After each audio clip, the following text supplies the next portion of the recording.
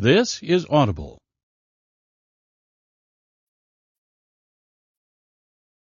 Tantor Audio, a division of Recorded Books, presents Somebody Like You by Carrie Elks, narrated by Charlotte Claremont. 1. At first, he thought he was asleep in his bed. He was laying on his front, his legs flung out, his hands clutching something beneath him. But it didn't feel like a pillow, and it smelled different. Letting out a groan, Cam Hartson opened his left eye, and all he could see was emerald green.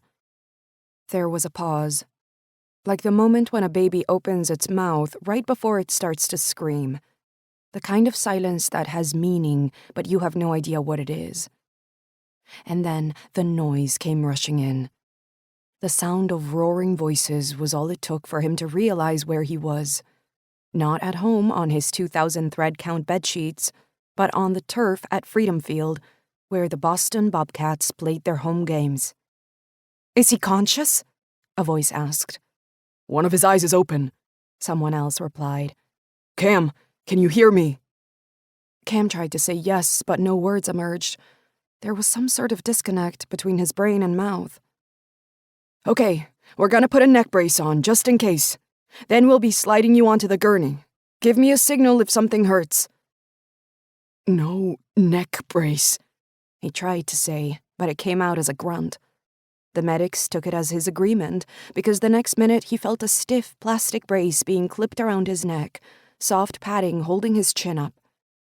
If he'd had any strength left in his body, he would have mustered it to push them away. But whatever had landed him in this situation had winded him completely. His breath was coming in short, sharp pants, and the pounding in his head was stronger than ever. With gentle hands, they lifted him onto the gurney, and he closed his eyes for a moment. His humiliation was complete. There was one thing every player in the NFL knew. When you got hurt, you didn't let them take you off the field. You swallow down the pain and play regardless, because winning was everything. Only losers left the field. He'd followed that code since his Pee-wee football days and continued with it through high school, then college, until his NFL draft 9 years ago. And now here he was, being carted off in front of a stadium of 70,000 people, plus hundreds of millions of viewers watching at home.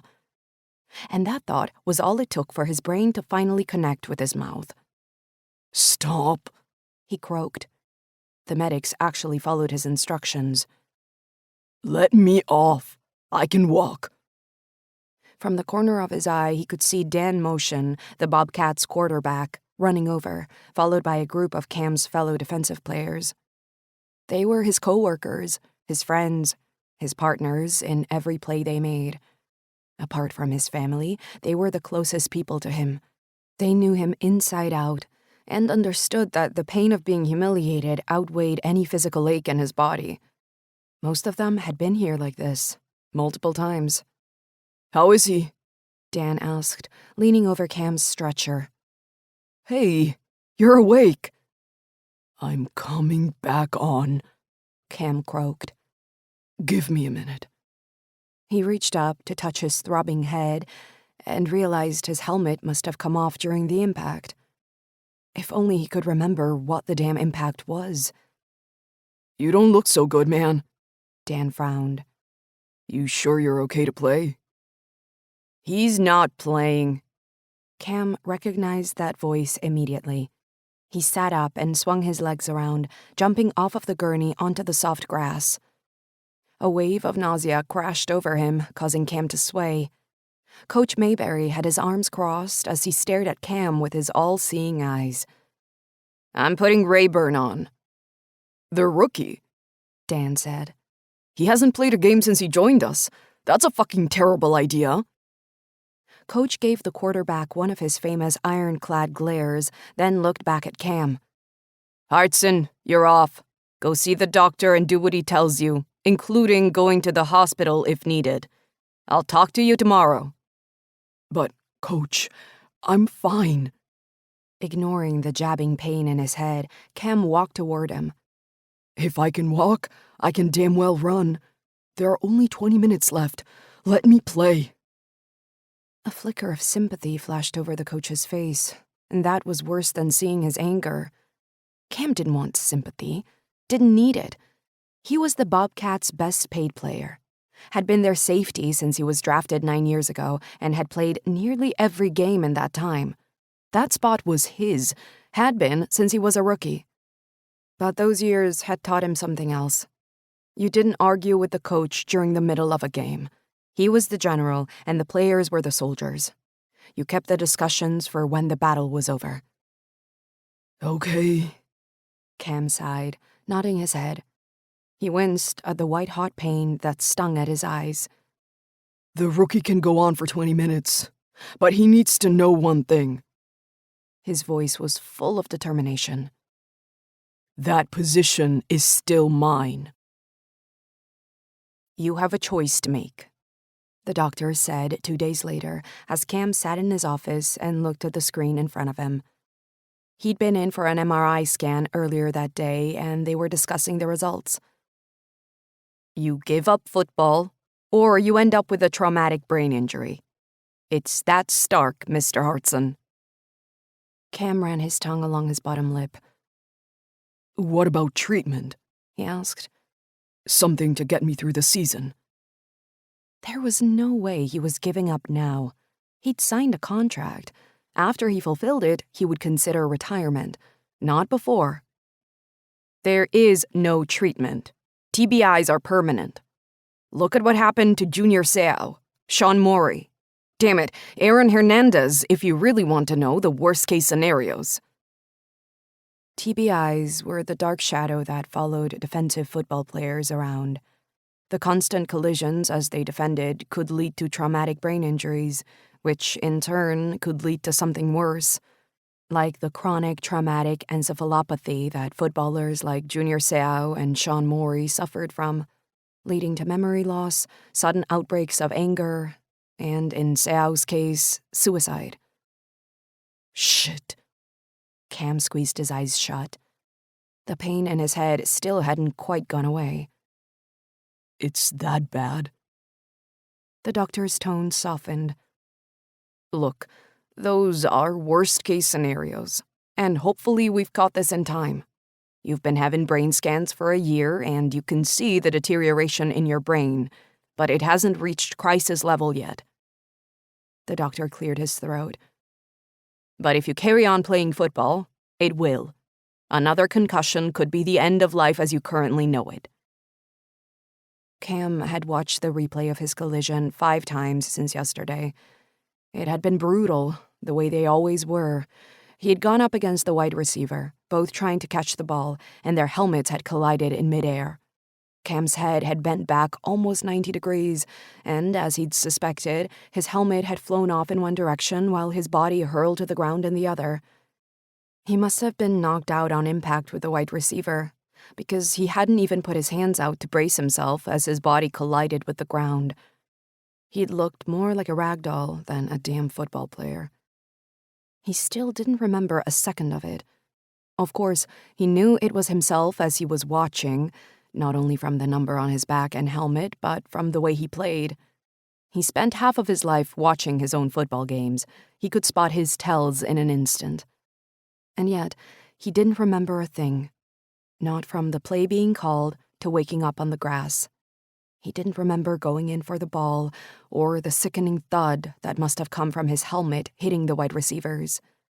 And that scared him more than the scan of his brain on the screen in front of him. He didn't want memory loss to be part of his life. Didn't want to get sudden outbursts of anger like he'd heard from those who suffered from CTE. He could live with the constant headaches, but not the personality changes. The problem was, he had no idea how to live without football. It wasn't just part of his life, it was his life. From the moment he woke up in the morning until the moment his head hit the pillow at night, it was who he was.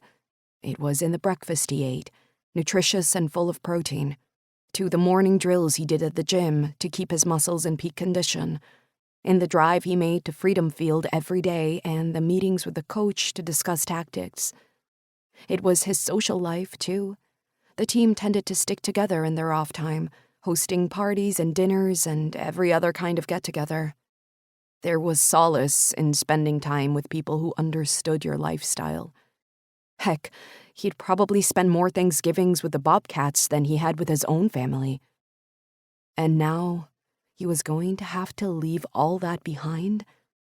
The thought was giving him palpitations. I need to think, he said, running a palm across his short hair. Of course. The doctor nodded, switching off the screen. And if you have any questions, call me. I'd like to see you again next week. Make sure you're healing from this concussion. Yeah. But Cam's mind was elsewhere. Somewhere in the middle of the turf on Freedom Field. The place he'd called home for the last almost decade of his life.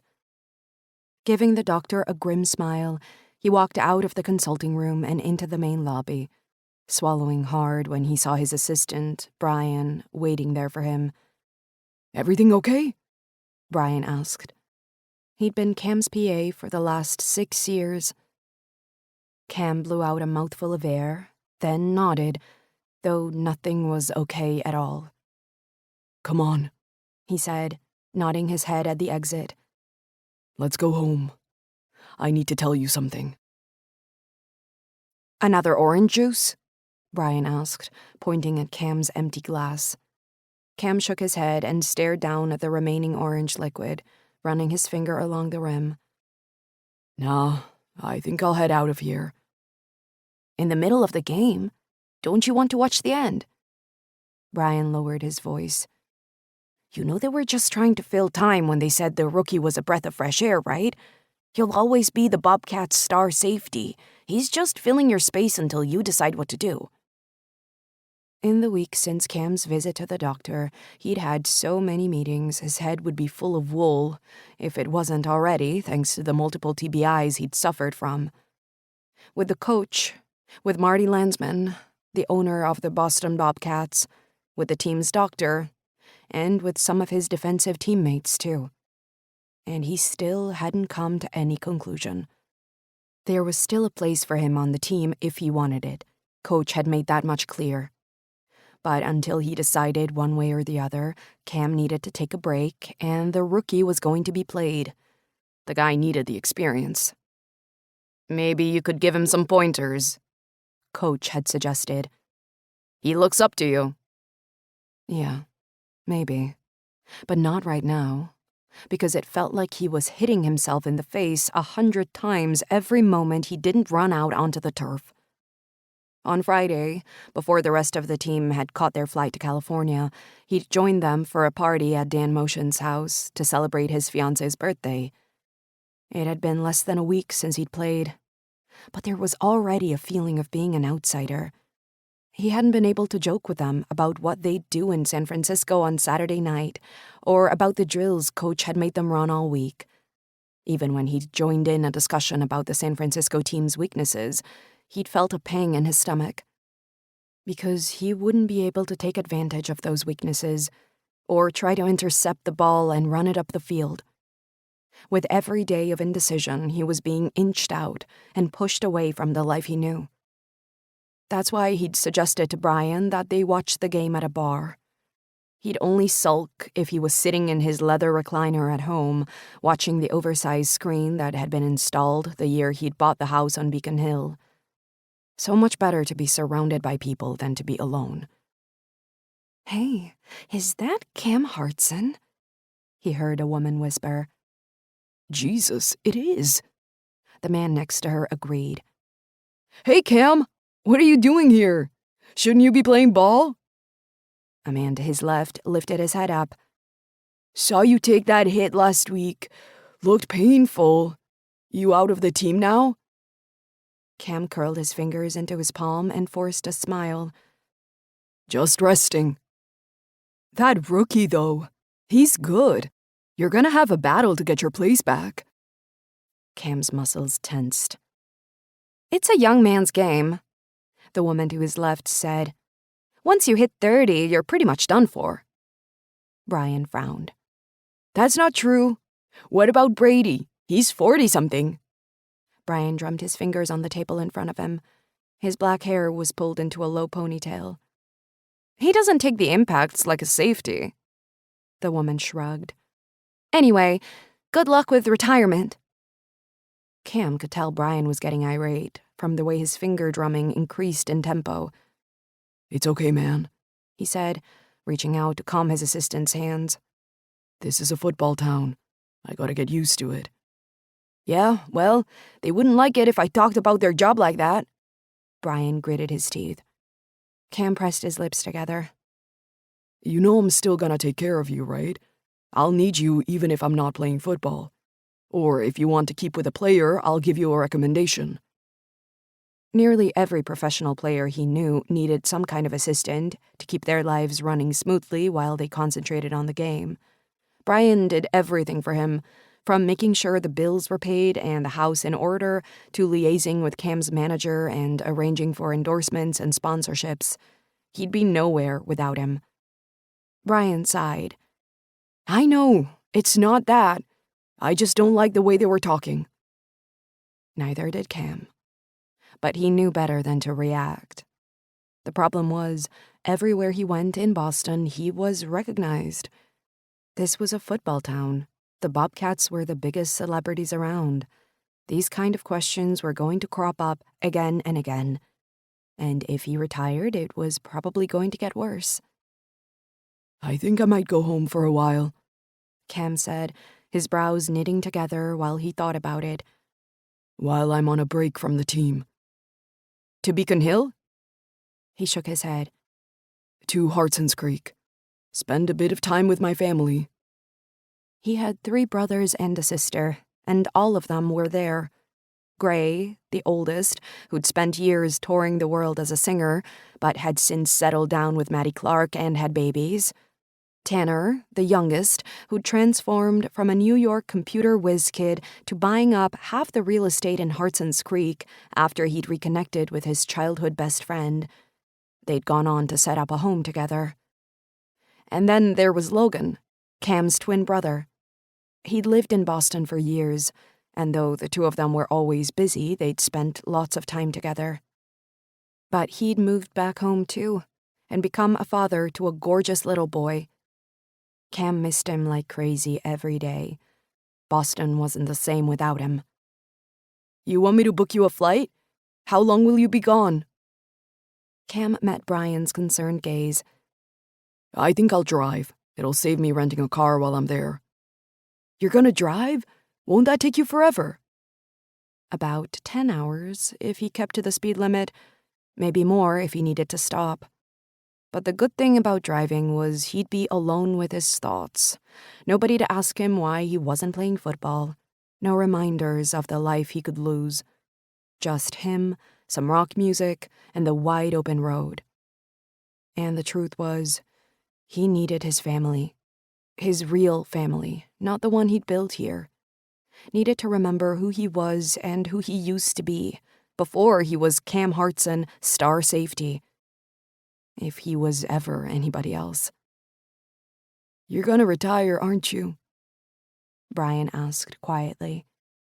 Cam glanced to the couple who'd been showing him interest. They were staring at the big screens hanging over the bar, squabbling over something and paying him no attention. There was only one answer. It had been that way all along. He'd just been too damn stubborn to admit it.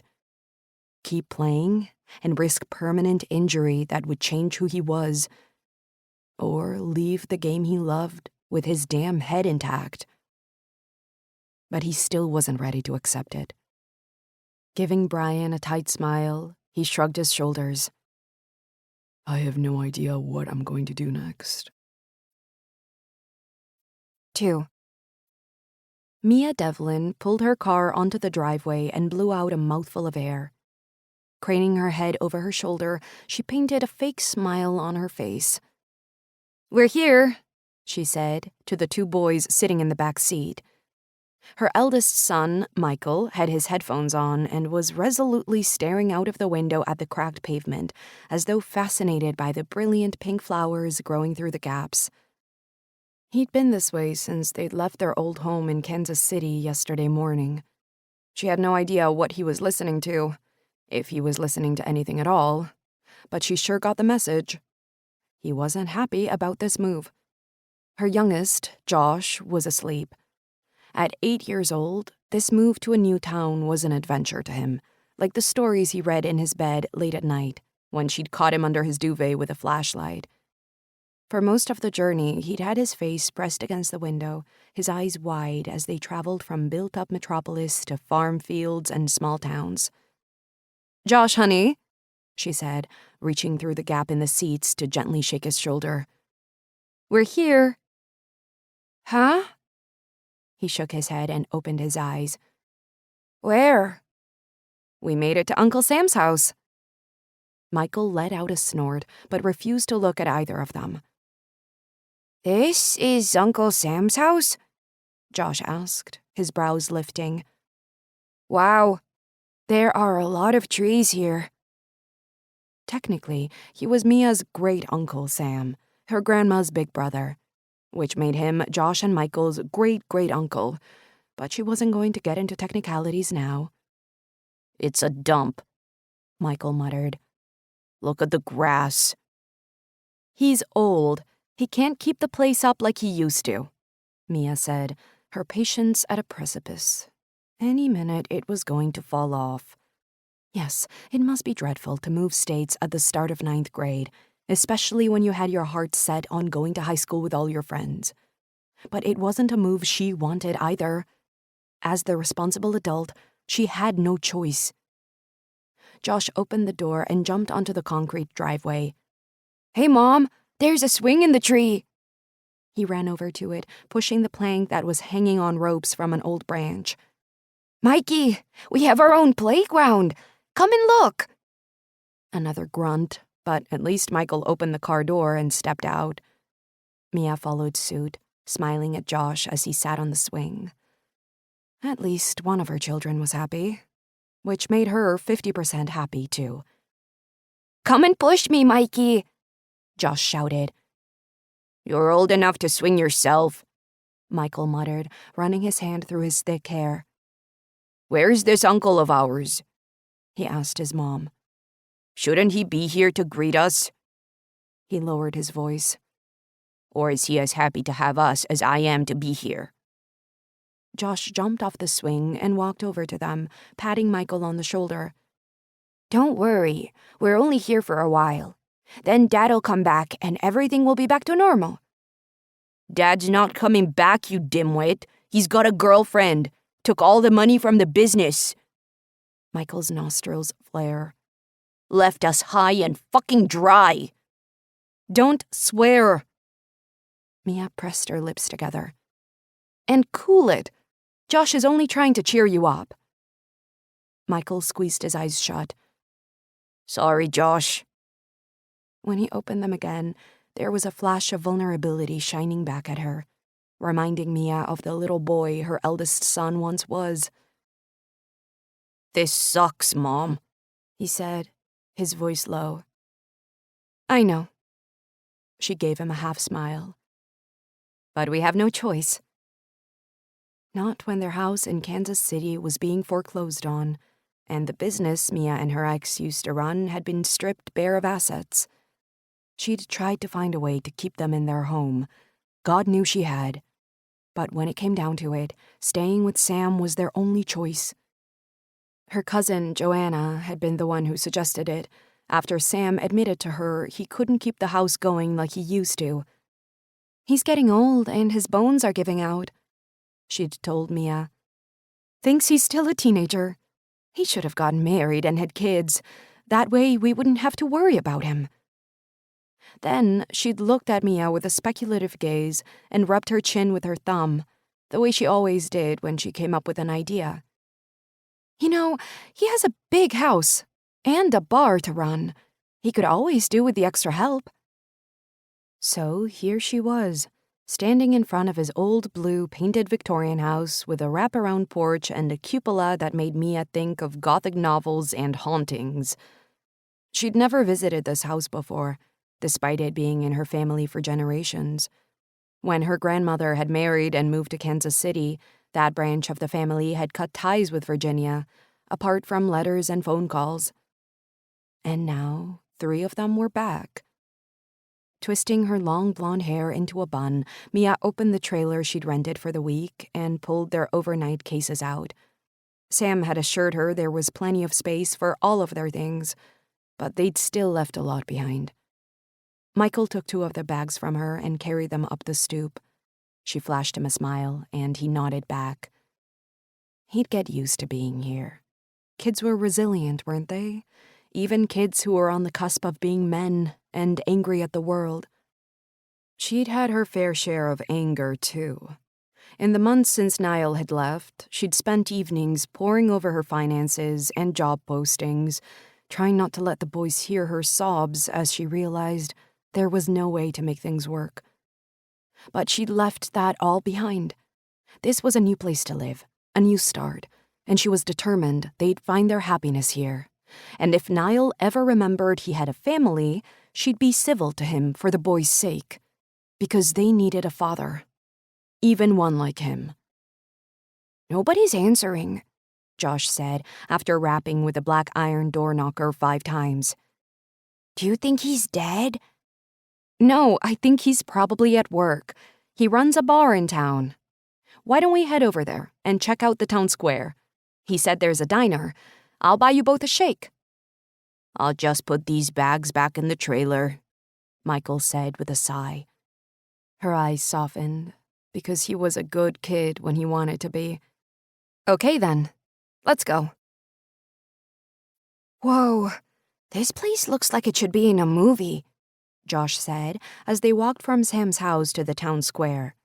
All the buildings surrounding the lush green center were old, probably from the same era as Sam's house. Mia looked around at the shop signs: Murphy's Diner, Fairfax Realty, Laura's Dress Shop, and a bright pink sign advertising the I Can Make You Beautiful salon.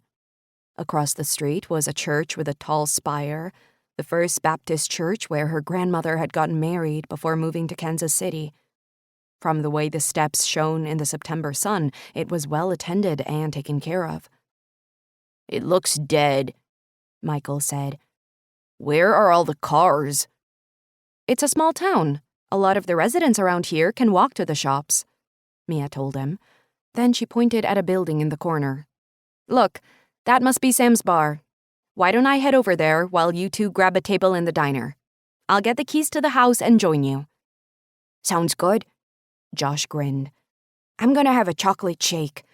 Do you think they have whipped cream here?" "Of course they have whipped cream."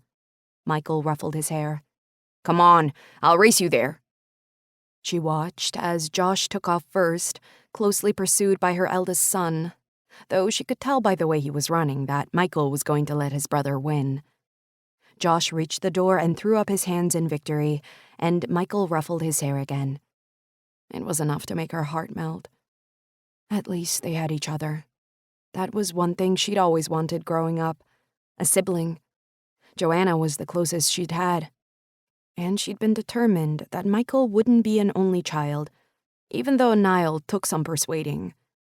She'd been a college student when she'd gotten pregnant the first time. It hadn't been planned at all. By the time they had Josh 6 years later, their business was thriving, and life was good. And then it had ended with a divorce petition that was still going through the courts. Pushing the thought out of her head, she walked over to the Moonlight Bar and opened the door, her fingers catching on the flyer affixed to the black wood, advertising karaoke night every Tuesday. Inside, the bar was half empty. A scattering of people were at tables, and 2 workmen were standing at the bar.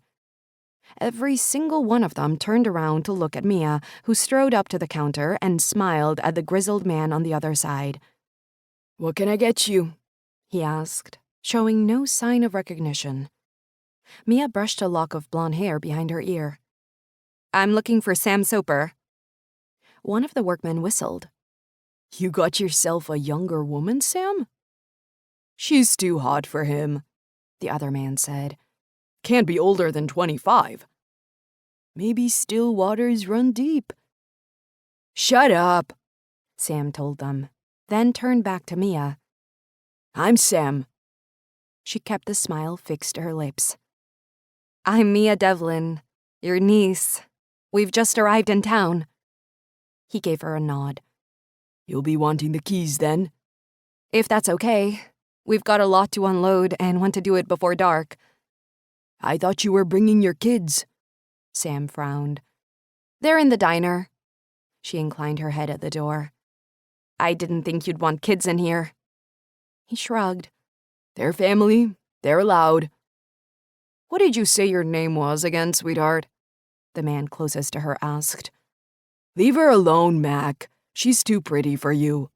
Sam snapped at him. Then he turned back to Mia and slid the keys over to her. My bedroom's on the first floor.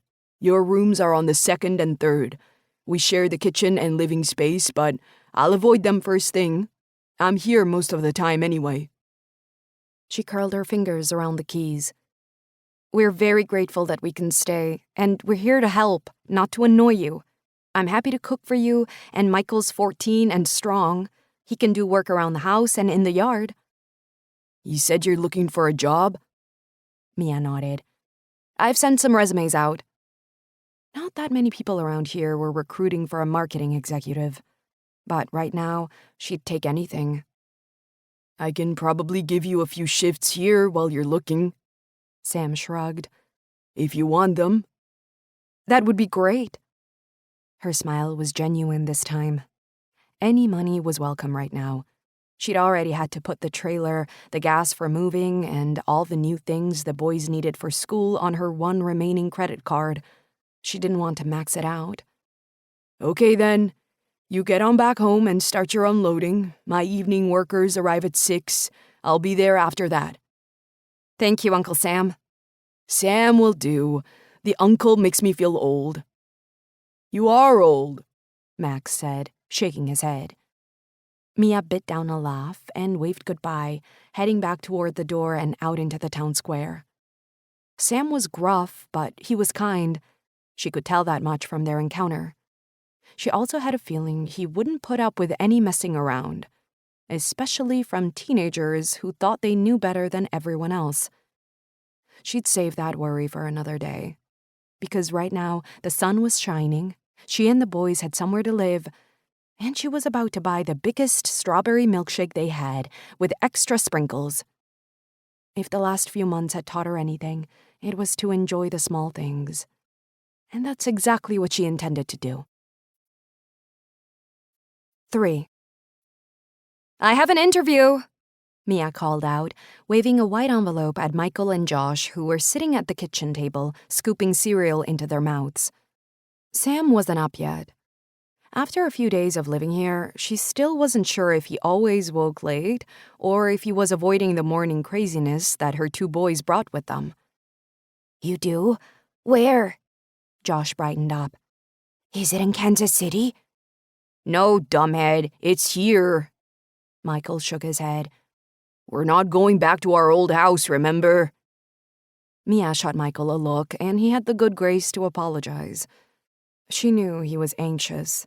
Today was his first day at school, high school to be more specific, and she knew there was only one thing worse than starting high school, and that was starting it late, when all the other students had already made friends and settled in. It's at a whiskey distillery right out of town. There isn't much information, but it's a marketing job. Social media and marketing, to be exact. The interview's on Friday. It gave her a few days to get ready. She'd have to study the whiskey industry while the boys were at school. She placed the envelope on the mantelpiece over the old kitchen fireplace and checked her watch. Right? We should go. You don't want to be late for your first day. Don't we? Michael asked. No, you don't. And remember, you have football tryouts later. For the freshman team, I would have made junior varsity in Kansas City. He grumbled. You might have. There was no guarantee. And not many freshmen make junior varsity, Mia pointed out. Though she knew he probably would have. He was good. Had been since Niall first enrolled him in Pee Wee football. And she hated that this had been spoiled for him too. If you work hard, maybe they'll move you up. Yeah, maybe. Michael picked up his bowl and walked over to the dishwasher, placing his dish inside. I'll see you later, he said, kissing Mia on the cheek. Don't you want to ride? She asked him. Your school's close to Josh's. I'll take the bus. Michael shrugged. I don't want all the guys ogling you like they did when we enrolled. It's embarrassing. They didn't ogle me, Mia protested. Yeah, they did. One of them asked if you were our sister, Josh said, grinning. And one of the football players asked Michael for your number. Her face flushed. How embarrassing. She'd taken particular care to dress conservatively. Since Michael was born, she'd found it difficult for people to take her seriously as a young mom. She'd thought by now that would have gotten better. But apparently not at Columbus High. Can you pick Josh up from after-school club for me? She asked him. Sam's asked me to work in the bar for him this afternoon. Yeah, sure. Michael grabbed his backpack and slung it over his shoulder. I'll see you later.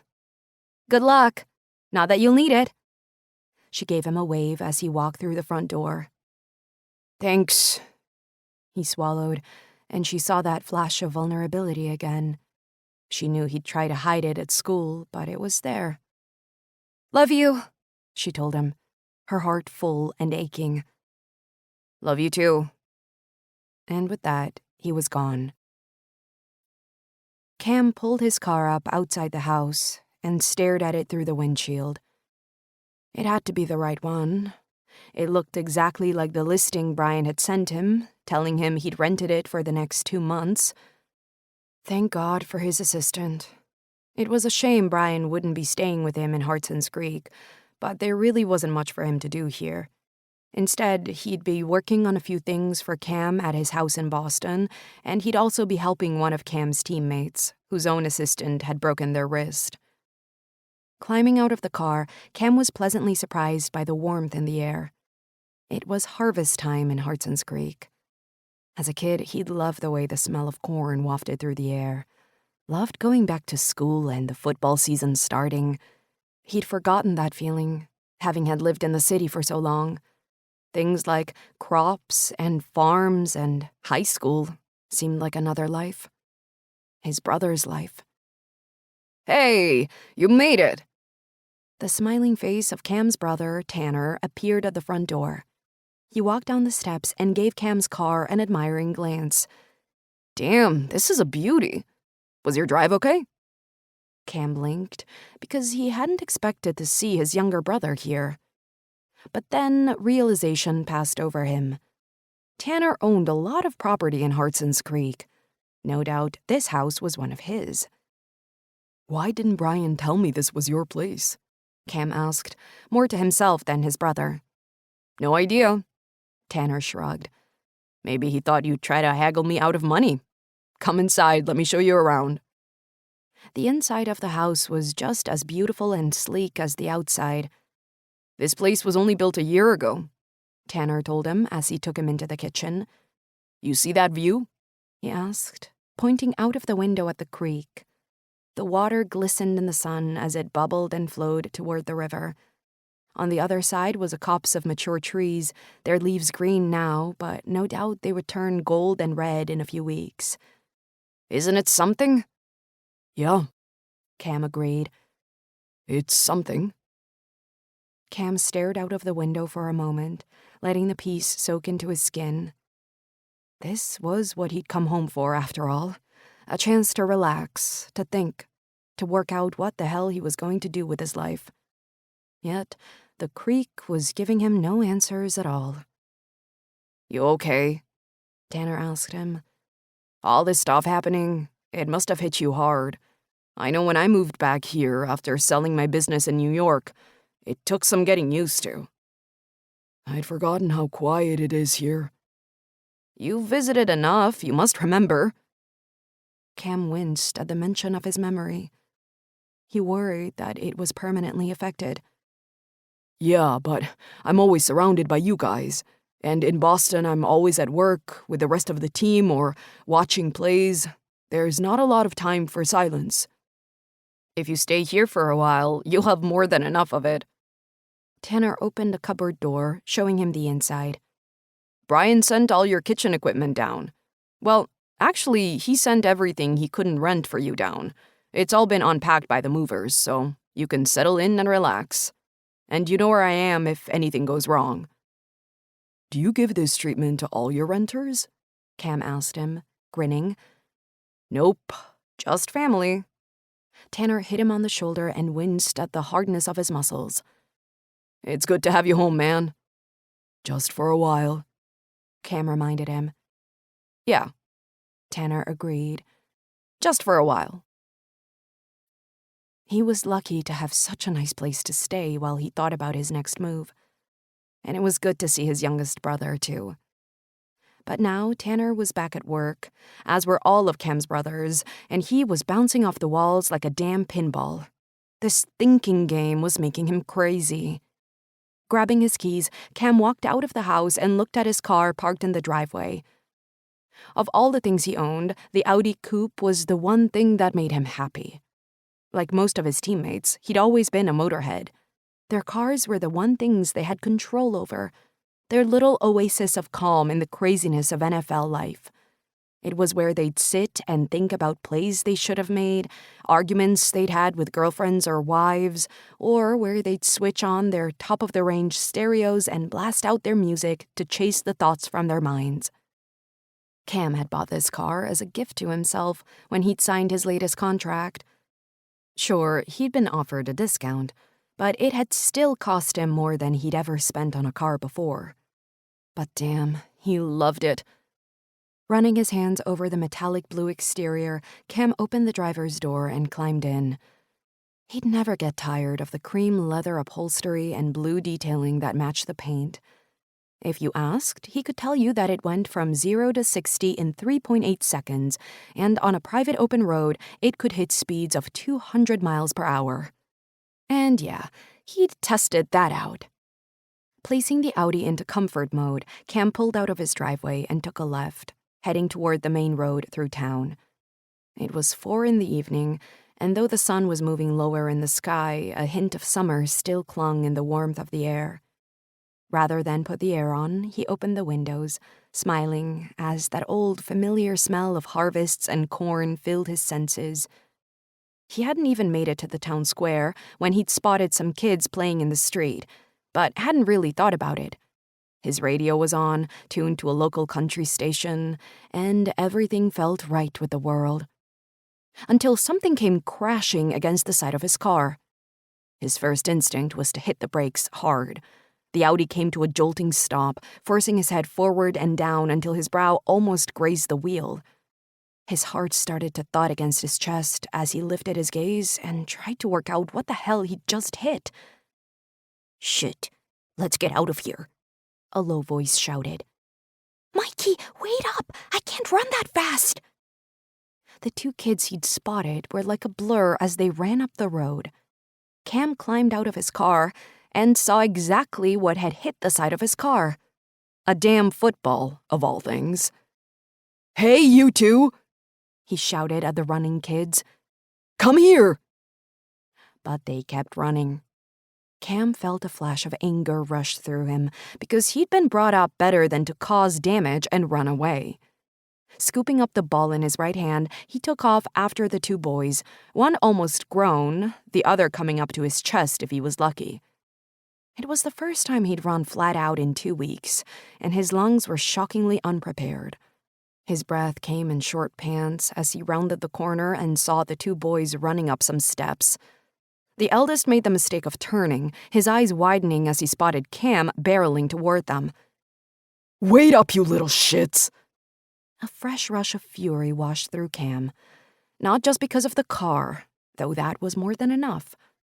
It was about his damn injury, his career, the whole reason he'd driven down to Hartson's Creek. It made him see mists of red when he should have kept calm. Get over here! He shouted from the lawn of a blue-painted house. Did you see what you've done? The eldest boy put his hands up.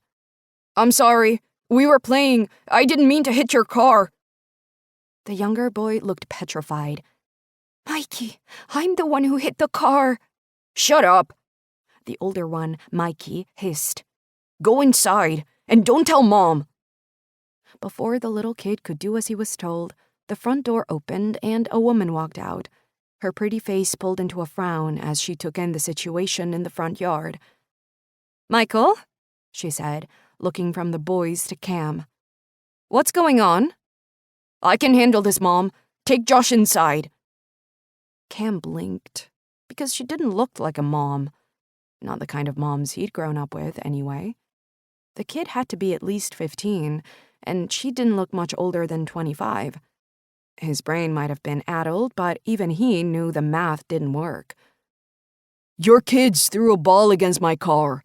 It's left a dent, Cam called out to her. The pretty mom winced and shook her head. You go inside, she said to Mikey. Her eyes were dark. Take Josh with you. I'll deal with this. But, Mom, she lifted her hand. Don't sass me, Michael. Go in right now. So she didn't look like a mom, but she sure sounded like one. Michael glanced at Cam, his eyes wide. Mom, that's... he started, pointing at Cam. Go inside. The kid recoiled and huffed, then pulled his younger brother through the door with him, slamming it hard enough for the frame to shake. Cam watched as the woman pursed her lips and blew out a mouthful of air, then slowly walked down the steps to come face to face with him. Close up, he could see how she could be the mom of a teenage boy, though she'd still had to have been young when she had him.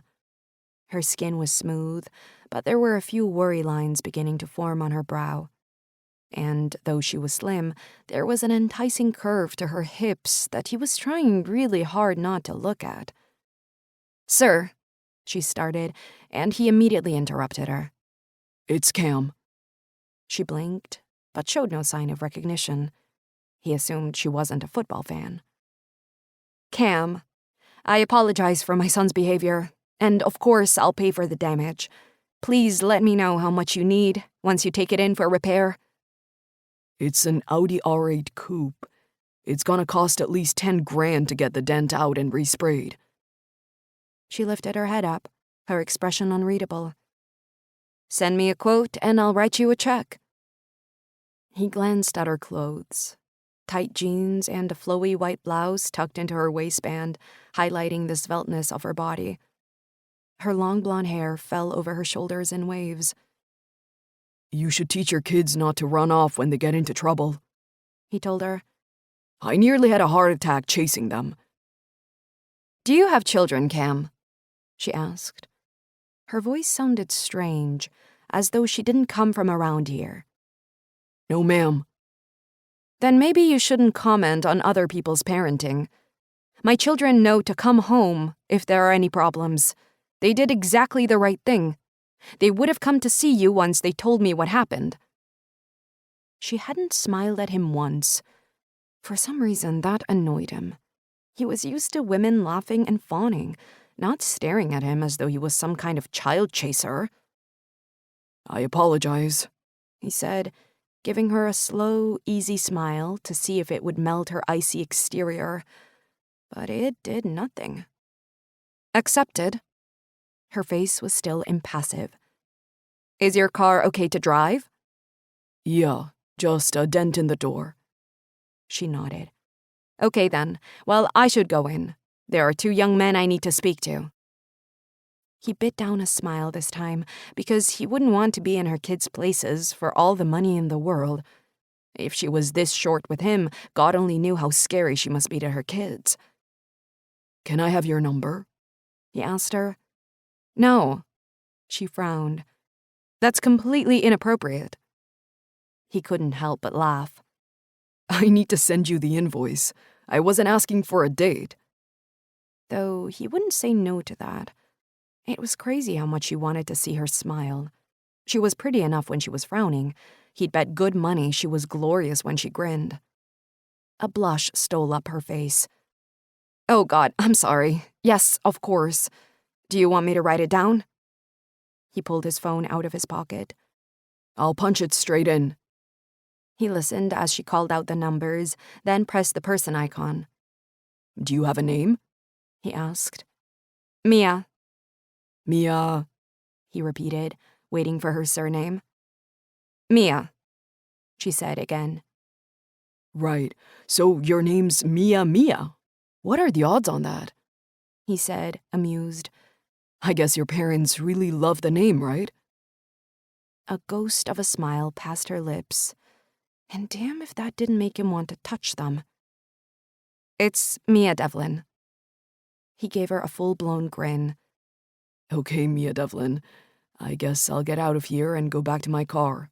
You'll be hearing from me soon. I guess I will. She nodded. And what's your surname? Just so I know I'm paying the right $10,000 invoice. Hartson. Still no flash of recognition in her eyes. It was weird how he liked that she had no idea who he was. Okay, Cam Hartson. I'll be going in. She turned on her heel and started to walk back up the path. Mia? He called out, mostly to see what she'd do. Yeah? She whipped her head around to look at him. Sorry I criticized your parenting. It was an asshole thing to do. When her smile came, it felt like the air had gotten 10 degrees hotter. It filled her face, making her look younger, softer. 100 questions rushed into his mind. Was she married? How old was she? Did she really live in this huge old house? And did she find him as sexy as he found her? Without thinking, he glanced at her left hand. There was no ring there. Interesting. Goodbye, Cam, she said, walking back up the steps to her house, her hips swinging in a distracting way. Goodbye, Mia. He grinned to himself and turned away. 4. Mia slammed the front door behind her. A necessary gesture even when she was in a good mood, thanks to the way the wood always got stuck on the frame. Had Mr. Gorgeous with the designer jeans and cocky smile really just told her it would cost $10,000 to repair his car? She closed her eyes and swallowed down a scream, but instead of blackness, she could see him there. Tall, muscled body, cropped dark hair, a half grin that made her insides turn into stupid, messy goo. She turned and pressed her eye to the peephole and saw him walking down the path and turn onto the sidewalk. Damn, even from the back he was impressive. Through the black fabric of his t-shirt, his muscles had been obvious. He must work out all the time. But it had been his eyes that had made her look twice. Hazel, with little flecks of green. He'd looked at her like he was trying to work her out, and failing. Damn if she hadn't liked it. Just a bit. Pressing her lips together, she stomped toward the kitchen, clearing her throat as she walked through the door. Michael was standing at the window, his hand on Josh's shoulder as they both turned to look at her. "Mom," Josh said excitedly. "Do you know who that was?" "His name's Cam Hartson." Josh's eyes widened and he looked up at Mikey. "She does know," he said, his voice almost reverent. "I know because he told me," she said, her voice clipped. "But that doesn't matter, because right now I need you to sit down at the table and tell me exactly what happened and why I'm about to get a repair bill for $10,000. $10,000 she didn't have. She rubbed her palms against her eyes and sighed. "We were playing ball. Mikey got into the freshman team and wanted to practice," Josh said, his voice small. "So I was throwing and he was catching, and I kind of threw it wonky." "It wasn't his fault. It was mine." Michael pulled out a chair and pointed at it, directing Josh to sit. Then he'd sat down in the one next to it. "I was the one that suggested we play in the road." "You were playing in the road?" Mia's voice rose up an octave. "Why the hell would you do that? You could have gotten hurt. That car could have run you over." "It was the first car we saw in an hour. There aren't any cars around here, Mom. There aren't many people either. Michael shook his head. I'm sorry. We should have gone to the park or something. Mia slumped down in one of the plastic chairs and leaned her forehead on her hands. You got on the team? She asked. She'd just come home from a shift at the Moonlight Bar when she'd heard the shouting from the front of the house. Michael had left her a note telling her that he and Josh were fine and had gone out to practice. Yeah, Michael nodded. They want me to play for the freshman team for a month, but if I'm good enough, I might make JV. His voice lifted with excitement. A tumult of emotions rushed through her. Happiness that something had actually gone right for her son. Sadness that it had been marred by this damn stupid incident.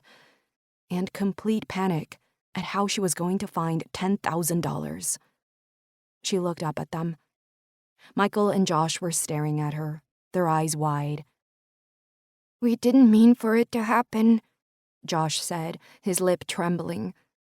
That man was so angry. He's an NFL player, Michael added. Cam Hartson, safety for the Boston Bobcats. Mia looked up sharply. He is? I guess that explains the expensive car. He could probably pay for the repairs himself without blinking. But that's not how she did things. She'd find a way to pay for them, even if it killed her. It was a matter of pride. And right now, that's all she had left. Did you have a good day at school? She asked them softly. Michael shrugged and Josh nodded. We had hamburgers for lunch, Josh told her. They were even better than in Kansas City. Mia smiled, despite herself. Leaning across the table, she ruffled his hair. I'm glad it went okay. How about you go and wash up? I think I can see a bit of hamburger still on your lips. Josh smiled and wiped his mouth with the back of his hand. Sure. Can I watch some TV? Mia nodded, her heart soft as she watched her youngest leave the kitchen. If only Michael was as easy to keep happy. So school was okay? She asked her eldest. Yeah. Michael ran his finger along his bottom lip. Mom, how are we going to pay for the repairs? I'll find the money, and you can repay me by helping Sam out around the house. You don't have the money. I'm not stupid. I know that Dad didn't leave anything. We wouldn't be here if we had any cash. He looked down at the table, shaking his head. I'm sorry I messed up. This is my fault. She reached across the table and squeezed his hand. Sweetheart, you're still a kid. I know you like to think you're an adult, but you aren't. You don't have to worry about how I keep a roof over our head or find money for repairs.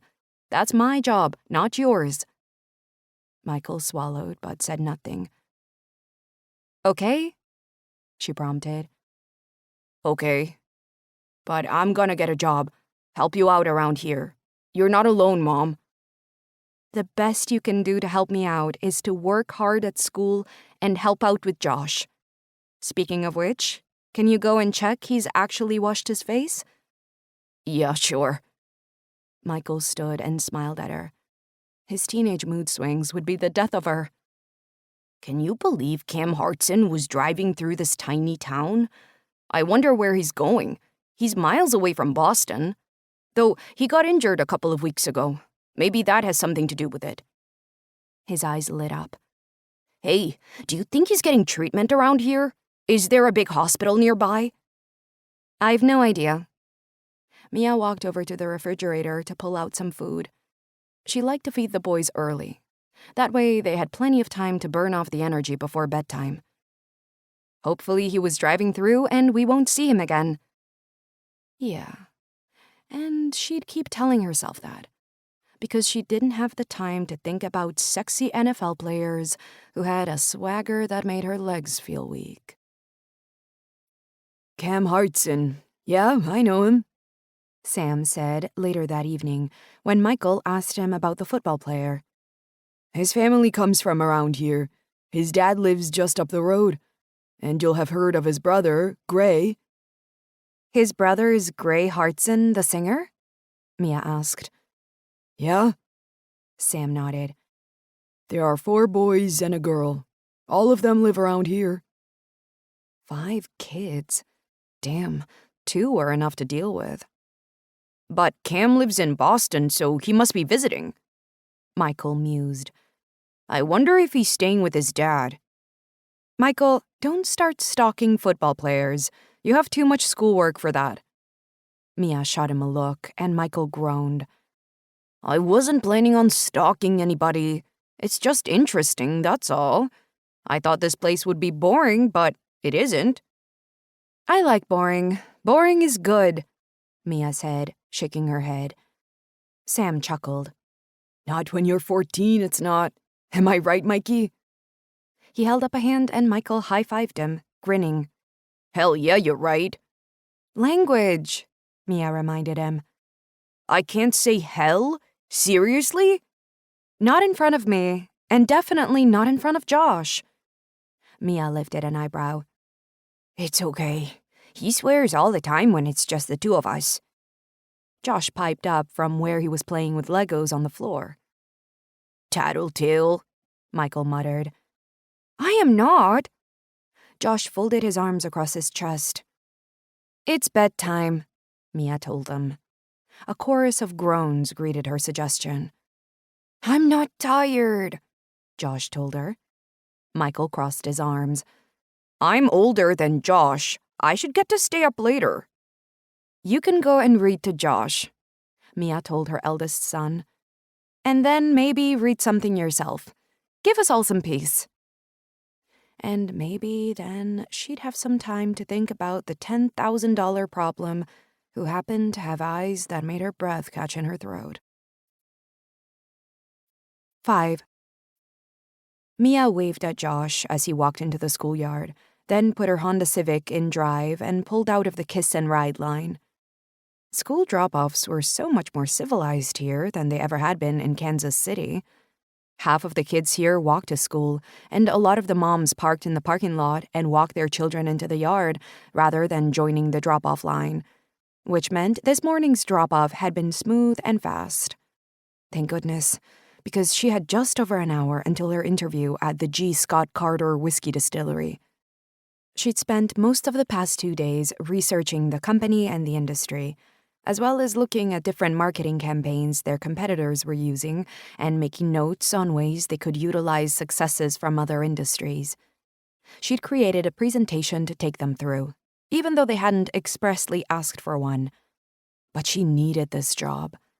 There was nothing else that suited her skills so perfectly or that paid the kind of money she was going to need to get her and the boys back on their feet.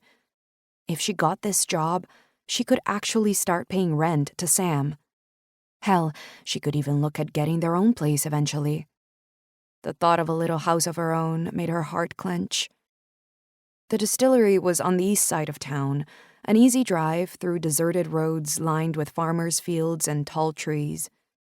She put her foot down on the gas, figuring she could arrive a little early and reread the notes she'd written down before going in for her interview. But then a loud bang echoed through the interior, and the car lurched to the right, the steering wheel spinning through her grasp. Adrenaline rushed through her as she realized it was a blowout. For a second, she thought about hitting the brakes, but knew that would only send the car into a skid. Instead, she fought with the steering wheel, trying to keep it as straight as possible as she lifted her foot from the gas pedal, her breath coming fast as the engine creaked loudly and the car slowed down. By the time she came to a stop, the car was off the road and on the soft shoulder, the fender facing a line of trees. With her heart still pounding, Mia climbed out and looked at the front right tire. The black rubber was torn at the seam, gaping away from the metal hubcap. It was completely flat. She stared at it for a moment, her throat dry and scratchy. She was going to miss her interview. Damn it! Inhaling raggedly, she started to give herself a pep talk. She could deal with this. She'd dealt with worse, after all. She could try to change the tire. She knew for a fact there was a spare in the trunk. And if that didn't work, she'd call the distillery and throw herself at their mercy. Beg if she had to. The spare was heavier than she'd expected, but somehow she'd managed to lift it out and roll it along the ground. It would have been a lot easier if she wasn't wearing a black blouse and tight gray skirt, and these damn heels were a liability. Kicking them off, she grabbed her phone to bring up a YouTube video on how to change your tire. Her hand shook, causing her to drop her phone. As luck would have it, the device slid beneath the car. It felt like the final straw. "Why?" she shouted at it. "Why today? Why me?"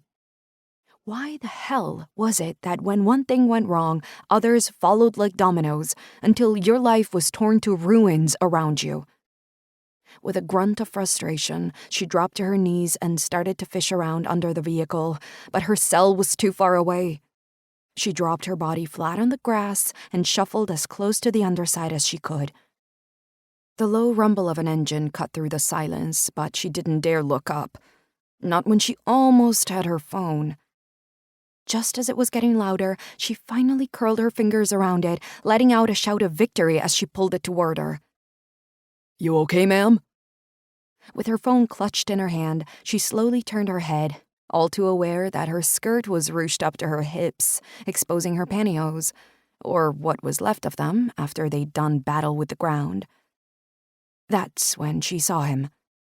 Thick, jean-clad thighs, black t-shirt that clung to his chest and left her in no doubt that an 8-pack was superior to a 6-pack. And then that face, handsome, square-jawed face, staring down at her splayed out on the ground, shoes kicked off, legs splayed out. When they'd met a few days ago, at least she'd felt like his equal. For a start, she hadn't known who Cam Hartson was then. But now she was at an extreme disadvantage.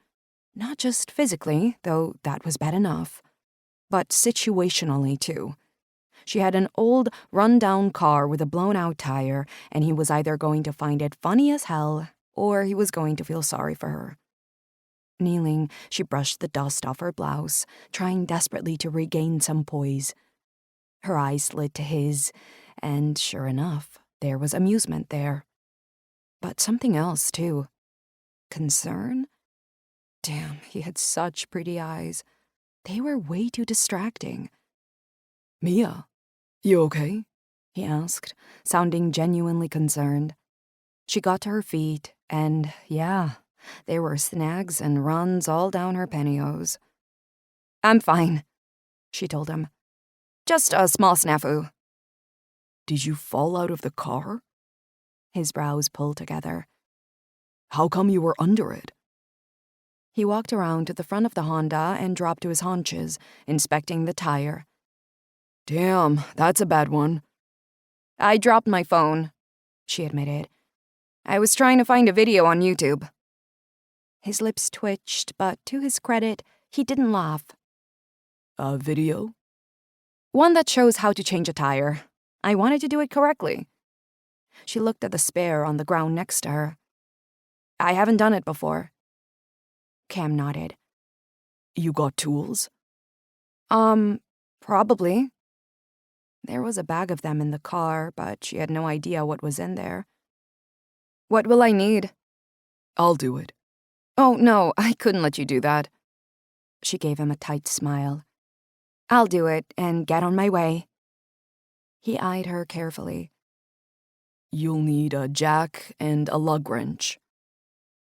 Walking around to the trunk, she pulled a big bag of tools toward her and looked inside. Finding the jack was easy. It was the biggest thing in there, bright orange with 4 casters fixed to it. The lug wrench wasn't so obvious. There were about 10 wrenches in there, all old and rusty. She pulled a couple out, turning them in her hand. They looked like the kind of wrenches you'd use for plumbing. Cam's body slid against hers as he leaned into the trunk and pulled out a long stick that looked like something a band major might twirl. This one, he said softly as he stood back up, his arm brushing against hers again. She swallowed hard at the contact. Even harder when she realized she could smell his cologne. Damn, he smelled good, like a forest on a rainy day. It took a lot of effort for her to stand up and turn to face him. I should have known that's the lug wrench. I don't know why I didn't. She pulled her bottom lip between her teeth, and his gaze dipped down, his eyes hooded. You wouldn't need to know unless you were changing a tire. Feeling the heat of his gaze on her face, Mia tried to stop her cheeks from flaming. There was something about this man, not just his confidence, that was too obvious. He had the kind of swagger you only got from being a big deal, multi-million-dollar sportsman. Not brash or smug, just a pure, masculine assurance that made her throat tighten when she looked at him. She took a ragged breath and stepped back. Unless she got the spare tire on her car soon, she'd have no interview and definitely no job. I should get this changed, she muttered, walking around to the flat tire. Loosen the nuts first. If you try to do it when it's jacked up, the wheel will just turn. She scooted down and slid the wrench onto the nuts, gripping it tight as she attempted to turn it. Her teeth grinded, determined to do this by herself. It wasn't that she wanted to prove anything to Cam Hartson. It was her own fragile confidence that needed the reassurance. And when the first nut finally came loose, it felt like a huge victory. Yes! She wanted to pump a fist. Behind her, Cam chuckled. Those can be tough. You're doing good. Thank you. This time, her cheeks really did blush. It took another 10 minutes to change the tire. He helped, but she did most of the work. She appreciated the way he let her take the lead, murmuring suggestions and encouragement when her patience got the better of her. Don't drive too fast on that spare, he told her as he lifted the blown tire easily. Are you headed home? She shook her head. I have an interview. Her body felt like it was in a heady rush. I need to head straight there. Whereabouts? I can follow you just to make sure there are no problems. It's fine, I can... Mia, he said, his voice low. She looked up at him, and his gaze was locked on her face. I want to make sure you're okay. That's all. For my own peace of mind. So I'm going to follow you. Not because I'm a creeper or a scary guy, but because I'm a man who was brought up to care for women and make sure they are safe. Once you're parked up, I'll turn around and go on my way. There was something in his voice, a catch, that made her chest tighten. Okay, she said softly. Thank you. My interview's at the G. Scott Carter Distillery, only a couple of miles from here. Do you know it? Yeah, I know it. There was something in his eyes that she couldn't quite make out, but she didn't have time to decipher what the heck it was. So she let him carry the blown tire to his car, and using the Honda to shield her from the road, she quickly shimmied out of her pantyhose and slipped her feet back into her heels. It wasn't perfect, but when she got to the distillery, she'd do what she could to look presentable. Maybe even make a joke about it at the interview, tell them that she was good in a crisis. God knew she'd had enough of those this year to last a lifetime. Cam, she called out as he closed his trunk. He looked up at her, his head cocked to the side. Yeah? I'm sorry that you've been inconvenienced again. He pressed his lips together and nodded. It's okay. I've got nothing better to do. As soon as she'd parked outside the distillery, Cam turned his car around and headed back up the road toward the highway. He was late for dropping his car off at the dealership, but he figured they'd forgive him. Brian had booked the car in for him, no doubt dropping his name like a pro. And the delay was worth it anyway. His lips curled up as he remembered how much she'd protested against his help. Mia Devlin had fire inside her, and he liked it. It hadn't taken him long to find out who she was yesterday. One phone call to Maddie, his brother Gray's wife, and he knew that Mia was Sam Soper's great niece, newly arrived in town with her 2 boys but no husband. And yeah, he liked the no husband bit a lot.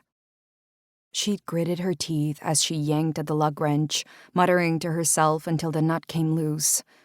and all he'd been able to do was stare at her, take in the soft curve of her slender neck, covered with a dusting of golden hair, swept up into a low bun. Her blouse was slightly transparent in the morning sunlight, revealing the warmth of her skin. And that skirt, gray and tight, and emphasizing the enticing curve of her hip. He'd fisted his hands to stop himself from reaching out to trace the curve of her spine as it disappeared below the waistline. What had he told her? I'm not a creeper? Yeah, right. That's why he couldn't stop staring as she pulled her ripped pantyhose down and slid her bare feet into those gorgeous heels, and the blood rushed to a part of him that had no business being part of this. He sighed and tightened his grip on the wheel. It was pure sexual frustration, that was all. Could have happened at any time. He knitted his brows together, trying to remember the last time he'd had a date, let alone had sex, and he couldn't even remember. He'd been too busy. With football, with his headaches, with appointments at the hospital. But more than anything, he hadn't even had the inclination. Sure, when he was younger, he loved being the center of female attention. He'd reveled in the adulation and easy sex. But he was older now, more mature. And if he was brutally honest, easy sex was never as good as his teenage self had thought it would be. All the best things in life were hard-won. That's why he loved playing football. The sound of his phone ringing echoed through his top-of-the-range speakers. He glanced at the dash, raising an eyebrow when he saw his agent's name appear on the screen. Accept call, he instructed, and the ringing stopped. Derek? He said, eyeing the name on his dashboard. You answered. I was beginning to think you were ignoring me. Cam bit down a smile because he'd been doing exactly that. I've been busy. So Brian told me. You made it to your hometown then? Thanks for letting me know. I sent an email. Cam merged onto the highway. According to the GPS, the dealership was 2 exits ahead. Didn't you get it? A round-robin email. I saw your housekeeper was on the list, too. I can't do my job if you don't talk to me. I'm hanging on a limb here. Derek huffed. As long as Cam had known him, he'd been dramatic and demanding. But he was one of the best agents in the business. If you had Derek representing you, you tried not to piss him off. I'm here now, Cam said lightly. What's up? I want to know what your plans are. I asked Brian how long your lease is, but he said it's a family deal. Your brother? I need to know how long you're going to be hiding away. I'm not hiding. Cam inhaled sharply. I'm thinking. Okay. Derek huffed again. How long is the thinking gonna take? Because I've got the bobcats breathing down my neck wanting to know what's going on. You can't just leave town and not expect a backlash. Marty told me to take a break. He told you to think. Then you either need to get back on the field or tell them you're retiring. The sooner you do it, the easier my life will be. Cam almost wanted to laugh. I can't make a quick decision just to make your life easier. Yeah, well, while you're staying in your nice house overlooking the creek, I'm being hounded by Marty asking me whether he needs to buy a new safety or not. Cam licked his lips, his gut clenching at the mention of the bobcat's owner. Marty Landsman had always been good to him.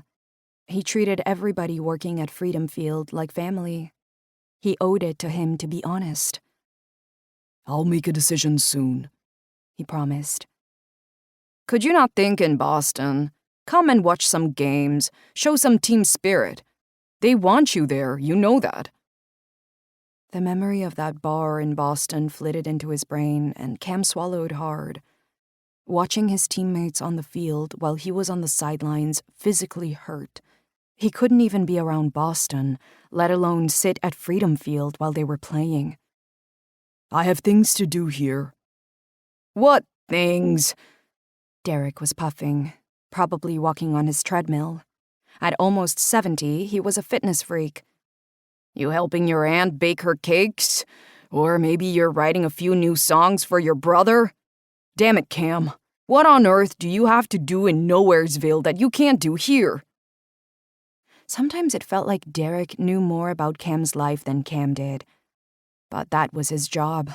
He'd been Cam's agent for years and was good at what he did, even if it felt like he was paying 20% of his income to a Rottweiler at times. Cam frowned. Why can't I just be taking a break? Because breaks are for pussies. I can't tell Marty you're in Virginia because you need the fresh air. Let's see. Maybe you can be there because somebody needs you. Any problems with your family? I'm not using my family as an excuse for being here, Derek. Cam shook his head. Sometimes his agent was an ass. A clever, money-making ass, but an ass nonetheless. How about business? No, wait, I got it. Derek snapped his fingers, the sound echoing through the car speakers. Charity. You're doing charity work. Giving back while you recover from your injury. That sounds good. We could even get a Sunday supplement article written. Photos of you surrounded by good deeds. Keep up your profile. Derek sounded almost smug. Charity work? Cam echoed. What kind of charity work? I don't know. Is there a food bank there? I don't think so. The exit ramp was ahead. Cam merged into the right lane and followed it, turning into the feeder lane for the dealership. There's not a lot of homeless here. There is a church that helps out people in need. Maybe we should call there. Wait, is there a high school nearby?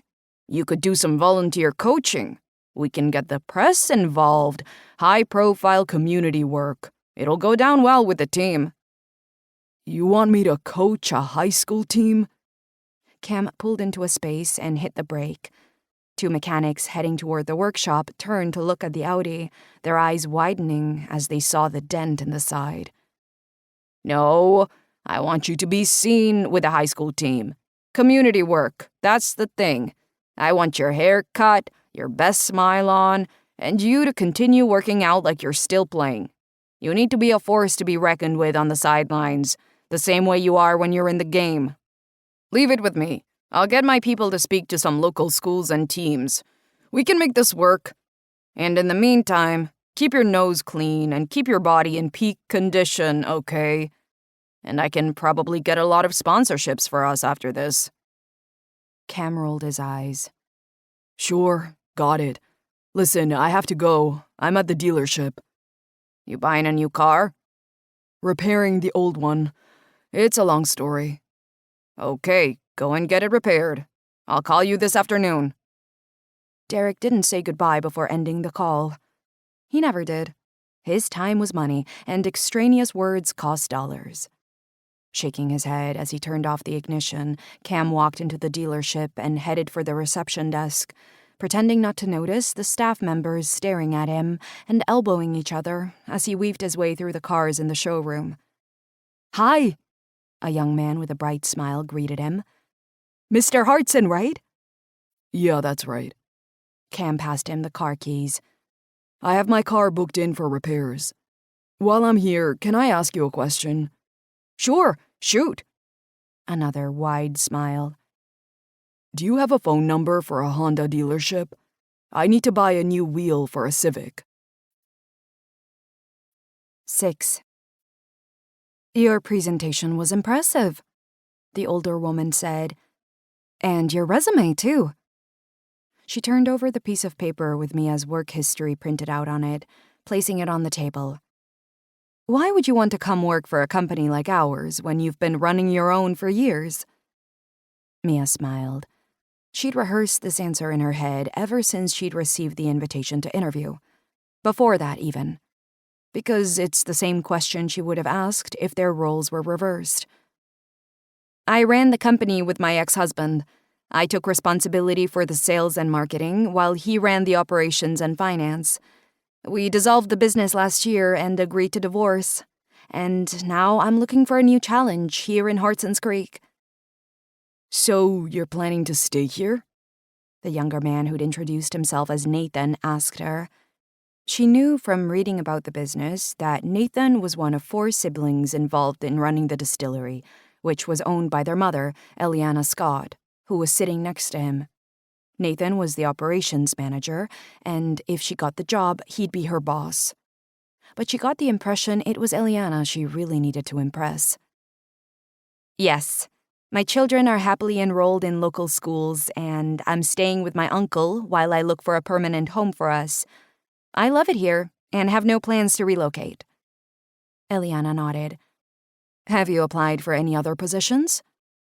A few, Mia told her with a nod. But can I be completely honest? Nathan raised an eyebrow, then nodded. My heart is really set on working for you. You have an amazing product, and that's a dream for a marketing executive like me. While your whiskey sells itself when somebody has tasted it, I know that I can introduce it to so many new customers. And as I said in my presentation, there are a lot of different strategies we could follow, depending on what you think fits best with your brand. But I'm passionate about making your market share increase, about finding untapped markets not only in the US but abroad as well. I can make your product stand out and make G. Scott Carter the brand that everybody asks for when they want a glass of whiskey at the end of a meal. She took a deep breath before looking them both in the eye. You're great at making whiskey, and I'm great at marketing. I feel like this could be a mutually beneficial relationship.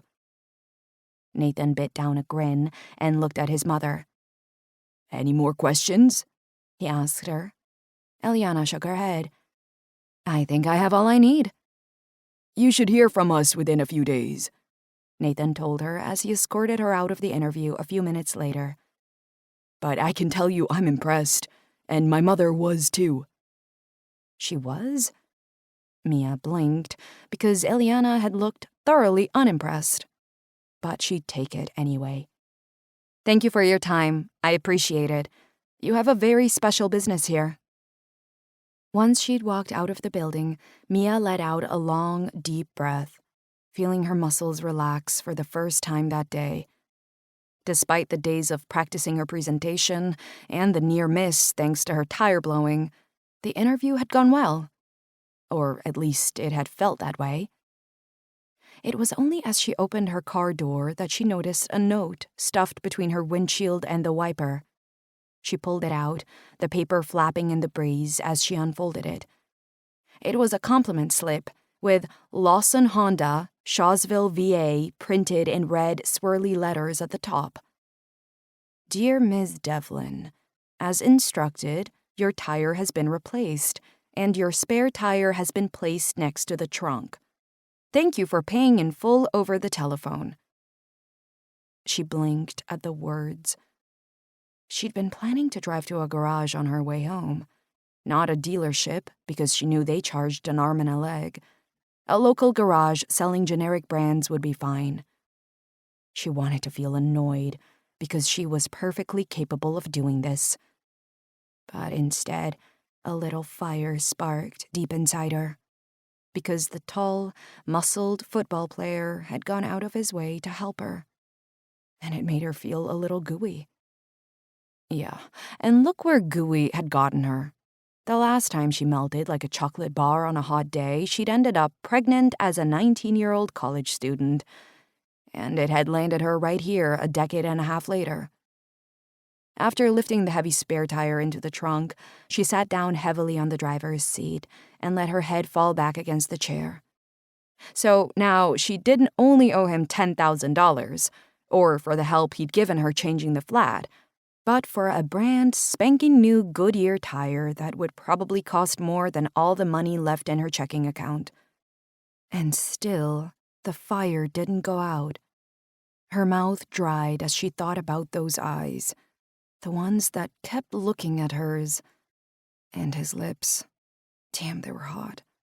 She'd never really noticed a man's lips before, but his were flawless, soft and parted, maybe a little too big on anybody else, but perfectly masculine with his square jaw and dark beard. The kind of lips you'd never want to stop kissing.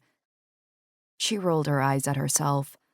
Those whiskey fumes had to be stronger than she'd thought, because she didn't do gooey. She did strong mom, determined worker, woman who wouldn't be messed with. But Gooey? Definitely not that, because Gooey always ended in a big mess. Look at us, Tanner said, carrying a tray of beers to the table where Cam was sitting with his brothers. the Heartbreak brothers, together again. I never thought I'd see the day. He handed a bottle to Logan, Cam's twin, and then to Gray, their eldest brother. They'd deliberately chosen a table in the far corner of the Moonlight Bar. With Gray's worldwide fame as a Grammy Award-winning singer and Cam's football career, they were used to attracting attention whenever they got together. But if they could, they avoided the spotlight. When it was the four of them, or five when their younger sister Becca agreed to join them, they wanted to be normal. Shoot the breeze without having to put on a front. Tease each other the way they did when they were teenagers, sitting around the kitchen table while Aunt Gina chided them for not washing their hands or bickering over the mashed potatoes. Do you know you're the only one of us that calls us the Heartbreak Brothers? Gray said, shaking his head. I thought we left that shit behind when we left high school. By the time I started high school, it was part of the local lexicon. Tanner shrugged. It's not my fault we're handsome bastards. Cam choked on a mouthful of beer. The youngest of the four at 29, Tanner was the wackiest, too. The family clown who always made them smile. Gray was the protective older brother. Logan, the one who always talked things out. And Cam, he'd always been the strong and silent type, the one who quietly got things done. It was only on the football field that he'd stood out. Of course, that had changed over the years. It was impossible not to have a certain amount of confidence when you were the star safety of your team. That self-belief was critical to succeeding in his career. Logan tipped his head to the side, a smile playing on his lips. I hear you've started going to Laney's beauty salon to get your nails done, he said to Tanner. Yeah, so what? Tanner shrugged. A man's hands are important. When I shake on a deal, I want to look successful. Maybe you should go. I hate to say it, but you're starting to smell a farm. Logan blinked. Farm? Get out of here. I shower every day. He took a swig of beer, then surreptitiously lifted his hand to his nose to sniff it. Farm, he muttered. Asshole. Gray lifted his beer to Cam. Welcome back. I bet you're happy to be here talking about beauty salons and pig shit. Beats being in Boston on a Friday night, am I right? Cam raised his eyebrows and nodded. Yup. Just how I wanted to spend my Friday night. If I wanted to talk nail colors, we could have gone to chairs. Tanner shuddered. Don't talk about chairs. I hate it. I swear it should be declared a form of torture in the Geneva Convention. Didn't you propose to Van at chairs? Gray asked, raising an eyebrow. Well, yeah. Tanner's brows knitted together. But that doesn't count. It's still the ninth circle of hell on any night I'm not proposing. It's just a Friday night get-together, Cam murmured, shaking his head. How bad can it be? Chairs had been part of Hartson's Creek's weekly tradition for as long as Cam could remember. It took place every Friday night from spring to fall. The townsfolk would drive to the grassy shore along the creek, bringing their own chairs and baked goods, along with pitchers of lemonade and iced tea for them all to share. And of course, there was gossip, a whole pile of it. When Cam was a kid, they'd go with their Aunt Gina and set up games of flag football in the fields. But he hadn't been to chairs for years. Thank God.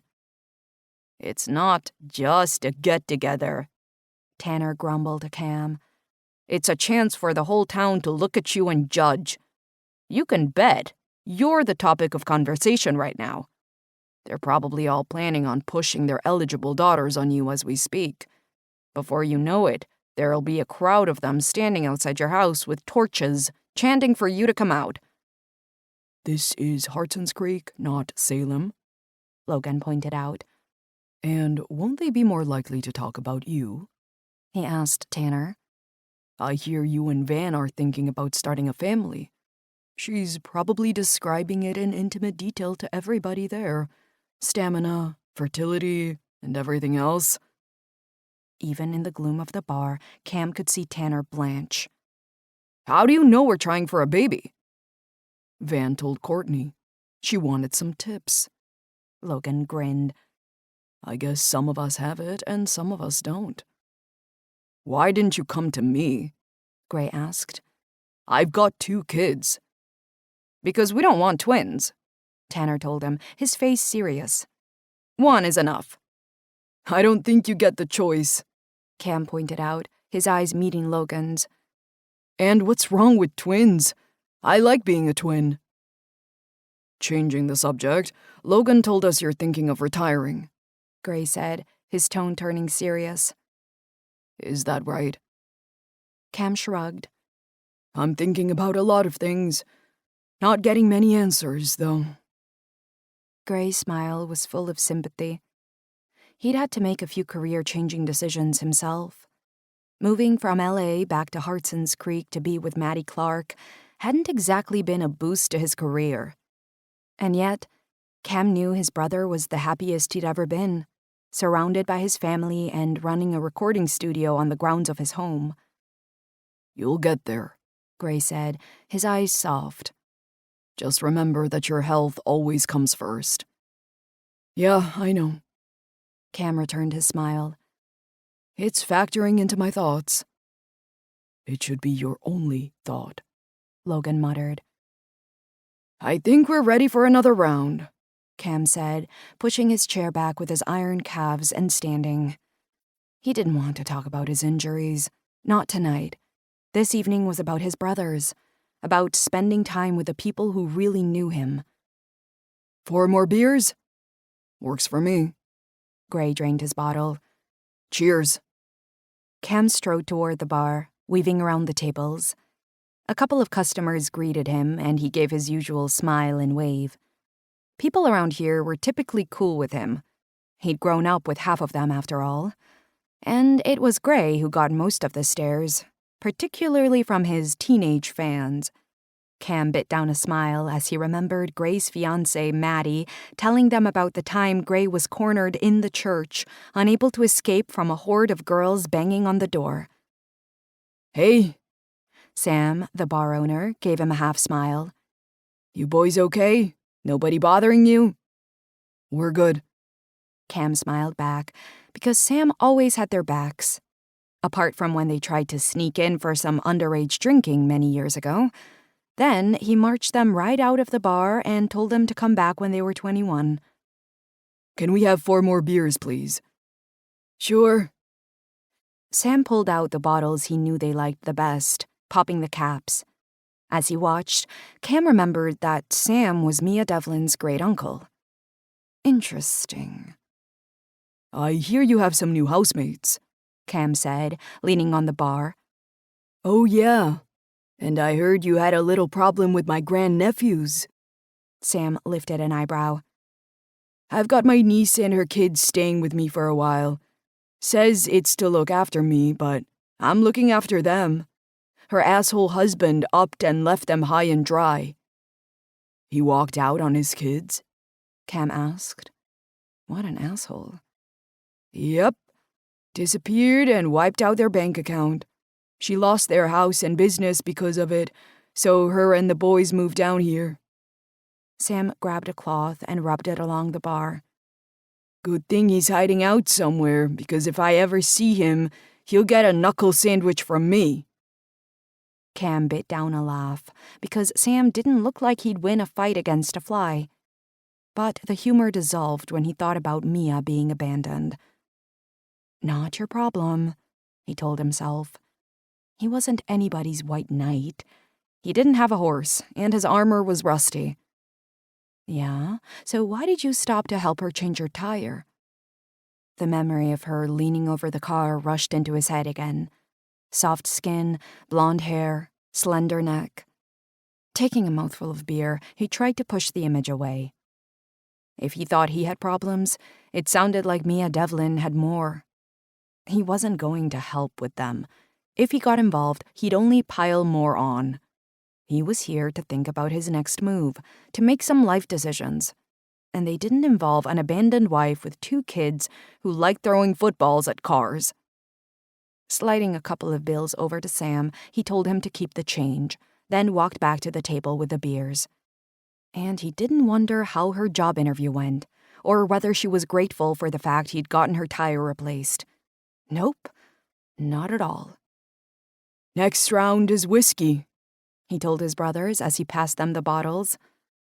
Somebody has to get this party started. 7. I don't see why we have to go to church, Michael said on Sunday morning, wrinkling his nose as they walked up the steps. We didn't go every week in Kansas City. We went at least twice a month, Mia pointed out as they walked through the open double doors and onto the parquet floor. The church was almost full, and the sound of conversations and laughter momentarily stopped her from walking. She hated being the new people in town as much as Michael did, but unlike him, she was trying to hide it. Anyway, it's the best way to get to know people. Sam said most people around here go to church. Sam hasn't come, Michael muttered. Yeah, why isn't he here? Josh asked. If everybody comes. He worked late last night, remember? Mia pointed to a half-empty pew, and Michael sat, sliding down to make space for his mom and brother. He needs some rest, and we can thank God on his behalf. We don't have anything to be thankful for. She lifted an eyebrow at her older son.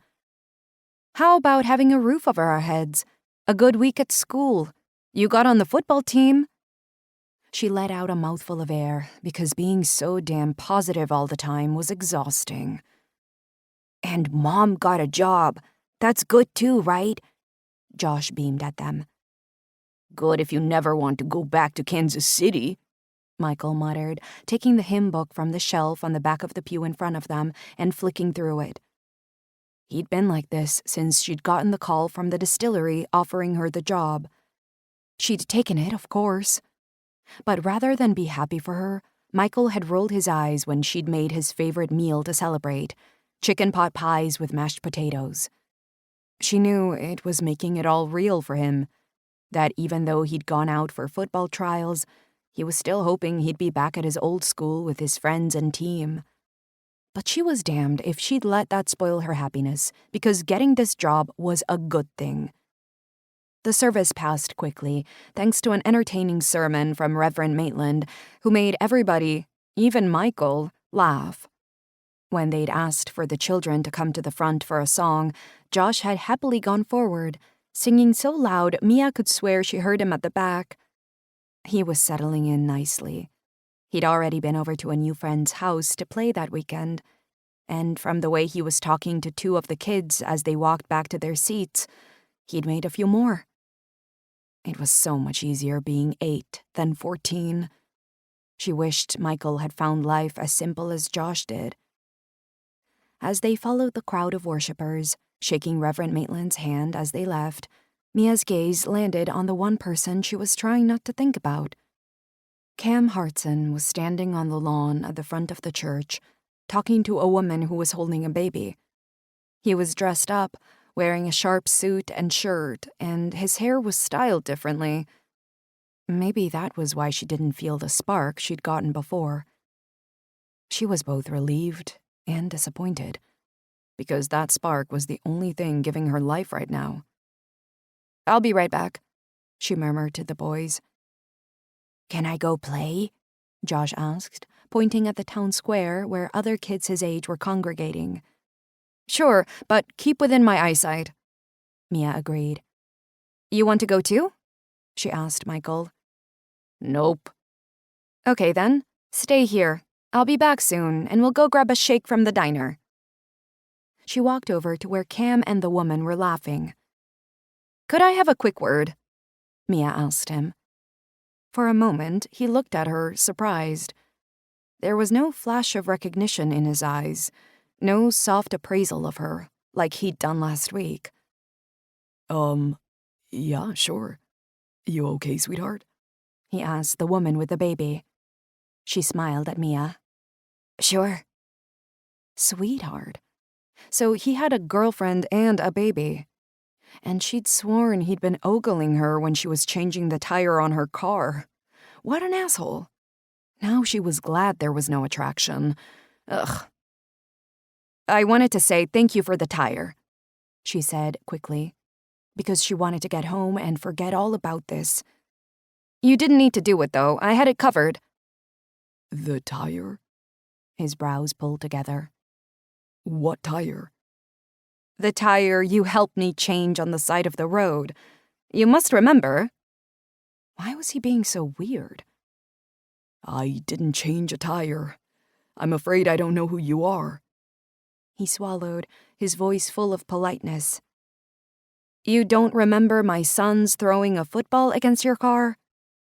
She tried to keep her voice civil, but it was getting tough. He laughed, recognition finally washing over his face. You've got me mixed up with my twin. You're talking about Cam, right? I'm Logan Hartson. He held his hand out. And you must be Mia. It's a pleasure to meet you. She shook his hand quickly, then closed her eyes, her face flaming with embarrassment. I'm so sorry. I didn't know you were twins. I never would have. She trailed off, looking for a rock to hide under. Logan shrugged. It's fine. It happens all the time. Most people around here know we're twins, but you're new, so you wouldn't. He smiled again, as though trying to put her at ease. Why don't you come meet my family? He inclined his head at the woman he was talking to. Courtney, come say hi to Mia. Mia the car denter. Courtney grinned and rushed over, passing the baby to Logan. I've heard all about you. Welcome to town. Instead of offering her hand, she hugged Mia, who, despite her surprise, hugged her back. Thank you. How are you settling in? Courtney asked. You're living with Sam, right? This was how Mia had thought small towns would be, everybody knowing everyone. And for some reason, it made her feel warm. We're getting there, she told the pretty woman. The boys are in school, and I got a job, which is a huge relief. I start next Monday. Where are you going to work? Courtney asked her. At the G. Scott Carter Distillery. Do you know it? Of course I do. Logan's sister works there. You need to meet her. Becca! Courtney shouted out, and a familiar head turned around. Mia remembered seeing her in the offices. Come meet Mia Devlin. She's going to work at the distillery. Hi! Becca smiled widely. I heard all about you from Nathan. With her dark hair and hazel eyes, she bore more than a passing resemblance to her brothers. But where they were tall and masculine, Becca was petite. She held her hand out, and Mia shook it. I'm Becca Hartson. I'm one of the junior distillers at G. Scott Carter. When do you start? Next Monday, if everything is finalized on time. Mia had already signed her contract and sent it back. The sooner she started, the sooner she'd get paid. Becca gave her a wide smile. That's wonderful. We need some new ideas. I swear Eliana is stuck in the dark ages sometimes. I mentioned how gin was having a resurgence and that we could take some tips from that industry, and she almost bit my head off. Mia grimaced. I said the same thing. Well, hopefully she'll listen to you. You should meet my other brothers. Mind if I steal her? Becca asked Courtney. Be my guest. Courtney smiled at her. It's a pleasure to meet you. We should have coffee sometime. Becca, make sure you get Mia's number. Oh, I will. Becca's eyes sparkled. Did I hear something about you having children? I have 2 boys, Mia told her. That's Josh playing in the square. She pointed at a group of children running around the bandstand. And Michael's over there. He was leaning against the rail of the church steps, his arms folded stubbornly across his chest. He's huge. He must be head and shoulders above you, Becca said, sliding her arm through Mia's and leading her over to a circle of people. Everybody, this is Mia. She's starting work at my place next week. About 10 heads turned, interested eyes taking her in as smiles welcomed her. Her eyes locked with green-flecked hazel ones, and she felt that familiar rush of blood through her veins. Okay, so the attraction hadn't gone. But she could ignore it. Pretend that she didn't get all fluttery inside when she locked gazes with Cam Hartson. Weird how she didn't get that way when she looked at his twin. Maybe it was the difference in the way he wore his hair, or the fact Cam was wearing jeans and a black t-shirt that did nothing to hide his defined pectorals. She tried really hard not to look at the ripple of muscle from his waistband to his ribcage. And those shoulders. Damn, they looked almost as big without shoulder pads as they did when he was playing a game. Not that she'd Googled him. No, sir. Not her.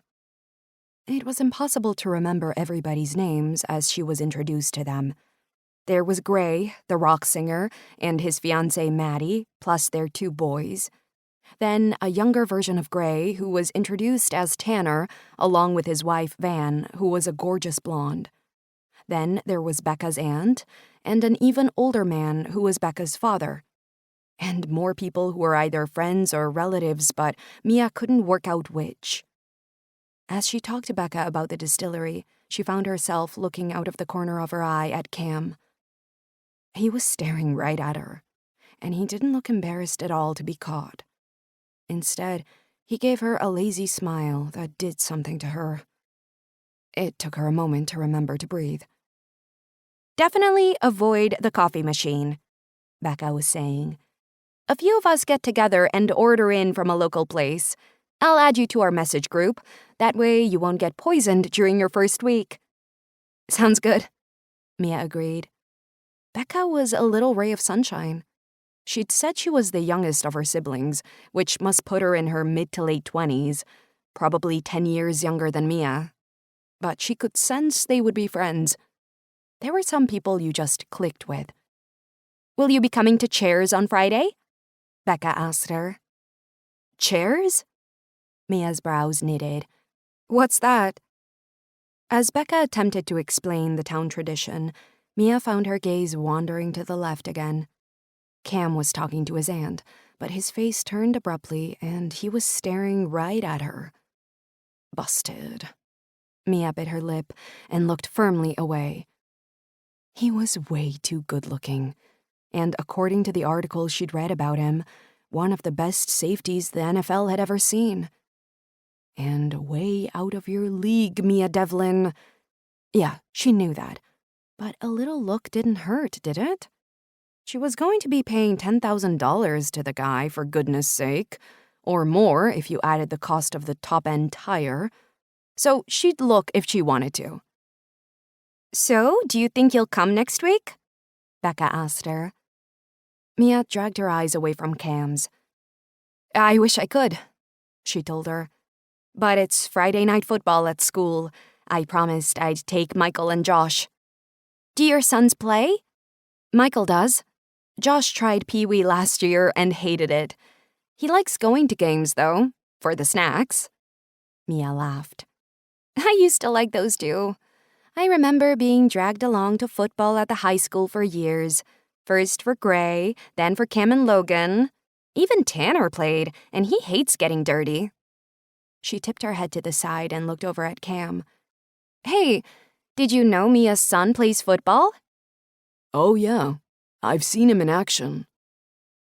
It was getting stupid how often they were looking at each other. This time, there was a curl to his lips, a kind of half-smile that made her legs feel weak. She grinned back at him, and he winked. Damn it, how could a wink be so sexy? My son dented Cam's car, she admitted to Becca. He's the one? Becca's eyes widened. I had no idea. Why didn't you tell me?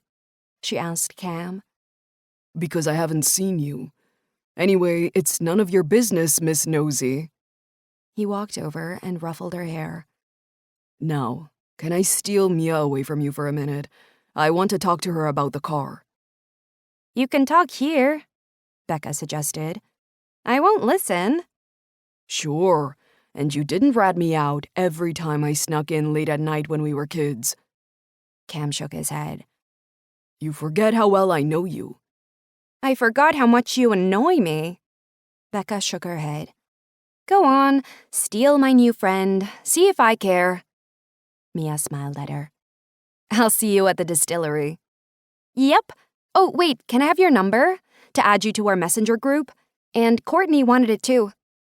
I'll send it to you, Cam told her, his voice impatient. okay?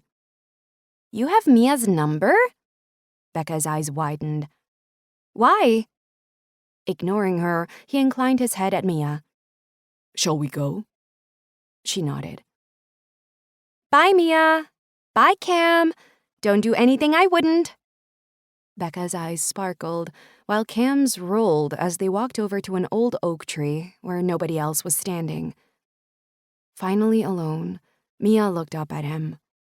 The sun was shining through the branches, casting a dappled light onto them, making Cam's eyes look almost bronze as they stared down at her. Thank you for the tire, she said softly. But you didn't need to do that. I had it handled. I know, but I was going to the dealership anyway. Not the Honda dealership. He shrugged. They're all connected. So you can add it to the invoice? Add what? 3 tiny lines appeared between his brows. Add the cost of the tire to the money I owe you for the dent. The $10,000? Cam looked at her strangely. I'm still waiting for the final total. It won't be that much. They said it should be an easy fix. Maybe a couple thousand, we'll see. But you were adamant it was going to cost at least $10,000. Why was she arguing? This was good news, wasn't it? But she didn't want to be blindsided, not when she still had no idea how to find the money. Better to be realistic than to have hope. Life had taught her that much. I was wrong, and maybe a little hot-headed. He gave her that sexy half-smile again. I kind of like my car. I got that impression. Cam bit down a grin at her sarcasm. Maybe you'd like to come out with me in it once I have it back, he suggested. You might like it too. She stared at him for a few long seconds. You want me to come out in your car? Only if you want to. It'll be kind of part yours anyway, after you pay for the repairs. She felt the shudders run through her. It was a physical sensation. A little fear, a little excitement, and a whole lot of panic. I can't. She glanced to the side. Michael was talking to a kid his age. Was that actually a smile on his face? I'm married, she blurted out. Ugh, what an idiot she was. The divorce was almost completed in the courts. I heard you were separated. Her heart was pummeling against her chest. Who told you that? It's a small town. Word gets round. Yeah, well, it's complicated. Like the rest of my life. Seriously, you wouldn't want me in your car. Or to do anything with me, come to that. I have 2 kids, an almost ex-husband, and more baggage than you could fit in the trunk of your Audi. I wasn't asking you to bring any luggage. He gave her a wink. Let me take you out to dinner. That's all. See if this thing between us means something. This thing between us? She arched an eyebrow. There's nothing between us, apart from a $10,000 debt. No stupid, crazy glances, no hot blushes, no Googling and clicking on image searches. Nope, nothing at all. He blinked, thick eyelashes sweeping down. I wasn't asking for your hand in marriage, Mia. Just a date. But I get the hint. You're not interested. He shrugged. Your choice. Yeah, it was. But she already felt like a prize asshole for turning him down like that. Sure, he was a player. Maybe in more ways than one. But it never hurt to be polite. I should go, she said quickly, looking around at Michael. I need to get home and cook lunch. I'll see you around. Thank you again for the tire. You're welcome. Why was he still smiling? I'll see you around, Mia. No, he wouldn't, because she planned to hide herself away until he left town. Or maybe join a nunnery. That would work. She wondered if they accepted single moms and their children. 8. Mom, guess what? Michael barreled into the kitchen, his bag slung over his shoulder. Mia looked up from the table where she was helping Josh with his homework, watching as Michael dumped his bag on the tiled floor and walked over to kiss her cheek. Well, that was new. So was the smile on his face. What? She asked, her lips curling. Coach asked me to sit with the varsity team tonight. I'm not on the roster, but he says he wants me to sit in with the guys, get to know them so I'm ready for next year. He thinks you'll get onto varsity next year? Her eyes softened. That's amazing. Yeah, he's already told me to be ready for a JV game next week. There are a few of us who are going to sit with the team tonight. Do we need to be there early? Maybe 6:30? Mia checked her watch. She hadn't started dinner yet. Okay, I'll make us some sandwiches and we can go out to eat after to celebrate. How does that sound? Michael's grin was huge. Great. Her heart clenched. He was finally settling in. With her job starting on Monday and Josh spending lots of time with his newfound friends, they were all making good progress. All those sleepless nights and tears were worth it if her boys were happy. Not that her sleepless nights were only related to her kids. Her sleep had been fitful on Sunday night, thanks to her conversation with Cam Hartson. She'd played it over in her mind again and again, and every time she winced. Had she really told him no? Yeah, she had, and she'd been right, because nothing could ever happen between them. Not even if he sent her heart spinning like crazy. Or maybe because he did just that. She didn't like feeling out of control. She was a strong, independent woman. She was in control at all times. And she wouldn't let any guy threaten that. Not even one with a smile as sexy as Cam Hartson's. But sometimes she wished life was a little bit different. Mom, Josh said, his voice cutting through her thoughts. Sorry, honey. Mia blinked the memories away. What did you ask? Can I sit with Noah at the game? His brother's on the team. Yeah, sure. Mia nodded, standing to go make their sandwiches. But you don't leave the bleachers without asking me, okay? It's not a big stadium, Mom. Not like in Kansas City, Michael told her. You'll be able to see everybody there. And I'm 8 now, Josh piped up. I'm not a baby anymore. I know. She ruffled his hair fondly. I just wish you didn't have to grow up. Either of you. At least they still had this. Homework at the table, meals in the kitchen, and Friday night football. Somehow they were making it through as a family. A smaller one than she'd thought they'd be, but a family nonetheless. And really, what else mattered but that? The smell hit Cam as soon as he followed Coach Hawkins through the double doors and walked into the changing rooms. It was like walking back through 20 years of his life, to the days when he and Logan were kings of the locker room. The aroma of teenage sweat mingled with a powdery fog of deodorant. Clothes were strewn across the benches, socks balled up in sneakers that were flung on the floor. The squad were all dressed, though, in the familiar blue and white uniform that used to be Cam's, along with the white helmets with blue stripes and the eagle emblazoned on the side. Okay, Eagles, you ready for tonight? Coach Hawkins shouted out. Cam had met with him yesterday, following Derek's request, and the coach had treated him like an old friend. Yes, he was happy for Cam to help out with the teams. More than happy.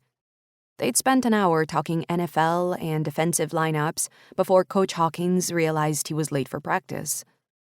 And now it was Friday night. The atmosphere in the locker room wasn't a million miles away from the better-equipped and cleaner Bobcats changing room, where Cam had spent half his Sundays for the past 9 years. There was a buzz of electricity, peppered with conversation and laughter, as well as the friendly jibes that were part of being in the team. Remember, Jackson, you're supposed to catch the ball, not let it sail into the bleachers. Hey, Ben, I hear your new girlfriend's coming to the game. Let's hope you don't end up on your ass like last time. Like your mama ends up on her ass every Saturday night. Fuck you! Eagles! Coach Carter's voice was louder this time. Enough for the room to quiet, and the players to all look at the door where Cam and Coach Carter were standing, the light from the hallway spilling in behind them. We have a visitor. Best behavior, please. Sorry, Coach, the cursor mumbled. A rumble of chatter started up as people realized who the visitor was. Cam heard his name repeated, eyes widening as they looked at him. Many of you know Cam Hartson, the safety for the Boston Bobcats. He used to be an Eagle, just like you. And he's going to be joining us for practice over the next few weeks, to give you some pointers. He'll be working with the varsity and JV teams, so everybody here will get to meet him. And he'll be watching the game tonight, so give it all you've got and make us proud. Cam lifted his hand up in greeting. Hey, it's good to see you all. Good luck with the game tonight. I'm looking forward to cheering the Eagles on again. One of the players walked forward to shake his hand. This is Grant Ryerson, our quarterback, Coach Carter told Cam. It's good to meet you, Cam said, his grip strong. You too, Mr. Hartson. It's Cam. I'm too young to be a mister at a school. The boy nodded, his expression serious. Yes, sir. 10 minutes later, they were walking out to the stadium. There were a few kids at the back dressed in their street clothes. They're not playing? Cam asked the coach. They're mostly JV players, the ones we think will make varsity next year. The kid at the back is interesting. Joined us this year, but he's good. I put him on the freshman team to see what he's made of, but he'll be moving to JV next week. Cam followed the coach's gaze to the tall, dark-haired boy standing a little apart from the others, and a jolt of recognition went through him. Michael Devlin. The boy's gaze met Cam's and pulled away almost immediately, as though he was embarrassed. Poor kid. New to the school, the team, and now he had to deal with Cam all over again. What position does he play? Wide receiver. Cam nodded and took a seat on the bench where Coach Carter indicated and glanced around at the bleachers, wondering if Michael's mom was there. He wasn't playing, so there was every chance Mia had dropped him off and would pick him up later. Either way, the thought of seeing her sent a rumble through him. She'd asked him to leave her alone, and he'd done just that. Maybe he'd even been glad she'd turned him down. She was right. He didn't need any complications. Not even ones that came packaged like her, with baggage attached. Yeah, but the packaging was pretty hot. A drum started playing, then music flooded through the PA system as the cheerleaders took to the field. Cam swallowed hard, because his memories were so strong. Of being a kid, of having dreams, of knowing that this was the one thing in his life he was good at, of having hope that a better life was ahead of him. Damn, he missed that feeling. Mia took a seat in the bleachers, coiling her hair over her shoulder as she sought out Michael. She finally saw him standing by the fence, talking to the players, his face serious.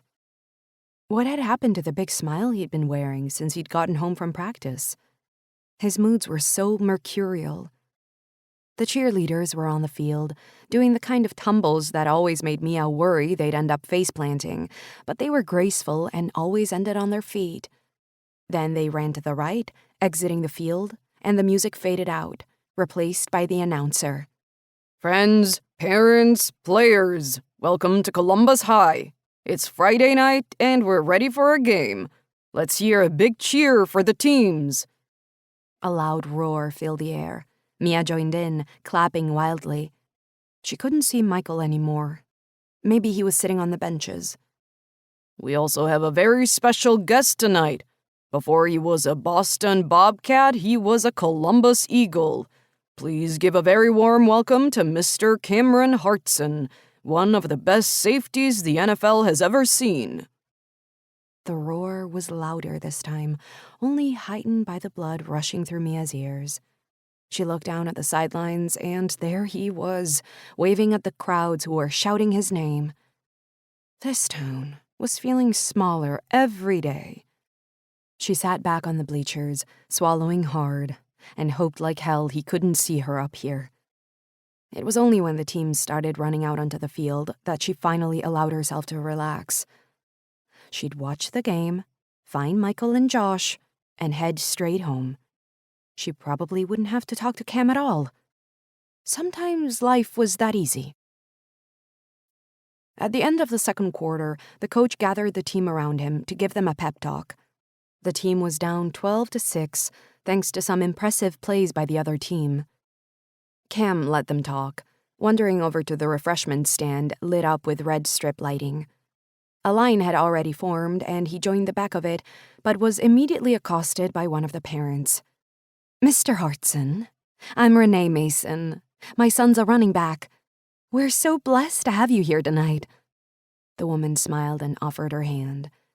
"Is it true you're going to be coaching the team?" Word got around fast. Just for a few weeks, ma'am. He took her hand and shook it quickly. Before long, he was surrounded by a group of people, all wanting to introduce themselves.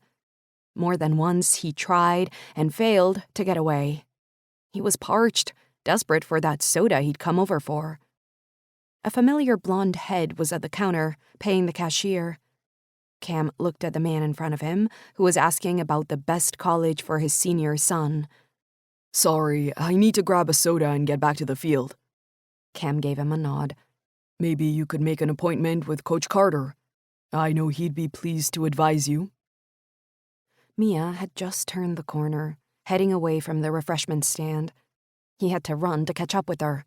"Hey!" he called out. She turned to look at him, her hands full with a soda and popcorn. Hi." She gave him a small smile. "I didn't know you were going to be here tonight." Cam shifted his feet. Yeah, I just wanted to tell you I wasn't aware your son was on the team. I didn't want you thinking I'm stalking you. Not after last Sunday. Her cheeks pinked up. "About that, I'm sorry. You took me by surprise, and I wasn't very diplomatic." She blew out a mouthful of air. "I'm usually very polite." It's okay. You were honest. I can live with that. It was Michael I wanted to talk to you about. Cam told her. He looked embarrassed when he realized I'll be helping the teams out with some coaching. Do you think it'll help if I speak with him? "You're going to be coaching the team?" For a few weeks. The JV and varsity team. He's JV, right? "Kind of. He's been on the freshman team, but he was moved up. He was so excited." He couldn't help but stare at her face. Her skin was so damned perfect. In the harsh light of the flood lamps, it was almost translucent. "He had a sour face when you were introduced over the PA," Mia continued. "I guess he's worried you're gonna be pissed with him." I'm not. I'll treat everybody the same. The coach thinks he has a lot of talent, wants me to work with him, but if you don't want me to, I'll bow out. No hard feelings. She took a deep breath. Her green eyes looked clouded with thoughts. "You know what?" she said, that smile still ghosting across her lips. "This is stupid. You're an NFL player. He could benefit so much from learning what you have to teach. Let's try to make him more comfortable." She pulled her bottom lip between her teeth, and he couldn't stop looking at it. How should we do that? "Are you free tonight? After the game?" She swallowed hard, and of course his eyes were drawn to her throat. Damn, he needed to get a hold of himself. Yeah, I'm free. "The boys and I are planning to eat at the diner. Maybe you could join us if you'd like. No pressure." If you don't want to be seen with us, that's fine too. Or if you have a better offer. Mia, His gaze caught hers. I'd love to come to dinner with you all. Michael and I can talk about the game, or whatever else comes up. Her shoulders relaxed. Okay, great. I'll have to wait for Michael, so if you get there before we do, just hold the table, okay? A loud roar came from the crowd. I should get back, Mia said, inclining her head at the bleachers. I'll see you later, Yeah, he murmured as he watched her turn and walk up the stairs, her golden hair catching the floodlamps. you will. 9. As the game played out, Mia's mind was somewhere other than the football field. Sure, she was staring straight ahead, her eyes fixed on the game, but it was like there was an invisible curtain between her vision and her thoughts. Had she really asked Cam Hartson to join them for dinner? What happened to avoiding him? She scooped up some popcorn and pushed it into her mouth, but the kernels tasted like ash as they hit her tongue. Wrinkling her nose, she washed it down with a big gulp of soda, then looked at the family next to her. Would your little girl like my popcorn? She asked the mom, who was wearing an Eagles shirt, a blue stripe of paint smeared across her nose.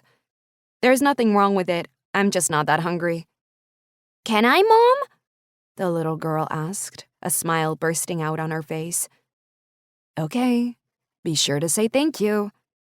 The girl took the carton in both hands, holding it like it was some kind of prize. Thank you, she whispered. You're welcome. Mia winked at her. As the Eagles made a play, her mind was still a mess of thoughts. How could the man get more attractive every time she saw him? It was so unfair. Her body needed to be put in a timeout because she had no time or inclination to deal with this attraction she felt toward him. Not even if her body heated up every time their eyes met. He was so damn tall, it was stupid, dwarfing her 5'3" frame. For a moment, she pictured him sliding his hands beneath her, hitching her body against his. She could almost feel the iron of his muscles against her soft skin. Stop it! He's your son's coach. When the game finally ended, with the Eagles winning 26-20, Mia rushed down the steps and waited at the bottom for Josh. Families filed past her, young children hitched on their dad's shoulders or clinging to their mom's hands, laughing and talking as they made their way to the parking lot. For a moment, her heart clenched, because that had been her family once. The four of them, walking away from Michael's games, talking about where they'd be going out for dinner. She pushed the thought away. That was old news. And the good times had been so few and far between anyway. Instead, she painted a smile on her face, nodding at the friendly glances she was sent. Mom! Mom! Josh came barreling down, and her smile widened. Noah says I can stay over at his house tonight. They're getting pizza. Can I go? Please? What does his mom say? Mia asked dryly. She was too experienced a parent to think that plans made between kids were set in stone. It's fine by us. Noah's mom put her hand on her son's shoulder, offering the other to Mia. I'm Alice Rickson. We live on Shawson Circle, about a 10-minute walk from your place. I'll send you the details if you give me your number. Please, Mom, Josh said again. Okay, so it would just be her and Michael with Cam. That was fine. Sure. Do you need me to drop some things off? Mia asked Alice. No, we have everything. Josh can borrow some PJs from Noah, and we have spare toothbrushes. We can drop him off in the morning on the way to Noah's Pee-wee practice. That would be wonderful, thank you. Shooting Alice a grateful smile, Mia hunkered down in front of her son. Be good, and make sure you brush your teeth before bed, okay? Josh sighed. Okay, Mom. She leaned forward to kiss his forehead. He wrinkled his nose, but submitted. She knew it was only a matter of time before he started rejecting her public displays of affection. She could remember the first time Michael stepped away from her, telling her he was too old for kisses. Why did they have to grow up? She waited in the car for Michael, listening to a country station as she watched boys spilling out of the door, talking and laughing. Not that you could really call them boys. They were men in all ways but age. Tall, strong, and most of them had at least some kind of facial hair. She wasn't sure she was ready to admit her son was becoming a man. It was 10 minutes later that her phone lit up. She looked at the screen, her brows dipping when she saw Michael's name. "Hey, honey, everything okay?" "Yeah, all good. A couple of the guys are heading over to Mark's place to grab some food. They asked me if I could go." "Who's Mark?" "He's on the JV team. Can I go?" Michael's tone was short. She wondered if somebody was listening to him. "How are you going to get there?" There was no way she was letting him ride in another teenager's car, at least not without vetting them first. "Mark's mom is here. She's driving us. Is it okay?" he asked quickly. "You'll keep your phone on at all times. If I call, you pick up. This is your chance to prove to me that you can be responsible, okay?" Michael sighed. "Whatever you say." "I mean it, Michael. If anything goes wrong, that's it. You'll be spending every Friday with me and Josh for the rest of your life." "Nothing will go wrong, I promise." His tone was more conciliatory. "Okay." It was her turn to sigh. "Call me when you want me to pick you up. Have fun." "Thanks, Mom." Putting her phone down, Mia let her head fall back into the car seat behind her. She was pleased her boys were making friends, but there was a little chunk of her heart that disappeared every time they were away. A sudden thought overtook her. Cam. They were supposed to be meeting at the diner. Oh, Lord. She ran her tongue over her dry lips because the thought of sitting alone with him and having dinner made her tense up all over. She'd cancel. Simple. He wouldn't want to eat with just her anyway. Dinner was supposed to be about putting Michael at ease, and Cam couldn't do that if Michael wasn't there. Picking up her phone again, she unlocked it, then let out a grunt of annoyance when she realized she didn't have his number. She'd given him hers, but he hadn't messaged her yet. She thought about texting Becca, whose number she did have, but what would she say? "Hey, can I have your brother's number?" Hell no. That wasn't going to happen. She was resigning herself to the fact that she'd have to walk into the diner and call the whole thing off when she saw a large, familiar frame stroll into the parking lot. Thank you, Jesus. Unbuckling her seatbelt, Mia flew out of the car, reaching Cam right as he was unlocking a black SUV. "Hey," she said breathlessly. Cam looked up, his brows lifting. Hey, everything okay? He glanced over her shoulder at the Honda. She'd left the door open in her haste to catch him. Are you having problems with your car again? She shook her head. "No, it's all good. I just wondered if we could take a rain check on dinner. The boys have both gone to friends' houses to eat. They're new, and I didn't have the heart to say no when they're still in the friend-making stage. I'm sorry. I hope I haven't inconvenienced you." He looked at her for a long moment. But you still have to eat. "I'll make myself something at home." Why don't we go anyway? He suggested, his voice light. Then, seeing her expression, he added, As friends, nothing more. Maybe you can tell me a little more about Michael. Give me some insights into his psyche. "He's a teenage boy. I'm not sure I have any insight." Cam laughed. Maybe I can give you some insights then. His smile was slow and sexy, and it was only by force of will that she didn't blush.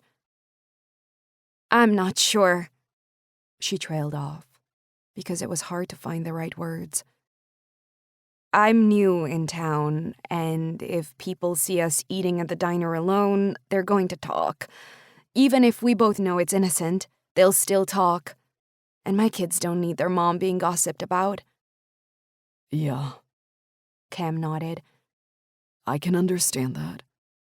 He ran a finger along his bottom lip. How about you come to my place? Her mouth dropped open. He squeezed his eyes together. Shit, I didn't mean anything by it. We can eat, talk about Michael, and then you can head home. I'll grab us something on the way. That was such a bad idea. Not just because people would talk, but because something inside of her that had been dormant for so long had come to life, warming her, making her skin tingle and her heart race. Michael. She was doing this for Michael. Blowing out a mouthful of air, she lifted her gaze until it clashed with his. Maybe for an hour. An hour sounds good. He smiled at her. He had a dimple in his cheek. A damn dimple. Dear Lord, could he get any sexier? She had a horrible feeling the answer was yes. I'll text you my address. There's a key locker on the side of the house. I'll send you the code to it. Let yourself in and I'll grab us some food from the diner. Burgers okay? Nothing was okay. She was about to have a heart attack. Burgers are fine, thank you. No problem. He flashed those dimples again. I'll see you at my place. You're in an NFL player's house? Shut up! Joanna laughed down the phone line, then cleared her throat. Just a minute. I need to close the living room door because the guys are playing a damn card game and they're all sore losers. You don't need to close the door, Mia whispered, even though she was alone in his house. Maybe he had surveillance cameras or hidden microphones. There isn't any more to tell you. Oh, come on. Tell me his name at least. I might have heard of him. There has to be some kind of silver lining to all those times Grant made me watch Sunday football with him. Cam Hartson. Oh my God! Joanna let out a little squeal. There's no way you're in his house. He lives in Boston, doesn't he? Not anymore, apparently. It was weird how Mia's cousin knew more about Cam than she did. But there was nobody else she could think of to call when she walked into his huge, opulent house that overlooked the creek. And she had to call somebody because she was freaking out. Big time. I can't believe it. Damn, he's hot. He dated Soraya, didn't he? Soraya? The supermodel. She's from Iran, I think. Beautiful brown glossy hair and shining skin. She did that perfume ad where the guy sniffs her and practically comes in his pants. Oh God, you're disgusting. Mia winced. And not just because Joanna was gross. She was used to that. The two of them were cousins, but they'd practically grown up together, thanks to their grandma being their childminder. Mia was 3 years older than Joanna, and that had seemed like a lot growing up. Not so much now, though. He really dated a supermodel? Her voice was small. She so didn't belong here, not even as a mom asking for his help with her son. She'd eat with him and tell him a little about Michael's background. That would be more than enough to make sure there was never anything between them. Men like Cam dated supermodels. They weren't interested in soon-to-be-divorced women with 2 children. And that was a good thing. It really was. So, are you gonna do it? Joanna asked, her voice low. Do what? Have sex with him, dum-dum. I mean, he's a football player. He has the moves, right? I bet he's amazing in bed. You don't date somebody like Soraya without being able to please a woman. Stop it. I think I'm going to vomit. And no, I'm not gonna do it. I'm here as a parent to talk about Michael. Then I'll go home and let him get back to his supermodels. Model, singular. He's not Leonardo DiCaprio. She's the only model he's dated, as far as I know. Yeah, and one was enough, because it told Mia all she needed to know. Cam Hartson wasn't just out of her league, he was out of her stratosphere. Even if I was interested, which I'm not his type. And technically, I'm still married. Technically, you're almost divorced, and your husband is living with another woman. which means the marriage is over in all ways but name, Joe reminded her. You can do exactly what, or who, you like. Please promise me if he makes a move, you'll let him. Joe, you haven't had sex for eons. Niall was your one and only. It's time to get yourself back out there and start over. Cam Hartson could be your rehab guy. My rehab guy? Mia echoed, confused. The guy you get under to get over your separation. The one who teaches you to be comfortable being naked with a man again. It's like going to a therapist or something. A few nights with him, and you'll be ready to jump on anybody. Mia bit down a laugh, because Joe was so damn crude. Stop it, she said, but even Joe could sense the humor in her statement. I bet he has a big dick. You can tell by looking at him. Wait, let me check him out in his uniform. Mia could hear clicking. Are you Googling him? I'm watching him in action. Hang on. Joe trailed off for a moment before saying, Oh, yeah, he's hung. Damn. Her voice held a note of reverence. Can you stop? I don't want to be thinking about his penis while I'm talking about my kid. Then don't talk about your kid. Not everything has to be about Josh and Michael. Right now it does. Mia's phone pinged against her ear. I've sent you a link to a video, Joe told her. Watch it, and pay particular attention to the area beneath his waistband as he runs. You'll be mesmerized. Seriously. I'm not watching the damn video, Mia told her. This whole conversation is horrible. Imagine two guys having a discussion about somebody's boobs like this. Honey, that's all guys have discussions about. That and football. I'm just evening the score, Joe told her. The rumble of an engine echoed from the driveway, and the security lights flashed on. Mia looked over her shoulder at the window. He's here. I gotta go. Okay, but call me tomorrow. I need all the details. There won't be any details. Joe laughed. Of course there will. Guys don't just invite you back to their place to talk about your son. They invite you because they want to see you naked. Mia paled. Tell me that's not true. The sound of the keypad beeping made her heart start to speed. That and Joe's suggestive remarks. She felt lightheaded, like she'd stood up too fast, even though she was sitting on a stool at his breakfast bar. Mia? A low voice called out. You here? Is that him? Joe asked. Mia ended the call without replying and shoved her phone in her pocket. If it wasn't for the boys, she'd switch it to silent, because she had a feeling Joe was going to keep hounding her until Mia told her every last thing that happened tonight. Nothing's going to happen. You'll eat, talk about Michael, and leave. Simple. Yeah, I'm here, she called out, blowing out a mouthful of air. Here went nothing. 10. Would you like a drink? Cam asked her, pulling open his oversized refrigerator. I've got beer and sodas. Oh, as well as a really good Chardonnay that'll blow your mind. A soda would be good. I'm driving. She was pulling 2 plates from the cabinet he'd pointed to, her long blonde hair falling over her shoulders. Cam poured their drinks and carried them to the granite breakfast bar. Everything in this house was high quality. His brother was building himself a reputation for top-class renovations all over the local area, and this one was no different. You should at least take a sip, Cam suggested, offering Mia his glass. It's good. You won't regret it. Are you some kind of wine connoisseur?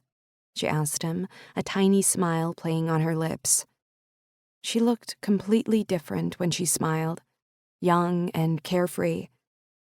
He was all too aware that every time they'd come into contact until now, something had gone wrong. His car, her car, him asking her on a date. It was good to see her face without those tiny furrows between her brows. Not really, he admitted as he lifted the glass to her face and inhaled the aroma. Logan's the one who knows all about wine. He buys it, I try it. Only off-season, of course. You don't drink during season? She pressed the glass to her soft lips and closed her eyes as the crisp Chardonnay coated her tongue. Oh boy, that is good. Your brother has good taste. It runs in the family. And no, I don't drink when I'm playing. I have a nutritionist who'd whip my ass if I didn't keep to the plan she gives me. The older I get, the more I realize how much my performance relies on what I put in my body. Her gaze flickered down to his torso. She swallowed hard. I guess she'd have a fit if she saw these burgers, Mia said, sliding his plate to him. The burger was still on the foil wrapper, the fries covering the rest of the plate. I guess I'd better make the most of it. Will you be going back to Boston soon? She asked him, her voice light. She took a bite of her burger, washing it down with her soda. He liked the way she smiled with the pleasure of it. I don't know. I'm still trying to figure out what happens next. He didn't want to talk about his injuries with her. Didn't want to see any pity on her face. In the meantime, I'll be coaching the Eagles and relaxing for a few weeks. I guess I'll go back after that. It must be hard, leaving the team behind. You've played with them for years. For a woman who hadn't known who he was when they first met, she seemed to have a good knowledge of his playing career. Had she been Googling him? A little pulse of satisfaction rushed through him. I guess I could say the same about you. Coming here with your kids must be tough. Where are you from again? Kansas City. She popped a fry between her lips. And yeah, it's hard. But other people have it harder. I'm lucky the boys are settling in. Even luckier to get a job that suits my skills. So I'm not going to start complaining. He liked that about her. Sam said your husband left you without warning, cleaned out your bank account. Mia dropped the fry she'd been holding. Her gaze that had been steady on his slid away. She swallowed hard before tucking her hair behind her ear. Sam should keep his mouth shut. For what it's worth, I think your husband's a damn fool. She took a deep breath, still looking down at her plate. For a moment, there was silence. Cam wanted to reach for her chin to make her look at him again. Because when she looked at him, it felt like he knew where he was. Maybe even felt like he belonged. Can I ask what happened? Cam's voice was soft. It's old news, Mia finally said. Her cheeks plumped as she forced a smile onto her face. Boy and girl meet. Girl gets pregnant when they're too young and they're forced to grow up together. Except she grows up and he thinks he's Peter Pan. He wants to relive his 20s and she and the kids don't fit in there anymore. She caught his gaze. And I wouldn't want to. I don't want a guy who hasn't grown up. I don't want my kids to get hurt again. I just want to build somewhere safe for us all. I guess that's why I'm here. How old were you when you met him?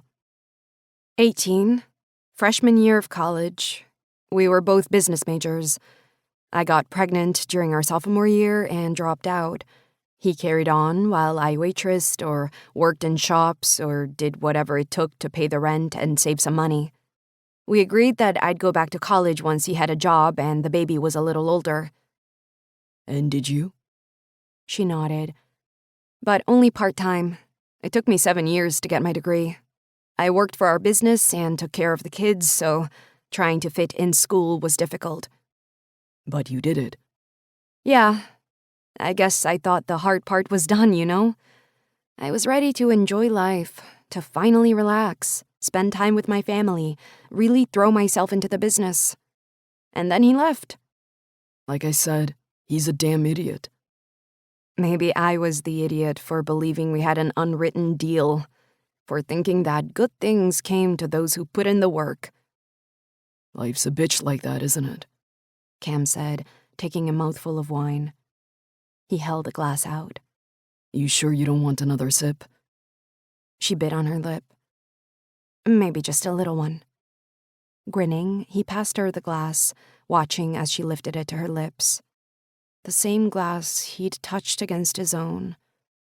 For some reason, it felt erotic, forbidden. Oh, God, she sighed. So good. The blood shot right between his groin. He crossed his legs, trying to hide his growing erection. Have you dated since the breakup? He asked her. Mia looked up, her face a little flushed. Nope, haven't had the time or the inclination. She was 18 when she met her husband, pregnant within a year. How old is Michael again? He asked her. She tipped her head to the side, her hair gleaming beneath the lights. Nearly 15. He's old for his year. Which makes you, what, mid-30s? I don't know whether to hit you or congratulate you on your math. Didn't anybody ever tell you it's rude to ask a woman's age? From the amusement in her voice, he could tell she was kidding. So you haven't been with another man for 15 years? He blew out a mouthful of air. Wow. Her eyes sparkled as she leaned forward. That's normal. It's what people do. Or what they're supposed to do.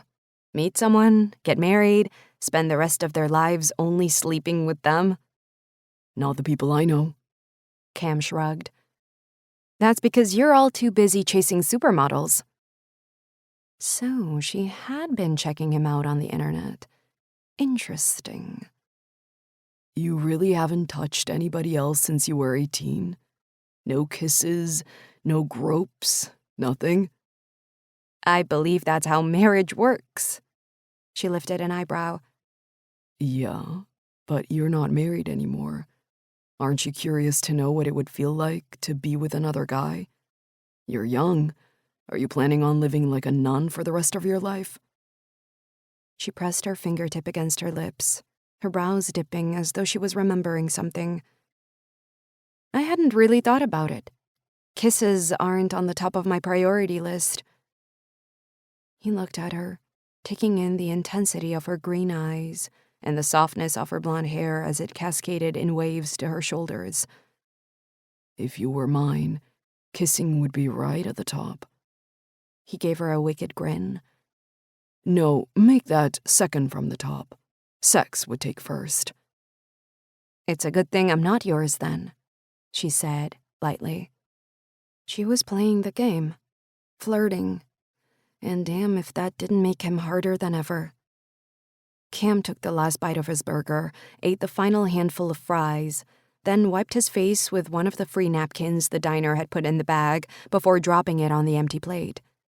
Taking a long, cool sip of wine, he looked at her again. She'd already finished eating. You're fast. I come from a family of quick eaters.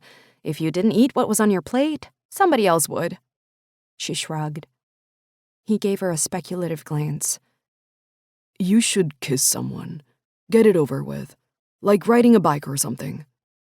Mia laughed, her eyes crinkling. You sound like my cousin. What did your cousin say? He smiled back at her, and a blush stole up her face. It doesn't matter. Oh, come on. He turned in his stool so he was directly facing her.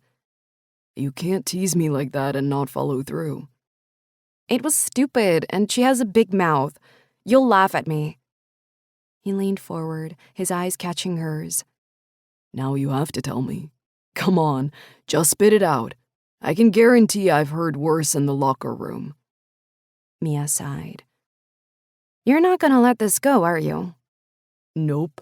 I'm a sportsman. I never let anything go. If I want something, I go for it. And I don't give up until I get it. She was silent for a moment. The air crackled between them. She looked at him through those thick, pretty lashes.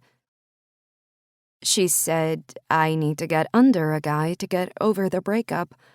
That I should use, somebody as a rehab guy to get me ready for dating. A rehab guy? She's stupid and young. Like sex rehab? He grinned at her, propping his chin on his elbow as he leaned closer.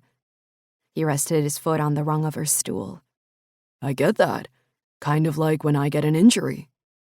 Or most injuries, but he wasn't going to think about that. We go to physio, keep working it until the injury's gone, then we get back on the field. I guess that's what she meant. As I said, she's an idiot. Her hair fell in front of her face again. This time, he reached out and tucked it behind her ear, his fingers trailing along the soft skin of her neck. Her breathing hitched, and she looked up at him, her pupils dilating. Yeah, she felt this.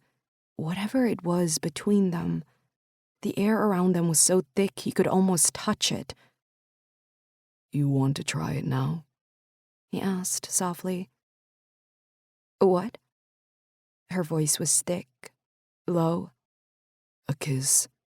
Just one. See if you're ready to move on. He played with the ends of her hair, rubbing the glossy locks between his fingers. Nothing more than that. Unless you want more.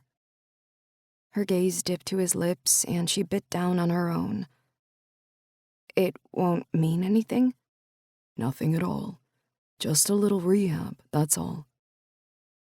Okay. She blushed. Yeah, I could do that.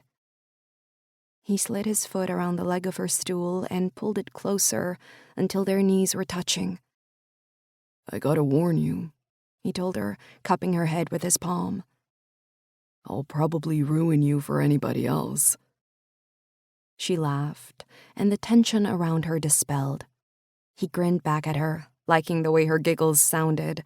A little rough, a little breathy, and a whole lot of sexy. He leaned closer, his thumb drawing tiny circles on her neck. Her lips parted, and he could feel the warmth of her breath against his cheek. She tipped her head back, the movement almost subconscious, as though she was opening herself up to him, ready for his mouth. The pulse between his thighs was strong, constant. He brushed his lips against her jaw, and she sighed. Her fingers curled around his neck as he kissed and sucked at her skin, her body arching on the stool as his lips slid up to hers. He paused for a moment, tasting the anticipation in the air. Her chest was rising and falling rapidly, pulling his gaze, making him admire the curve of her breasts as they pushed against the thin t-shirt. He pulled her against him, pressing his mouth to hers, groaning loudly when he felt how soft they were, how pliant. She curled her arms around his neck, arching her body against his, and he swore he could feel the tightness of her nipples against his chest. With a sweep of his tongue against the seam of her lips, he encouraged her to part them. His fingers flexed around her neck as their tongues slid together, sending a pulse of electricity through his body. Mia moaned as he deepened the kiss, his fingers tracing her spine until his palm pressed against the small of her back. Her breath escaped in small pants. He slid his hands beneath her behind and hitched her off the stool, sliding her along his legs until she was straddling his lap. She rolled her hips, her body grinding against his, and the sweet friction made him want to strip her right here, right now. Her hips were moving rhythmically, her hands tight around his neck, her mouth taking everything he had to offer. And then her phone rang. Abruptly, she pulled away, leaving only cool air against his lips. He touched them and watched as she pulled her phone out of her pocket with shaking fingers, swallowing hard as she read the screen. I need to take this. Her voice sounded ragged. Cam nodded, because he had no idea what else to say. His hardness was thankfully abating, no longer a teasing ache as she ground herself against him. Hi, honey. She sounded breathless, like she'd just been thoroughly kissed. Cam bit down a smile. Sure, of course. I'll be there in 20 minutes. She paused, and he noticed how swollen her lips were. Damn, he wanted to kiss them again. No problem. I wasn't doing anything. I'll be there, sweetheart. Okay then, bye. See you soon. And don't forget to thank Mark's parents for inviting you. She ended the call and blew out a mouthful of air. That was Michael, she told him, keeping her face resolutely turned away from his. I got that impression. I need to go pick him up. I said I'd give his friend a ride home, too. She looked around for something, her purse by the looks of it, as she grabbed it from a stool on the other side of the breakfast bar. Thank you for dinner. It was a burger, not exactly dinner. Pulling her keys out of her bag, she dropped her chin to her chest. He couldn't see the expression on her face, but he could imagine it. It's okay, he told her. It was just a kiss. A rehab kiss, nothing more. When she lifted her head up, her eyes were wide and shiny. Can we forget it ever happened? She whispered. I might find that a bit difficult. Considering he was planning on thinking about it tonight in bed, planning on thinking about her, too. Please? Her lips turned down. You're Michael's coach. I was supposed to be talking about him with you. And then this happened. She swept her arm across the breakfast bar, her hand pointing at him. I don't know what came over me. He grinned. Nothing came over you. That's the problem. This isn't funny. It really isn't. I've embarrassed myself. She pressed her palms against her face and let out a little groan. I should leave before I make it worse. Your problem is that you put too much meaning on everything. It was just a kiss, Mia. A really nice, sexy kiss that made me hard as hell. Nothing more. It doesn't mean Michael will be affected at all by it. We kissed. It was good. It's done. We're done? She looked up at him, and damn if she didn't look a little disappointed. I get the impression you want us to be, he pointed out. We're just different. Too different. She rubbed her face again. The last time I kissed somebody, I ended up married for 15 years. You eat supermodels for breakfast. He coughed out a laugh. I think you have me all wrong.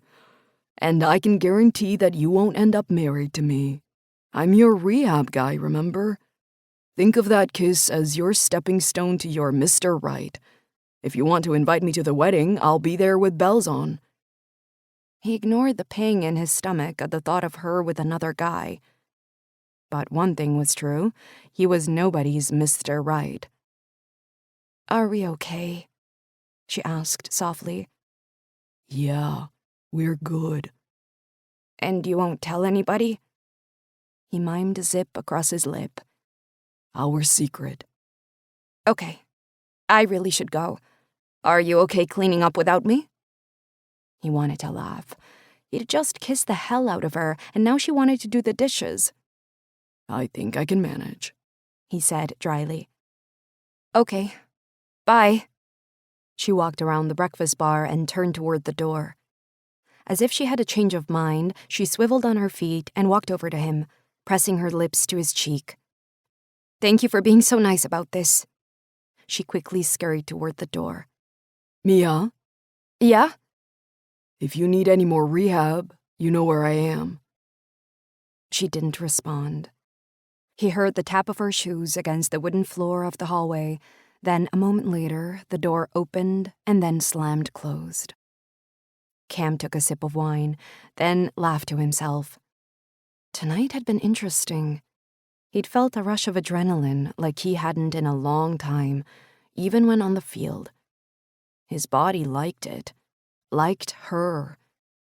And he'd completely lied that it was just a kiss, because he knew he wanted more. 11. Good luck today, BB. You got this. Joanna, XX. Mia smiled down at her phone as she locked her car and walked to the distillery's main entrance. It was her first day of work, and the nerves were settling in.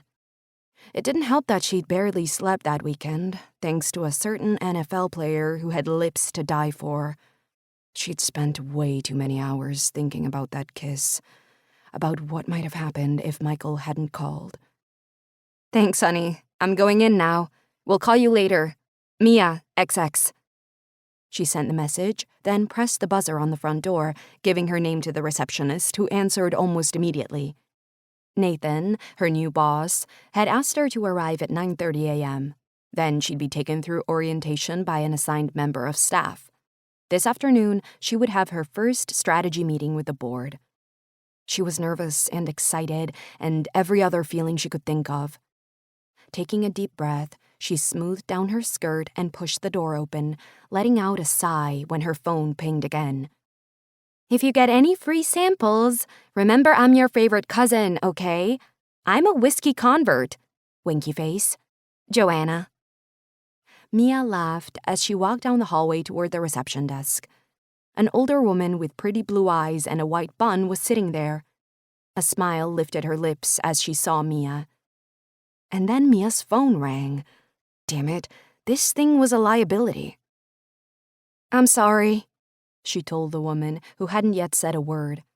I have to have my phone on. I have 2 boys at school and I'm the only contact for them.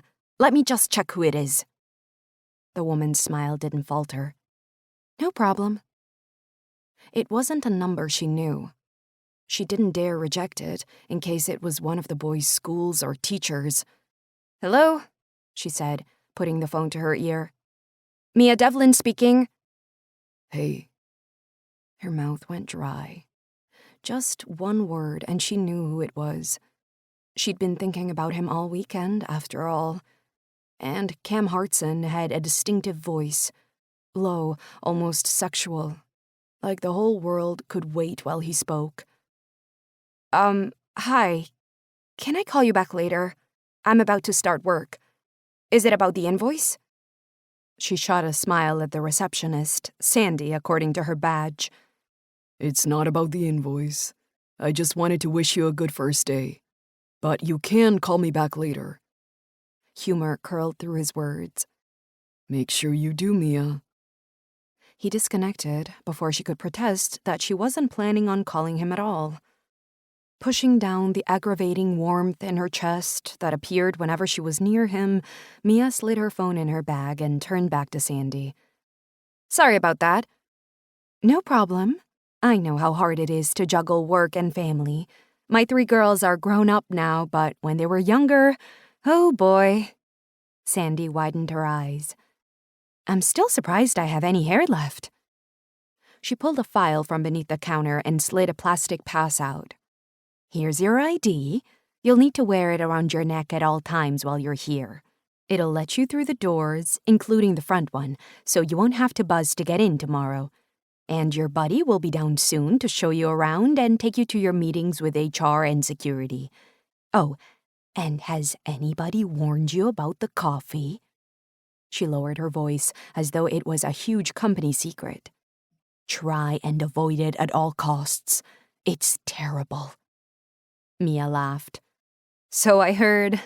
I've already been added to the Takeout Coffee WhatsApp group. That's good news. I had to find out the hard way. My taste buds have never been the same since. She looked over Mia's shoulder and her grin widened. Oh, your buddy's here, she told her. You'll be in safe hands with this one. Mia turned to see Becca Hartson walking toward them. She was wearing black pants and a cream shirt, her hair pulled into a high ponytail. Hi, she said, leaning forward to hug Mia. I hope you don't mind me being the one to take you through orientation. When they sent out an email looking for volunteers, I hit reply immediately. There was something so warm about Becca. Of course I don't mind. I'm happy to see a friendly face. Great. You got everything you need, Sandy? Becca asked her. Yep, Sandy nodded. You can take her now. How was your weekend? Becca asked after Mia said goodbye to Sandy. You watched the football game, didn't you? Becca had a good memory. Yeah, that's right. Varsity at the school. My son wasn't playing, but he was asked to sit with the team. Go Eagles!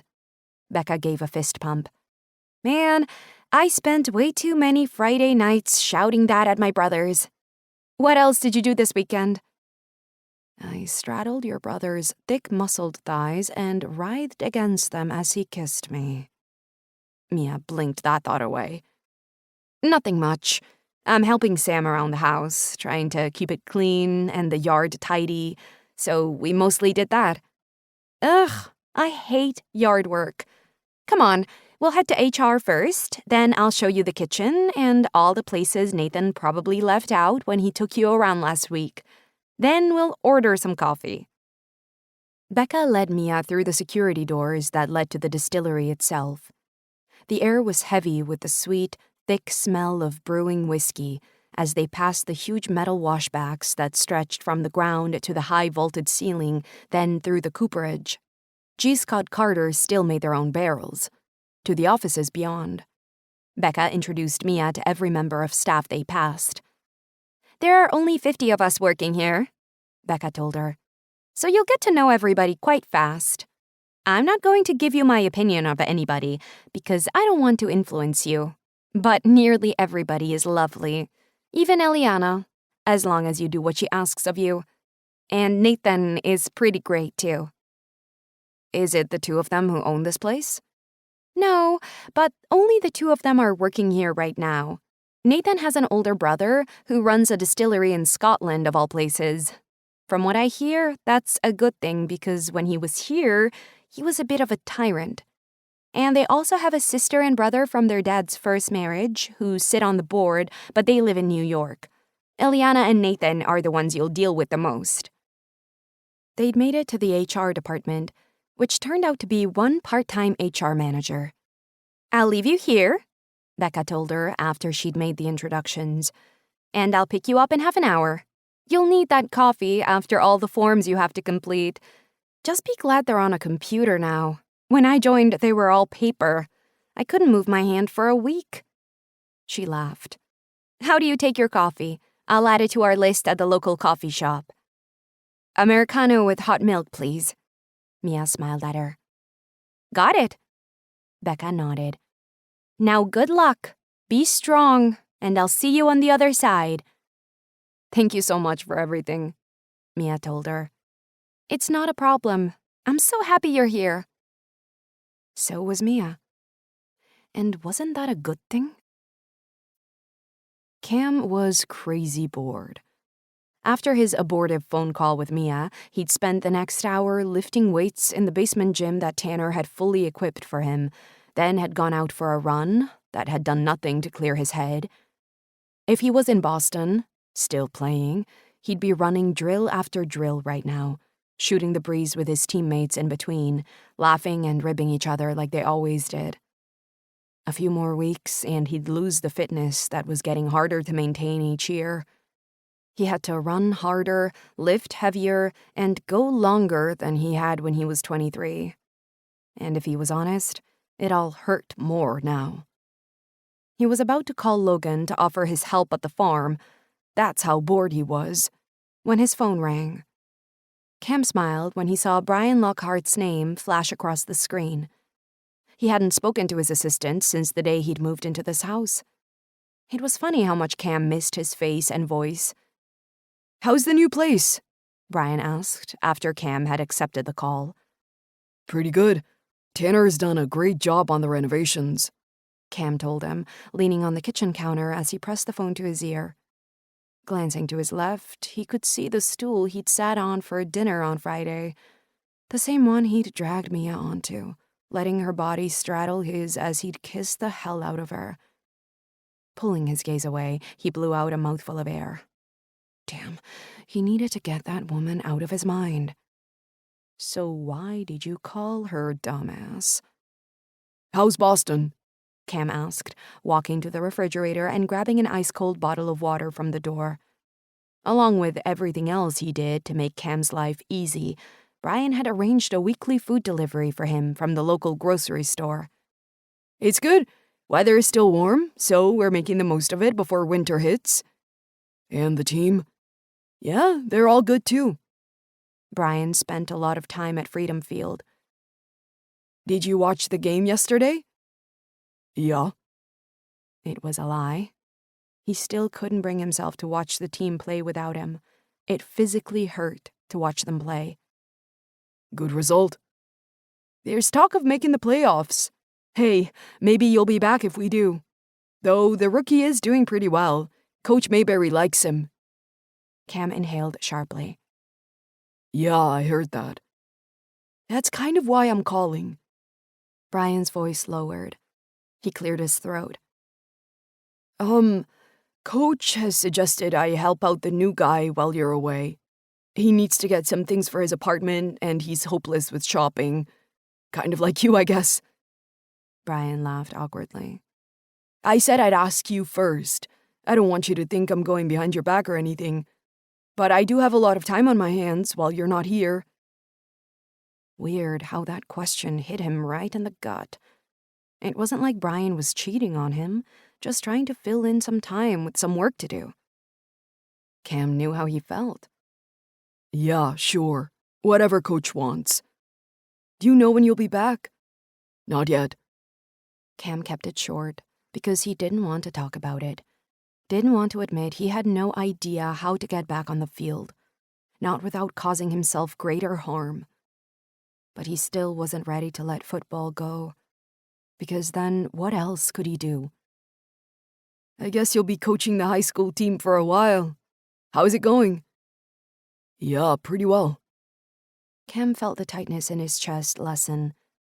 They're a good bunch of kids. Enthusiastic, talented. They just need some honing.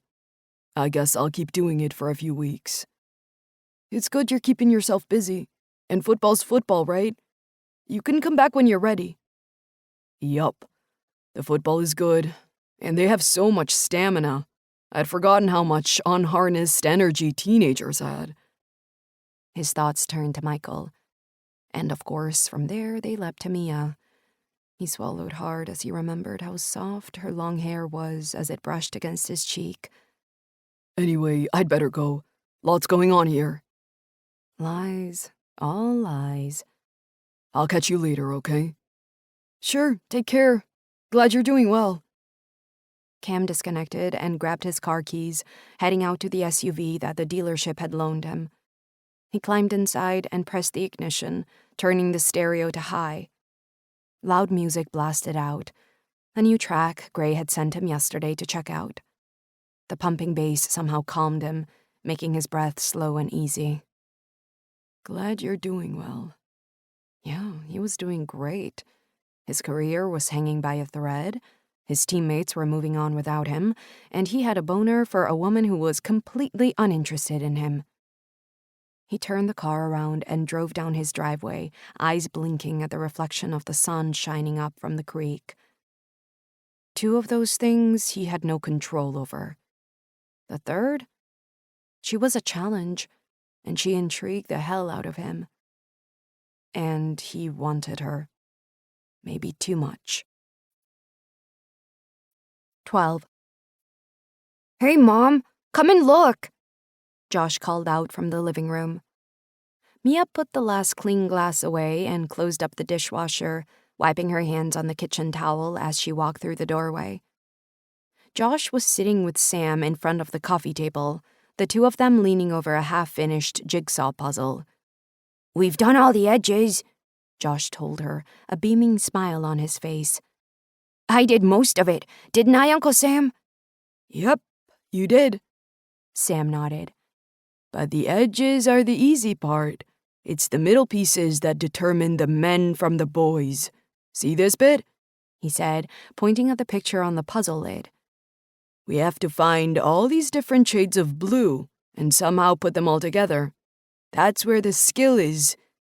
"I can do that," Josh said, his eyes lighting up. "Mom, do you want to help?"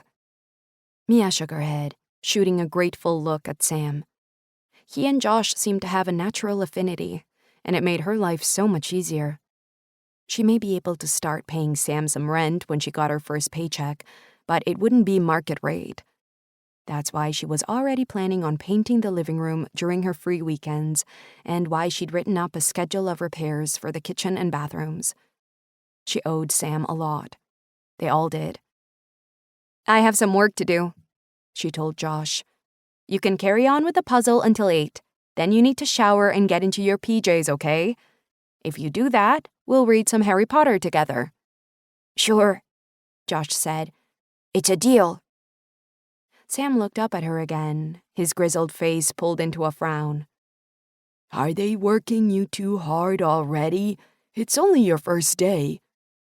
Says the guy who only takes 1 day off a week. Sam shrugged.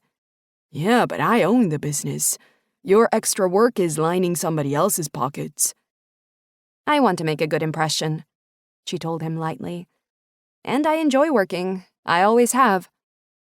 She'd spent the afternoon in a conference room with Nathan and Eliana, talking about a secret project they were working on with Eliana's other son in Scotland. They were creating an international blend with whiskey from 4 different distilleries across the world, and had tasked Mia with creating a marketing plan for the new product. We've always outsourced our marketing before, Eliana had told her. But Nathan and Daniel persuaded me that we need a dedicated resource. That's where you come in. You'll work on our other brands, too, but I want this to be your top priority. It was exciting and scary, and Mia knew this was her chance to make an impression.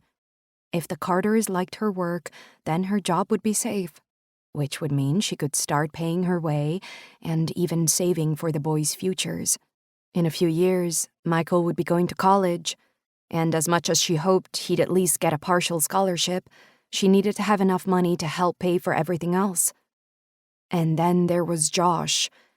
He didn't have a lot of expensive hobbies, but he did suffer from asthma. His prescriptions would be covered by this job, too, minus the copay. For the first time in what felt like forever, she was starting to relax about money and their future. And it was good to be challenged professionally. She'd always been good at her job, even if she sometimes felt like a failure at everything else. "Hey, Mom," Josh said as she went to head back to the kitchen, where her laptop was set up on the table. "Yes, honey?" "Noah's mom says she's going to call you about Pee-wee football. There's a place on Noah's team I could join." "I thought you didn't like football." Okay, so maybe he wasn't as cheap as she thought. "I didn't like it in Kansas City." Josh shrugged. "Dad would always shout at me when I dropped the ball. Noah says nobody shouts at his games." Josh gave her a hopeful look. "Noah's mom says she can take me to practice every Saturday. She says if it's okay with you, I can stay over on Fridays after the game at the high school." "Oh, okay," Mia nodded. "I'll call her." 2 footballers in the family. Sam shook his head. I worry for the cars of Hartson's Creek. "Uncle Sam," Josh rolled his eyes. "I'm not going to hit any cars again. I'm gonna be a good footballer." Mia bit down a smile and walked back into the kitchen, grabbing a soda from the refrigerator. It was almost midnight by the time she climbed the stairs to her bedroom. Josh had been asleep for hours, and Michael had come home from a friend's house just before 8, muttering something about an assignment. She assumed he'd gone to bed at some point because there was no light spilling out from under his door. Carefully, she peeked in, and sure enough, he was curled beneath the covers, his face resting on his hands. She'd just finished brushing her teeth when her phone vibrated. I thought you were calling me later. It's later. She didn't need to look at the number to know who it was. Shaking her head, she brushed her hair and pulled the covers back off her bed. The screen had faded, but the memory of the text remained. If she didn't reply, he'd call her tomorrow. "It's late, and I was only going to call because I thought you had the invoice for the repairs. M." There. That should put an end to it. She climbed into bed and turned the light out. A moment later, her screen lit up the room. If I have the invoice, you'll call me? C. She rolled her eyes. "Yes, if you want to discuss money, I'll call you. M." I want to discuss money. C. "Now?" M. Yeah, now. C. "But it's almost midnight. I'm tired." M. That was a lie. She'd never felt so awake, thanks to the rush of blood around her veins. Damn Cameron Hartson. Why did she react like this to him? You're the one who didn't call when she was supposed to. I've been sitting by the phone all night. I feel rejected. See. She smiled in spite of herself. Damn it. He was flirting. And it felt nice. So nice to be flirted with. Her finger hovered over the phone. Turn it off or call him? For a moment, it all hung in the balance. Then she pressed her finger on the screen and fell back onto her pillow. Hey. He answered the phone almost as soon as his screen lit up. Didn't want to give her a chance to disconnect. You okay? I'm good. He smiled at the sound of her voice. Everything about her made his body tense up in the best of ways. He blamed it on his furlough from football. His mind was bored and his body was restless, and she filled all the blanks where a ball used to be. How was your first day at work? Keep it clean, Hartson.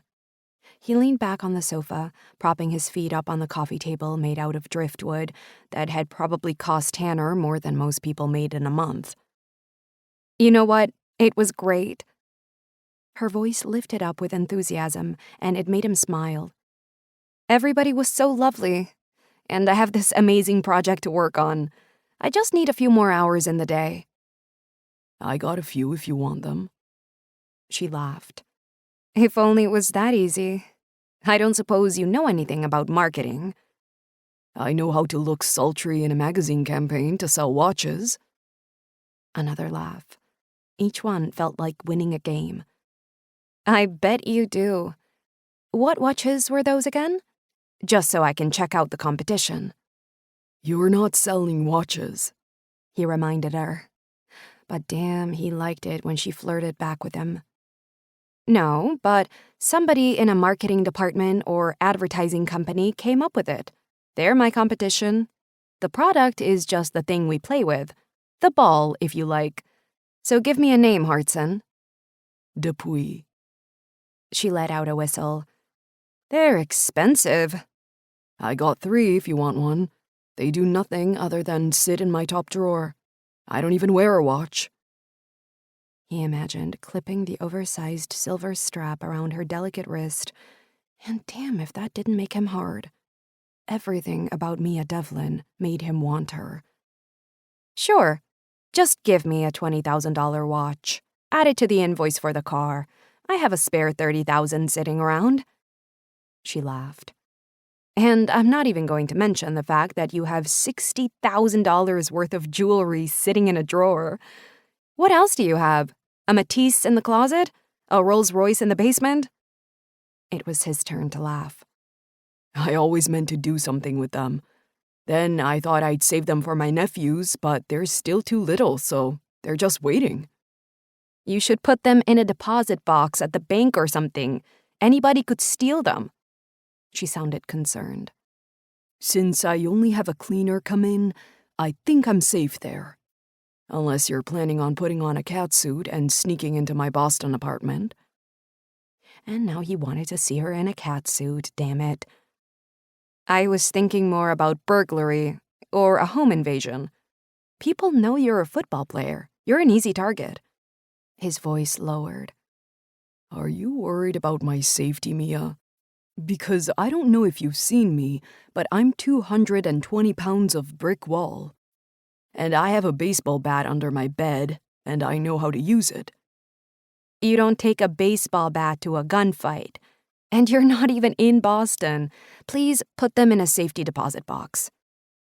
His chest tightened. When was the last time anybody worried about him? Okay, He said softly. I will. If it'll make you sleep easier at night. Thank you. Though I haven't been sleeping at all for the past few nights. So you don't need to worry about that. Why not? Cam always slept like a log. Didn't matter what bed he was in, or which state for that matter. His head hit the pillow and he was out. The thought of not sleeping made him wince. Too much on my mind. My job, my boys, everything. I can't relax. I know how to help you with that. His voice was gritty, low. I bet you do. Come here on Friday night. Let me give you some therapy. I promise I'll work you so hard you'll sleep for days. I can't. She sounded almost regretful. I have the boys, or Michael at least. Then another day. You name the time, I'll be here. He wanted to see her naked, to kiss her everywhere until she was gasping. He wasn't lying about working her out. He had more energy than he knew what to do with, and he wanted to use it on her. It's not a good idea, Cam. Her voice was soft. It curled around him like a blanket. Why not? I told you, the kids. They don't deserve having their mom talked about in town. And I'm trying to build up a reputation at work. I don't want it to be for the wrong reasons. And if I promised you nobody would find out? Somebody always finds out. His lip quirked. That's because people are stupid. Come just once. He laughed. I mean, come here just once. I'll make sure you come plenty more times than once. Her breath hitched. Cam, Don't answer now. Think about it. I'm gonna hang up and go to bed, because I'm not the kind of man who begs. She didn't respond, but he could hear her breathing soft and low. Touch yourself tonight. Think about how good I'd feel inside you. I know I'll be thinking about that. Her breath was heavier now. You still there? He asked, though he knew she was. Yeah. Are you touching yourself? Jesus, he was aching. It was his turn to feel breathless. Not yet. Not yet. Which means she was planning to. If one of her laughs felt like winning a game, this admission felt like winning the damn Super Bowl. Good night, Mia. Sleep tight, He said, adjusting himself because right now he could drill a hole through a rock. He needed a cold shower, stat. There was another long pause, then a sigh. Good night, Cam. 13. Okay, team, we're done for tonight. Coach Hawkins clapped his hands together. Go home, get some food inside you, and I'll see you tomorrow after school. Cam nodded at the defensive team who'd been running drills with him. Sweat was dripping from his head. He'd never asked them to do anything he wouldn't do with them. Good work, he told them.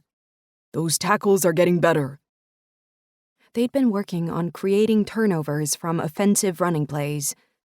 It had been fun to play offense for a change, letting the team try to block his runs toward the end zone. Like them, he was exhausted now. He really needed to up his training. Tomorrow he'd go running twice. If he couldn't keep up with a high school team, he was definitely losing it. Before you all go, I need a couple of volunteers, Coach called out at the team's retreating backs. The local Pee Wee team is short a couple of coaches, and I thought it could be a chance to give back. You'll be needed Saturday mornings at 9. Anybody up for it? There were a few murmurs about Saturday jobs and wanting to sleep in before one of the varsity players put his hand up. I guess I could help. My kid brother's on the team. Thanks, Leon. Coach gave him a wink. 1 down, 1 to go. Come on, show a little spirit here. Coaching will be good for your play. You'll get to learn how to spot weaknesses and work with others on them. Plus, it'll earn you points with me. I can do it. My brother is joining the team too. Cam turned to see Michael with his hand up. He'd been running drills with Cam, though avoided talking to him. We can go together, Leon said, slapping Michael on the back. Michael looked pleased to be noticed by the older player. You're Josh's brother, right? Noah won't stop talking about him. I think he wants my mom to adopt him. She's welcome to him, Michael mumbled, and Leon laughed. Coach nodded at them both. Great. I'll email you all the details. Okay, team, help me collect up the equipment and then hit the showers. Half an hour later, Cam was walking across the parking lot when he heard somebody call out his name. He turned to see Michael running toward him, holding his hand up as though trying to get Cam to stop. Everything okay? Cam asked as Michael reached him, his breath coming in short spurts. Michael looked over his shoulder at Cam's dark blue Audi. You got your car back, he said, swallowing hard. I guess that means you got the invoice, too. Yeah, I got it. He'd paid it, too. Michael shifted his feet. And you plan on sending it to my mom? No, he wasn't. Cam wasn't that much of an asshole. I don't think that's your concern. But it is. It wasn't my mom's fault. Your car was dented. I'm the one who should pay for it, not her. You got a spare $8,000 hanging around? Cam had been pleasantly surprised at the cost, $2,000 less than he'd anticipated. No. Michael raked his fingers through his hair. But maybe I can work it off or something. Make a payment plan with you. I'm hoping to get a weekend job as soon as I turn 15. Until then, I can do stuff like cut your lawn or tidy your yard or something. I do it for my uncle, and he's happy with my work. You want to make a payment plan? Cam repeated.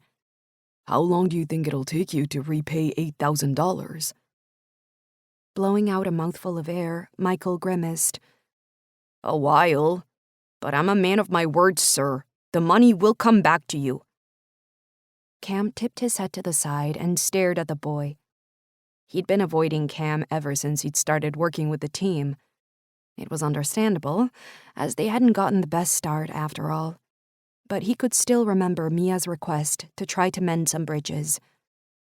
Does your mom know about this? Cam asked him. No, and I don't want her to. She'll only tell me not to worry about it, but that's a crock of a load of trash. Because she's the one who always worries about money. You shouldn't keep secrets from your mom. Michael sighed.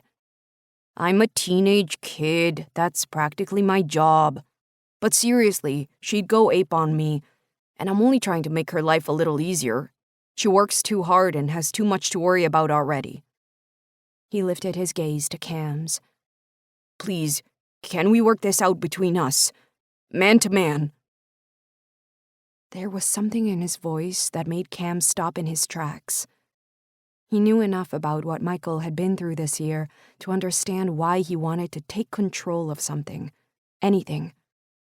And he had a lot of time for a kid that wanted to repay his debts. As much as he didn't need the money, maybe Michael needed to feel like a man. What do I tell your mom when she asks for the invoice? Not that he was ever planning on giving it to her, but if Michael had a good idea on how to stop her from going apeshit about it, he was all ears. I don't know. Michael screwed up his nose. Maybe you can stall her for a while. Tell her you're still waiting for the final amount. Give me time to think about something better. Cam bit down a smile. If she finds out, it's your funeral. Yeah, I know, but it'll be more of a cremation. When my mom gets mad, it's like a nuclear explosion. His smile was threatening to break through. Cam turned to his car and pressed on the fob, the locks unclicking instantly. You heading home now? He asked Michael. Yeah. You want to ride? Cam inclined his head at the car. Michael's eyes lit up as he stared at the sparkling blue coupe. Seriously? I figure it's safer when you're in the car. Cam gave him a grin. Okay then. Michael rubbed his hands together. Let's go. It had been a good day. Mia had spent the mornings in meetings with Scotland and Tokyo to discuss the new international blend campaign she'd be working on, then the afternoon doing more research and starting to sketch out some ideas. It would be weeks before the plan was good enough to present to the board, but it was progress, and it felt good. Even better, the sun was shining, golden beams illuminating the changing leaves on the trees, their red and orange hues reminding her so much of fall as a child. Turning the corner onto Ash Street, she immediately pressed the brake when she saw 3 people in the road. Josh was running toward her, a football in his hand. Turning, he threw it hard at Michael, who was at the far end. But before he could catch it, another person intercepted it. No, not another person. Cam Hartson. Cam Hartson was playing ball with her kids. It felt like 2 worlds were colliding. Memories of her late-night conversation with Cam rushed into her brain. His low, sexy voice with his intriguing offer, the way her body responded to his words. And now he was here with her children.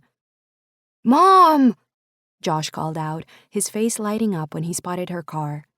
He ran toward her, his face bright red with exertion. She lowered her window, and he leaned on the sill, his breath catching. Mikey's gonna help coach my Pee-wee team, and Cam's been running drills with us. How cool is that? She forced a smile on her lips. Way cool. Wanna come and play? Josh asked her. Glancing down at her skirt and heels, Mia shook her head. I need to get dinner started, and you boys need to come in and do your homework. Oh, Mom, Josh sighed. I need to practice. Cam says that all games are won in training. Yeah, well, even Cam had to do his homework when he was a kid. Let me park, and I'll watch you throw a couple. Yes! Josh did a fist bump, and Mia tried not to laugh because he looked so damn happy. Climbing out of her car after she'd parked it in the driveway, Mia looked over to where Michael and Cam were standing. They were talking about something, and Michael laughed and slapped Cam's back. When had they become best friends? Hey, Mikey, I'm gonna throw the ball again. Mom, are you watching? Yes, honey, I'm watching. 5 more minutes and it's time to come in. Okay. Josh sighed, then looked over his shoulder at Michael. I'm gonna run, he told his brother. Yell at me when you throw, and then I'll throw it back to Cam. Sitting down on the top step of the stoop, Mia kicked her high heels off and watched her son as he ran down the street. She'd tell him off for playing in the road, except she was the only one who ever drove down here. Michael yelled and threw the ball, and Josh kept running until it landed in his hands. And then she made the mistake of looking at Cam Hartson, and her heart started racing. He was staring right back at her, his eyes narrowed, his mouth slightly parted. Everything about that look made her shiver. Come here just once. I'll make sure you come plenty more times. She'd been thinking about those words ever since he said them. Late at night, when she still couldn't sleep. At work, when her mind drifted. And now, when she was feeling angry because he shouldn't be here with her kids. Okay, she shouted when the 5 minutes were up. It's time to come in. Oh, Mom! I mean it, Josh. Go inside, wash up, and get your schoolwork out on the kitchen table. You too, Michael. You want me to do my homework too? Cam asked, a stupid, lopsided smile pulling at his lips. Nope, you can stay out here. She put a mom voice on, ignoring his smirk. I want to talk to you. Michael shot her a look. The kind of look he used to shoot her when he was a tween and she'd ruffle his hair in front of his friends. Mom, I asked Cam to come play football. It's okay. She forced a smile on her face. Just go inside. Josh walked up the steps, the football still grasped between his hands. Did I do good, Cam? He asked, glancing over his shoulder. You did great, kiddo. You're gonna knock them dead on Saturday. Just remember what I said. Eyes on the ball, nowhere else. Josh nodded, his face serious. Got it. Thanks for the ride, Michael mumbled, following Josh through the front door. Sorry about my mom. Mia closed the door behind him, then turned to face Cam. He was leaning on one of the wooden struts holding up the porch roof. His eyes were still narrowed, his gaze set on her. Hi, He said, giving her a lazy smile. She didn't smile back. Let's talk around the side. That way Michael and Josh won't hear us. She walked down the steps, her arm brushing against his, then followed the path to the side of the Victorian house. When she was around the corner, she stopped, turning to see Cam right behind her. It was an effort not to jump at his proximity. are you going to tell me off? He asked, that stupid, sexy smile still playing around his lips. Because you need to know it'll turn me on. She put her hands on her hips. Is this a game to you? The smile slid from his mouth. Is what a game? She gestured at herself, then him. Us, flirting with me, then playing with my kids behind my back. What are you trying to achieve? His eyes flickered to her lips. What makes you think I'm trying to achieve anything? I gave Michael a ride home from football practice, and Josh was dropped off at the same time. He was so excited about Michael being his coach that he asked for us to practice with him. That's what we were doing when you got home. He lifted an eyebrow. I'm not trying to corrupt your kids. We were just having fun. Her chest was so tight it was hard to breathe. Of course he wasn't doing anything underhanded. I'm sorry, she said, her voice thin. I'm just... She exhaled. So confused. About what? Throwing a football? He gave her another smile. It shot right through her. Pressing her lips together, she shook her head. No, the football's the easy part. It's life that's harder. The last time I talked with you, we were talking about sex. And now you're with my boys. The two don't mix. Not ever. Not in my family. She leaned her head back against the stuccoed wall, and Cam cupped her face with his warm, strong palm. Mia, there's nothing going on. What you see is what you get. Yes, I want you. I've made no attempt to hide that. But I'm also Michael's coach, and you asked me to build some bridges with him. So here I am, building bridges. I'm an asshole. Mia shook her head. God knows why you'd want a mess like me. Because you're fucking beautiful. His words echoed through her ears. And sexy, and funny, and you make me hard, especially when you're angry with me. He gave her a crooked smile. I want you because I know I can make you feel so damn good you won't stop thinking about me for days. And I know you want me to. Her lips parted, her eyes shadowed as she stared up at him. Her cheeks were stained pink. It doesn't matter what I want. This can never happen. I'm not the woman you need in your life. I'm not asking you to marry me. I'm offering nothing more than a few hours together to make you feel good. To make us both feel good. Don't tell me you haven't thought about our kiss. The way our bodies move together without us even thinking about it. He curled his fingers around her neck, the rough pads caressing her skin. Don't tell me you haven't imagined me inside you. Her body clenched at the thought. Stop it. She didn't sound convincing. I said it before. There's something here. Either we can keep fighting it and end up like this every time, or you can come to my place and we'll try to douse this damn flame together. He brushed his lips against her jaw, his breath warm and tantalizing. Let me be your rehab guy. Let me make you come so hard you forget your name. He pressed his body against hers, so hard and strong. She blinked, trying to focus, yet finding it impossible.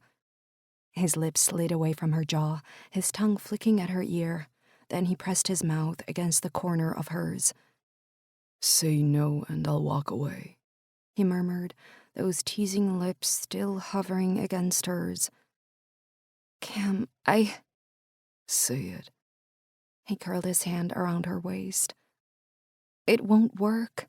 The boys, I can't just disappear one night. Michael's coaching on Saturday morning. Come over then. He brushed his lips against hers, so softly she could barely feel it, but her body responded anyway. You want to have sex on Saturday morning? He grinned against her skin, his eyes flickering up to hers. I believe it's legal in all 50 states. What happened to dinner? She asked him. To seduction, to wine, to soft touches and long glances. I'll take you to dinner, He murmured. Just say the word. You're the one who doesn't want anybody to know about us. I'd happily parade naked with you around town. He pressed his cheek to hers. It was rough and warm. All she knew was that she liked the way he was holding her, as though he never wanted to let go. Loved the way she could feel his desire pressing against her. He was so tall, so broad, so muscled. He could dominate her if he wanted to. Did she want him to? The catch in her breath told her she did. Saturday. He gave her a half smile. Yeah. And then, what happens after that? He ran his thumb along her bottom lip. I don't know. He told her. Doesn't matter. I want you, you want me, and on Saturday we both get what we want. She shouldn't want him, and she definitely shouldn't do this. Yet there was an inevitability to it. It started from the moment they met. She could fight it, try to push it away, and forget all about Cam Hartson. But she'd been trying to do that for weeks, and all she'd had were sleepless nights. Nobody has to know, she whispered, her hand clutching at his arm. She could feel the hard steel of his bicep flex as he held her. It's nobody's business but ours. I'm not going to tell anybody, and I'm pretty sure you won't either. Running the tip of her tongue along her bottom lip, she lifted her gaze to his. Among the darkness and desire, she could see the truth there. He wasn't playing games. He wasn't offering her something he couldn't give. He wanted to give in to his desire, the same way she wanted to submit to hers. It was so simple, and so damn complicated. Okay, she breathed, and a huge smile lit up his face. Okay? He repeated. Yeah, I'll see you on Saturday. He pushed himself off the wall, and the sudden rushing of air between them sent a shiver down her spine. Until Saturday, then. 2 tiny lines formed between her brows. Aren't you going to kiss me? Because right now, she really needed to feel him again. When his body was against hers, everything seemed so easy. Nope. He shook his head, and his eyes crinkled as he stared down at her. I'm going to leave you wanting.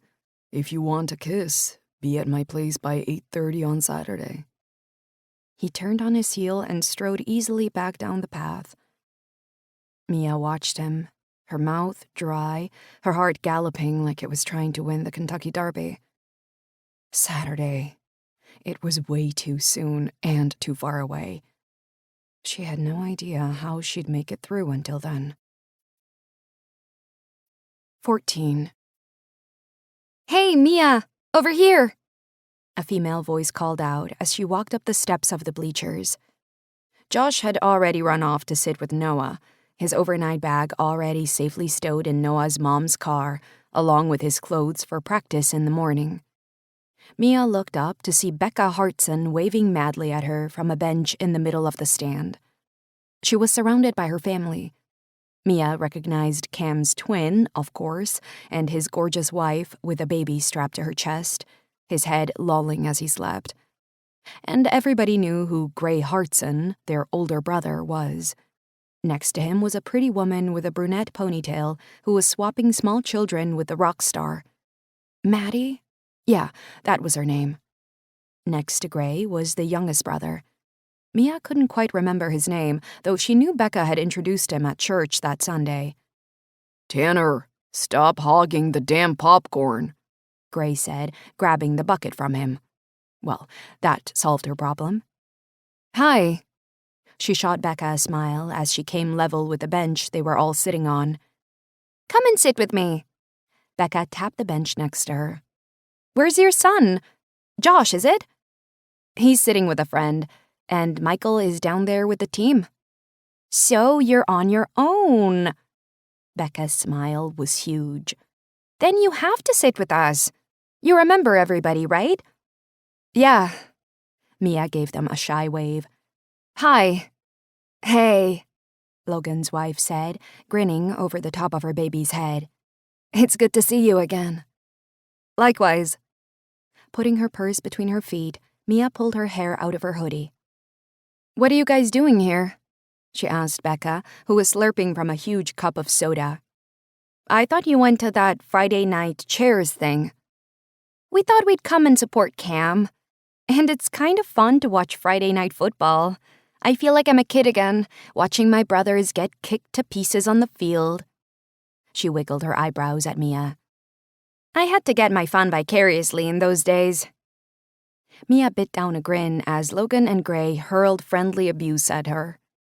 They were such a nice family. It made her feel warm to watch them. Look, there's Cam, Becca said to her brothers. She stood up and waved like crazy. Cam looked up at his sister, lifting a large hand to wave back at her. And then he spotted Mia sitting on the bench. His head tipped to the side as he gave her a long, speculative look. Then his gaze dipped, his eyes hooded, before he noticed the rest of his family sitting there. He shook his head, a smile ghosting his lips as one of the boys standing at the sideline whispered something in his ear. He grabbed his phone from his pocket and quickly tapped his fingers on the screen. The next moment, Mia's phone vibrated in her pocket. Her breath caught because she knew exactly who had messaged her. A sideways glance at Becca told her the younger woman was too busy playing with one of her nephews to notice Mia surreptitiously pulling her phone from her pocket to glance at the screen. Look at you sitting on the bench surrounded by my family. What are you trying to achieve? C. XX. She bit down a grin at him reflecting her words from the other day back at her. When she glanced back down at the field, he was still looking up at her. I figured I should get to know them. You are going to ask me to marry you after we have sex, right? M. Smiley face. Cam laughed out loud and looked back up at her. Damn, he was hot as hell. Wearing a pair of dark training pants and a gray sports top, she could see the outline of his chest through the elastane fabric. His shoulders looked broader than ever, his arm muscles glistening in the glow of the floodlights. Tomorrow she'd feel that body pressed against hers. She shifted in her seat and turned to Becca, who had one of Gray's children sitting on her lap, pointing at the field as the Eagles ran out onto the turf. Is your boy one of them? Becca asked her. I can't tell when they're wearing their helmets. You could never tell which ones we were either, Logan pointed out. No matter how many times we told you our numbers. To be fair, I couldn't tell the difference between you when you were in your normal clothes, let alone your football gear. Becca shrugged. It's not my fault you two are so alike. All four of them are alike, Maddie said, smiling up at Gray. It's scary. When I talk to any of the brothers on the phone, I can never tell who it is. Of course you can, Tanner grinned. I'm the friendly one, Logan's the talkative one, and Cam just grunts. Mia stole a look down at the sideline again. Cam was talking to one of the players, demonstrating some kind of move. His shoulder muscles rippled as he moved his arm to mimic a throw. The player nodded, his face set with concentration. I'm so glad he's home, Becca said, noticing Mia watching the field. It's like our family is back together. Don't get too used to it, Logan told her. He's determined to get back to football one way or another. Do you think he'll play again? Becca asked. I've told him he should get into coaching. Look at him down there. Logan pointed at Cam. He's a natural. He still needs to accept that his playing days are over. He needs to stay here with us, Becca said, shaking her head. Not gonna happen, unless an NFL team decides to move to Hartson's Creek. Logan shrugged. Can't you be happy with having the rest of us here? I want all of my brothers nearby. Call me greedy if you like. Logan gave her a gentle smile. Yeah, well, I'd like him to be around more, too. Mia swallowed hard, scanning the group of boys for Michael. He was talking to one of the players, then Cam walked over and Michael looked up at him with a grin. Mia's stomach contracted as Cam ruffled her son's hair. So he wasn't staying around very long. That was good, wasn't it? I'm not asking you to marry me. I'm offering a few hours together to make you feel good. His words from the other day echoed around her head. He wasn't making promises, and she was glad about that. In the eyes of the law, she was still a married woman, after all. Sure, her divorce was progressing, but if you wanted to get technical, there it was. This moment felt like being on a precipice. She wanted to throw herself forward and take a leap in the dark. She was still young, even if some days her body ached from running on fumes. She still had desires, the kind that kept her awake at night, remembering Cam's hot stare as he whispered against her lips. And she wanted him. That was the truth. She wanted to know she was still desirable after 15 years of marriage and 2 kids. That a man as sensual and attractive as Cameron Hartson wanted to have sex with her. From Becca's conversation with her brothers, there was no possibility of this becoming anything more than one morning together. They lived 2 very different lives. There was no chance of either of them getting attached. That's Michael, right? Becca leaned in, following Mia's gaze. Yeah. He and Cam look like they're getting along well. That's nice.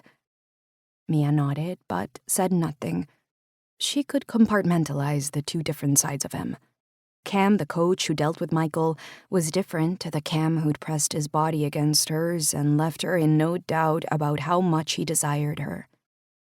Then the PA system crackled, and the announcer came on, his voice blasting across the field as he called out the names of the teams. Mia sat back and let out a long, deep exhale. She needed to stop thinking about him, or she'd never have the guts to turn up at his place tomorrow morning. And that would be something she'd regret forever. It was right after 8:30 when she rapped her knuckles on Cam's door the next morning. There was something so deliciously wrong about presenting herself on his doorstep while the sun was rising in the sky, and yet it sent shivers down her spine. She wasn't hurting anybody. She wasn't doing anything wrong. She was doing something for herself, for the first time in forever. Just once. That was all. Then she'd be able to live her life without fear of sleeping with a new man after all those years as a married woman. It was rehab, pure and simple. People went for physical therapy sessions and back massages on Saturday mornings. This was no different, right? The door opened. Cam stood in the hallway, a pair of low-slung gray sweats clinging to his hips, his hair wet from what must have been a shower, and no top to be seen. Just a deliciously rippled chest that made her realize exactly how mismatched they were. That's not fair, she told him. If I'd have known we were starting like this, I would have knocked on your door in just lingerie. He laughed. Next time you can do it naked. There is no next time, remember? She said, stepping into his house as he held the door open for her. This is a one-time rehab session. He looked at her through thick lashes. There's nothing one-off about what I'm about to do to you. He closed the door behind her. Okay, you can strip here. Leave your clothes by the front door. Her eyes widened. Now? This time his laughter filled the hallway. I'm kidding.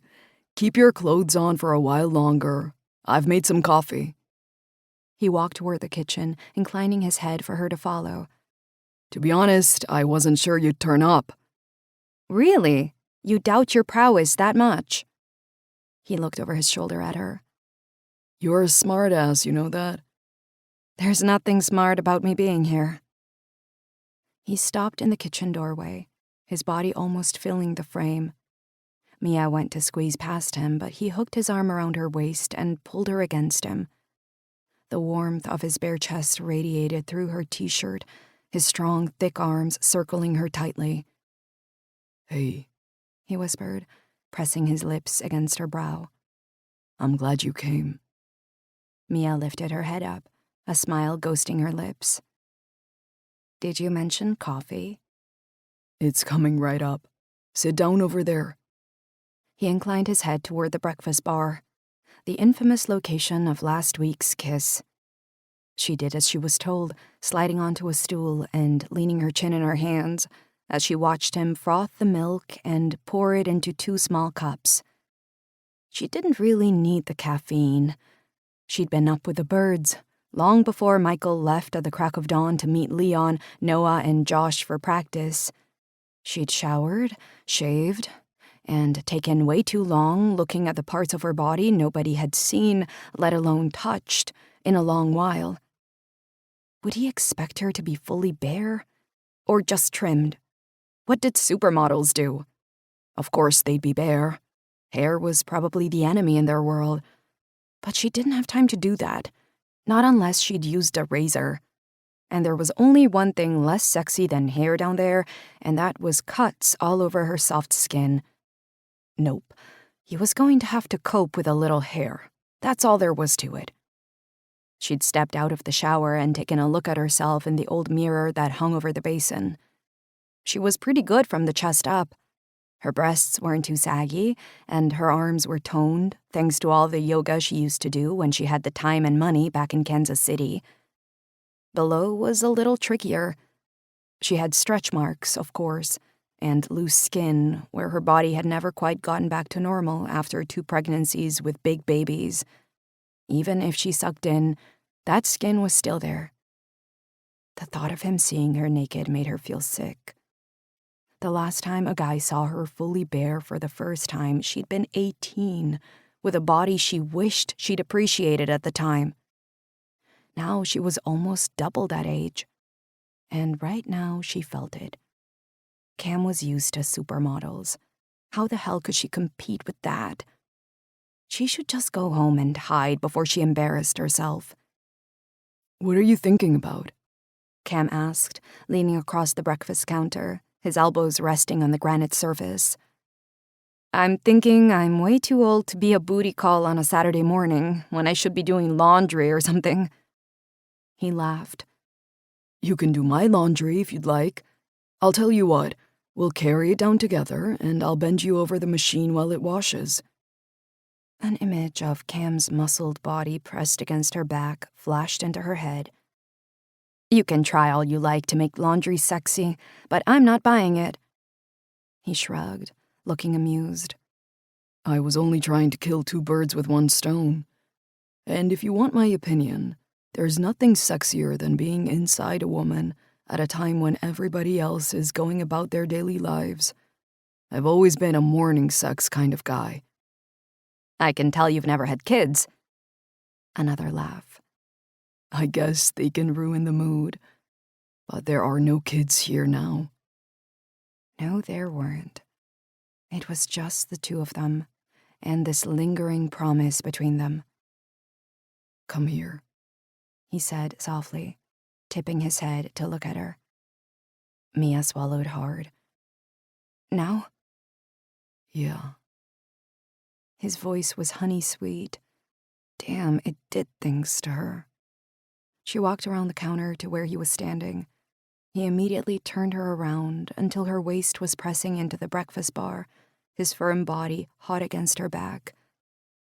You're so tense, he said, his breath warm against her ear.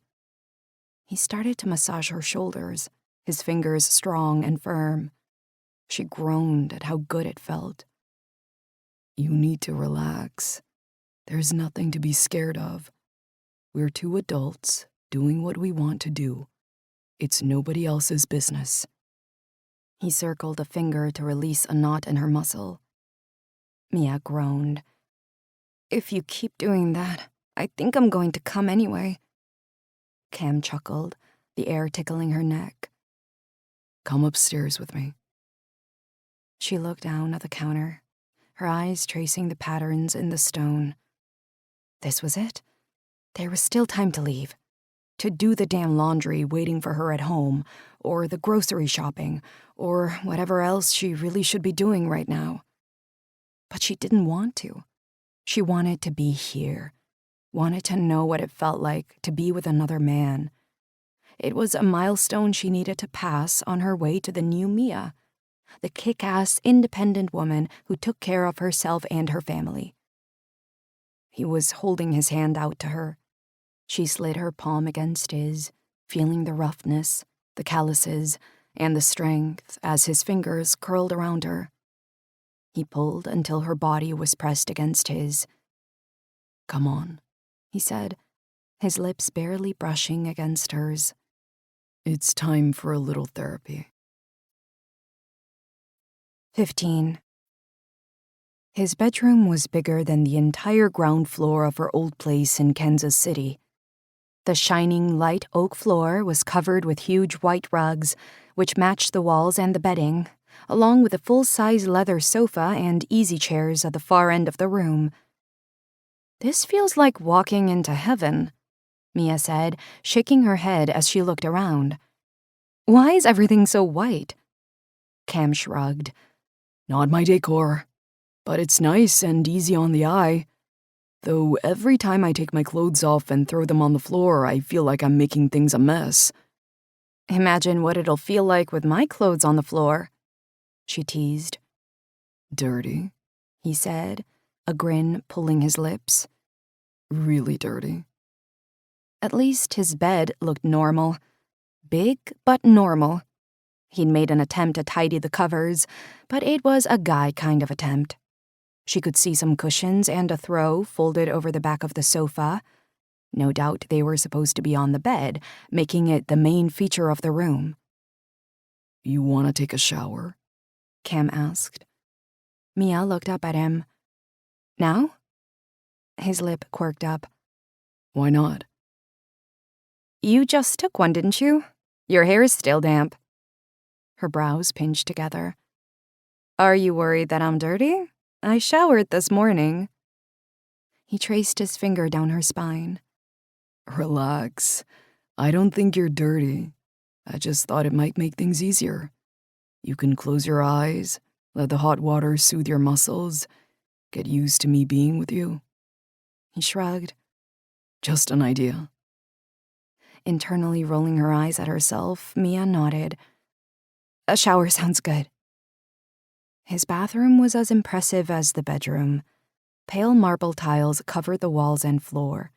A large tub was on the left side, and on the right was a double sink with a huge mirror above it, surrounded by lights that would make putting makeup on a cinch. But it was the shower that she was focused on.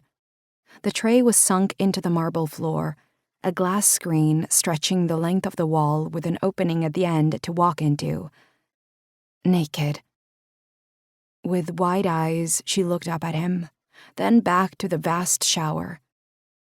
Cam traced her bottom lip with his index finger. Don't be scared.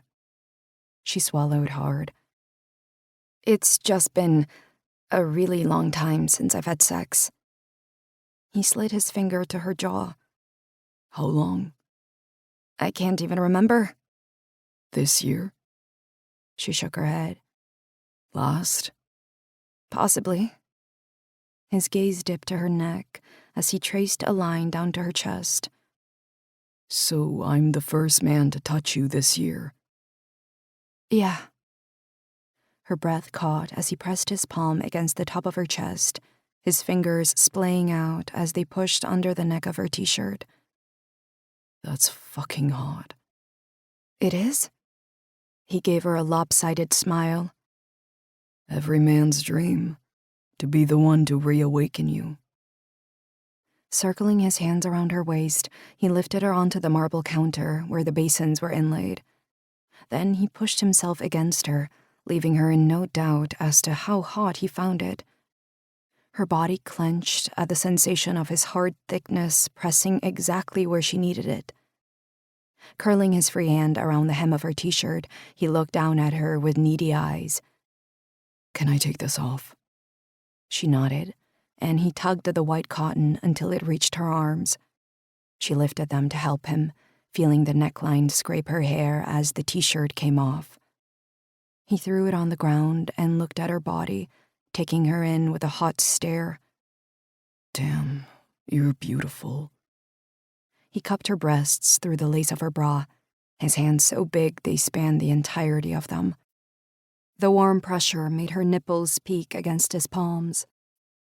Lowering his head, he pressed an open-mouthed kiss against her shoulder and rolled his hips, his erection so hard. Sliding his lips down her sternum, he kissed the swell of each breast, then reached around her to unfasten her bra. When it was off, he held the weight of her breasts in his hands, his thumbs softly brushing against her nipples as he swallowed hard. Fucking gorgeous, he said, sucking one of them between his lips, grazing it with his teeth, then soothing it with his tongue. Mia arched her back, letting out a soft cry. He wasn't gentle, but then she didn't want him to be. They weren't going to be making love. They'd be having sex. Hard, dirty morning sex. When he released her nipple, his eyes were dark as he gazed up at her. Then he curled his hand around her neck and kissed her lips with a hungry need. She kissed him back, her fingers raking through his short hair as desire lit up her body like a night parade. This time it was her rolling her hips, seeking the friction only he could give her. He pinched her nipple between his thumb and forefinger, pleasure and pain mixing together until she was breathless with longing. You need to get in the shower, Cam told her, his voice gritty. Before I take you on the damn sink. He pulled back, blowing out a mouthful of air as he adjusted himself, wincing as if it was painful. Take the rest of your clothes off. Now? She was still giddy from his touch. Yeah, he nodded.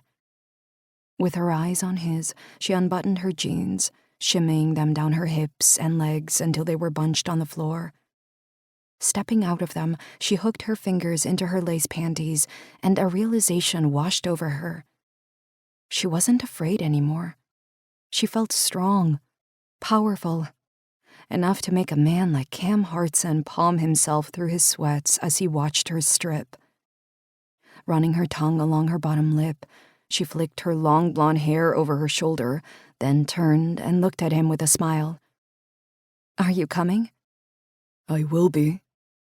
He opened the bathroom drawer and grabbed a packet of condoms, pulling one out and placing it on the counter, then pulled his sweats down. He was hard and thick, and she tried not to stare at him too long. Press the button on the wall, Cam told her as she walked toward the shower. Then stand under the spray. I want to watch you.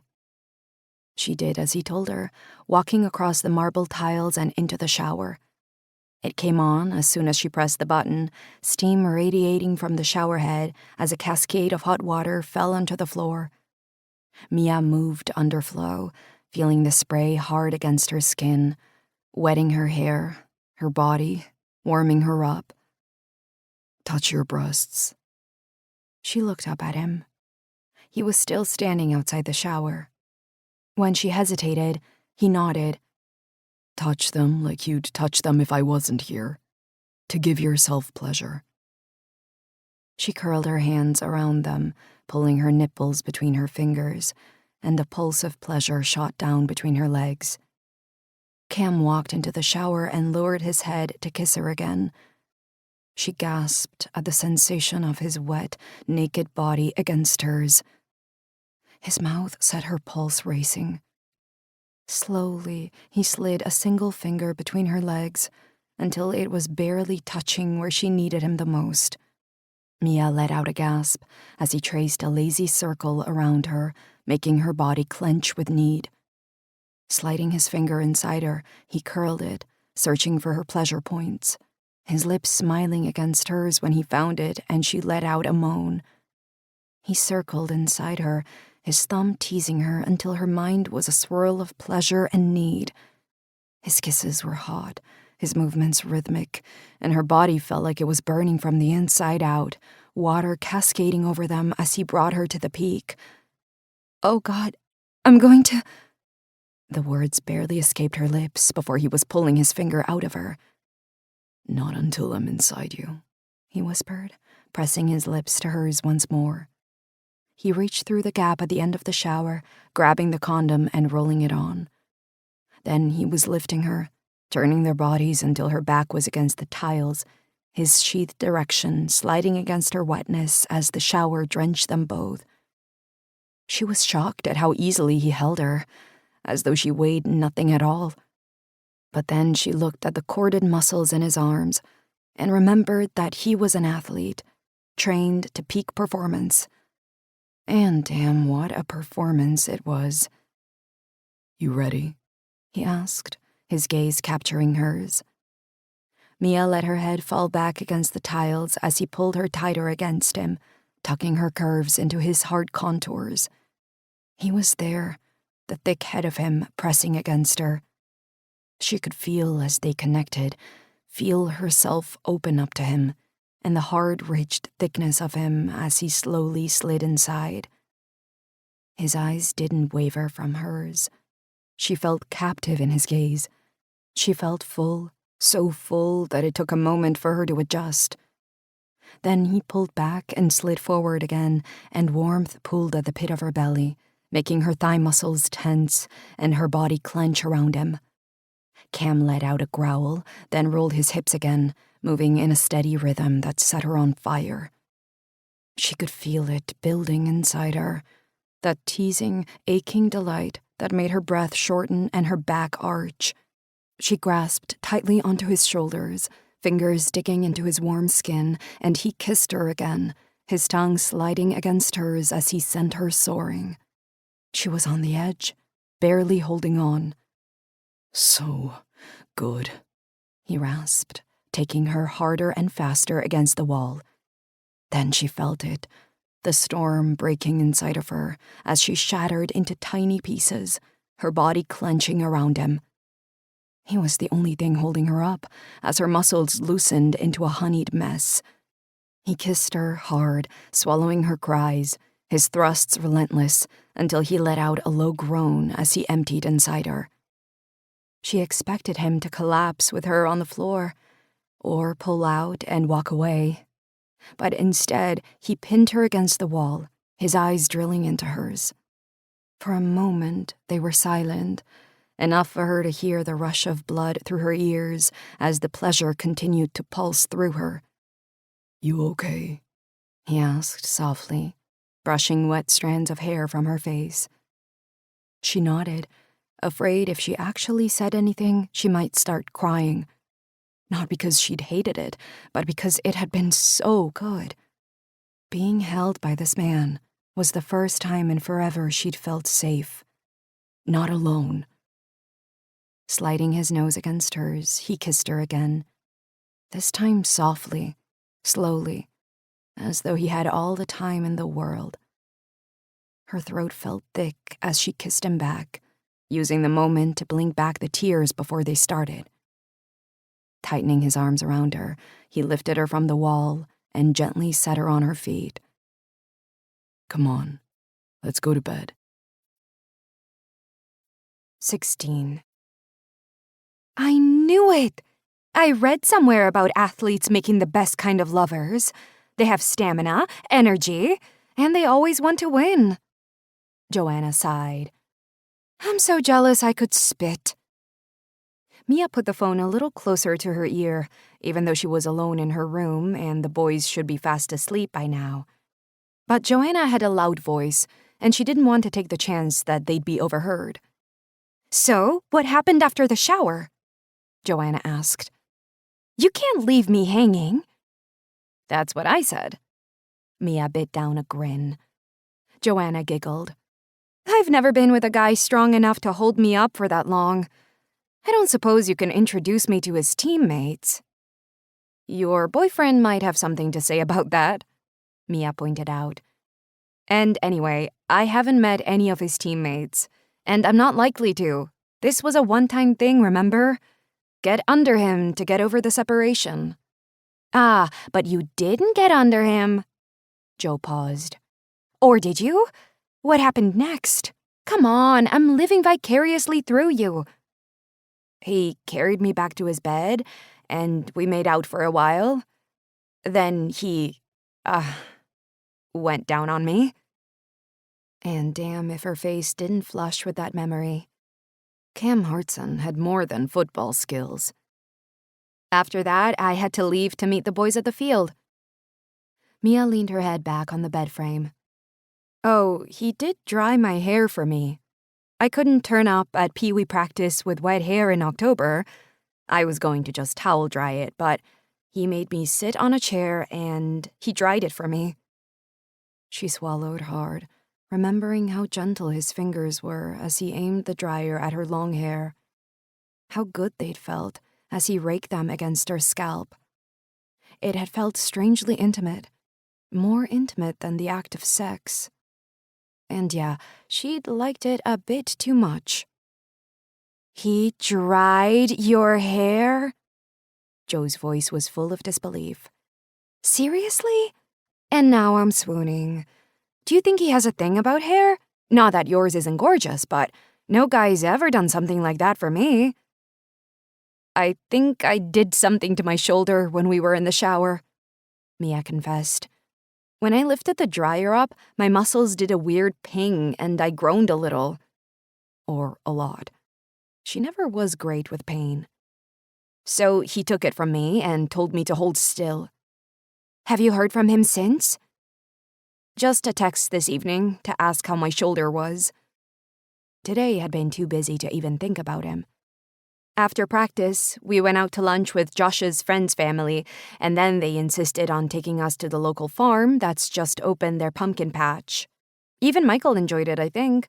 They have an older son, too, a junior at Michael's high school, and the two of them get along pretty well, which meant fitting all our chores into about 2 hours this evening. So the boys are settling in. That must be a relief. Mia blew out a mouthful of air. You have no idea how much. I've been wondering if I made the right decision coming here, but today it really feels like I have. That's because you got some. Stop it, Mia laughed. It has nothing to do with that. Okay, maybe it had a little something to do with her good mood. She had a good time with Cam this morning, and from the way he kissed her before she left, he did too. There were no regrets, and she was determined not to second-guess herself. She'd done that for too long. As he'd said, they were two single adults having sex. It was nobody's business but theirs. And it was over. Done. She'd gotten back on the horse, and she knew her body still worked. If one day she went on a date, maybe she'd have that extra bit of confidence. So what did you say when he texted you? Joanna wasn't giving up. I haven't replied. I haven't had time. Don't bullshit me. You always reply to messages, even when I send you stupid memes of cats licking their own genitalia. The fact you haven't replied to him tells me volumes. It tells you I'm not interested in anything long-term with him. It was a polite inquiry. He probably doesn't even expect a reply. Mm-hmm. Mia shook her head. You know I hate it when you do that. It reminds me of Grandma Maisie. She used to sound exactly like that when I told her I hadn't stolen the last cookie from the jar. Yeah, well, Grandma Maisie would be saying the same thing as me. You can lie to yourself, but don't lie to me. If you'd have said you replied to tell him your shoulder was feeling better, I'd have known you weren't interested in anything more. But the fact you didn't reply? Girl, you need to ask yourself why you're not following the Mia Devlin rulebook of polite texting etiquette. But don't bother telling me because I already know the answer. Which is? Mia didn't know why she was playing the game with Joe. But they'd been so close for as long as she could remember. More like sisters than cousins. That you want more of that big footballer Okay, I get it. And in another life, sure, I'd like to see him again. He's funny, sweet, and great in the shower. Not to mention his skills out of the shower. But not in this life. I'm too busy with work and the boys to think about a relationship with anybody. And he's leaving town soon. I'd rather not risk my children's happiness for a booty call. Not after all they've been through. Joanna sighed. But what a waste. If I lived any closer, I'd be jumping on the guy like a shot. The sound of flushing came from the bathroom. One of the boys must have gotten up to use it. I have to go, Mia whispered. I'll talk to you soon, okay? Okay. Take it easy, sweets. Rest that shoulder up. I will. When she ended the call, Mia stared at the fading screen, her brows knitting together as she thought about Cam's message. Her cousin was right. It was rude not to reply. If she was a suave, sophisticated woman of the world, she'd reply without a second thought. She was going to see him every Friday at football, after all. The shoulder is still a little achy. I'm thinking of suing you for $10,000. Do you have good insurance? Winky face. M. XX. She swallowed as she saw 2 green ticks appear. This can happen in rehab sessions. Once sometimes isn't enough. I'll book you in again for next Saturday morning. See if I can iron out some kinks. C. XX. She stared at his words for a moment, frowning at the way her heart leapt at the offer of another meeting. No, not a meeting, a sex session. She might as well be honest with herself about what it was. Her phone started to buzz. His name lit up the screen as she swiped to accept, lifting her phone back to her ear. Hey, is your shoulder really hurting? Her lips curled up. It was nice that somebody cared. It's not that bad. Just twinges when I roll it backward. I think my days of pretending to be a windmill are over. Cam laughed. You need to do some cold compresses. Do you have an ice pack in the house? I think so. My son plays football, remember? She had a whole first aid kit full of things to mend his scrapes and bumps. Plus, Josh wasn't exactly Mr. Graceful. I just can't remember if I put it in the freezer when we got here, or if it's still in the box. You can use a pack of frozen peas or beans instead. Wrap it in a thin towel and ice for 20 minutes. Do it a few times and see how it is in the morning. I can come over and look if you'd like. I bet you could. He laughed again. I'm being serious. I know a little about muscle injuries. And for the record, I'm fantastic at massages. It'd be fun explaining to Michael why his coach is in my bedroom rubbing me down. I could do it quietly. Cam's voice was sugary low. I'll go with the peas, but thank you. How the hell did he always manage to make her smile? Okay. But I was serious about next Saturday. I think we should schedule in a recurring appointment. It's going to take a few sessions until you're fully rehabilitated. Are you scared I'm really going to sue you for $10,000? Mia asked him, leaning back on the headboard, then wincing when her shoulder twinged. No, Mia, I'm not scared of being sued. And if I'm honest, you'd be worth every cent. Not that I'm planning on paying. I wouldn't take it anyway. This morning was a mutually beneficial transaction. She pressed her lips together, remembering how good he'd felt inside her. Yes, it was. And I think we should do it again. That's a really bad idea, she whispered. Why? Because today was a one-off. If we do it again, it means... She sighed. I have no idea what it would mean. Maybe it means we had a good time and want to do it again, Cam said, his voice soft. And I know it's just semantics, but technically you didn't get under me. He echoed Joanna's words. You were against me, between me and the tiles, but not under me. So maybe we should remedy that. I'd hate for the rehab to fail. She was silent for a moment. The only sound in the room was the soft cadence of her breath. Mia, you still there? Yeah, sorry. I was just thinking. What about? You, she admitted. That's good, because I've been thinking about you all day. The low tone of his voice sent a shiver down her spine. You want to know what I've been thinking? I guess I do. I've been thinking about how fucking beautiful you looked in my shower. How amazing you felt when you came all over my cock. And I've been driving myself crazy remembering how sweet you taste. I want to do it all over again. She felt a hot pulse of need shoot through her. Tell me you've been thinking about me too. She opened her mouth, her breath catching in her throat.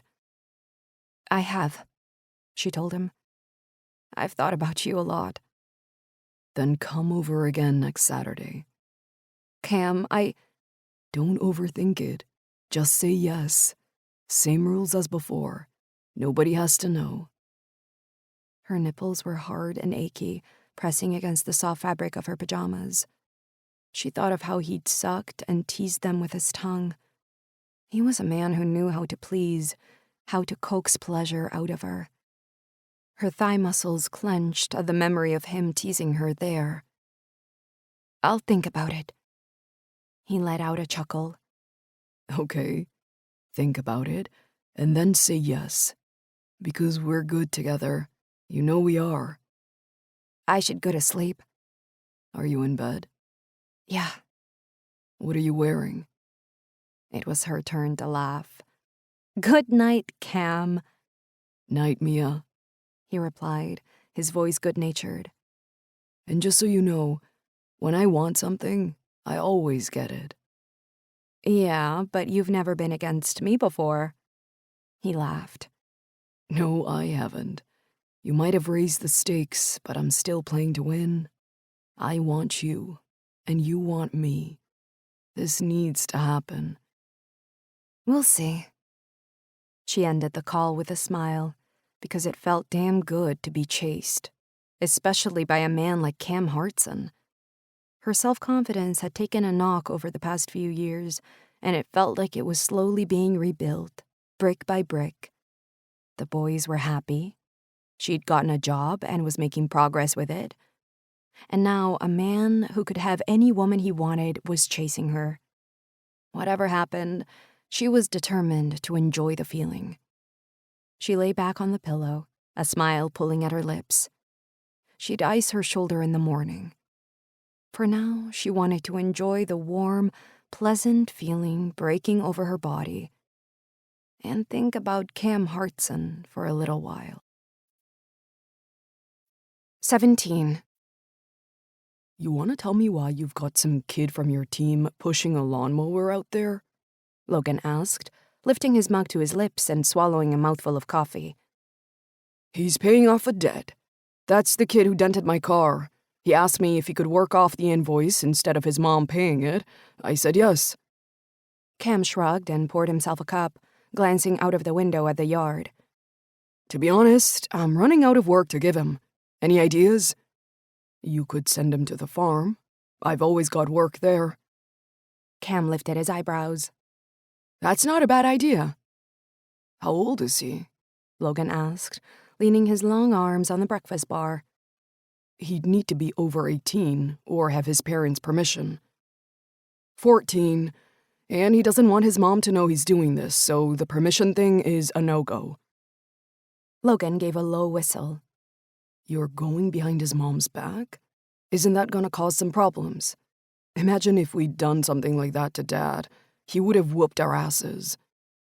We did go behind Dad's back, Cam pointed out. How many parties did we go to when we promised him we were staying at a teammate's house? And all those times when we pretended to be each other so one of us could sneak out to meet a girl? Lying to your parents is practically a requirement of being a teenager. Tell me that again when you have kids of your own. Logan's smile was wry. Yeah, well, we don't have to worry about that anytime soon. Through the window, Michael stopped pushing the lawnmower and wiped his brow with the back of his sleeve. Shouldn't you give him a drink or something? Logan asked. I'll give him a soda. Invite the kid in. Let him sit down. Logan suggested. Give him a break. Grabbing a can of Coke from the refrigerator, Cam opened the back door and hollered Michael's name. Looking up from the grass, Michael looked almost scared he'd been caught taking a break. Sorry, just catching my breath. You want a soda? Come inside for a bit. Take the weight off.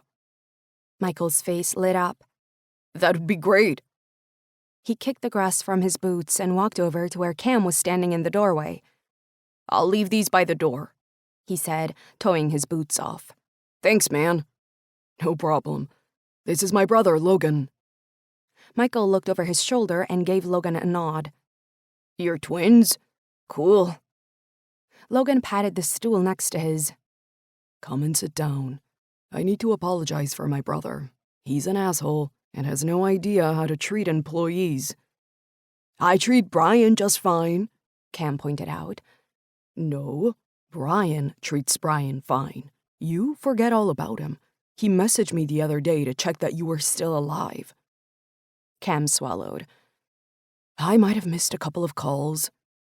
Maybe a few more. Not just from Brian, either, but some from Derek as well. Can you put the kid out of his misery? He thinks you're ignoring him because he asked if he could work for another player. I'll call him. Cam rolled his eyes. Brothers, right? He grinned at Michael. You got a brother? Logan asked him. Yeah, my kid brother. He's 8. Michael went to sit down on the stool, but then reached out for something. He lifted his hand, a long strand of blonde hair pinched between his thumb and forefinger. Logan started to laugh. You been bringing women home, bro? Taking the hair from Michael's hand, he held it up and inspected it. Let me guess. A 20-something. Blonde, of course, though probably not naturally. Curvy, pretty, and won't stop blowing your phone up, which is why you won't answer it. Cam pressed his tongue against his cheek, sweeping his gaze over Michael. There was no recognition on his face, even though Cam knew the hair had to be one of Mia's. Yeah, something like that. Logan turned to Michael. Take a tip from me. Don't grow up and be a man whore like my brother. Michael laughed. If Soraya fell at my feet wearing that swimsuit, I'd probably head that way too. And now you're corrupting minors, Logan said, elbowing Michael in the arm. It was clear from Michael's smile that he was enjoying being one of the guys. Logan was still holding that damn hair. Sunlight glinted off the strand, highlighting the soft waves that exactly matched Mia's style. Cam snatched it out of Logan's grasp and walked over to the trash can, pushing his foot on the pedal and depositing the hair inside. Sliding his gaze to Michael again, Cam's jaw twitched. If Mia found out he'd seen her hair, she'd probably go crazy. Best not to tell her, because if she knew, she almost definitely wouldn't come over to his place on Saturday. And he really wanted to see her. Needed to. Since yesterday morning, he'd felt more alive than he had in years. She was a beautiful enigma he wanted to solve, a game he wanted to win more than anything else. He'd always loved games, and he'd always been a winner. Until his latest injury. But injuries didn't matter when he had her pinned against the shower wall. Nothing did. Just the sweet sensation of her lips against his as his hand curled around her ass, giving and taking all at the same time. Damn, he needed to stop thinking about her, especially with her son sitting 6 feet away. You want something to eat? He asked Michael, clearing his throat to stop his voice from sounding so low and thick. I have a few bags of chips in the cupboard. Michael shook his head. I'm trying to cut down on saturated fat. Logan laughed again. Kid, you don't have an ounce of fat on you. You're too young to worry about putting on weight. Michael shrugged. I read an article about macros. His eyes flickered up to Cam's. I heard you try to follow them when you're playing. Cam blinked. Michael had been reading about him? That was weird, and maybe a little flattering. I do try to eat better when I'm training or playing, Cam agreed. but a few chips never hurt. Michael shrugged. I'm still good. You know what? Cam drained the last of his coffee. I think you've done enough yard work for today. Why don't we go throw the football instead?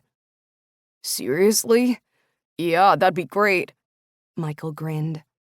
If you can put the mower away, I'll grab a ball. Cam told him. Michael was out of the kitchen like a shot, leaving his half-drunk Coke on the counter. He's a nice kid. Logan gave Cam a strange stare. I think he has a bit of a hero complex about you, though. Are you going to come play ball?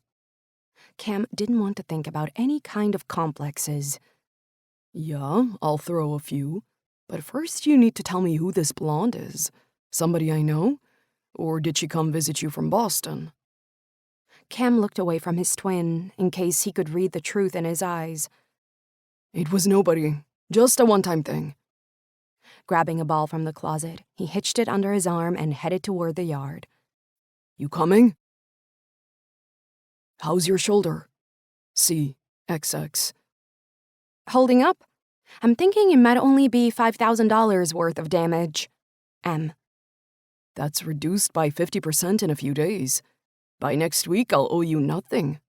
Winky face. C, XX. That's not how reducing something by 50% works. It'll be reduced to a quarter by next week, then an eighth after that. Do you need a math refresher? M. You can give it to me on Saturday morning, after I've made you come.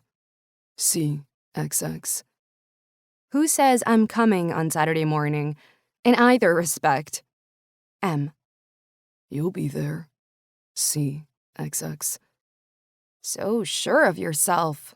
M. Yup. And sure of you, too. I'll see you on Saturday. C, XX. Not if my shoulder's still hurting, you won't. M. Coffee's up. Becca craned her head around Mia's office doorway. You want me to bring it in, or are you joining us in the kitchen? Mia shut the lid on her laptop and pushed herself up to standing. I'll drink it with you guys. I could do with a break. I don't think I've moved from my desk since I got in this morning. That's why I could never do a desk job. Becca wrinkled her nose as they walked down the hallway. I can't sit still for 5 minutes. If I do, my legs start twitching. Mia laughed. It's true, Becca told her. When I have to do any kind of desk work, I have sleepless nights. I prefer standing and doing something. That was something Becca had in common with Cam. Mia had noticed how he didn't like sitting still either. He'd called her last night while he was running, his breath as regular as the sound of his feet hitting the pavement. She'd asked him how far he was running, and he'd told her he was doing a half marathon. And you can still talk? She'd widened her eyes in shock. How is that possible? He'd either called or texted her every night. And if she was being honest, she liked it. Maybe too much. Especially when he asked if she was coming to his place on Saturday, and she demurred. The chase was fun. So was he. And she was enjoying it for a while. It didn't mean anything, and it damn sure wasn't going anywhere. But it made her feel desirable, and she was going to enjoy it while she could. Hey. Naomi, one of G. Scott Carter's accountants, smiled as Becca and Mia walked into the kitchen. It was full to bursting. There were 8 of them in the coffee syndicate, and the kitchen was pretty small. Hi, how's it going? Mia asked her. This is making it better, Naomi said, lifting up her coffee cup. We got donuts, too. They're on the side over there. She gestured at the far end of the counter. Make sure you take one before you leave, because if the guys see them, they'll steal them all. Not if I have anything to do with it, Becca muttered. They know they're our donuts. If they want some, they can buy their own. Mia bit down a smile. The rivalry between the coffee syndicate and non-members was legendary in the distillery. The guys had refused to join, yet bitched every time the coffee arrived that nobody had asked if they wanted to order. They can make their own damn group, Naomi muttered. Donut-stealing assholes. Mia? She looked up from her coffee cup, a smile still threatening her lips. The receptionist was standing in the hallway, and behind her was a woman wearing dark training pants and a white polo shirt. Hi, Sandy. Everything okay? Mia shot her a smile. I tried calling your office, but you weren't there. This lady has been asking for you. Sandy pressed her lips together. Did you order a masseuse? Becca burst out laughing. Behind her, Naomi choked on her coffee. No. Mia shook her head. I really didn't. Mia Devlin, right? The masseuse asked. She looked like she was barely out of college. I have you down for a shoulder massage. Sports injury? You play sports? Becca asked. I didn't know that. It's your left shoulder, is that correct? The masseuse asked. Suspected pulled ligament. Injury happened on Saturday. If you give me 30 minutes of your time, I can make it feel a lot better. She smiled widely. It's already paid for. The penny dropped. She knew exactly who'd arrange this. I really don't have time, Mia told her. I'm working all day. You have lunch coming up soon, Sandy said, trying to be helpful. Why not take it a little early? Girl, if you don't want a free massage, I'll take it. Naomi grinned at her. My shoulders are stiff as heck. I keep leaning too far over my keyboard. That's really bad for you, the masseuse told Naomi. You should think about getting some ergonomic advice. Mia finished her coffee. Can you stay here for one moment? She asked the woman. I need to make a quick phone call. Sure. I'll leave you here, Sandy said, giving the masseuse a nod. I shouldn't leave the front desk unmanned for too long. Pulling the door to her office closed, Mia picked up her cell phone, taking a deep breath as she pressed the call sign next to Cam's name. He picked up on the second ring. Hello? Seriously? A masseuse? You said your shoulder was still hurting. 50% pain, wasn't it? I figured a massage could get it down to, say, 20. Have you been icing it like I told you? No. You need to ice it, Mia, and keep it rested as much as you can. A massage isn't exactly rest. The therapist I sent is the best in the area. She works with professional teams.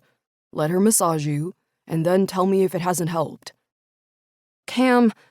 What, baby? His endearment sent a shiver down her spine. You can't be sending masseuses to my workplace. I have a reputation here, and I'm trying to keep it.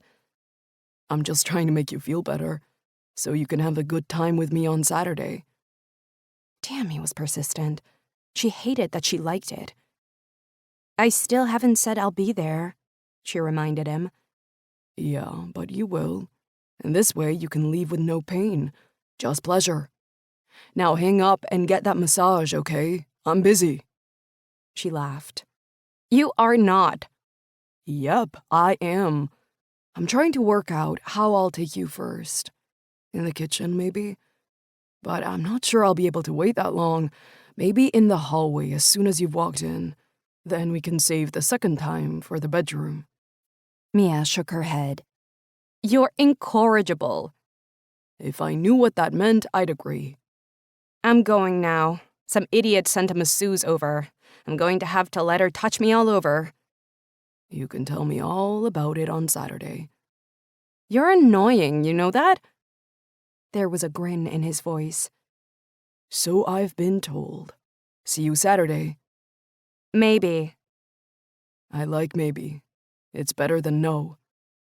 She shook her head. Goodbye, Cam. Throwing her cell phone on the table, she rolled her neck and headed back to the kitchen. The masseuse was leaning against the counter, sipping a coffee that one of the ladies must have given her. She looked up with a smile as Mia entered. Are you ready? Yep. Shall we do it in my office? There was no point in sending her away. And though she'd exaggerated the pain to mess with Cam, there were still twinges that shot through her every time she raised her arm. Great. Lead the way. So, how was school? Mia asked, as they ate dinner at the kitchen table that night. It was a rare evening when Sam wasn't expected at the bar until later, so he'd sat down to join them, shoveling the spaghetti bolognese into his mouth with gusto. Fine. Michael twirled his spaghetti around his fork. She could remember teaching him how to do it at their favorite Italian restaurant in Kansas City. Niall had laughed at them, telling Michael he should just cut the damn noodles like everybody else did. Josh, on the other hand, was hacking at his pasta with his knife, then using his fork to shovel it into his mouth. She had some work to do with him. I have a project to do, Josh announced, a piece of pasta flying out of his overstuffed mouth. Try not to speak with your mouth full, honey, Mia reminded him. When he'd swallowed the food and had taken a sip of water, she asked him, What kind of project? Science. We have to make a life-size human, then add in all his organs and bones and stuff. We're getting the supplies this week, and it's due next Friday. He grinned and loaded more spaghetti on his fork, lifting it to his mouth. Then, remembering he wasn't supposed to eat and speak at the same time, he dropped the fork to his plate. We get to draw all the blood and guts and stuff, and then we have to present it to the class. Mia pressed her lips together. If there was one thing she didn't need right now, it was a school project. She was already working hours each night on her proposals, plus they had football and church on the weekends, not including the work they were doing together on Sam's house. Over the next few weeks, they were going to paint the hallway. Maybe you should miss Pee-wee practice this week, Mia suggested, so we can get a head start on the project.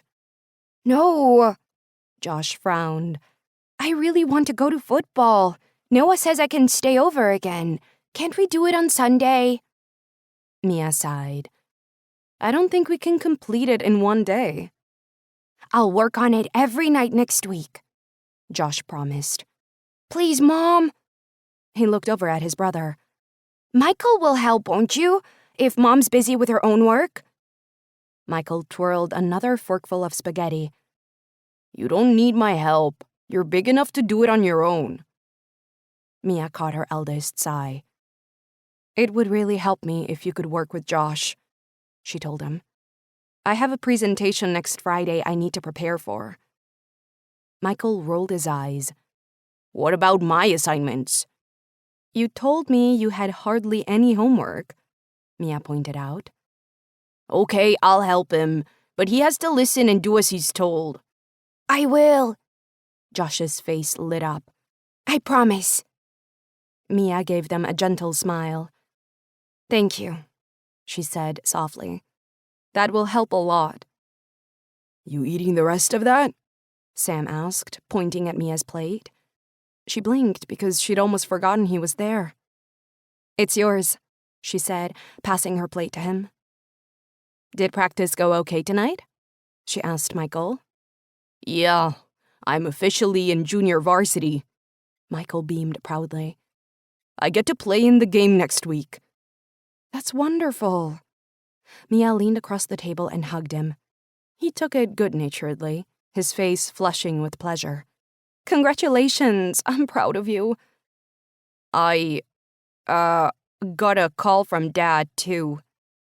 Michael told her, looking down at his plate as though it was the most interesting thing on earth. Your dad called you? Mia swallowed. Niall hadn't spoken to either of her sons since he'd left. Hadn't spoken to her either, only through their lawyers. Yeah, he's called a couple of times. Michael shrugged. He wanted to know if he could visit soon. I told him about being on the football team, and he wants to see me play. Is he coming to see me play too? Josh asked, his voice small. Michael glanced at his little brother. I didn't tell him about your Pee-wee lessons. I should have. Sorry, kiddo. I'll tell him next time he calls. Sam put his silverware on his plate and looked over at Mia. Running his finger along his bottom lip, he gave her a questioning look. She shrugged at him. Did he say when he was coming? She asked Michael. I don't know. He asked me to send him the game schedule. I guess he'll see when he can fit it in. Is he still living in our house in Kansas City? Josh asked. No, dummy. We sold it, remember? Michael rolled his eyes. He's living in Wichita right now. He glanced up at Mia. He's still with his girlfriend. His voice was wary, almost afraid. She smiled at him. I know, sweetie. Michael's shoulders visibly relaxed. Do you think it'll be okay if they come watch? It'll be fine, she reassured him. Whatever happened with her and Niall had nothing to do with the children. He'd always be their father, and they deserved to be noticed by him. If that meant putting up with him while he was here, she'd do it, as long as her boys didn't get hurt. Did I hear somebody say something about ice cream? Sam asked. She shot him a grateful smile. Ice cream sounds good, she told him, standing up and collecting the plates as the boys cleared away the rest of the dinner. I think we all deserve a double scoop. How's your shoulder? CXX. A little better, thank you. M. How much better? Give me a percentage. Has the doctor cleared you to play on Saturday? CXX. Mia stared at the screen, the sound of her pulse loud in her ears. These snatched messages with Cam, his little gestures of caring, and the way he was chasing her, they were tiny pinpricks of light through the dark of the night. She wanted to see him again, not just across the football field while they were both playing their roles the way they would on Friday, but the real him, the Cam who knew how to make her body sing, who knew how to chase all the melancholy away and make her feel good. A smile curled at her lips as she tapped out a reply. Okay, but I'm bringing breakfast. M. She stared at it, then added 2 XXs. He'd been sending kisses in all his messages, but it was the first time she'd returned them. Would he notice? Pressing send, she watched as the 2 blue ticks appeared. And she didn't feel afraid, or guilty, or anything she thought she would. She just felt alive. Yes, you are. And I can't wait to eat you. I'm starving. CXXX. He'd added an extra kiss. It was stupid how much that made her smile. 18. Are you close? His breath was hot and heavy in her ear. She could feel a sheen of perspiration clinging to her skin, mixing with his as their bodies moved in unison. Mia swallowed a gasp as he moved his lips to her throat, scraping his teeth along her skin as he rocked his hips against her. I can't. Not again. Her words were breathless. She felt like a rag doll, limp beneath him.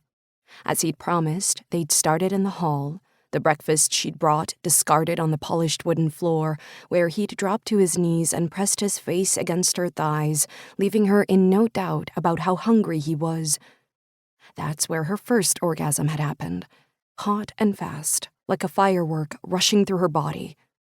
The second was on the stairs, as he'd pulled her onto his lap and made her ride him, his circling hips squeezing every last ounce of pleasure from her as she'd clamped her body around him. He'd tried to press his mouth against her center again, even though he hadn't come. She'd squealed, feeling so sensitive, and had managed to run away from him, laughing loudly as she scrambled up the stairs, his loud stomps behind her. Then he'd captured her, lifting her easily into his arms and throwing her onto his bed. This time, when he tried to pull her legs apart, she crawled across the mattress and taken him into her mouth, swirling her tongue around him as he knotted his fingers into her hair. Touch yourself, He'd rasped. as you suck me. She'd done as she was told, letting out a cry as she'd reached another peak. And though he'd swelled inside her, he still hadn't come. But now he was close. She could tell from the shortness of his breath against her throat, from the arrhythmic thrust of his hips as he tried to stop the inevitable pleasure. Sliding his hand between them, his fingers sought her out, circling against the intense part of her that made her gasp. "I can't," she told him again. Yes, you can, He rasped out. feel it. Let it wash over you. I'm not coming until you do. This time, when it came, the intensity of her orgasm left her breathless as Cam stilled his body, spilling inside of her. He let out a low groan, his lips capturing hers, kissing and scraping against her mouth as though he couldn't get enough. He dug his fingers into her behind, pulling her closer as his climax heightened. Look at me, He said, his fingers biting harder. She tipped her head back, her green eyes meeting his hazel, as he slid his hands up her spine and raised her to him, his chest hot against hers. Her back was arched away from the bed, her breasts and stomach flat against his chest, their skin sticky and sweaty as he throbbed and emptied inside of her.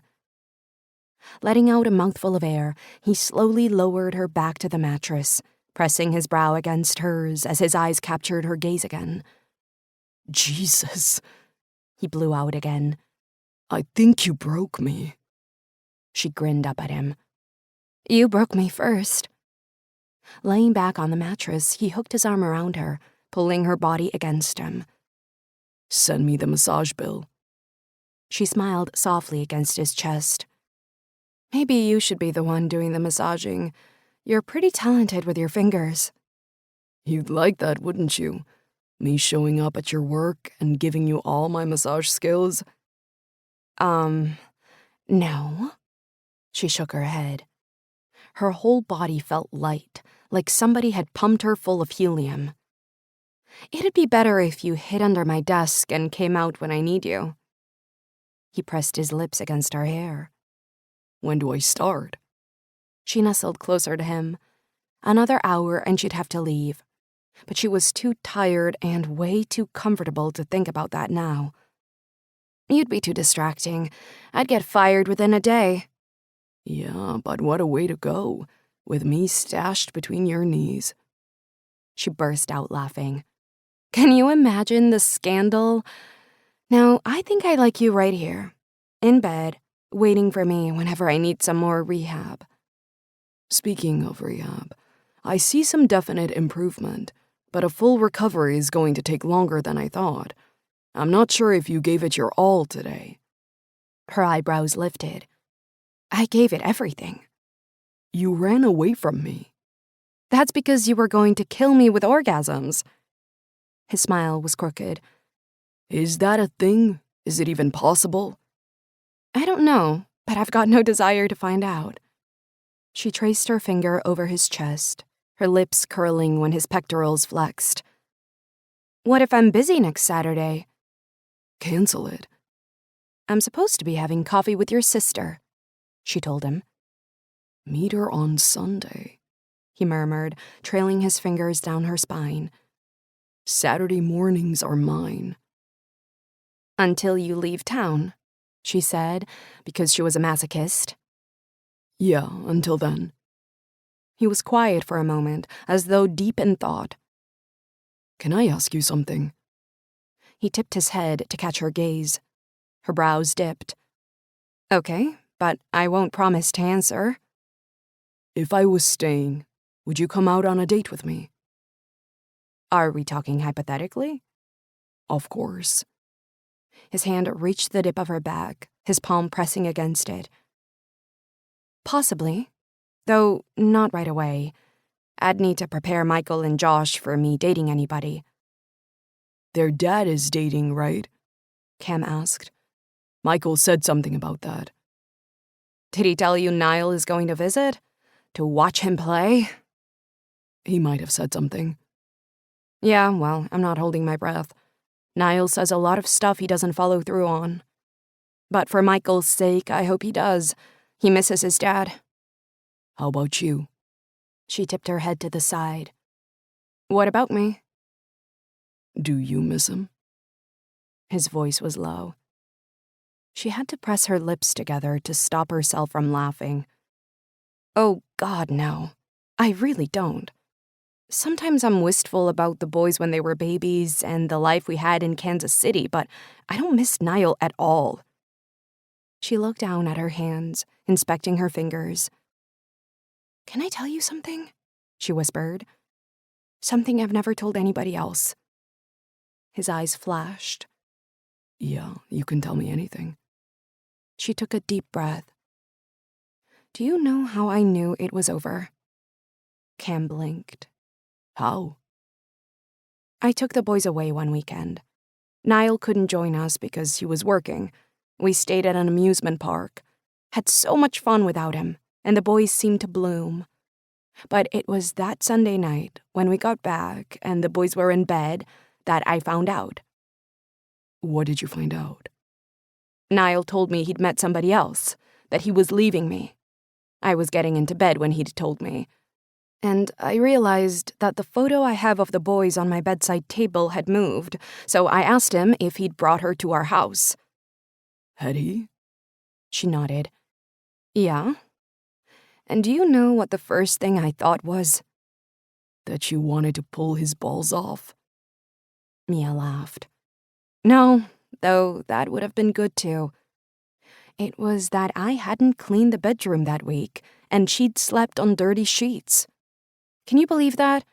That's how I knew we were over. I was more embarrassed about the state of my house than the fact my husband was leaving me. Yeah, I can believe that.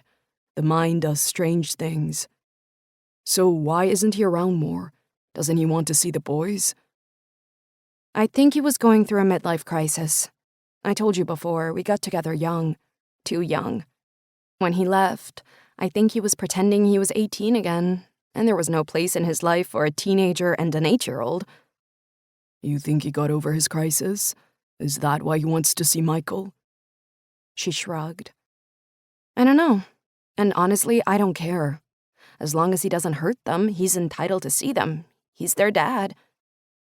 And if he wants to see you? Cam murmured, 2 tiny lines appearing on his brow. She lifted her gaze to his. Are you asking if I want him back? The corner of his lip curled. I guess I am. No, I definitely don't want him back. I think we were over long before he cheated, and I was just fighting against it. I don't like the way he left, and I'm furious about what he did to our business, but I wouldn't go back to him for any reason. Cam's muscles relaxed as he breathed her in, her hair tickling his nose. How about you? She asked him, inclining her head to capture his gaze. What about me? She pulled her lip between her teeth. Damn, she was sexy. Even sexier when she looked uncertain about something. He loved the way she always kept him guessing. What ended your last relationship? I haven't had one in a while. He shrugged. You dated that supermodel, Soraya? Mia swallowed. She's very beautiful. We saw each other a few times. I wouldn't exactly call it a relationship.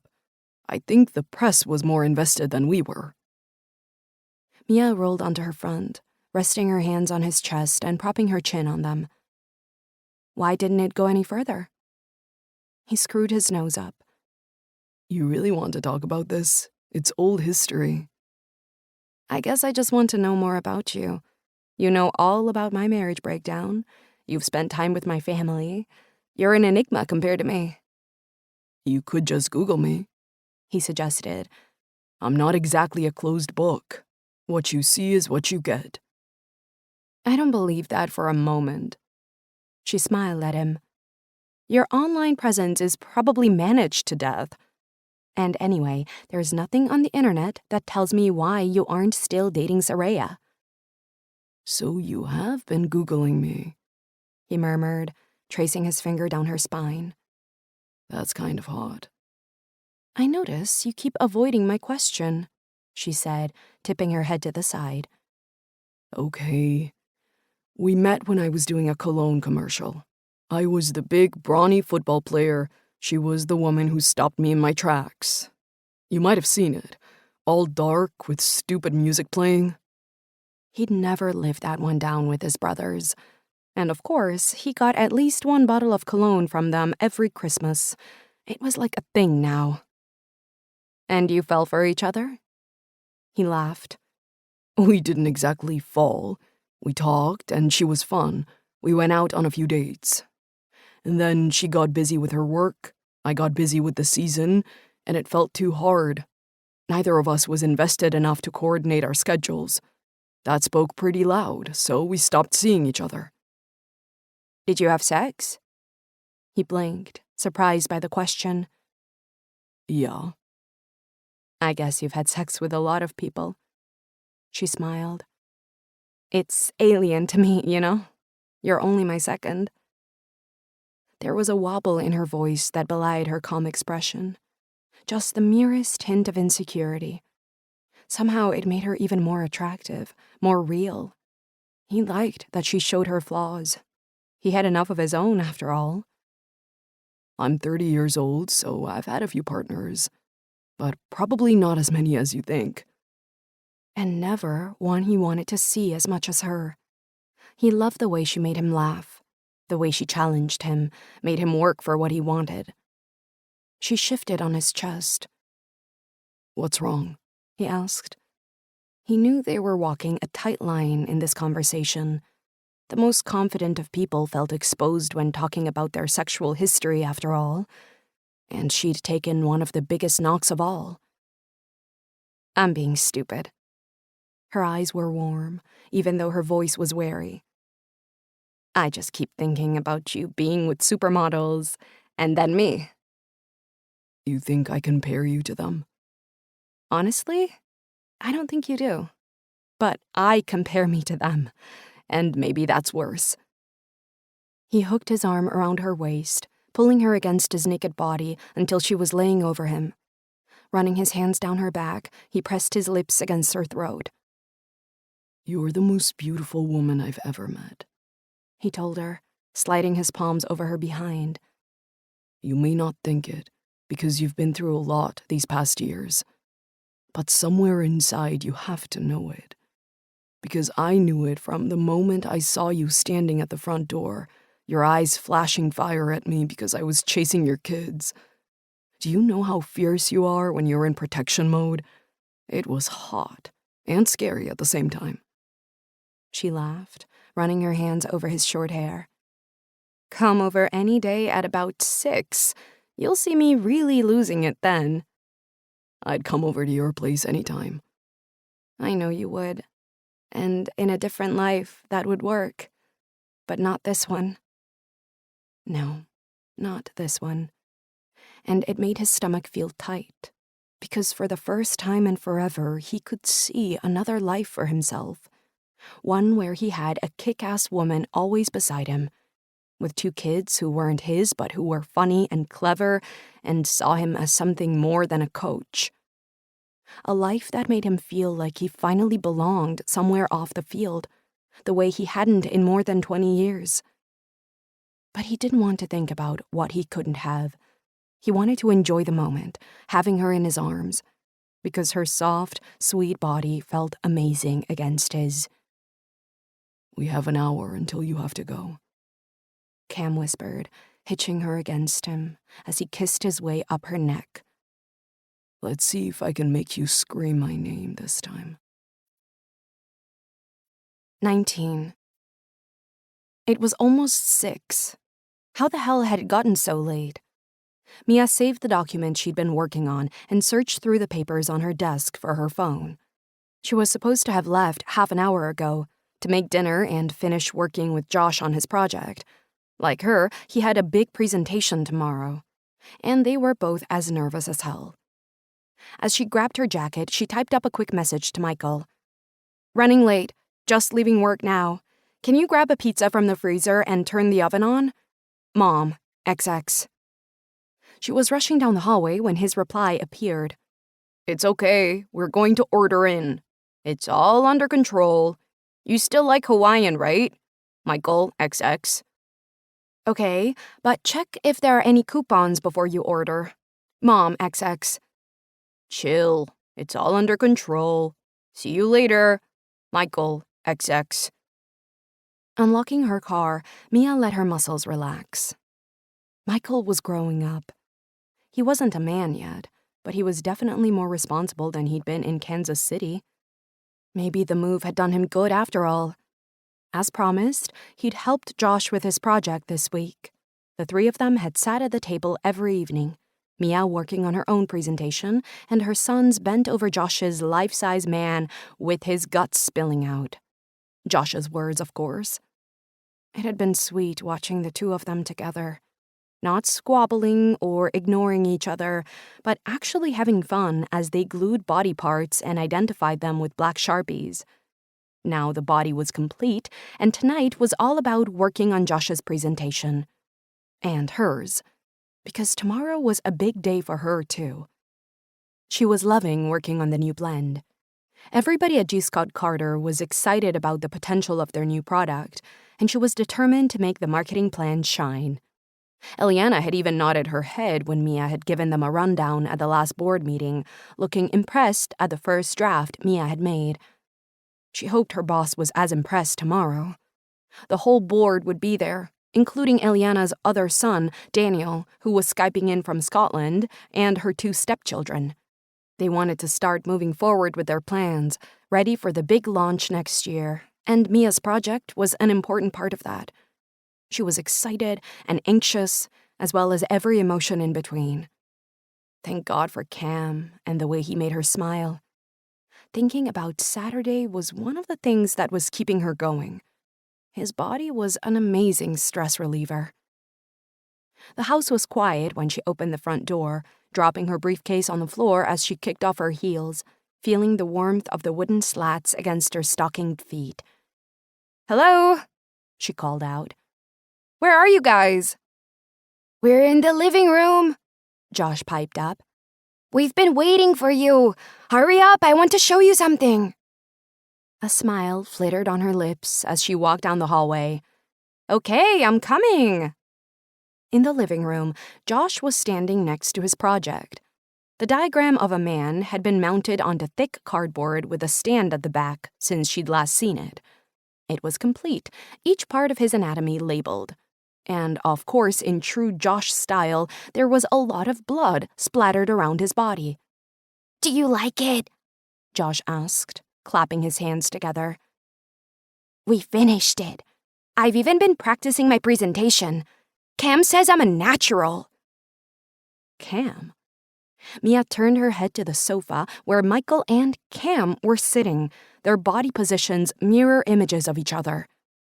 Leaning back on the cushions, their long legs sprawled out, with matching grins on their faces. Mia swallowed. "Hi." Her eyes were wary as they met Cam's. "I didn't know you were coming." Ugh, could she sound any less welcoming? I gave Michael a ride home from practice. He was telling me about the project, so I thought I could help. Cam gave her a grin. I know a lot about anatomy. She bit down a smart retort. "That's really kind of you. Thank you." "Cam ordered some pizzas too," Josh said. "Isn't that cool? He said you shouldn't have to come home and cook every night." Cam lifted his eyebrows, that smile still ghosting his lips. She rolled her eyes at him, and it widened. "That's very nice of Cam," Mia said, "but I don't mind cooking." I just heard that things got dicey around here at 6. Cam told her. I kind of wanted to experience it for myself. Mom shouts a lot when she's cooking, Josh told him. But she's always better after she eats. She's probably hangry. Cam nodded. I get like that too. He looked over at her. Do you want me to grab you a cookie while we wait for the pizza? I think I can manage, she said dryly. But thanks for your concern. I'm thinking of it as life preservation. I've seen you angry before. Arching an eyebrow, she tipped her head to the side. You haven't seen anything, pal. Ugh, that smirk. It did things to her. Things that she had no right feeling when her sons were in the room. I'll go get some plates out, she told them. Ready for the pizza. And to get some distance from Cam. Having him here was confusing. Can I do my presentation first, Mom? Josh asked her. I've been waiting really patiently. She blew out a mouthful of air. Of course, honey. I can't wait to see it. Cam moved his right leg at the same time Michael moved his left. You can sit here, Cam told her, patting the middle of the sofa. The chair is fine. No, go on the sofa, Mom. I want you to be able to see it all. Josh gave her a grin. It'll be like presenting to the class if you all sit in a row. Mia sat down in the gap Cam had made, pressing her arms tightly against her torso so no part of her body was touching his. And then he relaxed next to her, splaying out until his thigh rubbed against hers. If she moved over, she'd be pushing herself against Michael, and she knew he'd protest.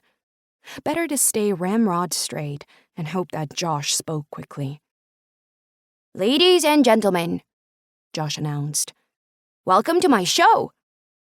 It's a presentation, Josh, Michael murmured.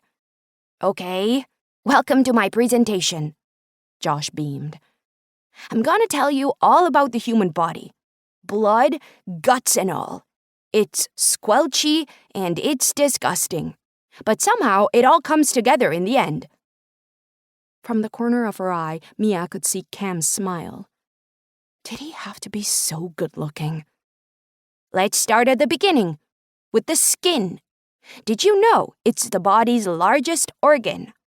It's a waterproof, living layer that protects us, so we should take care of it.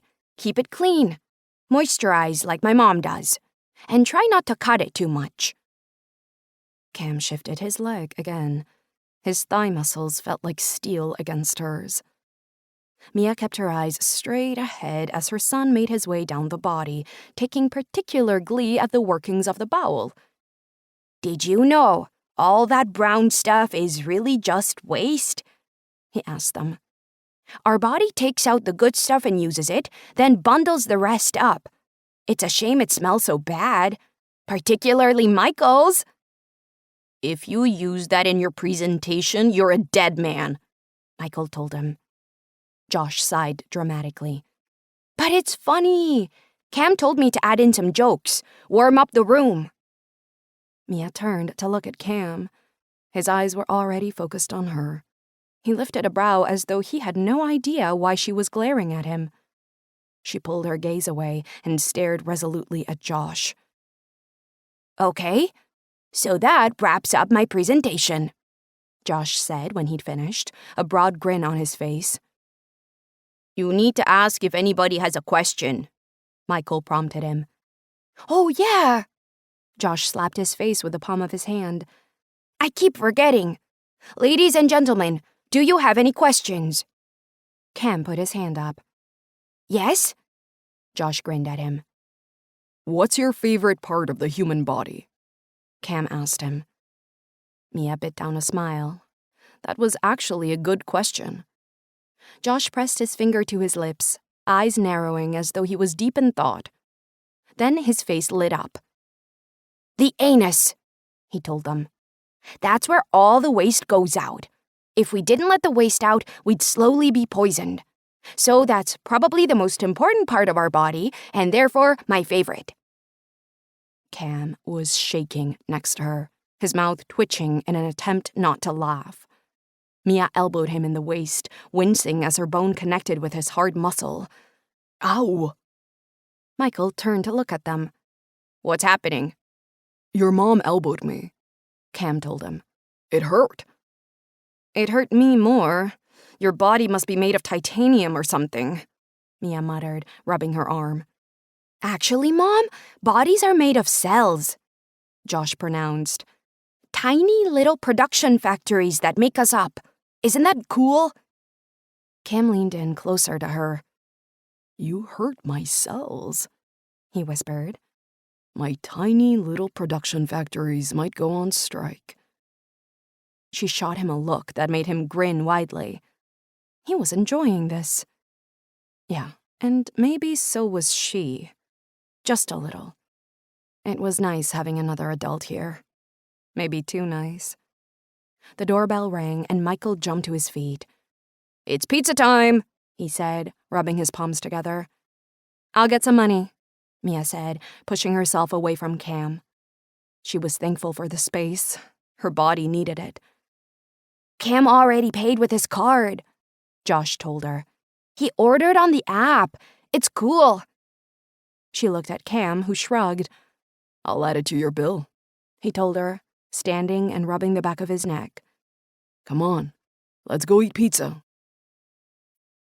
He liked watching Mia when she didn't know his eyes were on her. Cam sat at the kitchen table, his long thighs crossed as he sipped on a mug of coffee. He'd tried to help clean up, but Mia had shooed him away, telling him if he was buying dinner, then he didn't get to tidy up, too. Instead, she'd made him coffee, and he'd sat down and watched as Michael rinsed the plates and Josh loaded the dishwasher. Sam still had an old-fashioned drip filter machine, the kind Cam could remember growing up with. It was surprising how good it tasted, even though his buds were more used to flat whites and Americanos than simple old-fashioned drip. "We're done," Josh said, closing the dishwasher with a loud bang. Cam smiled into his mug. He really liked Mia's kids, despite their first awkward meeting. Josh was cute and funny and always made everybody smile. Michael was more complicated. Part of that came from his age, and some probably came from being the eldest man in the family, if you didn't count Sam. Cam could remember how his mom's death had made all the brothers grow up. It had made them more protective of Becca, too, much to her disgust. Michael probably felt the same way about Josh. "Can I go upstairs and finish my homework?" Michael asked. "Sure, go ahead," Mia nodded. "Can I go up, too?" Josh asked, always wanting to be like his big brother. "I can think about my presentation while I play on my tablet." "Okay, but say thanks to Cam for dinner first." "Thanks!" Josh threw his arms around Cam's neck. He froze for a moment, then wrapped his arms around the little boy's body. "I love pizza so much. You made my life a better place today." Cam looked over Josh's shoulder at Mia. She was watching them, her face expressionless. You're welcome, buddy. Break a leg tomorrow. "He means good luck," Michael interjected before Josh could say anything. "Seriously, don't break anything." Cam laughed. Yup, no trips to the ER. Your mom would kill me. "Thanks for your help. It looks so cool on that stand. I think I'm going to get an A." Josh hugged him again, then ran out of the room. Michael gave him a nod. "Thanks. The food was great." It's a pleasure. Mia was leaning on the counter, her mug in her hands as she sipped at her hot coffee. As Michael left, she stayed exactly where she was, her gaze fixed on Cam. The room was loaded with silence, punctuated by her soft breaths. Her chest was rising and falling rhythmically, the sharp lines of her collarbone visible through the open neck of her cream blouse. You should always wear skirts, Cam told her. Your legs look amazing. She put her cup down on the counter. I wasn't expecting to see you here. She didn't sound angry, more perplexed than anything. I wanted to help. You're busy. Michael was bitching about having to finish this project, and I know that Josh likes me. It felt like the perfect solution to come and work with him. I wasn't kidding, I know a lot about anatomy. I studied it at college.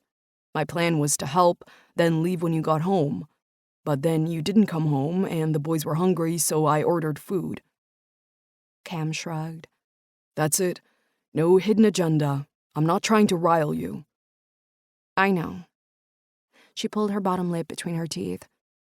I'm glad you were here. Josh looks so happy. He's a good kid. Michael seems to like you a bit better, too. Her lips curled. You're obviously growing on him. Cam sipped his coffee.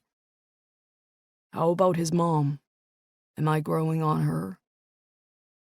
Her gaze flickered to the door. The boys were long gone. She swallowed, her delicate neck undulating. Damn, he really wanted to dip his hand beneath that silk blouse. Not touching her was a kind of torture. He knew exactly what to do to make her breath stutter and her face heat up. He wanted to part those pretty lips and push his way inside. You need to stop looking at me like that. She shifted almost imperceptibly. He could see the way her thighs were squeezing together. The memory of them wrapped around his hips made him ache. Like what? He gazed at her steadily. Like you're about to bend me over the kitchen table. Cam laughed loudly. I'm not about to bend you anywhere, Mia. I have extremely good control. He might be thinking about it, but he wasn't going to do it. The other reason I'm here is because I need to tell you something. What? I have to travel to Boston tomorrow. I'll be gone for the weekend.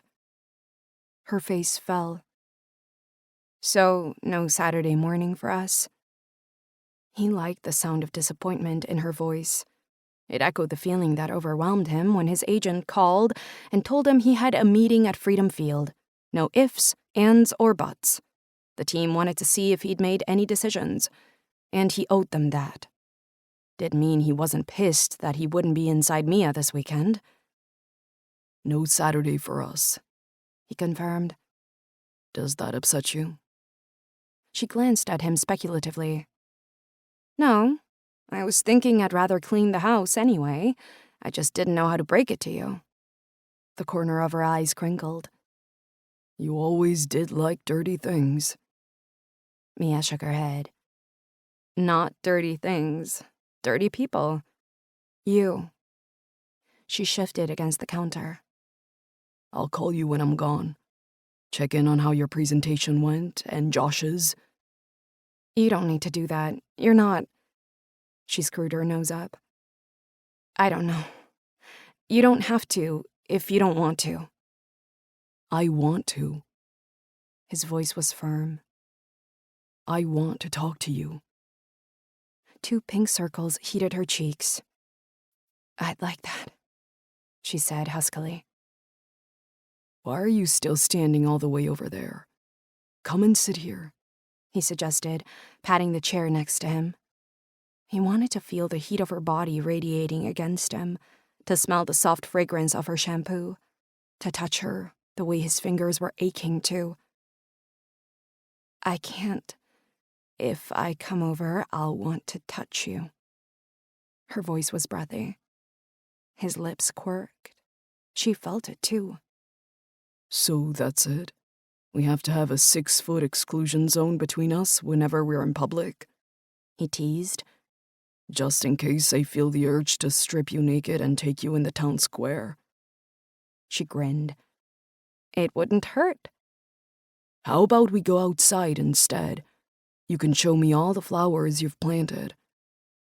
I haven't planted any. Oh. It took a second for the penny to drop. Outside, yeah. That would be a good idea. Away from the boys and any prying eyes. He needed to see her, to touch her, be close to her. In the hallway, she slipped on a pair of sneakers and led him toward the back door. He didn't touch her, not yet. Instead, he shadowed her, his strong, hard body a breath away from hers. The air outside was cool. Every time the wind gusted, a shower of leaves scattered over the verdant lawn, coloring it in vibrant hues. Mia led him around the corner of the house. As soon as they were out of sight, he wrapped his hands around her waist and spun her around, pressing her back against the rough bricks as he lowered his mouth to hers. Their kiss was needy. Days of pent-up want exploded as he devoured her with his lips, stroked her tongue with his, dug his fingers into her hips, and pressed his body against hers. She wrapped her arms around his neck, sighing against his lips. "I've missed you." Missed you too. He kissed her neck, then slid his lips to that open V of her blouse, kissing a line along her collarbone. I've changed my mind. You need to stop dressing like this. It's inappropriate. "I'm wearing a blouse and skirt. There's nothing more appropriate." But it's bringing up all my older woman fantasies. Teachers with rulers, slapping them against their palms. He kissed the swell of her breast. Librarians with glasses and sensible skirts. Nudging his nose against the top of her bra, he brushed his lips against her cleavage, then brought his hand up to cover her soft breast. You do things to me with these clothes. "If you ask to call me Mommy, I'm leaving," she warned, then tensed as he pushed her bra down and tugged her nipple between his lips. "Cam, not here." She sounded torn. "We can't." I know. He flicked her with his tongue. But fuck, I want to. "Me too." She ran her fingers through his hair. God, that felt good. But then every time she touched him, it felt amazing. I don't think I can last another week without my balls exploding, he told her, pulling his face reluctantly away from her chest. He buttoned up her blouse until her collar was tight against her neck. There, that's better. Now I'm not thinking dirty thoughts about your breasts. "You aren't?" She grinned at him.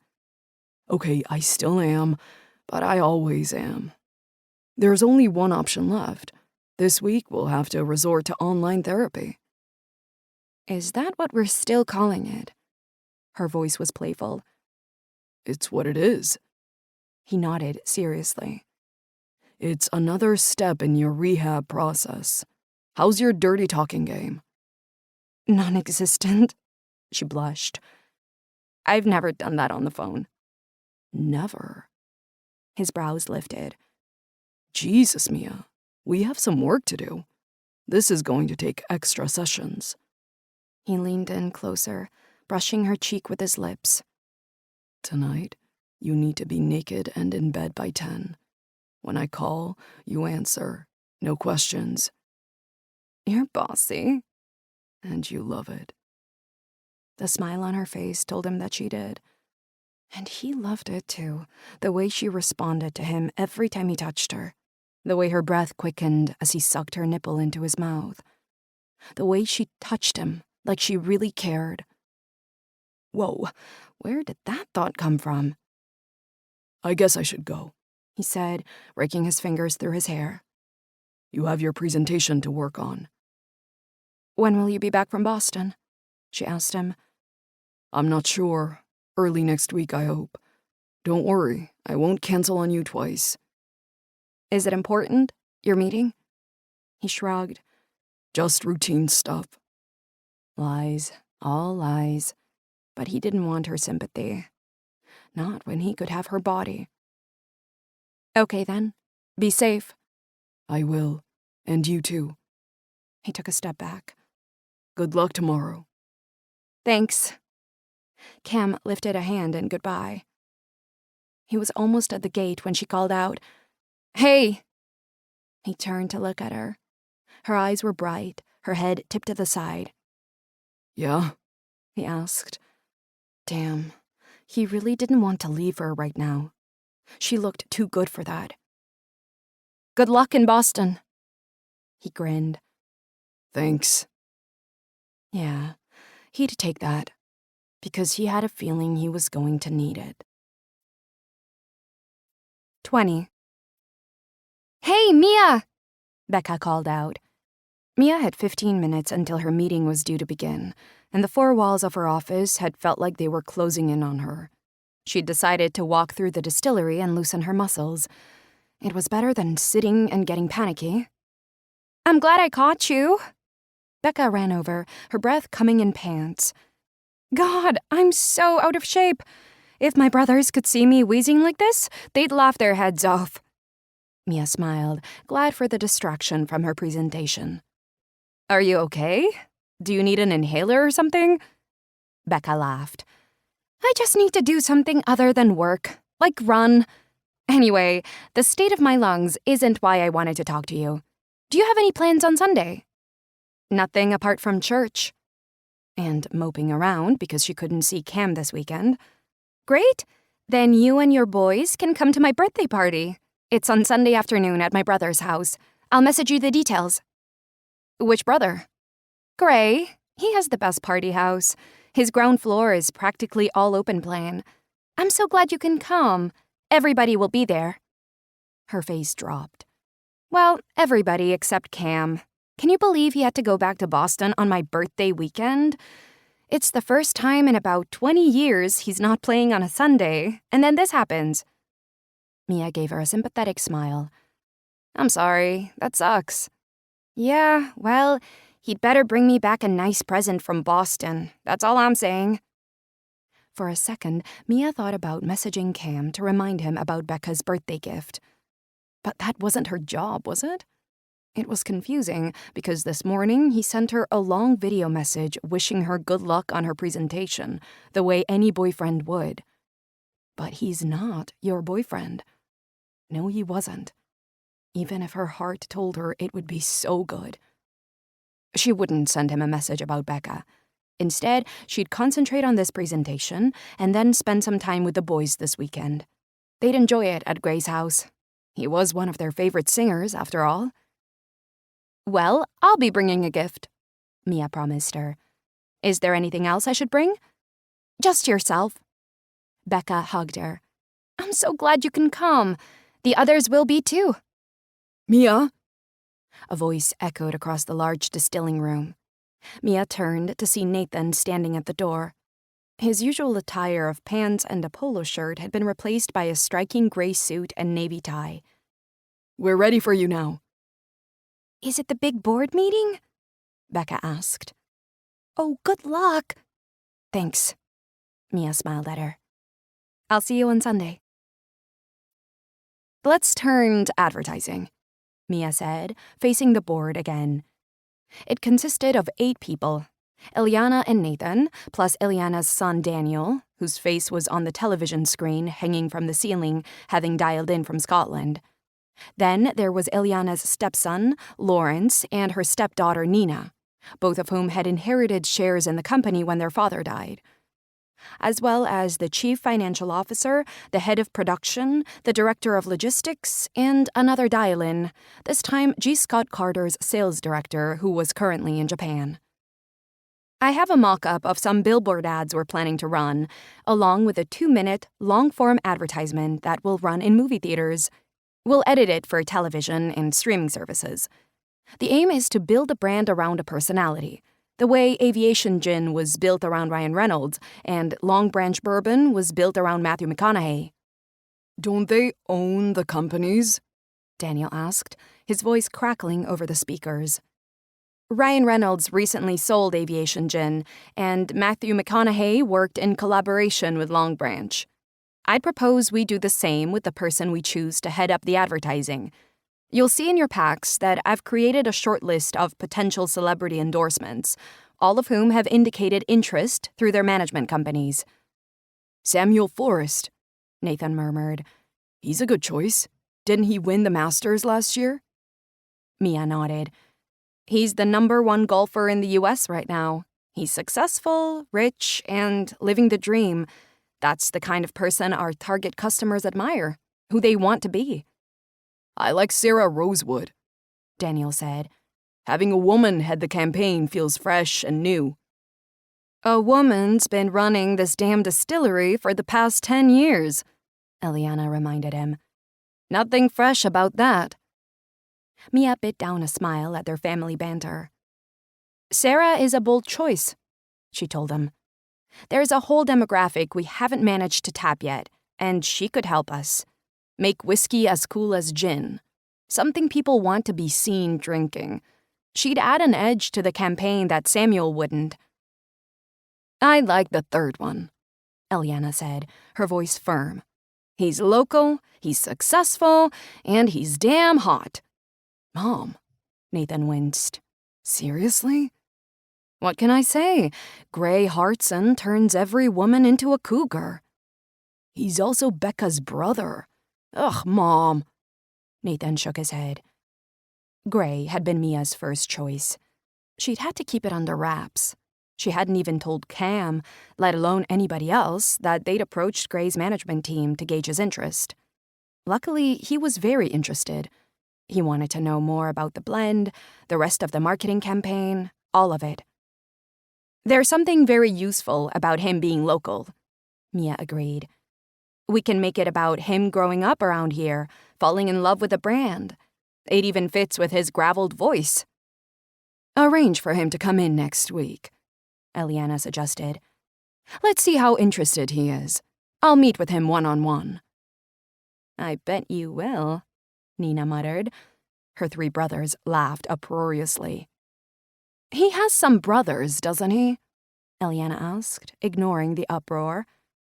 Since the G. Scott Carter Distillery is a family-run business, and his sister has worked here for a number of years, maybe we can build on that with Mr. Hartson. I'd love to see a commercial of him sharing a bottle of whiskey with his brothers and sister. Even have Becca explaining the blend to him. That might appeal to another demographic, the same way Sarah Rosewood would. What do you think? She looked straight at Mia. I think that would be a fantastic idea, if we could persuade them. I could talk to Becca? Nathan suggested. Eliana nodded. Let me speak with Mr. Hartson first. Then maybe Mia can join us, and we can talk about the family angle, see if he'd consider it. If that works, then we'll speak with Becca. She looked back at Mia, her eyes warm. Carry on, she suggested, with a rare smile. You're doing an excellent job. I'm excited to see where we can go with this. The presentation went well. I still have a job. I'll be able to pay you back your $10,000 without having to sell my body. XX. Cam's lips twitched as he read her message. He and Derek were sitting on leather easy chairs in the front office of Marty's suite of rooms, waiting to be called inside. It felt like he was back at school, waiting at the principal's office to be told off for stuffing the boys' toilets with paper. Yeah, he and Logan had done that just to get out of taking a math test. God, they were horrible kids. Speaking of the 10K, have you gotten an invoice from the dealership yet? XX. Glancing up, he could see Derek deep in concentration as he scrolled on his phone, perusing Twitter like his life depended on it. Not yet. I had to send it back to be retotaled. Shouldn't be too long. C. XX. He hated lying to her. At some point, he was going to have to speak with Michael and come up with a plan. Mia wouldn't be held off for much longer. The intercom buzzed, and the secretary lifted her head up. Marty says you can go in now. Derek stood, stretching his arms, and nodded at Cam to go first. You okay? Yeah, I'm good. If you didn't count the knot in his stomach that was making him want to throw up breakfast. Let's do this. Marty Landsman's office was huge, the floor covered in expensive dark blue carpet, and the right wall lined with bespoke teak shelves, holding books and trophies along with some signed footballs, and the Dresden porcelain that Marty collected. The 75-year-old owner of the Bobcats was a self-made man, born poverty-stricken in Springfield, Massachusetts. His story was well known in football circles. At the age of 15, he moved to Boston, working 12-hour days as a laborer in a waterfront warehouse, and by night he'd bus tables and studied for a long-distance college degree. By his late 20s, he'd made a fortune by gambling on the stock market and bought out the owners of the warehouse he worked in. By 50, they were measuring his wealth in billions of dollars. At heart, though, he was still that kid from Springfield, who preferred wearing sweatpants to tailored suits and talking football rather than profit margins. He was sitting behind his oversized desk, his bald head reflecting the light that shone in through the large windows behind him. To his left were his signature Air Force One sneakers, which he must have kicked off at some point. He suffered from gout, a horrible affliction that made him limp on occasion, so he always preferred to be stockinged and shoe-free. Get your ass over here, Marty said gruffly, holding his arms open. His hug was surprisingly strong, though his arms barely wrapped around Cam's wide torso. How are you doing, boy? Your head okay? The headaches have lessened. Cam hugged him back. Marty nodded, his face turning serious. That's good. There was a knock on the door, and he shouted, Come in! The door opened, revealing Coach Mayberry, wearing sweats and a t-shirt, plus his customary Bobcats cap. Sit down, all of you. Pull up some chairs, Marty rasped, pointing at the desk in front of him. We got some things to talk about. Coach Mayberry nodded at Cam. You okay, son? Pretty much the same. No change. He didn't like the sympathetic smile his coach sent him, or the silence in the room as he waited for somebody to break it. Okay then. Marty slapped his palm on the table. Let's stop beating around the bush. Your head hasn't gotten any better, and it's not going to anytime soon. Is that right? There was a tightness in Cam's chest that he hadn't expected. Yeah, that's right. They were all staring at him expectantly, like he had all the answers. Maybe he did, but he didn't know what they were. His head was a mess. If he carried on playing, it would get worse. To anybody else, it would be a no-brainer, pardon the pun. But for him, it was turning his back on the only life he knew. But what choice did he have? He took a deep breath, his gaze meeting Marty's. I guess I won't be playing again. Damn if that didn't hurt. I'm sorry it's taken me so long to get here. It took you a while. Marty gave him a short smile. But yeah, you're making the right decision. Your health has to come first. We need to talk about managing his exit, Derek said, turning to look at Marty. It's in all of our interests to make it as smooth as possible. Cam's been a player for the Bobcats for the past decade. We want him to go out on a high. We want the same, Marty nodded. But we also have a team to run. We need to rebuild the defensive line without him. And stop the speculation. It's been running rampant. Cam's interested in coaching, Derek said. He's been working with his local high school team. The Bobcats feel like the right place for him to start this new career. Marty shot a glance at Coach Mayberry, who gave a slight shake of his head. I don't think that's a good idea, he told Cam brusquely. Not yet. If we rebuild the team, we need to do it fresh. If you're around, you're gonna intimidate your replacement, as well as any new players we bring in. Maybe even make them do things exactly the way you did. Neither coach or I think that's a good thing. Now hang on, Derek said, his face reddening as he leaned forward. Cam's given everything for this team. He's taken you to 2 Super Bowls, for Christ's sakes. Now you're gonna throw him aside and forget about him? No, I won't let that happen. Marty held up his hand. Cam looked from the older man to his agent, then over to Coach Mayberry, who was leaning back in his chair, observing. He hated these meetings. Anything to do with the player's career or salary, they were all things Cam didn't want to be involved in. He just wanted to play, or coach. Marty held up his hand. Hey, he said, shooting Derek a dark look. I didn't say I was abandoning him. I just want him to get some experience in with another team first. When he's ready, there'll always be a place for him here at Freedom Field. Cam felt his muscles relax. I guess we need to talk, Derek said to Cam in a low voice. Before you do, let me tell you one more thing. There's talk of creating an expansion team in LA. More than talk, if I'm being honest. Money is being raised, stadiums are being appraised. and the team is starting to recruit staff. Marty shrugged. I'm an investor, and I know for a fact they haven't recruited a defensive coach yet. If I put your name forward, the job is practically yours. In LA? Derek said. I'd heard rumblings. There are more than rumblings. It's happening. They're hoping to be ready for next season. Marty looked straight at Cam. It's a huge opportunity for somebody starting out their coaching career. The last time the league had an expansion team was in 2002. You won't get a chance like this again. An expansion team, though. Derek shook his head. No chance of winning anything. Do you know the salary? Derek asked. Marty shook his head. Nope, but they'll talk to you about it in time. Just say the word and I'll put you forward. He winked at Cam. Use it as a chance to hone your skills. Learn to manage players from the sideline. Experience the difference between a rookie and an experienced player from the other side. Do that for 3 years, and I'll give you a job here. His smile was soft. We really want you to come home, son.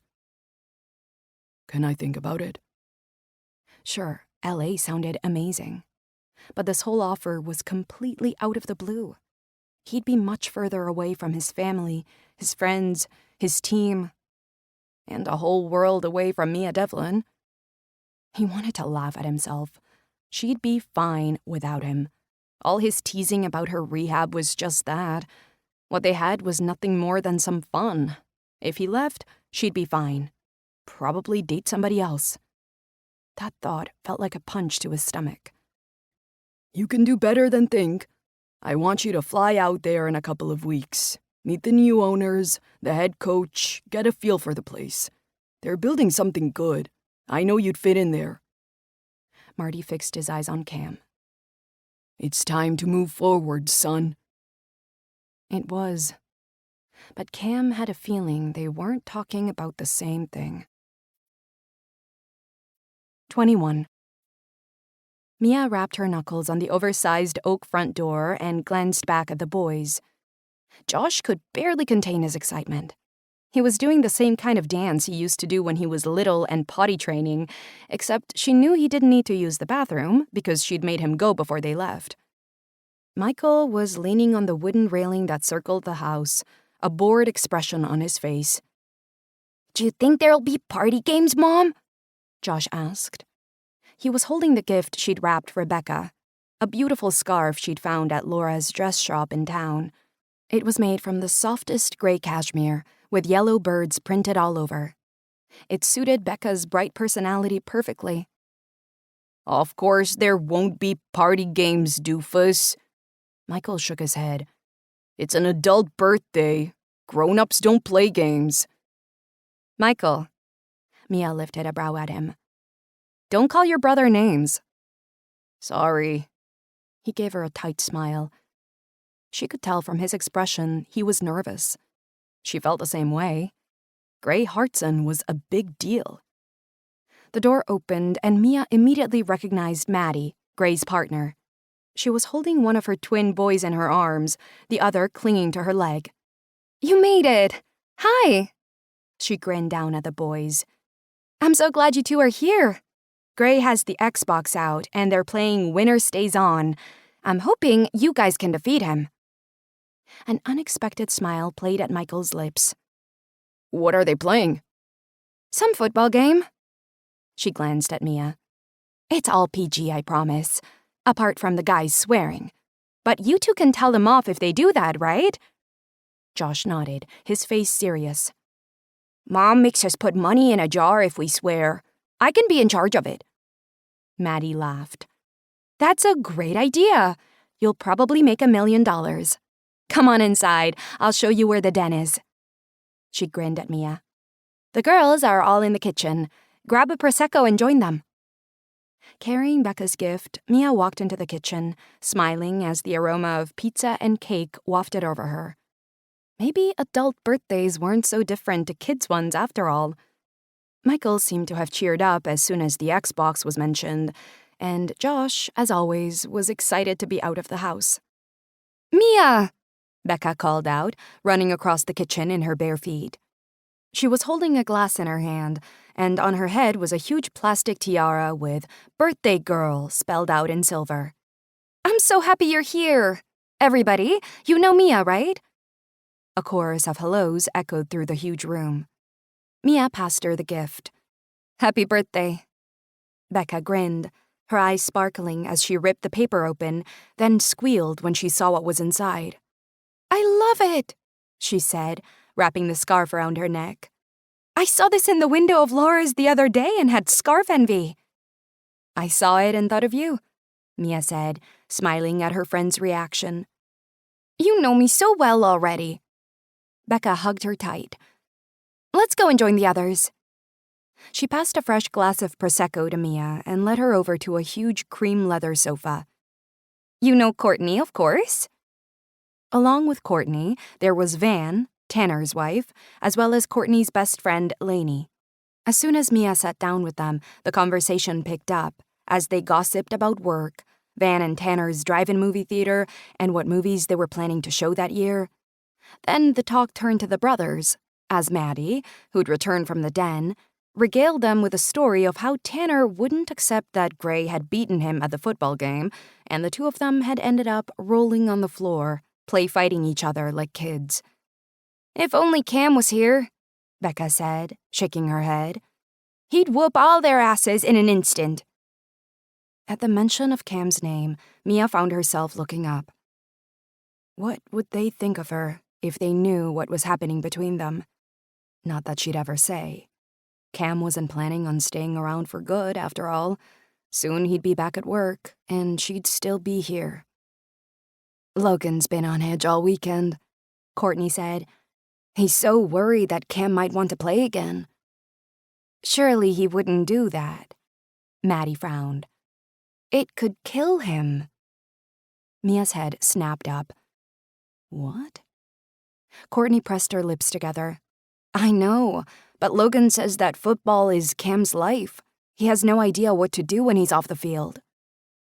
"What's wrong with Cam?" Mia found herself asking.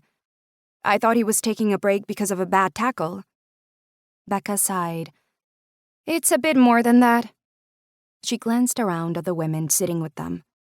"This goes no further than this house, okay?" They all nodded. "He has post-concussion syndrome, not just from the tackle he took a few weeks ago, but from the buildup of brain trauma over the years. There are lesions on his brain that won't ever heal, but he can still lead a normal life if he stops playing." Becca's voice was low. "The problem is, if he carries on playing, it could make things worse. Much worse." Courtney bit her lip. "Have you heard of CTE?" Mia shook her head. "It's a degenerative disease of the brain due to excessive trauma. It starts with headaches, which is what Cam has. The more concussions he gets, the worse it will get. CTE can cause personality changes and forgetfulness, as well as extreme aggression and depression. I hate the idea of Cam ending up like that," Courtney told them. "Not to mention suicidal thoughts," Maddie added, grimacing. "It's all horrific. He needs to give up football now." Cam had a brain injury?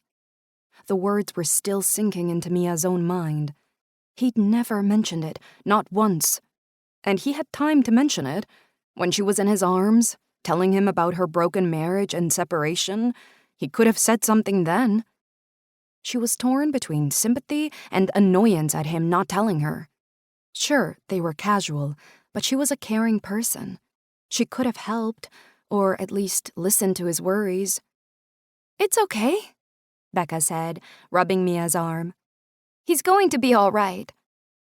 "I'm the one who should be comforting you." Mia shook her head at the whole situation. "You're his sister, after all." "We've had a bit of time to come to terms with things," Becca said with a shrug. "So has Cam, but he's still fighting it," Maddie added. Mia shifted uncomfortably on her seat. She liked these women, and she hated that she was hiding something from them. But what was she supposed to do? Tell them that she and Cam had a secret fling going on? She wasn't a solution to his problems. She had enough of her own, not to mention Josh and Michael's lives to consider. But it hurt to know he was hiding this every time they saw each other. You know what? Maddie said, clapping her hands together.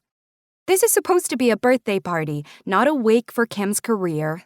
We need more wine and more music. What do you say? I think we should go get the guys and make them dance with us, Courtney said, the corners of her eyes wrinkling up. Before they end up giving each other black eyes. Good idea. Van nodded, shifting one of Maddie's twins on her knee. I'll tackle Tanner. You two take Gray and Logan. Becca and Mia, you put on some loud music. I really want to dance. Sounds like a plan. Mia smiled at them, happy the subject was changing. If they were dancing, they wouldn't be talking, which was a good thing, because right now she had a lot to think about. Nobody was answering the front door. Cam rapped again, but all he could hear was loud music. He turned the doorknob, but it was locked. He could have called Gray or Logan and asked them to let him in, but instead he opted for hopping the high fence that separated Gray's driveway from his backyard, landing steadily on his feet. He walked around to the back of the house, where no doubt his family would be celebrating in the kitchen. He could hear them before he saw them, the sound of music mixing in with the laughter and low buzz of conversation. It made the corners of his lips curl up. Weird how much he'd wanted to fly home, rather than stay in Boston and watch the game. Now that he knew his future wasn't with the Bobcats, not for now at least, he wanted to be far away from the team he'd been a part of for so long. Yeah, last night he'd gone over to Dan Motion's house and hung out with the quarterback and the rest of the team. But it felt more like a school reunion 20 years after he'd left. They had football in common, but little else. The official press release confirming his retirement would come out tomorrow, so it didn't overshadow the Bobcats game today. But the rest of the players already knew. Coach Mayberry had informed them. And one by one, they'd hugged Cam tightly and wished him well. And now, he would have to build that kind of camaraderie all over again with a new team, wherever that ended up being. It's a good offer, Derek had said quietly about the LA team as they'd left Marty's office on Friday. I'll put feelers out to find out more about their plans, but my gut tells me you should grab this by the balls. Cam nodded, but said nothing. Derek was right. It was a good offer. But LA felt so far away. Sure, he had friends there, the same way he had friends all over the country. It's what happened when you were in the public eye. He didn't know why he was in such a funk about it. He should feel relieved that his future was almost secured. He'd still be part of the game, part of something bigger. And sure, it would take time to build up a new team like that, but he was never faced by challenges before. Maybe it was because he'd actually been enjoying spending time with his family for once. For the past decade, his brothers had been scattered all over. Gray in LA, Tanner running his own business in New York, and Logan with him in Boston. One by one, they came home, found love and happiness in the same town they grew up in. There was a little part of him that envied them for that. Through the kitchen window, he could see his family doing what they always did, goofing around together and having fun. Tanner and Van were doing some kind of complicated twist that resulted in her stumbling against the breakfast counter as Tanner tumbled on top of her. Gray and Maddie were moving smoothly, their bodies so accustomed to music and rhythm that their grace was innate. And then there was Logan and Courtney, holding George in their arms as they boogied together, making their baby giggle and clap his hands with glee. Cam's mouth dried when he saw her. Mia was dancing with Josh, her blonde hair flying out behind her as Josh held her hands and spun them round and round. Her eyes were sparkling, her head tipped back with a giggle that made Josh twist her faster. Even Michael was grinning, sitting at the breakfast bar with his phone held up as he videoed them all. Taking a deep breath, Cam rapped on the window, painting a smile on his face when they all looked over to see him in the backyard. Cam! Becca squealed, her voice audible through the closed windows. She ran to the sliding glass door and yanked them open. "You came!" Happy birthday. He kissed her and squeezed her tight. Your gift is in my car. "It is? Can I come and see?" Over Becca's shoulder, he could see Mia looking at him. Seeing her made his muscles relax. He wanted to hold her, to touch her, without sending the sirens off throughout Hartson's Creek. He was sick of hiding this thing between them. Sure, the sex was amazing, but he wanted more than being a dirty secret. "Come on," Becca said, tugging his hand. She practically dragged him around the house to the driveway, not letting go until they were at his car. The others had followed and were standing by the house, watching with amusement, including Mia. His gaze met hers, and damn if he didn't feel it right down to his feet. That was the moment he knew he couldn't go to LA. Not when she was here in Hartson's Creek. The thought of being without her made his chest ache. He wanted her. He wanted everything. Taking a deep breath, he opened the car and pulled out the oversized box that took up the entire passenger seat. With a huge grin on her face, Becca pulled off the wrapping, then gave a little scream when she saw what was inside. "You bought me a KitchenAid," she said, her eyes wide. "I've wanted one of those for years." I know. "Okay, you're officially forgiven for almost missing my party." Becca hugged him again. "Now let's go inside, it's freezing." He noticed Mia lingering at the back as the others rushed around the house. Cam locked his car and carried Becca's gift to the porch. He'd walk around and bring it in later. Then he clambered down the steps to where Mia was still standing. You okay? He asked her. His fingers twitched with the need to touch her. "I thought you weren't coming back until tomorrow," she said softly. Yeah, I was supposed to watch the game at Freedom Field, but I couldn't wait to get out of Boston. Couldn't wait to see her. "How was the meeting?" It was okay. Lots to think about. He hadn't processed it all yet, especially the thought about not going to LA. He needed to be alone for that. "Your family told me about your head injury. I'm so sorry."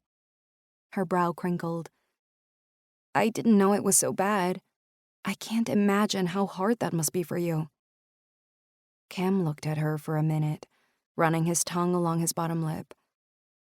It sucks, but it is what it is.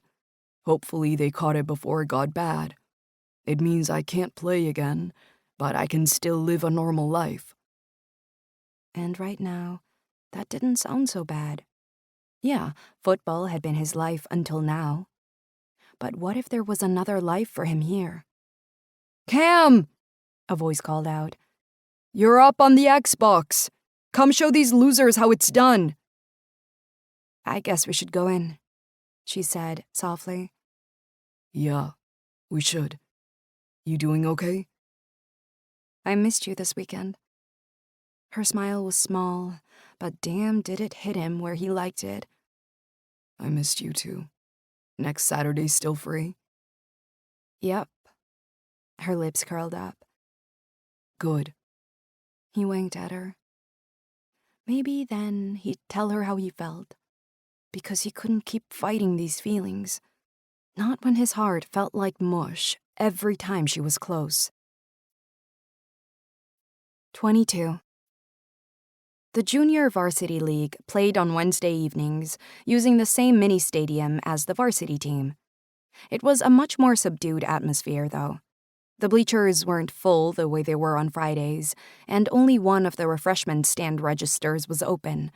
The small crowd of spectators was mostly made up of families of the players and those from the opposite team.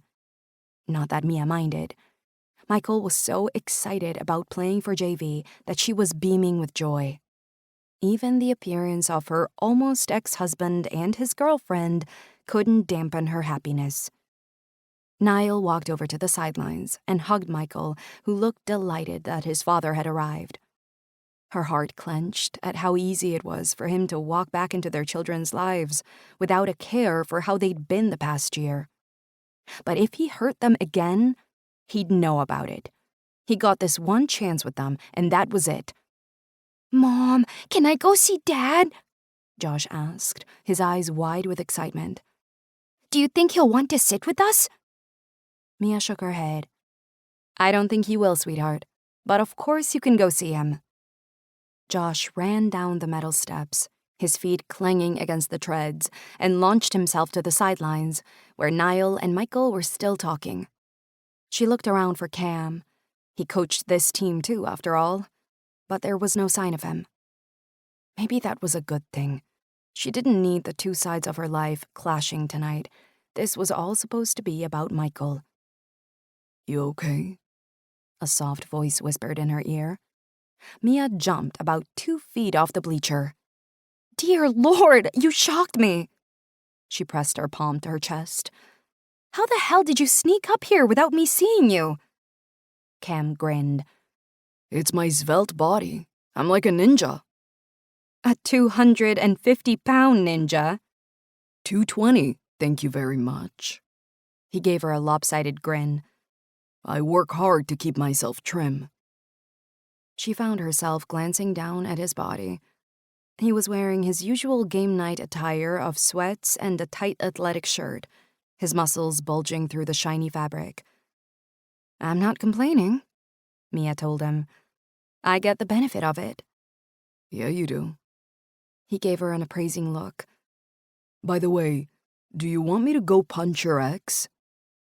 His abrupt change of subject made her giggle. I do want you to, she told him. But please don't.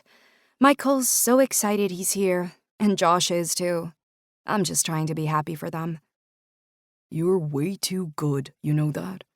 Cam murmured, tipping his head to the side.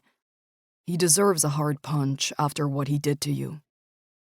It was weird, because a few weeks ago she would have agreed. But now he seemed insignificant.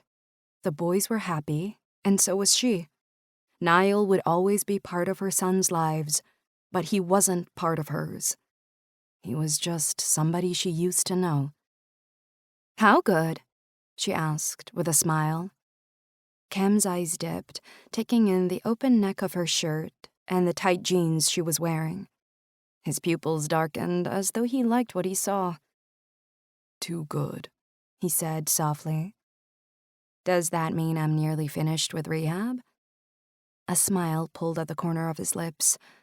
Not yet. I'll need to do a full body assessment first. You should probably come over naked this weekend. That'll save us some time. She raised an eyebrow. That'll get the neighbors talking. You shouting my name multiple times will get the neighbors talking, he said, his voice low. The rest is just window dressing. Mom, can I sit with Dad? Josh asked, panting from running back up the steps. Cam immediately pulled back. Mia glanced at her son to see if he'd heard a word of their conversation. From the expression on his face, he had no idea what was going on. Thank the Lord it was Josh and not Michael who'd snuck up on them. Of course, honey. He's here for a few days. He told us he and Gemma want to take us away for the weekend. There's this hotel with a water park inside it. Can we go? Mia blinked. Of course, he'd want to spend more than an evening with them. He'd driven all the way from Wichita, after all. Let me talk to your dad later. You'll miss football practice if you're not here on Saturday. I know, but I really want to go. Noah says the water park is amazing. There's this giant bucket that empties water all over everybody. She glanced at Cam. He was watching them with interest, a tick popping on his jaw. I'm pretty sure you can go, Mia told him. I just need to hash out some details with your dad, okay? Okay. Josh grinned widely. Thank you, Mom. He ran back down the steps to the front bench where Niall and his girlfriend had taken a seat. Josh sat beside his dad, talking rapidly to him. Niall turned his head and looked up at where Mia was sitting. She took a breath and raised her hand to wave at him. Niall blinked and waved back. There, that wasn't so bad. Maybe he'd actually stick around long enough to spend some time with his kids. So, you're free all weekend, Kem murmured. That's interesting. It is? Yeah, it is. Forget about the naked rehab. Let's go away somewhere. Away? Mia blinked. Where? Somewhere that definitely doesn't have a giant bucket that dumps water over everybody. He told her, his face serious. Though I can't promise you won't get wet. Why do I think this is a bad idea? She murmured, shaking her head. It's the best idea. His eyes softened. 2 whole days together. Naked. He gave her a crooked grin. If you prefer, you can stay at my place. Though if your car's parked in my driveway overnight, people will definitely talk. What if I don't come at all? Not an option. I promise I'll always make you come. She laughed softly. You're a goof, you know that? I'm a goof for you. Her heart did a little leap. Shut up and go coach the team. Kem looked over his shoulder, as though he'd forgotten all about the football game. Shit, yeah, I should go. I hope you weren't this uncommitted when you played pro, she said with a grin. Luckily for the Bobcats, I didn't know you then. He stood, his strong body towering above her. I'll send you our travel details tomorrow. Our travel details. A fizz of excitement shot through her. 48 hours alone with Cam Hartson. She wasn't sure either of them would survive it. Okay, you two need to go pack for your weekend. Your father is picking you up right after school. Mia took their empty plates. Josh, I've laid out all your clothes on your bed. You just need to put them in your duffel bag and add any toys or books you want to take. Have you packed for me too? Michael asked with a grin. Nope. I don't dare rifle through your closet.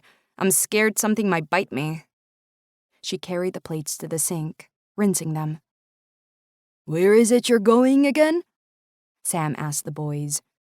It was one of his rare evenings off, which was good because she hadn't told him yet that she wasn't going to be around this weekend either. She'd tell him once Michael and Josh were upstairs. Sliding the plates into the dishwasher, she bit down a smile as she thought about Cam's message. Our flight is at 10 on Friday night. We're going somewhere warm. Bring a bikini and sunscreen. CXX. So you're not telling me where we're going? You realize I'll find out as soon as we check in at the airport, right? MXX. Yeah, I know that. But I like to keep you guessing. CXX. You haven't told me to bring my passport, so it has to be in the US. And there aren't that many places where I could wear a bikini right now. Is it Miami? MXX. Nope. C. Savannah? M. Still no. C. You're driving me crazy, you know that? M. That's what I'm here for. Now leave me alone. I'm trying to get my body beach ready. CXX. Mom? Josh asked, crouching down beside her in front of the dishwasher. Yes, sweetie. If I take my Nintendo Switch, do you think it'll get wet? Not if you don't take it into the water park. But the whole hotel is a water park, right? He frowned. Doesn't that mean the bedrooms are too? She bit down a grin. No, honey, the bedrooms will be dry. You don't sleep in the water park itself. The hotel is just attached to it. Oh. Josh's face fell. I didn't know that. It's okay. I'd have thought the same. She ruffled his hair. Are you looking forward to going? Yeah, I think so. Michael seems excited, and Dad says we'll have fun. You definitely will. It'll do you good to spend time with your dad. And Gemma, too, Josh added. She seems nice. That's good. Now go pack, okay?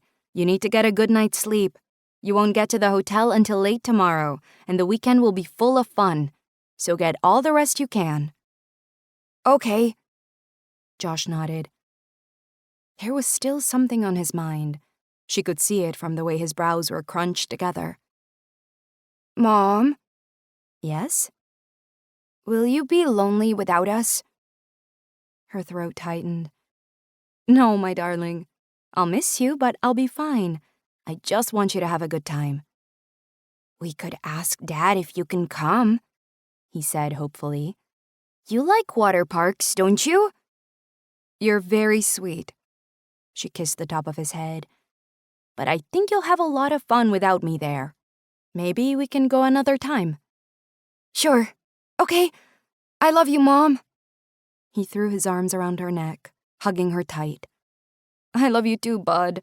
So much." It was almost 10 by the time the house was quiet and the boys had gone to bed. Half the evening had been taken up with Josh trying to find the charger for his Nintendo, which they finally found beneath his bed, along with a stash of candy wrappers and half a dozen unmatched socks. Michael was calmer on the exterior, but she could tell he was excited too. She was pleased he was. That made her life easier. Maybe co-parenting would be a good thing, though she was still skeptical that Niall would really step up to the mark beyond this weekend. He'd messaged her this evening to confirm what time he'd be picking the boys up, and for the first time, she'd seen some humility in his words. He thanked her for letting him back into the boys' lives and apologized that he hadn't been around for the past few months. She noticed he didn't apologize for leaving or for taking everything they owned, but she wasn't expecting miracles. And anyway, she had other things to think about. Things like airplanes and bikinis and a weekend away with the hottest guy in Hartson's Creek. "So, I'm going away this weekend too," she told Sam as she walked back into the living room. He was watching an old war documentary and lifted the remote to pause it. Anywhere nice? He asked her. "Just to see a friend. I thought I'd take advantage of having some free time." She sat in a chair beside the fireplace. "I know I'd planned on painting the kitchen on Sunday, but I'll do it next week if that's okay." Sam waved his hand. That kitchen hasn't seen a lick of paint in 20 years. Another week won't hurt. And you've done more than enough to this place.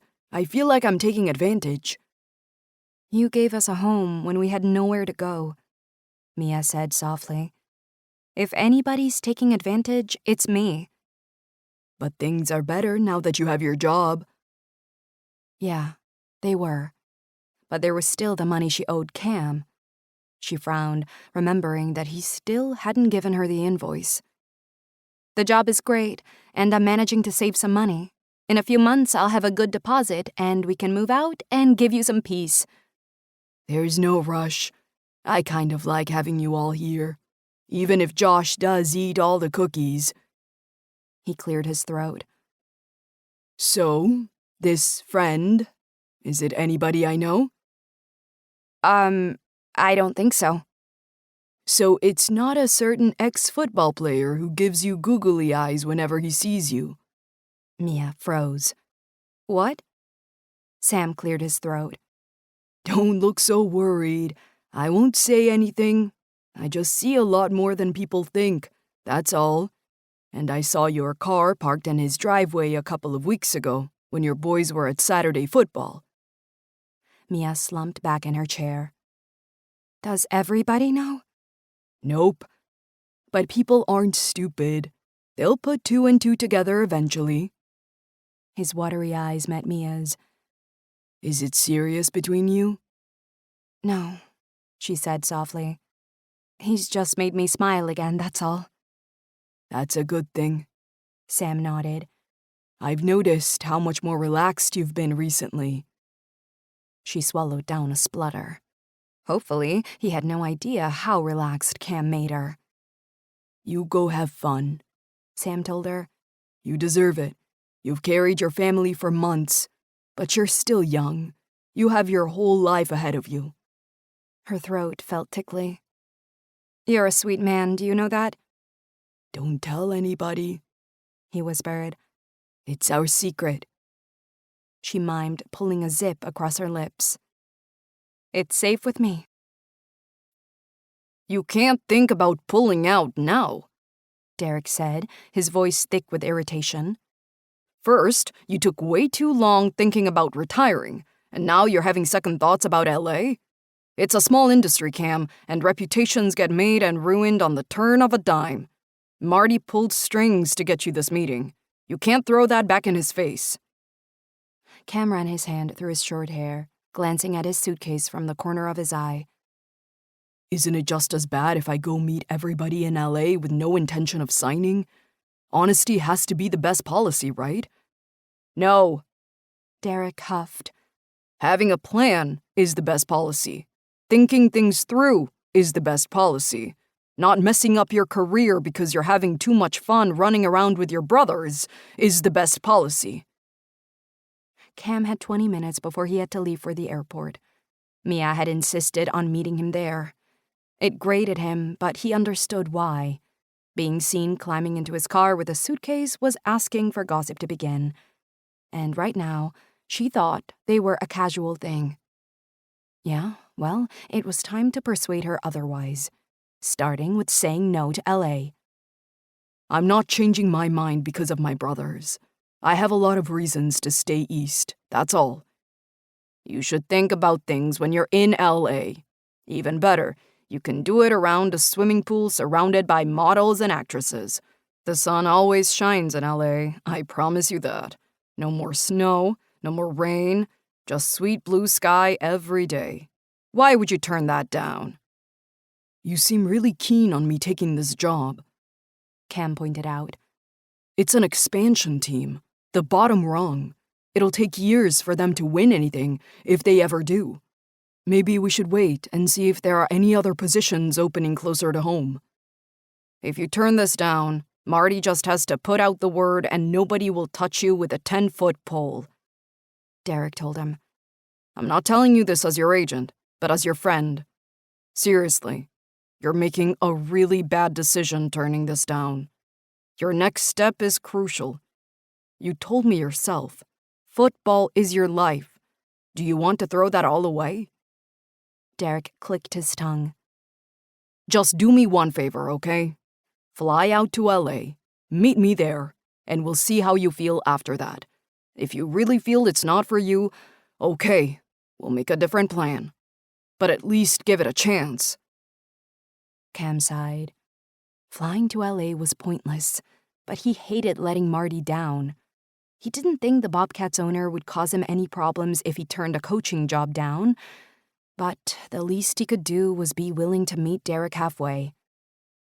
I'll go, but I'm pretty sure I won't change my mind. He was certain, but no need to give Derek a fit. Okay, good. Brian's already booked your flight and hotel for next weekend. Derek sounded suddenly upbeat. I've got a good feeling about this. I gotta go, Cam said, checking his watch again.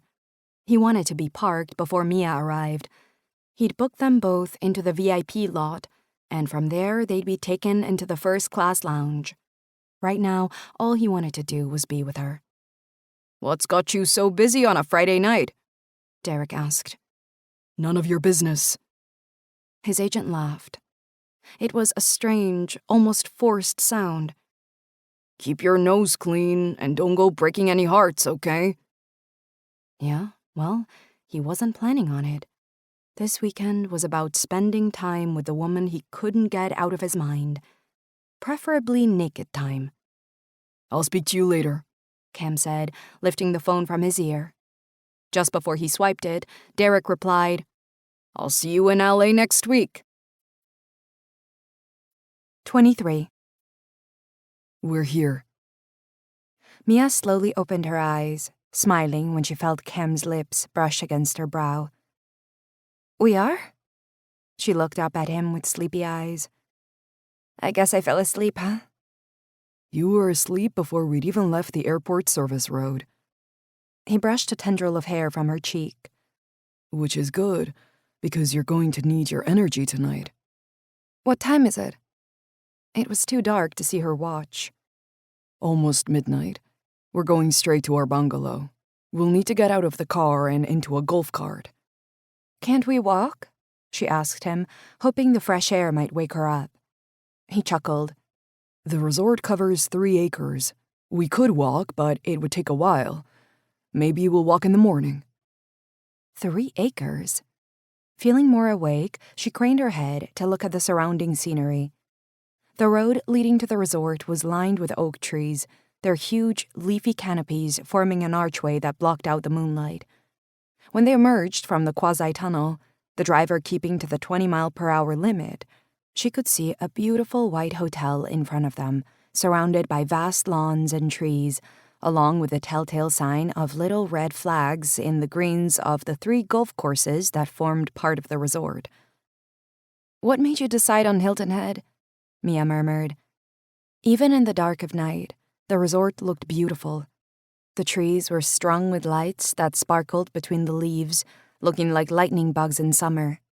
Dotted in among them were small white bungalows, each far enough away from the next to provide privacy. From the looks of the size of them, along with the enclosed private swimming pool behind each building, they had to cost a small fortune to rent. It's warm enough to sunbathe naked. Cam kissed her again. So softly she could barely feel it. It can't be that warm. I know we're in South Carolina, but still. The forecast predicts high 70s. You might get a few goosebumps, but I can live with that. Can you? She lifted a brow, smiling up at him. She liked the way he was holding her, like she was something delicate that needed to be protected. Yeah, I've got a few ideas of how to keep you warm. He pressed his lips to hers. They were warm and demanding and sent delicious tingles through her nerve endings. He cupped her head with his palm, sliding his tongue against hers. Would you rather go to a water park hotel? He asked when he pulled away. And get drenched by a giant bucket of water? She wrinkled her nose. I think I prefer this place. Damn, he was such a good kisser. All the tiredness she'd felt only minutes ago seemed to disappear. He slid his hand down her thigh, hooking it beneath her knee until he could pull her leg over his body. The driver cleared his throat. We're here. The bellhop will assist you now. Cam lifted his head, a smile ghosting his lips. Later, he mouthed, sliding her leg from his. Thank you, he told the driver. It was annoying how little he appeared to be affected by their kiss. Mia was still panting like a damned dog. We'll see you on Sunday. There were actually 2 carts waiting for them. The first driver took their luggage and drove ahead, while Mia and Cam climbed into the back seat of the second, which took off along the small winding pathways, past the deserted golf courses and expansive trees. Welcome back, Mr. Hartson. And welcome for the first time, Ms. Devlin. We're delighted you chose the Evoke Resort for your stay. The driver glanced over his shoulder, then back at the path ahead. Their way was lit by old-fashioned lampposts casting golden pools across the gravel. Welcome back, Mia said, arching a brow. Do you bring all your women here? Cam laughed, shaking his head. I came here for a golf tournament once. Pro celeb. I'm guessing you're the celeb? So they told me. He shrugged. I only came for the free golf and food. She bit down a smile. That's pretty much why I'm here.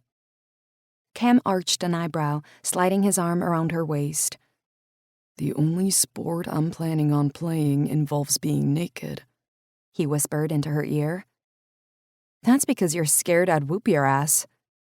He kissed her neck, sending shivers down her spine. Do you play golf? No, but it looks fairly simple. She felt his laughter vibrating against her skin. Oh, baby. Now I really want to play you. Do you think they'll let us on the course without clothes? You seem really fixed on this naked thing, she pointed out. He slid his lips along her jaw. Yeah, I'm pretty set on that. Maybe she was, too. The thought of almost 2 days ahead of them felt enticing. No children, no cooking, no work to worry about. Just being naked with this man who knew exactly how to touch her, along with warm sunshine and a cool pool to dip into. We're here, the bellboy told them, hopping out of the cart. Your luggage is in your room, and there's food waiting for you in the kitchen, along with a complimentary bottle of champagne. Your breakfast will be delivered at 9:30 tomorrow morning, as you ordered. In the meantime, is there anything else I can get for you? Cam swung his long legs out of the golf cart, then held his hand out to Mia. She climbed out, a grin on her face as she took it all in. We're good, Cam told him, slipping him a few bills. He was good at that. Clearly had way too much practice. Enjoy your stay, and if you need anything at all, just call reception. We're staffed 24 hours for your needs. Sliding his hand into hers, Cam nodded at the bellhop. Thanks, he said, his thumb caressing her wrist. But right now I have everything I need. Mia woke the next morning to the glorious sight of a naked Cam Hartson carrying a tray laden with breakfast food into the bedroom. She was naked, too. Their clothes were almost certainly still scattered over the living room, her bare legs twisted into the cool white sheets. "Did you go outside to get that tray?" she asked him. Yeah, they left it on the porch. Cam put the tray on the nightstand, picking up a croissant and taking a bite. "You left the bungalow naked?" She watched as he poured 2 cups of coffee. "Careful, you wouldn't want to scald any delicate parts." He grinned. It's Naked Saturday, remember? "I don't remember giving it a name." Well, I did. It's Naked Saturday. No clothes allowed. "What if I want to explore the island?" she asked him as he passed her a coffee mug. Same rules. You have to do it naked. Or wait until Boring Clothes Sunday.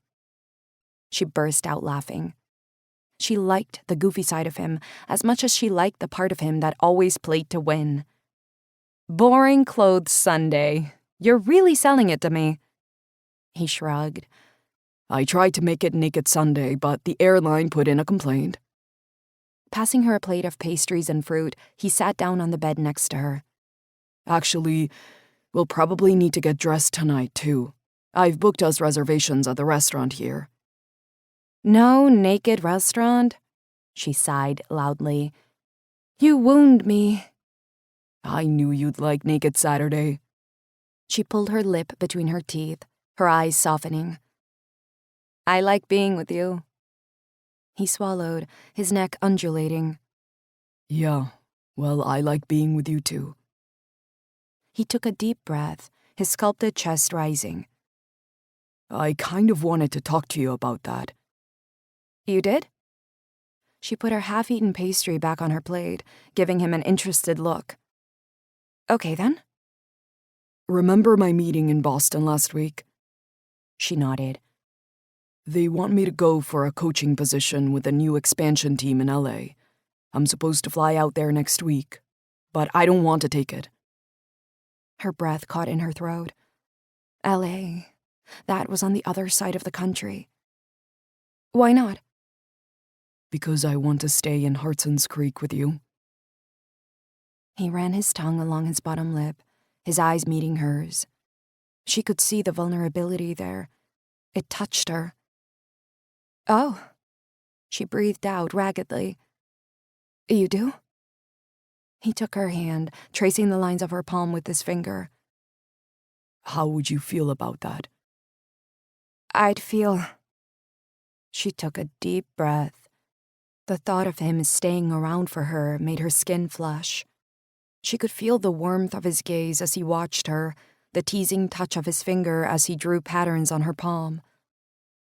"I'd feel pretty good about that," she admitted, her lips curling. "But I'd need to know more. What do you mean by staying around? Do you want to keep on the way we are? Because Sam's already noticed, and it's only a matter of time before everybody else does, and I can't have the boys dealing with that." He shook his head. No, that's not what I want. His eyes were hooded. I want more. I don't want to hide how I feel about you anymore. Her hand was shaking in his. "How do you feel?" she whispered. Cam took the plate from her lap, putting it on the bedside table, then put her mug of coffee beside it. He slid his arms around her waist, turning them both until she was straddling his thighs, her chest pressed to his. I think better when we're touching, he told her. In fact, everything's better when we're touching. She pressed her lips against his. It really is. And as for how I feel, he shook his head. I'm not good at this stuff. I can talk for hours about a game or a play, but this stuff, he pointed at her chest, then his. You and me, I end up talking like a kindergartner. I can speak kindergarten too, she told him. I'm well practiced. He slid his hand down her back, pressing his lips against her shoulder. I'm falling for you. This isn't just about sex for me. I don't think it has been for a while now. Life makes sense when you're around. And when you're not, it's just shit. She ran her palm over his cropped hair, her fingers curling around his neck. But you understand this isn't just about me, right? I come as a package deal with the boys. You know that? Yeah. He nodded. And I'm good with that. I like them. I think they like me. They might not like you so much when they find out there's something going on between us. When? He looked at her through thick lashes. Not if. She swallowed hard. Maybe you're not the only one who's fallen. His lips curled up. Of course I'm not. It's classic Nightingale syndrome. What? Falling in love with your doctor. It's a classic thing. He grinned. You're not my doctor, she pointed out. I am your doctor. I put you through rehab. He slid his hands down her hips, his fingers leaving a trail of fire on her skin. It's only natural you'd fall for me. The love doctor? She bit down a giggle. Is that what you think you are? I like that. He nodded. Yeah, just call me Dr. Love from now on. He nuzzled her neck.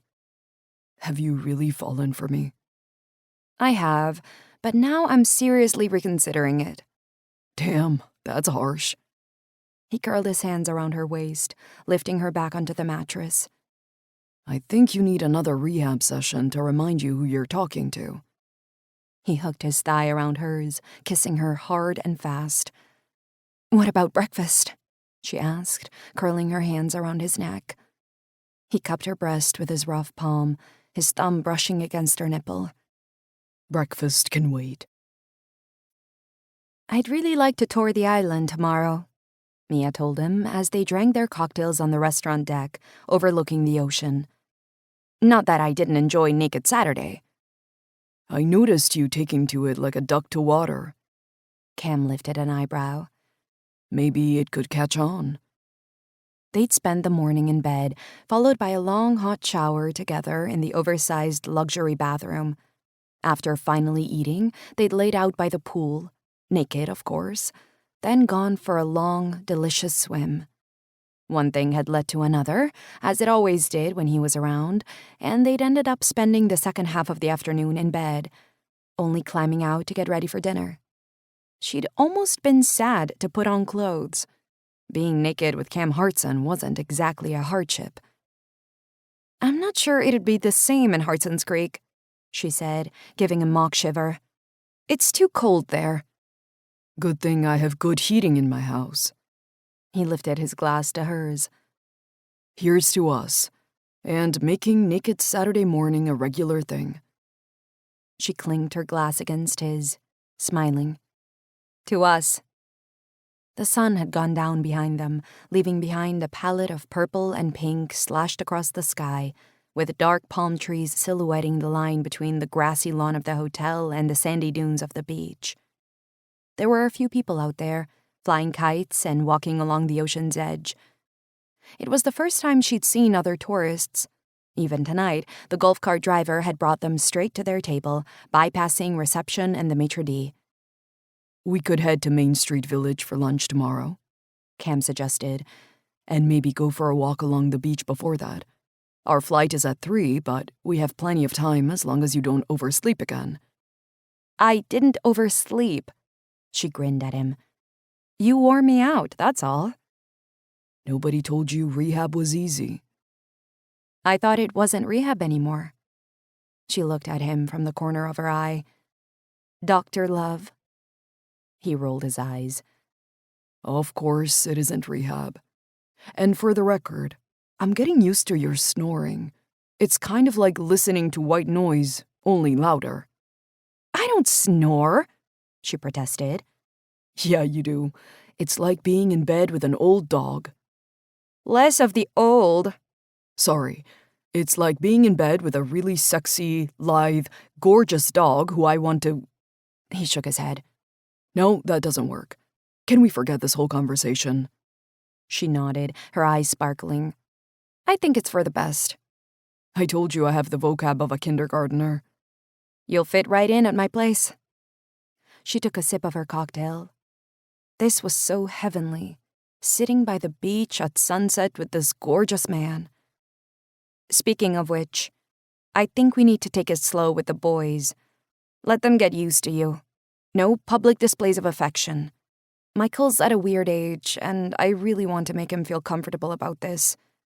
Are you willing to take your time? I'm willing to do whatever it takes to be with you. He took her hand, folding it in his own. I'm all in here, Mia. She took a deep breath. And you need to take it easy with me, too. I'm still technically married. When will the divorce be final? He asked, his expression serious. She shook her head. Within the next few weeks. She traced the rim of her cocktail glass with her free hand. And whatever we do, I want to pay my way. I can't have you paying and me taking all the time. It doesn't feel right. He tipped his head to the side, his eyes taking her in. This weekend is on me. No discussions. Okay, but you can't do this all the time. I earn my own money. My independence is really important to me. And you still need to give me the invoice for the damage to your car. I'll be paying it. No, it's not important. Her jaw tightened. It's important to me. When Niall left, I had nothing. I won't put me or the boys through that again. I've worked too hard to be brought that low again. I get that, but I'm not that kind of guy. Her smile was sad. I hope not. But I can't live without knowing I'll be fine without you. Financially, at least. So please give me the damn invoice, and I'll work out a way to pay you. If we're going to do this, I want us to be equals. He pulled his gaze from hers, staring down at the ground as though there was something really interesting laying there in the dirt. Okay. He nodded. I'll get it to you next week. And I understand why you need security. But I'm not Niall. I don't treat people badly. And I can't promise that I won't want to spoil you and the kids sometimes. Spoiling is fine, she told him, squeezing his hand tightly. Just not all the time. He nodded. Understood. So we take it slow. I make you pay me money I don't need and you don't have, and then we'll be good? She bit down a smile. Pretty much. He shrugged. If it means that much to you, then we'll do it your way. Thank you. She pressed her lips against his cheek. I appreciate it. I still have to go to LA next week, he told her.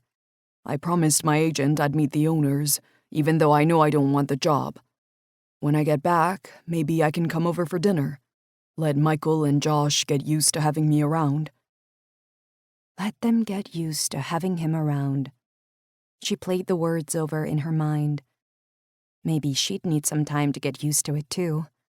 In a good way, because being with him felt so easy. When he was around, she felt as though she could breathe, could be herself, the person she used to be before life pulled her along and made her breathless. She liked who she was when Cam was around. and she adored being with him. "Yeah, I'd like that." She smiled at him. "Just be yourself, and they'll get used to it." He slid his hand around her neck, pulling her in for a kiss. You make me happy. He whispered as he pulled away. So damn happy. She smiled softly at him. Ditto. 24. "Hey, sweetie," Mia said, lifting her phone to her ear. Cam crossed his legs and picked up his coffee mug, watching her as she talked to her boys. They were sitting at a coffee shop in Main Street Village. Mia had insisted they get up at 8, though he'd managed to persuade her to come in the shower with him. By 9, they'd walked along the beach, then taken a taxi into the village, which was full of quaint, old low-country buildings and pretty boutiques. Now they were sitting at the cafe while she chatted with the boys who were still with her ex-husband. Well, her almost ex. Cam swallowed another mouthful of coffee. Yeah, that divorce couldn't come fast enough. "You did?" Mia said, her lips curling. "Wow, you're brave. I can't believe how grown up you sound. I'm glad you're having fun." Her eyes met Cam's. He winked at her and she blew a kiss back. "Well, have fun, honey, and I'll see you later tonight. Is Michael still there?" There was a pause as she waited for her eldest son to take his phone back. Cam took the opportunity to admire her. She looked amazing, sitting in the dappled sunlight, her pale yellow sundress clinging to her skin. She'd put a change of clothes in her bag, ready to put her jeans and sweater on at the airport and return to the cool temperatures in Hartson's Creek. They'd head straight to the airport after this. Their bags were being handled by the hotel and would be conveyed directly to the airline check-in desk for them. The pleasures of flying first class. His money definitely made his life easier. He wanted to make Mia's life easier, too. "Hey, honey, are you having fun, too?" Mia asked when Michael came onto the line. "You did? Great. Thank you for looking after him. He sounds like he's enjoying himself." She picked up her coffee cup, lifted it to her lips. "Sorry?" Her brow dipped as she listened again. "You called the landline? Why?" Pursing her lips, she blew out a mouthful of air. "I must have been in the yard and didn't hear it." So, Michael was asking questions. That wasn't a surprise. Cam knew he was protective of his mom. He'd wanted to pay back the car repairs without her knowing, after all. That was something Cam needed to talk to him about, man to man. He'd do it this week, before he headed to LA. Explain that he didn't feel right lying to Mia, and that Michael didn't need to come around and do chores anymore. If they were going to do this thing, it needed to be a clean slate. No more hiding things. He was done with that. His relationship with Mia was too important to mess up. Yeah, it had started with pure attraction, but now it was so much more. He wasn't lying yesterday when he told her he was falling for her. The fact was, he'd already fallen hard. He was laying on the ground, staring up in wonder at this woman who'd changed his life, who'd made him feel things he'd never felt before. "Okay, I'll see you tonight. Have fun, my darling." Mia sighed and ended the call. "He's angry because he called home and I didn't answer this morning." We need to tell him about us. She nodded. "I know, but we need to do it the right way. I know Michael. He doesn't like surprises. He wants to think he's in control. Let him get used to having you around. Then I'll talk with him, okay?" Cam nodded. You're his mom. You know him better than anybody. "Thank you." She put her phone in her purse and reached for his hand. Their fingers slotted together perfectly. "For always being so understanding." I like your kids, He told her. and I'll do whatever it takes to have you in my life. He cleared his throat. And to make Naked Saturday a permanent thing. She laughed, the worry melting from her face. "Why do I feel like you're being serious?" Because I am. He lifted her hand to his mouth, pressing her palm against his lips. Deadly. Thank you, she said, rolling onto the balls of her toes to press her lips against his. For the weekend, for being you, for everything. Cam slid his hands to the small of her back, pressing her body to his. They'd barely been able to keep their hands off each other during the flight, much to the amusement of the flight attendants. And now they'd reached the VIP car park, and their respective cars were waiting for them. Her Honda looking a little sad next to his sparkling and undented blue Audi. Thank you for being mine. He smiled at her softly, stroking her hair. I wish I could drive you home and spend the night with you. Spending the night together might take some time, but we'll get there.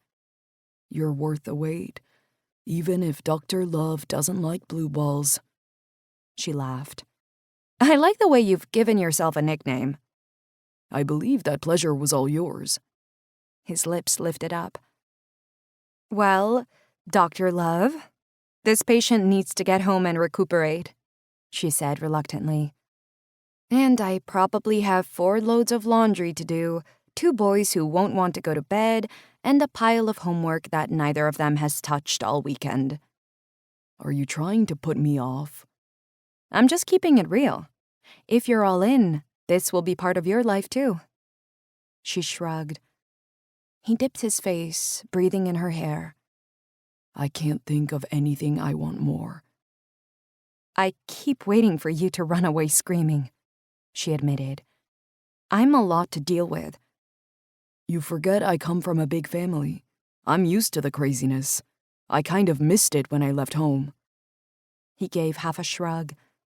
And I'm not running anywhere. Mia's eyes widened.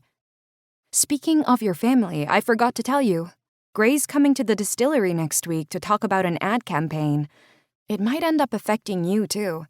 My boss is really keen on having your family be part of the launch of the new whiskey blend. She wants to persuade him to get you all involved. All of us? Cam looked genuinely surprised. Yeah, it's a family whiskey company, and they want a successful family to promote it. Your brothers and Becca. It's still in the early stages, but I wanted you to hear it from me first. She gave him a small smile. But you don't have to be involved if you don't want. What's happening between us has no bearing on that. It's between you and your brothers. I guess I'll see what Grace says. She smiled, relief washing over her. Thank you. I should have mentioned it before. I wasn't hiding it on purpose. It's just a bit hush-hush. Sliding her hand down his chest, she glanced up at him. I don't want any secrets between us. Cam swallowed hard. Me either. Can I call you later? When the boys are in bed? He traced the line of her jaw with his finger. If you don't, then I'll be calling you. You'd better be naked when I call, Dr. Love. He lifted an eyebrow. I'm never going to shake off that name, am I? Why would you want to? It's an amazing name. He pressed his lips against her brow. I'll come up with one for you. Other than MILF? He laughed. You're not a MILF. You're a MIF. A myth? Mom, She put her finger across his lips. Now stop that. You started it. Mia shook her head. Yeah, I did. And now I'm finishing it. Go home and unpack, and I'll talk to you later. He slid his fingers into her hair, cupping her face with his other hand, and molded his lips against hers. Okay, Mom. Whatever you say. Mom, I can't find my toothbrush, Josh yelled out while Mia was putting the first load of laundry into the washer. Mike, did you steal it? What would I want with your gunky toothbrush? Michael called out. He was leaning over his homework at the kitchen table, muttering under his breath as he tried to finish his math assignment. Look in the front zip of your backpack. Found it! Michael shook his head at Mia. Kids. Have you nearly finished your homework? She asked him. It's almost bedtime. Dad let us stay up until midnight. Michael said, giving her a sly glance. That's nice. She knew exactly what he was trying to do, and it wouldn't work. She was still too high from her weekend with Cam to let it get to her. I'm glad you had a good time. We did, Michael said. His expression softened.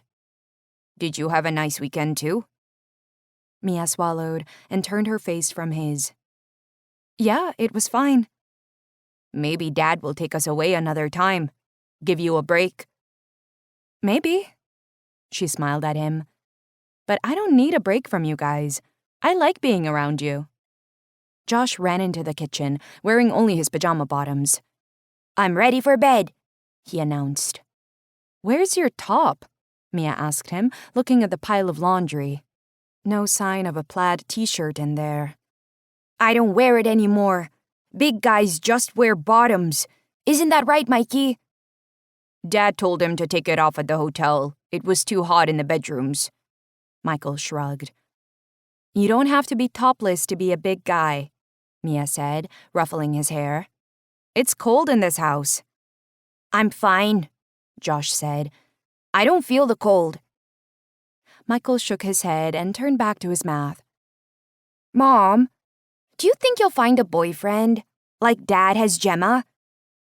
Josh's question was innocent, but at that moment, it had her heart racing. Mia closed the washer lid, grateful that he couldn't see her expression. What makes you ask that? Dad had a talk with us, explained that he and Gemma would be getting married. I asked him, what about you? And he said you'd probably get a boyfriend. She feigned nonchalance. Maybe. Michael glanced over at his brother and rolled his eyes. Mom won't date. She doesn't have time. Mia ignored the pang of guilt in her chest. If you've both finished sorting out my love life, I'll take Josh up to bed. You have 20 minutes, she warned Michael. And then you need to jump in the shower. I can still smell the chlorine on you. Had to get that last swim in. Michael winked at her. You know what it's like. Weirdly, she did. Not that she was planning to tell him about her trip to Hilton Head. Biting down a smile, Mia followed Josh up the stairs.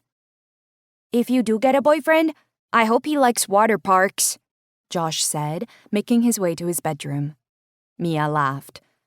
I'll make sure that's on the top of my requirements. 25. You sent him flowers? Joanna asked, her voice dipping as she gave a little laugh. I love that. It's so girl power. He does something nice, you send him a bouquet. Did he like them? He loved them. He said nobody had ever sent him flowers before. Joanna giggled. And I can't believe you're calling him Dr. Love. That's hilarious. He doesn't find it quite so funny. Mia grinned as she remembered the message she wrote on the card. To Dr. Love, thank you for the rehab weekend, especially Naked Saturday. Love, Mia. Your myth. XX. Ah, the guy's falling for you. I bet he finds everything you do funny. Joanna sighed. This is like one of those romance novels. I'm feeling faint just talking about it. And I can't tell you how jealous I am that he whisked you away for the weekend. Mia leaned back on her office chair and gave a little sigh. It was romantic, she admitted. And hot as hell, too. Her skin tingled at the memory of how good Cam Hartson looked in the buff, his strong, defined muscles covered by taut, smooth skin. How do you think the boys will take it when you tell them? Joanna asked. I don't know. Josh will be okay, I think. He likes Cam, and he's young enough to accept him. Michael, I'm not so sure. He'll get used to it. He went away with his dad and Gemma, after all. Yeah, he did. Maybe Joanna was right. And he knows Cam. He's his coach. He must respect him. I know they got off to a bad start with the car. Joanna gave a little laugh. But that's all ancient history. Yeah, he hasn't mentioned it for weeks. There you go. It'll be fine. Joe's voice softened. I'm so happy for you. You deserve this after all you've been through. And maybe I can get some free tickets to a football game. Mia laughed. Maybe. Seriously, I want to meet him sometime. I'd like that. Mia rolled her lip between her teeth. He's important to me. I kind of got that impression, Joanna teased. I know this is all going to work out. It has to. I hope so. Mia smiled softly.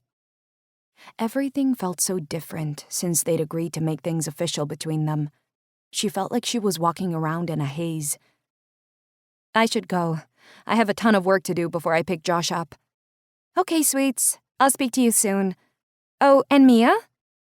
Yeah? I watched one of his old games last night, and he has so much BDE it made me hot. BDE, Mia said, her brow dipping in confusion. Big dick energy. Google it. He's pretty much the poster boy. Bye, Joe. Mia pulled the phone from her cheek and pressed her finger to end the call, not waiting for her cousin to reply. No doubt she'd call later or send a dozen inappropriate texts. With a glance at her closed office door, she opened up Safari and quickly typed into the search bar, Big dick energy. Her eyes widened as she read the definition. It's confidence without cockiness. It is never misplaced and it cannot be simulated. It is the sexual equivalent of writing a check for $10,000, knowing you got it in the bank account. She burst out laughing because it was so on the mark, the $10,000 included. Cam Hartson definitely had big dick energy, though she'd never admit that to Joanna. You heading home?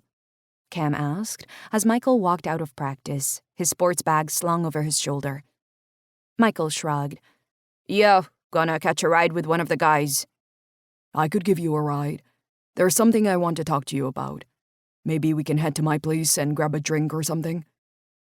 Michael frowned. What kind of thing? He pulled his duffel from his shoulder and let it fall to the ground with a thud. Is there something wrong? Nothing at all. It's nothing sinister. I just thought we should talk about the work you're doing for me. Only if you have time. Cam kept his voice even. No need to alarm Michael. It was pretty simple. Tell Michael he didn't feel comfortable in letting him lie to his mom without getting him all riled up. Then, after he came back from LA, the boys would slowly get used to him. They didn't need to rush anything, but he wanted this clean slate. His relationship with Mia was too important to start it with a lie hanging over his head. Okay. Michael shrugged, opening the door of Cam's Audi and throwing his bag in the back. Then he turned to Leon and pointed at the car. No need for a ride, I'm covered. Leon nodded. Okay, see you tomorrow. Climbing into the passenger seat, Michael fastened his seatbelt and turned to Cam. That was a good practice today. Cam turned on the engine and backed the car out. You guys are really coming together as a team. You gotta work on a few plays, but I think you have a chance of winning this week. Not if Ben keeps fumbling the damn ball. Michael sighed. The guy dropped more than he caught today. We all have off days. Cam glanced at Michael from the corner of his eye. He really wanted the kid to like him. Yeah, part of that was because it would make things with Mia so much easier, but it was more than wanting to be with Michael's mom. He genuinely liked him. He might be a bit pissy occasionally, and cocky when he didn't need to be, but what teenage football player wasn't? Cam cringed when he thought about the young thug he had been when he'd captained the team. He thought he was the king of Hartson's Creek. Michael would grow into his skills, and maybe he'd even get a sports scholarship.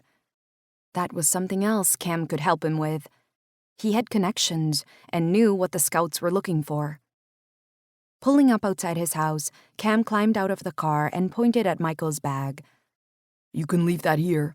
I'll give you a ride home when we're done.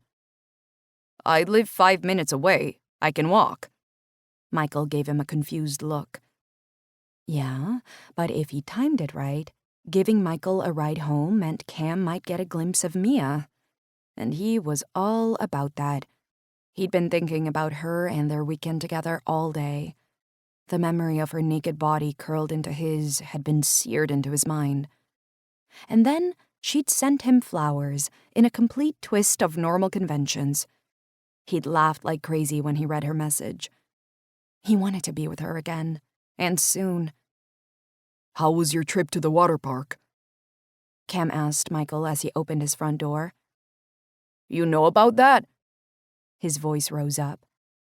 Cam blinked. Yeah, I heard Josh telling your mom about it. Michael glanced at him from the corner of his eye. It was good, thanks. Damn, he needed to be more careful, at least for the next couple of weeks. His face felt hot. He needed to splash some water on it. You go on into the kitchen. Grab yourself a soda or something. I just need to do something really quick. Michael shrugged. Okay. He sloped off down the hallway to the kitchen. He'd been here enough times to know where everything was. Taking one last glance at his back, Cam turned and headed upstairs, wanting to put some space between them. In the bathroom, he filled his cupped hands with cold water and splashed it onto his cheeks. Looking up at his reflection in the mirror, he took a long, slow inhale. There was no way he could mess this up. He didn't want to make things between him and Michael difficult. Just talk to him, asshole, he muttered. Get this over with. Why was he so on edge?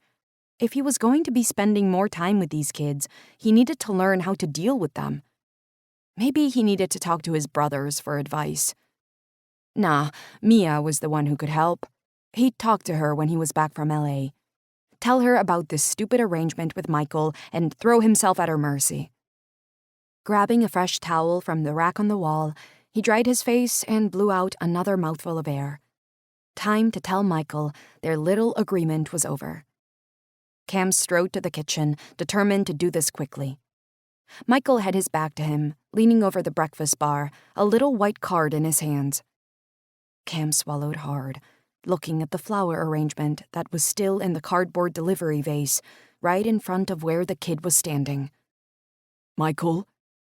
Slowly, Michael turned his head, the card still clutched between his fingers. He glanced down at it again, his lips moving as though he was rereading the words. To Dr. Love, thank you for the rehab weekend, especially Naked Saturday. Love, Mia. Your Miff, XX. Glancing up from the card, Michael's gaze met Cam's. He blinked, his jaw popping as though he was gritting his teeth. What the hell is this? He asked, his voice tight. Cam walked forward to grab the card, but Michael wouldn't release it. It's not what you think, he said, his heart pounding against his ribcage. Let me explain. Are these from my mom? Cam blew out a mouthful of air. Michael, you need to give me that card. Michael shook his head as though he was trying to understand. No, you need to tell me if this is from my mom. His eyes met Cam's again, the air between them filled with heavy silence. What does MIF mean? Michael asked. Nothing. It means nothing.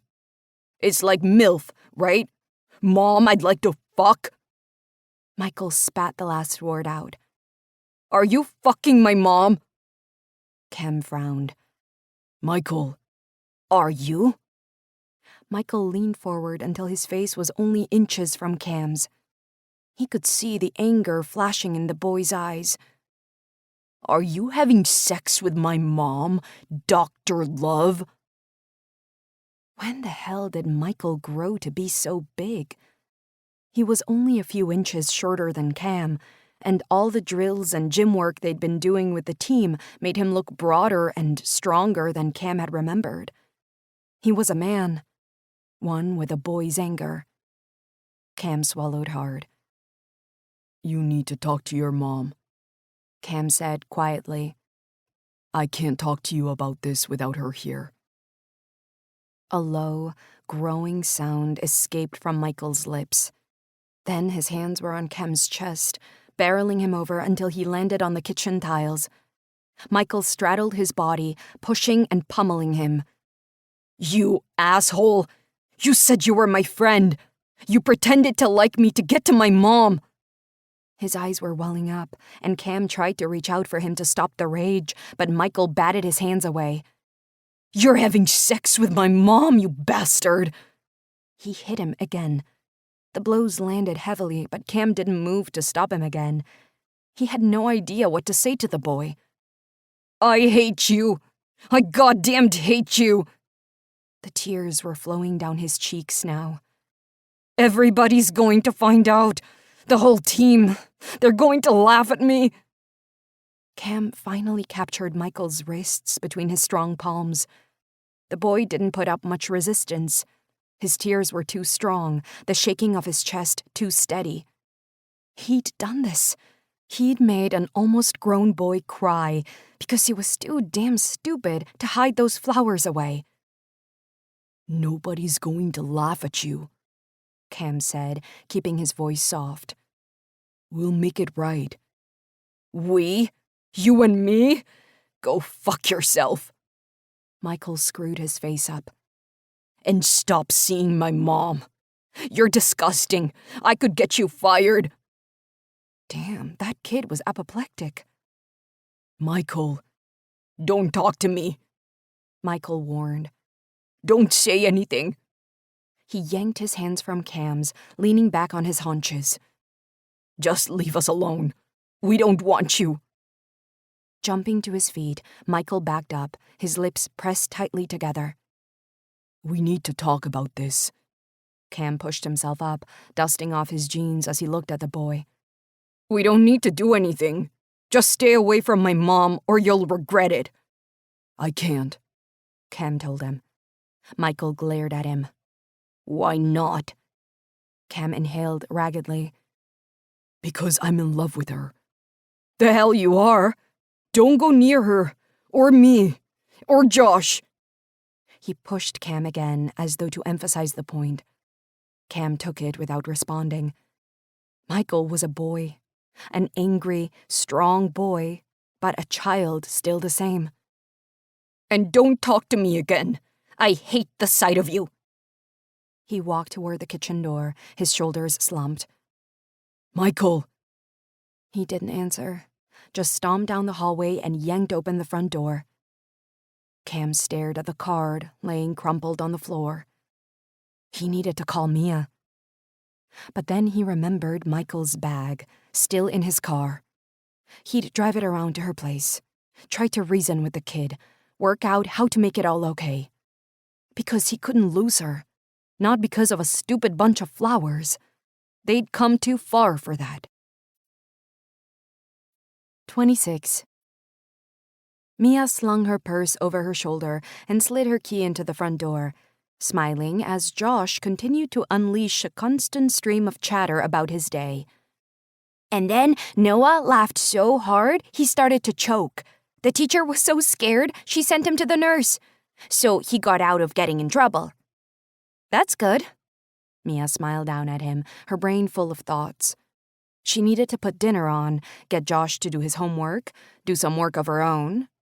Maybe, if she was really lucky, she'd get to speak to Cam tonight. Yeah, I'm gonna try that next time. It was so cool. He went as red as a strawberry.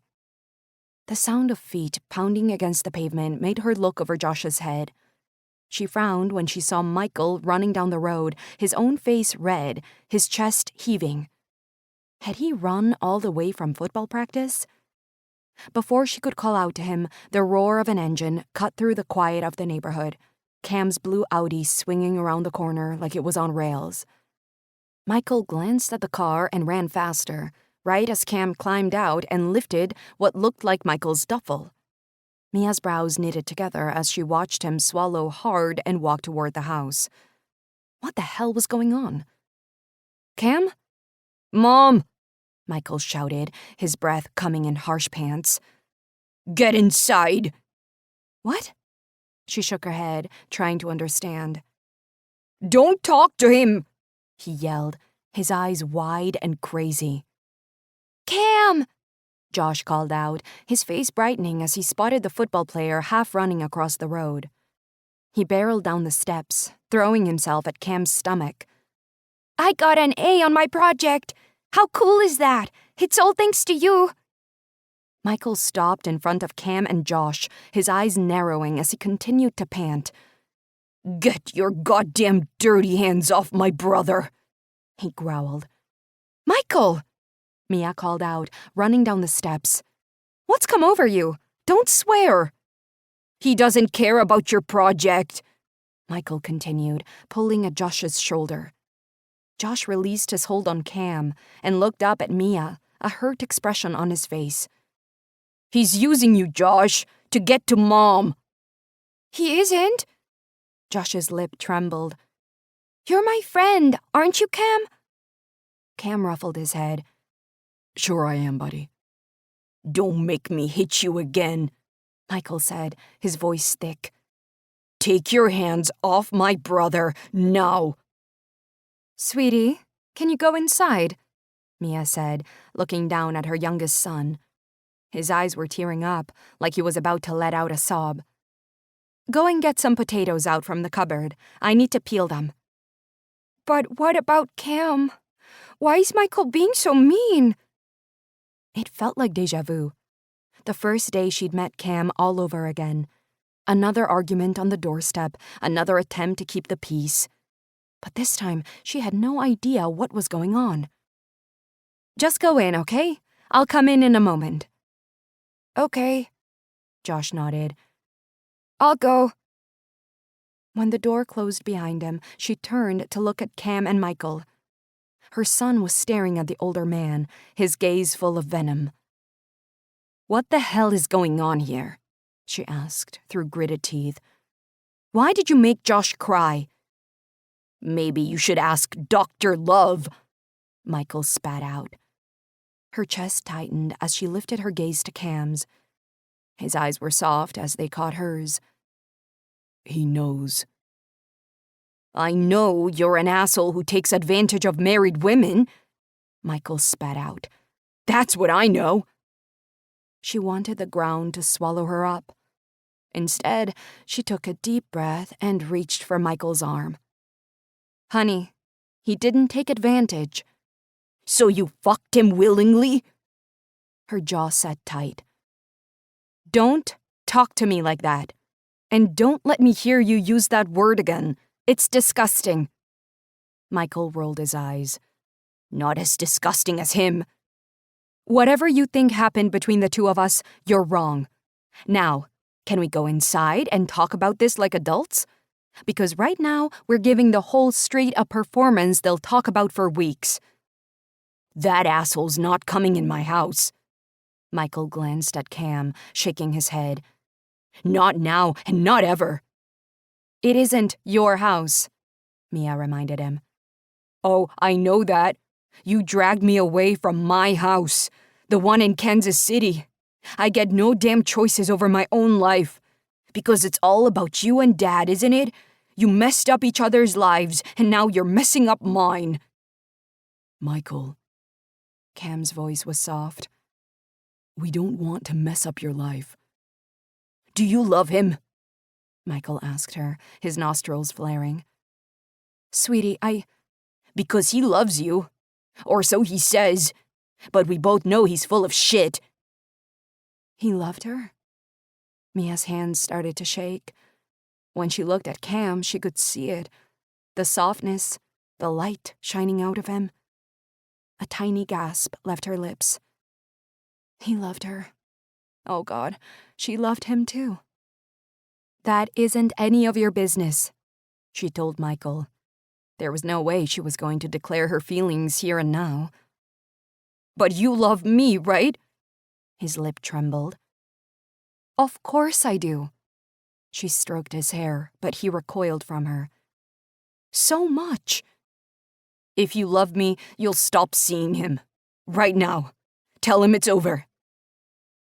His words felt like a Mack truck hitting her head on. She turned to her son. He was staring at her with a question in his eyes. Did she love him enough to make Cam leave? Or was she going to turn out like Niall and put her love life before her children? There was no question about her choice, but it hurt so damn much. She inhaled raggedly, looking at both the boy and the man she loved. Cam. She tried to find the words, but her brain was a mess of emotions. It's okay, Cam said, his voice cracking. I'm leaving. That's when the tears started rolling down her face. It can't be over, Joanna said, her voice low. There has to be a way to make this work. Maybe give Michael some time. He'll get used to having Cam around. You can't sacrifice your happiness for your children. Mia squeezed her eyes closed. Of course I can. That's what moms do. And what's the alternative? Be with Cam and break Michael's trust in me forever? He already had one parent desert him. I can't do the same. She leaned back on the bed, feeling lightheaded. The evening had been fraught, and more than once she'd thought she was going to throw up. Josh had been so upset when she'd walked back into the house, wanting to know why Michael was so angry and hated Cam. He'd cried as she explained it was an adult thing, but they all still loved Josh, and that's what mattered. By the time he went to bed, he'd perked up a little. Hopefully by the morning, he'd be back to his usual chirpy self. Which was more than she could say for Michael. He barely spoke all evening, didn't eat his dinner, or hang around in the kitchen to do his homework. Instead, he'd disappear to his room and told her to go away when she knocked. Time. He needed time. Maybe that would help him get over this. As for her, everything inside of her felt broken. If you shook her, she'd rattle. The little shards of her heart that Cam had helped her glue back together had been crushed all over again. What about if you two cool it for now? Try again in a few months. Michael's at such a difficult age. Joanna was grasping at straws. I mean, what if he does this to every guy you date? You'll be a lonely old woman.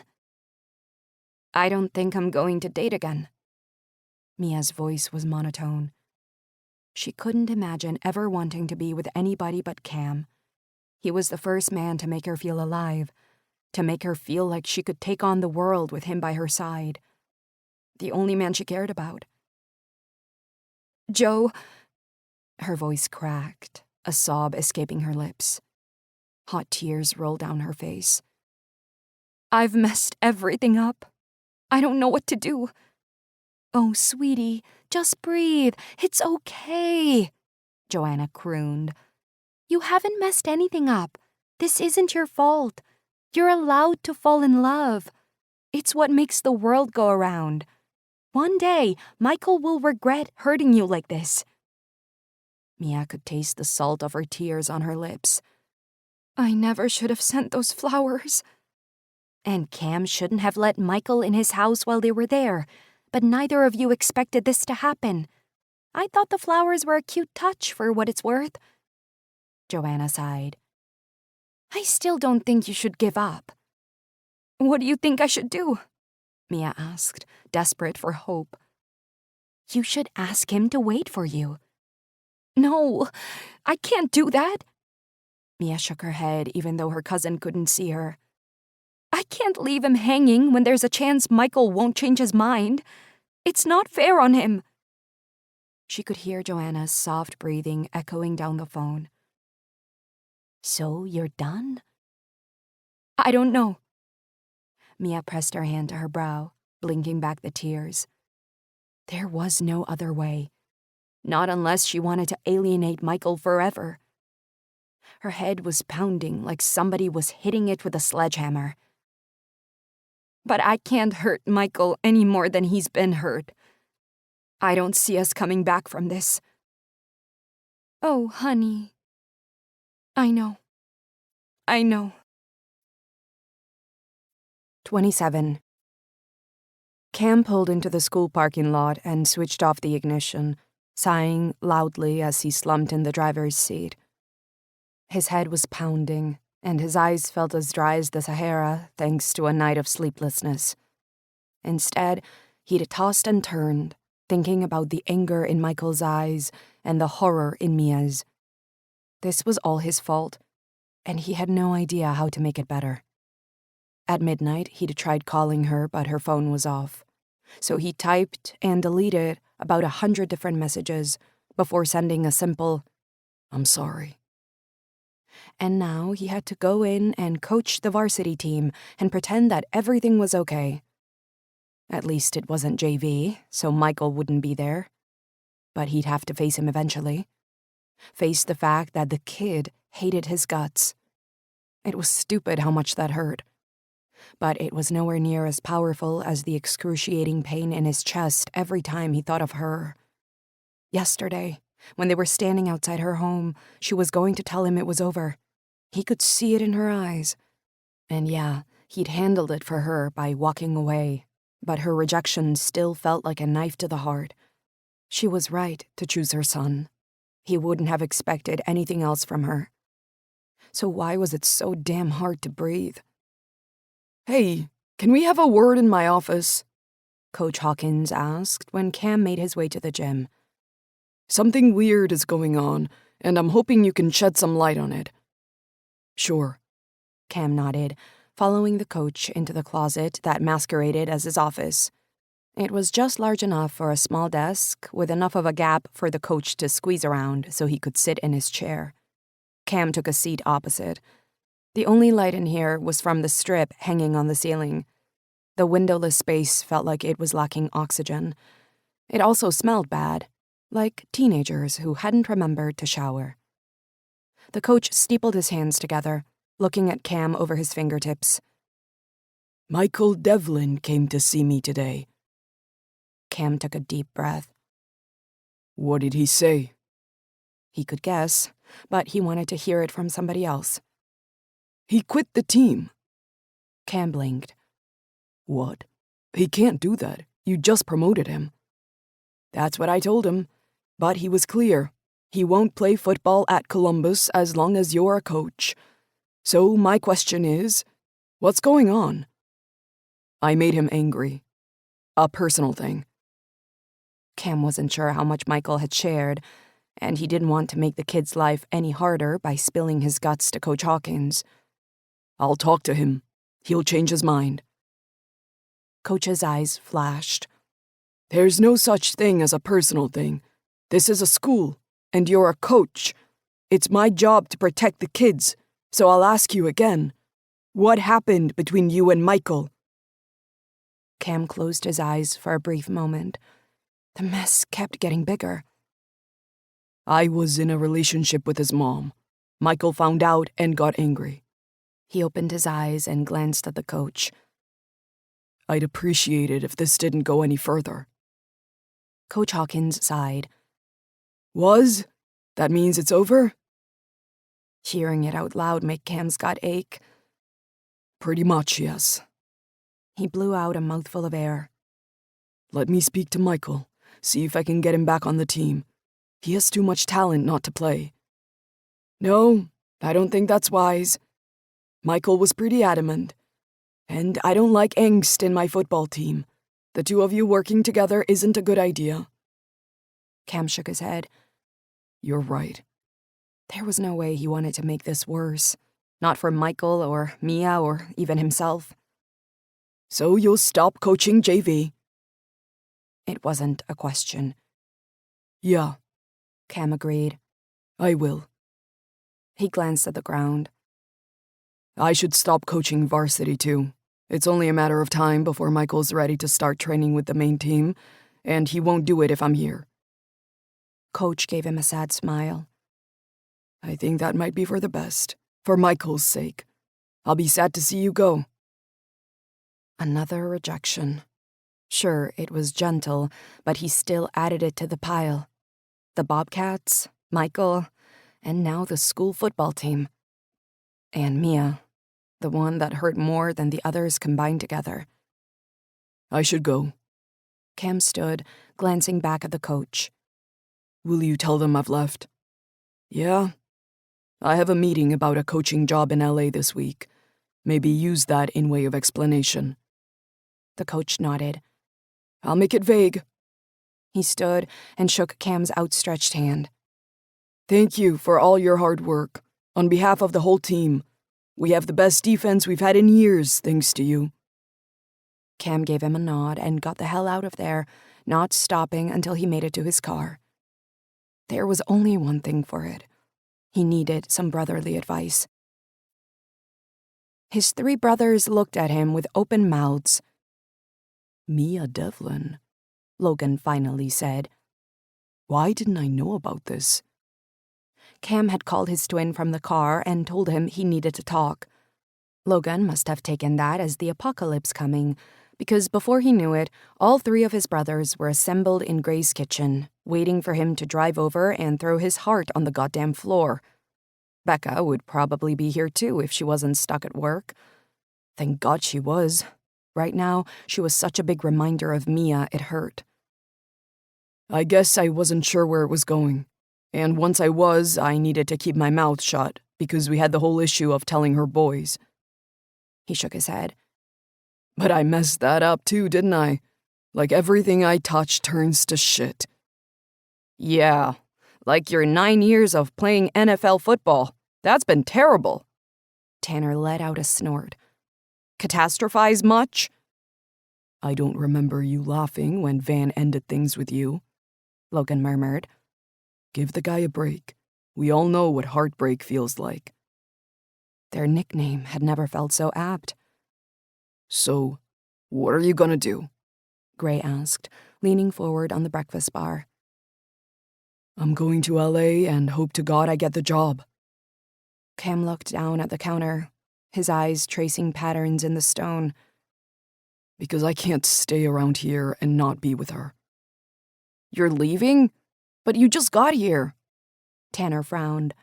Dude, don't make any rash decisions. I hate to say it, but Tanner's right. Logan shrugged. Bingo. Tanner clapped his hands together. I knew I'd be right eventually. A stopped clock is right twice a day, Gray murmured, shaking his head at his brothers. He looked up at Cam, his eyes full of sympathy. Did you know I flew to LA when Maddie and I broke up? Is that when she hit that guy who released the video? Cam could remember seeing it all over social media. Gray had confronted the guy who'd spread an indecent video of Maddie when she'd been at college, and Maddie had ended up with her fist in the guy's face. The internet had gone crazy for her. Yeah, that's right. But when I flew there, I did it because I was fighting for her, not because I was running away. I'm not running away, Cam said, his voice vehement. I'm going because if I stay, it's only going to get worse. Not just for me. I could hang around if that was the case. But for Michael and Mia. If I go, Michael will play football, and maybe he and Mia's relationship will be okay. If I stay, I'm a permanent reminder. I can't do that to them. When do you fly out? Logan asked, his brows knitted together. On Friday. I'll be there for a few days. I'm thinking of heading back to Boston after. If I get the job, I'll need to clear out the house, maybe put it on the market. I guess I'll need to learn about LA real estate. So that's it? You're done? It's not like that. If it wasn't for her kids, I'd fight for her every step of the way. But it's a no-win situation. If she chose me, I wouldn't respect her, and if she chose them... He trailed off, shaking his head. Of course she'll choose them, which she should. So either I hang around here like a has-been football star, or I try to work out what the hell to do next. But you love her, Tanner said, running the pad of his thumb along his jaw. You can't leave her if you feel that way. What should I do then? He wanted to feel some hope, but everything was too dark for that. Tanner shifted his eyes. I don't know, he admitted.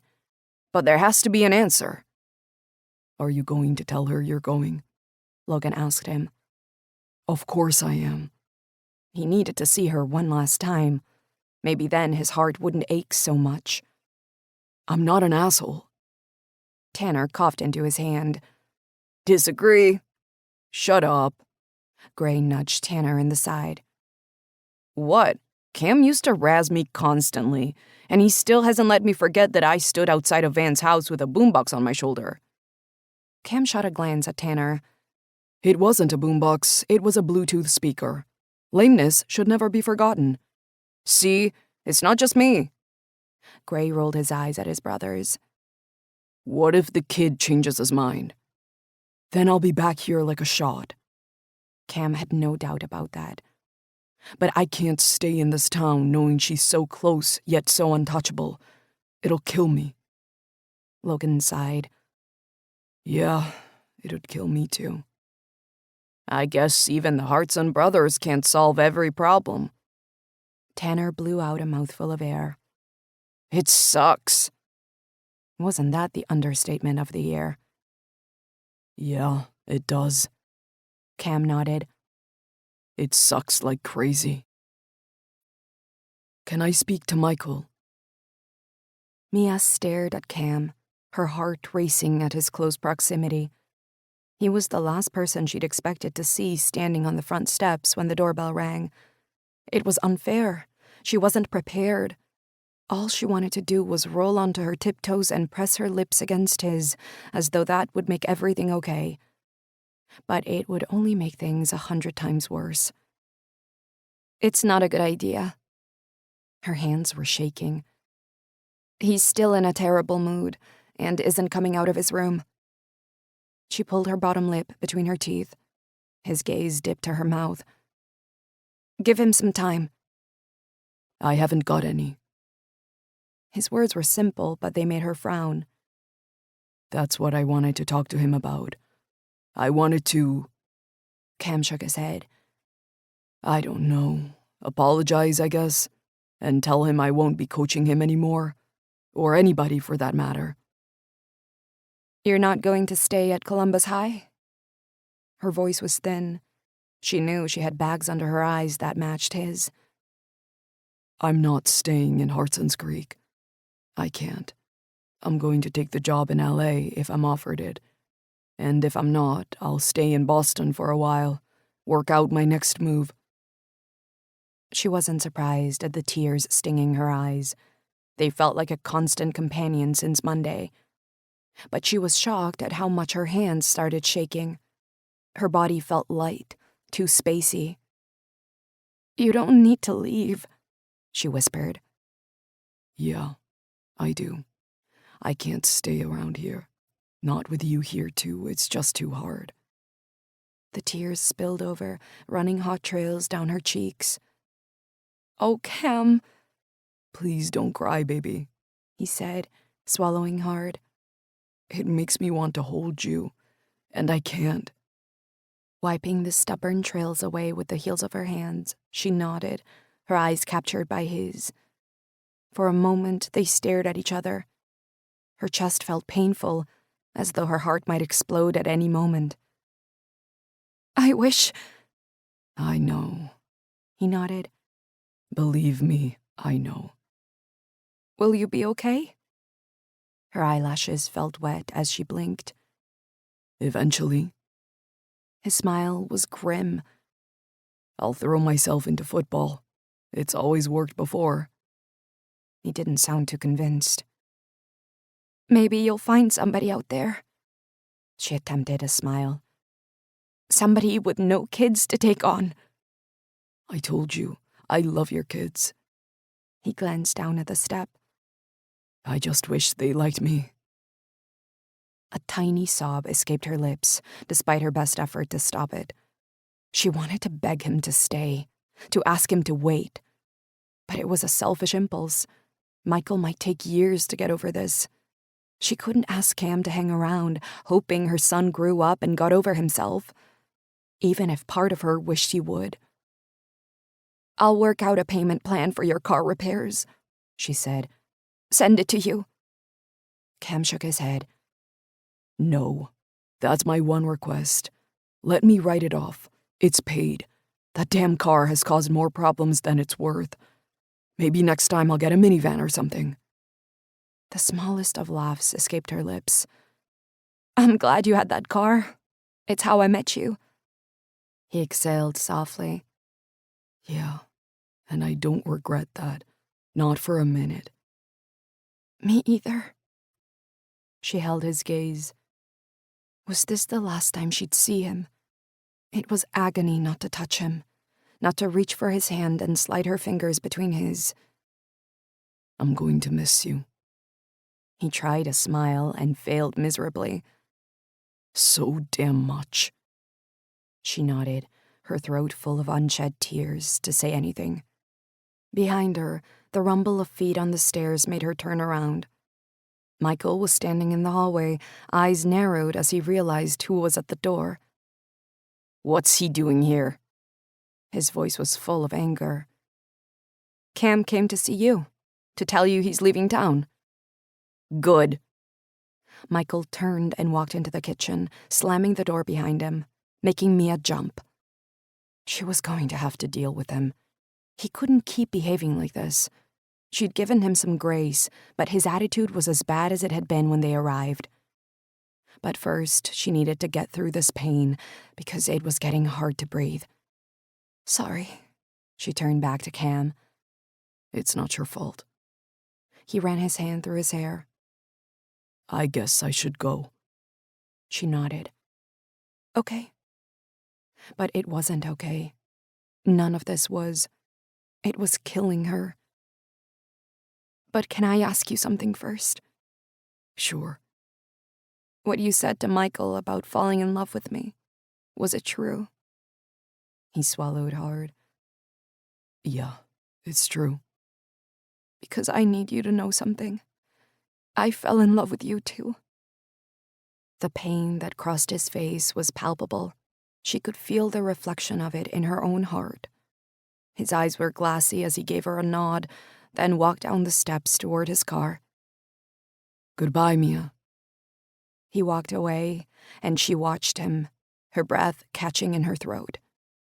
He was leaving, and maybe in the end that would be a good thing. But right now, it was tearing her apart. 28. She had to pull herself out of this funk. It had been over a week since she'd last seen Cam, and she was feeling worse than ever. Mia took a deep breath and tried to concentrate on the marketing plan spread across her large monitor, but nothing seemed to make sense. Her stomach rumbled, reminding her that she'd barely eaten anything substantial for days. But every time she took a bite of something, it tasted like ashes. At least she was at work. It was a haven compared to the heavy atmosphere of home. Michael was still in the foulest of moods, made worse by her chiding and sending him to his room. Sam was mostly at the bar. He hadn't asked what had happened, but she was certain he had a good idea.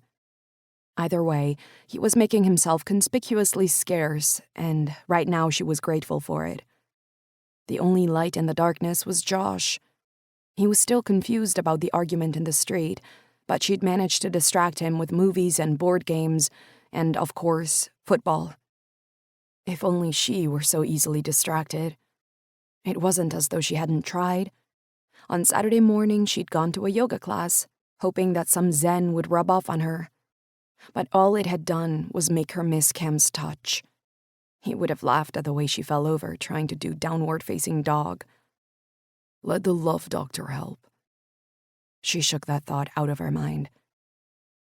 Hey, coffee's here, Becca said, carrying 2 styrofoam cups into Mia's office. She passed one to Mia and sipped at the other, sitting on the corner of Mia's desk. For a moment, she stared at Mia, her eyes full of compassion. You look like shit, she said, wrinkling her nose. Mia almost laughed. Thanks. I know it's none of my business, but Gray told me what happened between you and Cam. And I'm not asking you to talk to me about it, because I know it's all kinds of complicated with Cam being my brother. But if you ever need a friend, I'm here. The laugh turned to tears. Mia blinked them away. She wasn't going to cry at the office. That was the kind of reputation she definitely didn't want. Thank you. She gave Becca a tight nod. I appreciate that. Good. So now you can tell me why I've been called to join the board meeting this afternoon. Gray hasn't told you. Gray? Becca blinked. I know he's agreed to be the face of the new blend, but what's that got to do with me? Apart from being his gorgeous and perfect little sister. She took a sip of her coffee, staring at Mia over the rim. Gray had come in, as promised, last week, and signed the contract on Monday. The whole board was buzzing with excitement. Mia sighed. I guess you're going to find out soon enough. Eliana wants you and your brothers to be part of the advertising campaign, not only Gray. She wants a long-form movie commercial where you're all talking and drinking whiskey, and she wants you to narrate it. Me? Why? Becca frowned. Because you're the lead distiller for the blend. And we want to appeal to a female demographic. Mia shrugged. And for what it's worth, I think you'd do an amazing job. Becca blushed. Shut up. She looked over at the window, her brows furrowed together. Surely Gray would be better at narrating. He's got that husky voice thing going for him. Or Logan. He's good at talking. She widened her eyes. Will Cam be involved? Mia took a deep breath. I have no idea. Part of her hoped he wouldn't. She wasn't sure she could bear to see him again. She was barely holding it together as it was. The other part, the one that kept her dreaming as a little girl and hoping for better as a woman, that part was desperate to see him again, even if the impulse was masochistic. I hate that he's going to take the job in LA, Becca confided. I was just getting used to having my whole family back again. Another stick for Mia to beat herself with. I'm sorry. Oh no, this isn't your fault. It's Cam's. He didn't have to leave. He chose to. Becca shot Mia a sympathetic glance.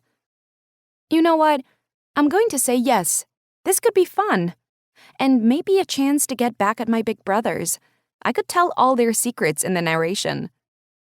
Just remember, Gray's the face of the whiskey. He'll be going on talk shows and using lots of social media. He'll easily get his own back, too. Maybe I'll leave him out. Start with Tanner and work my way up. Becca shrugged. I've got years of dirt on them. It could be fun. Mia's attempt at a smile was more successful this time. I bet it could. I wish I could do something to make you feel better, Becca said, her voice soft. I hate to see you so down. Have you been eating? Not as much as I should. Mia shook her head. But I will. I've been through heartache before. I know it's only temporary. But it didn't feel like it was. This separation from Cam felt like a tsunami of pain compared to the breakup of her marriage. It was illogical but true. She hadn't lost 5 pounds the week after Niall left, or suffered from so many nights without sleep. I guess I should go. If I'm going to be an international superstar, I want to wear some makeup to this meeting. I'll see you in the boardroom. Mia nodded. See you there. Putting her cup on the desk, Becca leaned forward and hugged Mia tightly. I'm so sorry my brother broke your heart. Mia squeezed Becca tight. He didn't, she said, her voice muffled by Becca's shoulder. I broke my own heart. Hurts just as much, though, doesn't it? Yeah, it really did. Wrapping a towel around his neck, Cam walked out of his home gym and toward the intercom, pressing on the button to let Brian in. 2 minutes later, his assistant was knocking on the door. Cam opened it and stood aside as Brian carried a cardboard tray with 2 coffees and 2 muffins inside. Come in, Cam sighed. He'd been back in Boston for 2 days, having flown here straight after his meetings in LA, and already he was bouncing against the walls. Man, you look terrible, Brian said, wrinkling his nose. And you stink, too. If I'd have known you were coming over, I would have put on some makeup. Cam gave him a sardonic smile. And I can't smell any worse than the Bobcat's locker room. Which is exactly why I avoid the locker room. Brian took the coffees out of the holder, then walked around to Cam's kitchen and grabbed a bottle of water from the refrigerator. Catch! He called out, throwing it to Cam. The bottle landed steadily in the middle of Cam's outstretched palms. At least some things didn't change. This apartment felt less like home than ever. The kitchen was strewn with takeout boxes and dishes that Cam couldn't find the energy to clean up. Maybe tomorrow he'd give a shit about the state of the place. You need a cleaner, Brian said, pointing at the sink. Want me to call yours? You don't work for me anymore. I remember. Brian grinned. But I'm still your friend, right? Cam swallowed. He felt like shit. Yeah, of course. And I'm sorry. I'm feeling a little bitchy. I worked out hard. I can tell that from the sweat. And, by the way, if you answered your phone occasionally, I'd have arrived after your shower. Are you avoiding me or something? Not you in particular. Cam swallowed a mouthful of water. I'm ignoring everybody. The truth was, he'd put his phone in the hallway dresser drawer when he arrived, afraid that if he looked at it for too long, he'd call or message her. He knew himself too well. He'd tell himself that one chance to hear her voice wouldn't hurt, but then he'd be hooked again. He'd want more, and it would kill him. Who was he kidding? He was still hooked. Derek asked me to check on you. He's worried about you. Yeah, that's because I've been avoiding him too. Brian leaned on the counter, eyeing Cam carefully. I know on the outside Derek's a mean vampire of an agent, but I think he really likes you. He's worried about you. Says you are only going through the motions in LA. I thought you'd made up your mind it's what you wanted. I did. Okay, so it wasn't exactly what he wanted, but he couldn't have that. LA would be second best. He's working really hard at getting you a top-rate package, but you need to speak with him. Meet him halfway. I know. Cam nodded. I'll call him. Today? If you want. It's not about what I want, Brian said, giving him a tight smile. It's about you. You're the talent.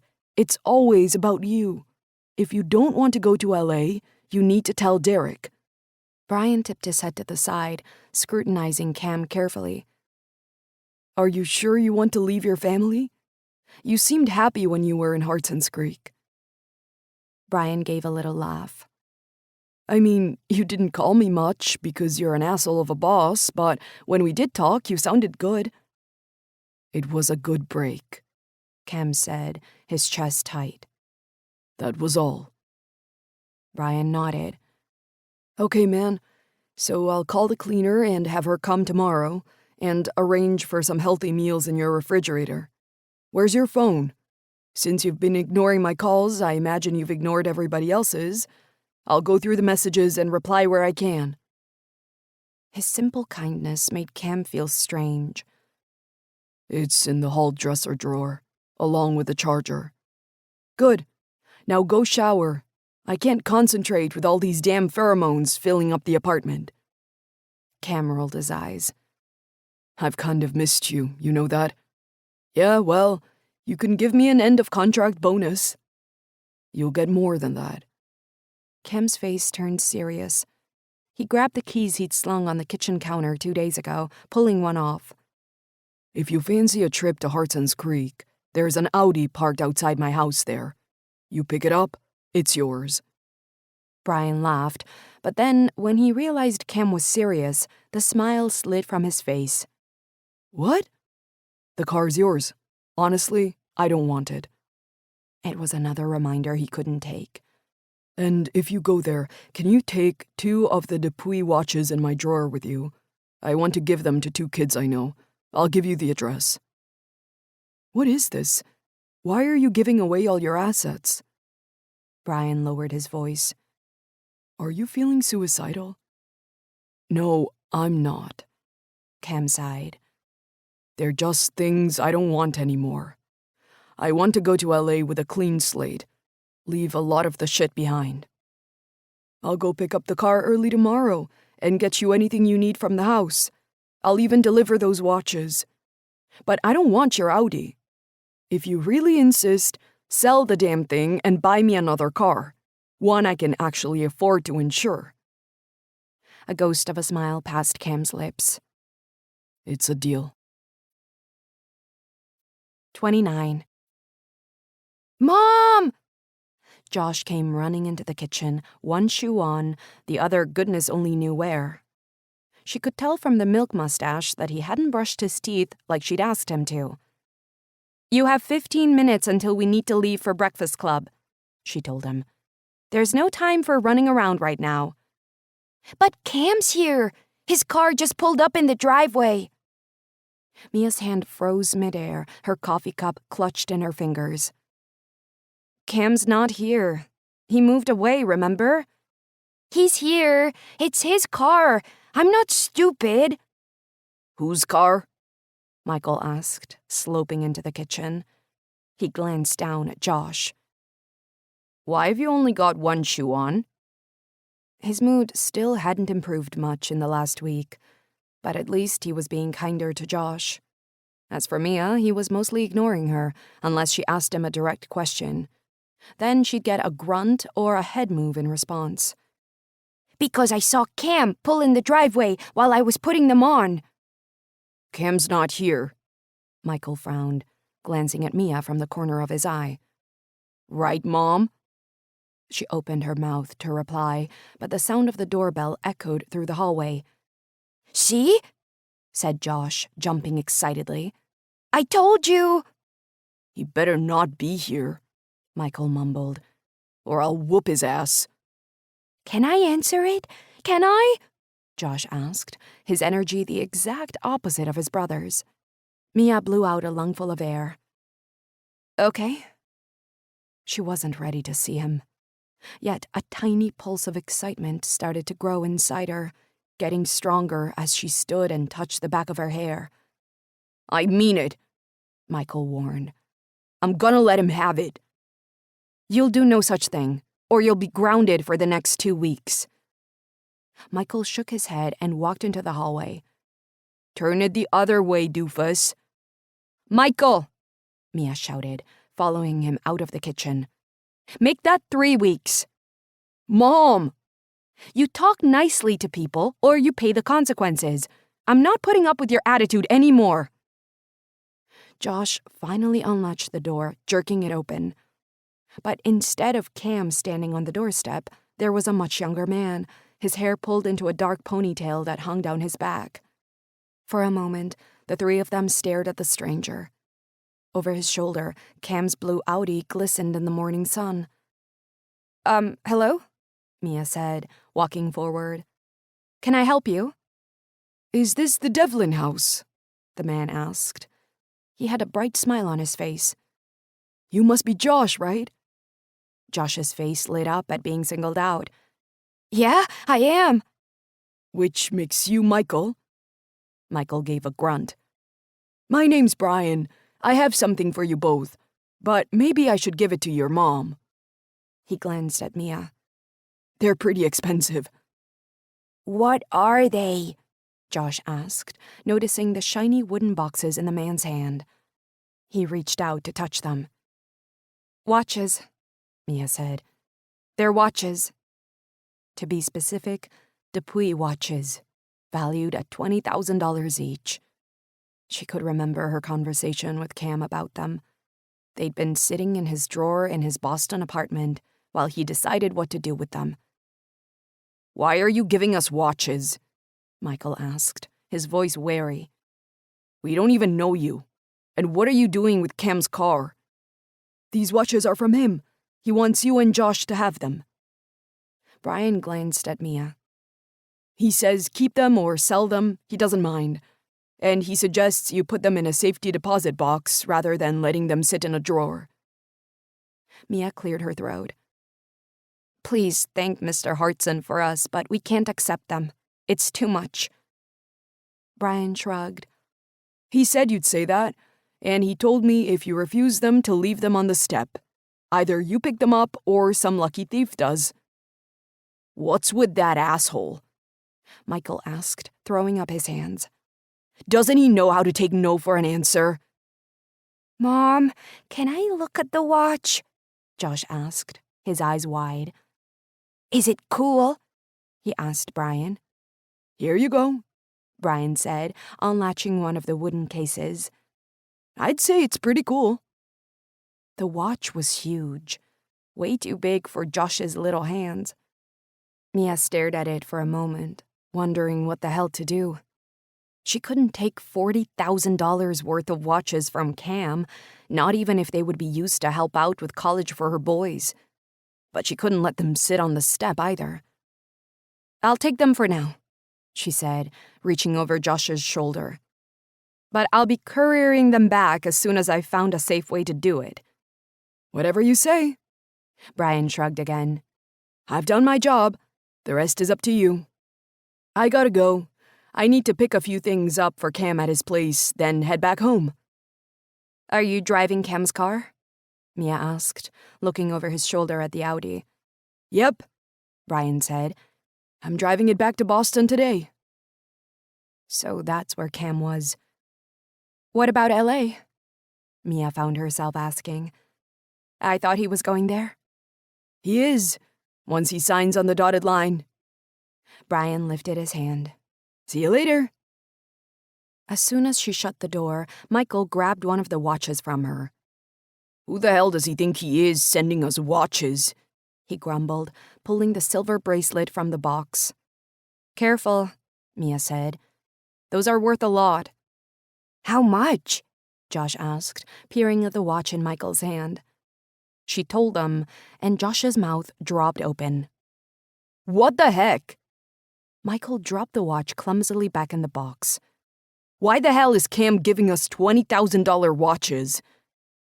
Whoa, that's a lot of money, Josh said. and we can sell them if we want. Can I get an Xbox with my money? He reached out for the box still in Mia's hand, but Michael got there first, snatching it from her grasp. But it's mine, Josh protested. Give it back. Michael held it above his head, and Josh started jumping, trying to take it out of his hands. It's mine, Josh shouted. Cam gave it to me. "She gave it to you because she wants to get in Mom's pants." Mia took the box from Michael.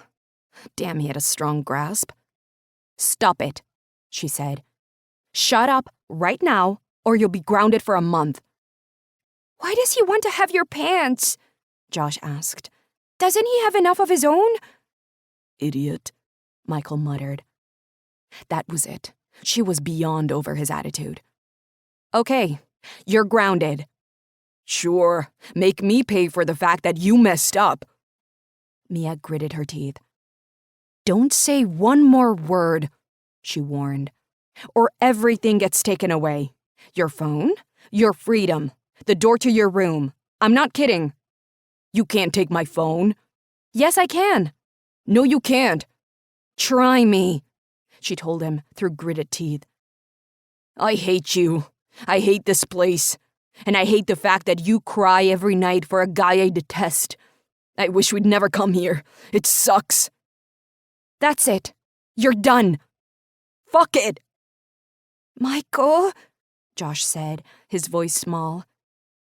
don't swear. "Shut up. I hate all of you."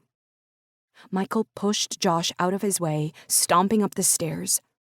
Mia squeezed her eyes closed, her head pounding to the rhythm of Michael's footsteps.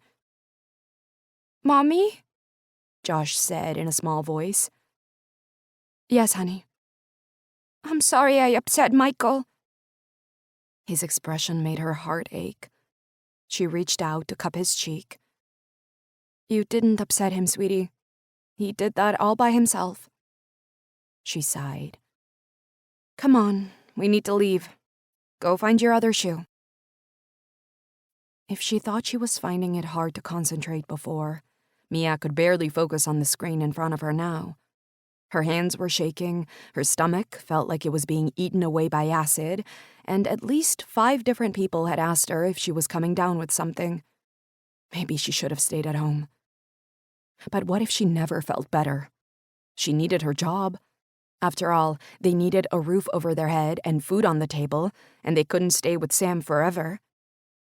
When she'd dropped Josh off at Breakfast Club, his eyes were still full of tears. He'd asked her if Michael was going to leave, like Cam and Niall had. If he was still mad with him. It had broken her heart to watch him walk with slumped shoulders through the school gate. And it had taken all the maturity she had to type a simple message out to Michael. I expect you home by 3. Leave your phone on the table when you get there. We'll be having a serious talk later. Your attitude stinks. Mom.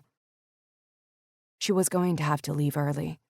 She wanted to talk to her eldest before Josh got home from his after-school activity.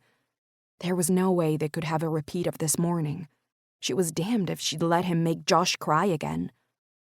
Sighing, she turned back to her monitor, determined to get some work done. But then her phone started to ring, cutting through the silence of her office, and she picked it up, frowning when she saw Josh's school lighting up the screen. Don't tell her he was sick. She wasn't sure she could cope with much more. Mia Devlin, she said, lifting the phone to her ear. Ms. Devlin, this is Shirley Mason from Hartson Elementary School. We were wondering if Josh was okay? A shot of alarm made Mia sit up straight. What do you mean? She asked. He was okay when I dropped him off this morning. He had a little argument with his brother, but nothing more than that. You dropped him off? Shirley's words were stilted. When did you do that? About 3 hours ago, for Breakfast Club. Mia could feel her blood racing through her veins, adrenaline making her hands shake even harder. Is he not at school? Not according to the roll call. Let me check with his teacher again and Breakfast Club coordinator.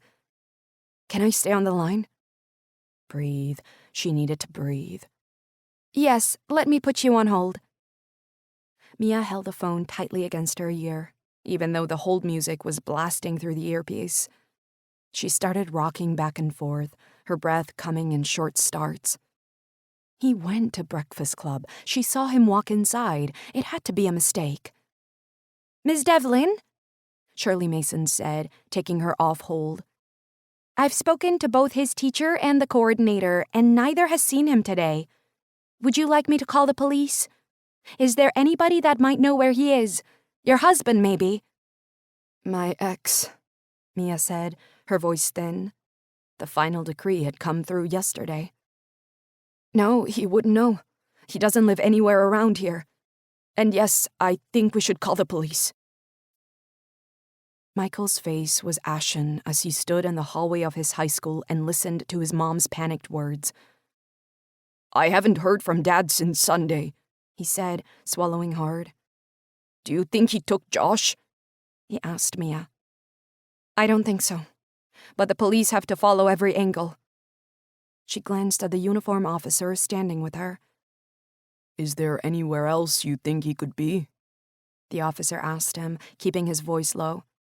Anywhere secret that only you and he know about? Michael shook his head.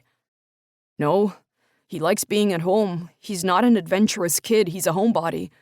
And we haven't lived here long enough for him to know of somewhere I don't. He glanced at Mia, his eyes wild with panic. Do you think he ran away? I don't know. Mia wrung her hands together. If he did, it's all my fault, Michael whispered. I was such an asshole to him this morning. He looked away, his eyes shining beneath the fluorescent lights. He'll be okay, won't he? The sooner we find him, the better, the officer told him. So if you think of anything, let us know. Wait, Michael said. You're not going, are you? We need to go to Josh's school. We want to talk to his friends and then to the parents who might have seen something. Let me come with you. I can help. Michael shook his head. I can't stay here and do nothing. He looked as frantic as she felt. Mia hugged him tightly, and Michael sobbed against her shoulder. "It's all my fault," he said again. "I hate myself." "It's not your fault," she said, stroking his hair. "We're going to find him." She ran her tongue along her dry lips. "You could help by going home, in case he shows up. There's a policewoman there, but you're a friendly face." She gave him another hug.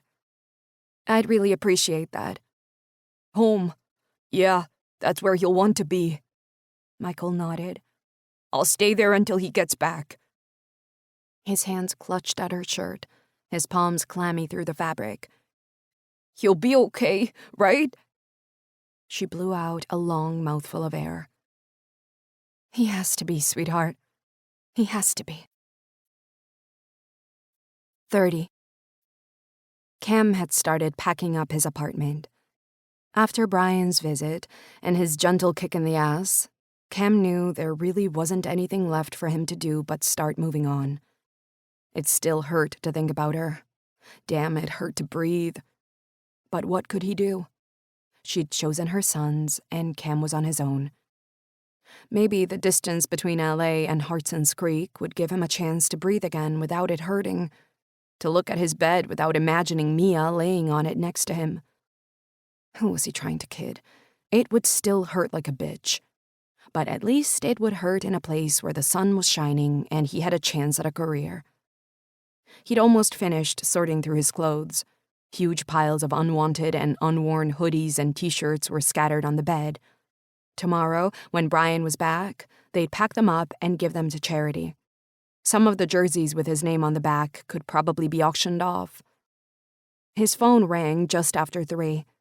It took him a few moments to find it, nestled beneath a bobcat's cap on the dresser at the far end of his bedroom. Expecting it to be Brian, he frowned when he saw it was an unknown number.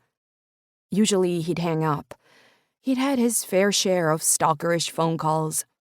But something made him accept it. Hello? There was no reply. Then some heavy breathing. Damn it. Listen, whoever you are, I'm not in the mood for games. I'm hanging up now. A sob. Not in a high female voice, but low and cracked. "Don't hang up. We need you." Michael? Cam ran his tongue along his dry lip. Is that you? "Josh is missing." Cam's heart skipped a beat. What? "He's gone. Disappeared. It's all my fault." Cam opened his mouth, but no words came out. His chest felt so tight it was hard to breathe. How long's he been gone? Are the police involved? How about your mom? Is she holding up?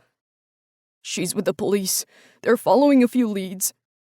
Michael sounded frantic. "But nobody's seen him since this morning when Mom dropped him off. I don't suppose he called you?" No. Cam looked at his watch. His stomach turned at the thought of Josh being gone so long. I wish he had. "Can you come here? Help us look for him?" Michael begged. "I know I was an asshole to you. I've been an asshole to everybody. But Mom needs you. I do too." Did your mom ask me to come? Hope made his breath catch in his throat. "No, but I know she'll want you here." Yeah, Cam wanted to be there too. Wanted to support the woman he loved, help protect her children. Josh was just a kid, a tiny kid who made everybody smile. He loved playing games and drawing and throwing a ball. Where the hell could he be? What if somebody took him? Somebody bad? Cam swallowed the thought down. It tasted bitter on his tongue. I'll catch the first flight out. He glanced at the mess in his bedroom. Who gave a shit about that? Hold on, okay? I'll be there. "Thank you." Michael's voice was small. "And I'm sorry for everything I said." It's not your fault. It's mine. And for what it's worth, I'm sorry too. Now hang in there. Hopefully Josh will be back before I get there. Ending the call, he threw some clothes in the bag he'd just unpacked, then grabbed his phone and wallet, shoving them into his pockets. His heart was clamoring against his chest as he quickly typed out a message to Brian, who was expecting to meet him here late at night after his traveling, and grabbed an Uber to take him to Logan International Airport. If you make it fast, you'll get the tip of your life, He'd told the driver as he climbed into the back seat. Okay, the driver grinned. I like the sound of that. Thankfully, the roads were almost empty, and the driver knew how to put his foot down. Sitting on the back seat next to his bag, Cam messaged Logan to ask for his help, then pulled up Mia's number. He pressed the screen, holding his breath as he waited for the call to connect. Hello? She was breathless. Cam, I need to keep this line free. Josh is missing. I know. I'm on my way to help. You are? She sounded wary. What do you mean? Michael called and told me everything. He asked me to fly back. I should get to Hartson's Creek later this evening. She let out a ragged breath. Okay, that's good, thank you. I'll let you go. Just hold on. It'll all work out. A sob escaped her lips. It felt like a dagger to his heart.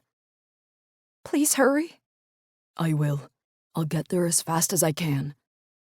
He ended the call, looking up at the driver. Are we nearly there yet? When the policeman pulled up outside Sam's house, Mia could see a crowd of people gathered outside. They were talking to the two officers manned at the house, who looked like they were giving out directions. Mia! Becca called out as soon as she climbed out of the car. Logan called and told us what happened. We're all here to help. We're going to form a search party before it gets too dark. Mia swallowed back the tears. That's so kind of you. Over Becca's shoulder, she could see Logan and Tanner, along with Gray and Maddie. In fact, all of Cam's family was here, wearing warm clothes and carrying flashlights. Her heart clenched, because the only one missing was the man she needed the most right now. Mom! Michael came barreling down the front steps, flinging his arms around her. Is there any news about Josh? She shook her head. Not yet. I called Cam. He's on his way. She nodded. He called me. He should be here in a few hours. I told him I'm sorry. About everything. Michael choked on a sob and she hugged him tight. I've been such an asshole.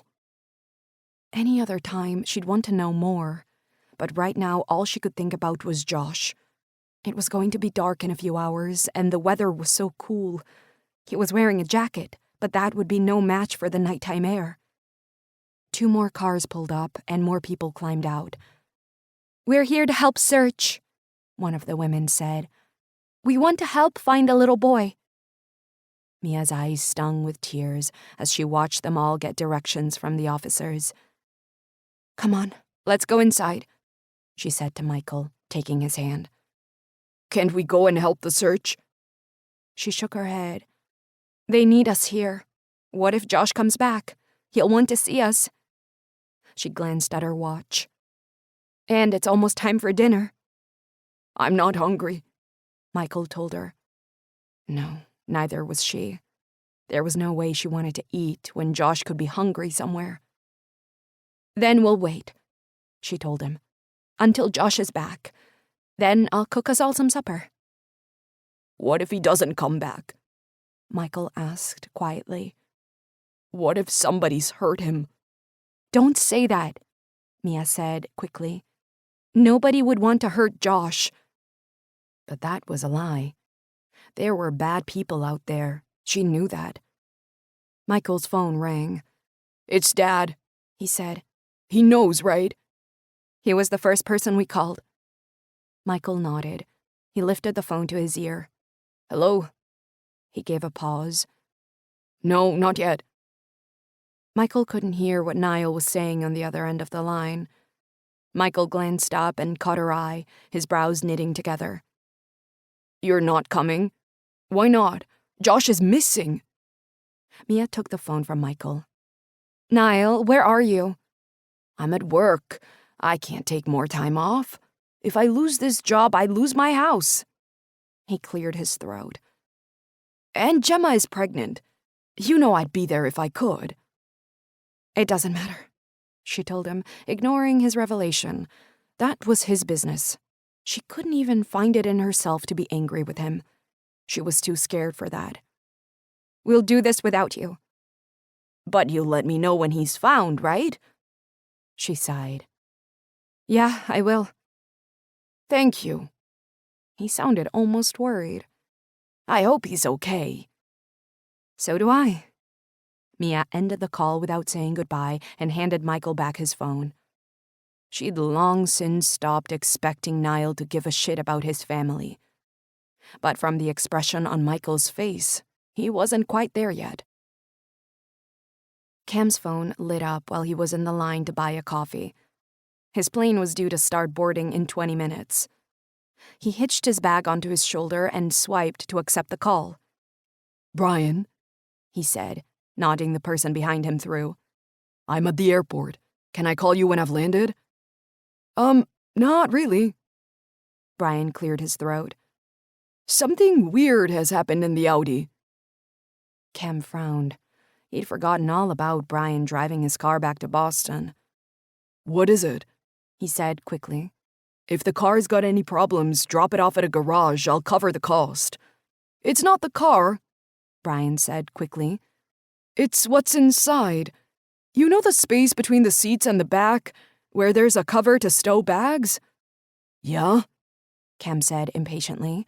He wanted to get on that damn plane. There's a kid in there. What? I just stopped to get gas. That's when I heard some shuffling. He somehow managed to get into the space and has fallen asleep. It's one of the kids I gave a watch to, the little one. Josh. Cam blew out a mouthful of air. Is he okay?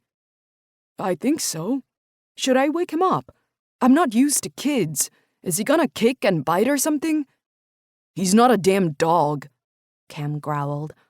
Just wake him gently. He stepped back so more people could order ahead of him. Okay. There was some shuffling, then Brian's low voice. Hey, kid. You okay there?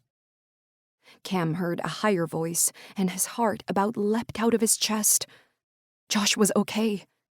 He put his hand on his ribcage, trying to breathe as the low conversation continued. He's awake, Brian said through the phone line. And he's okay. Apparently he wants to see you. He told me he got in the car when I was parked outside your house in Hartson's Creek.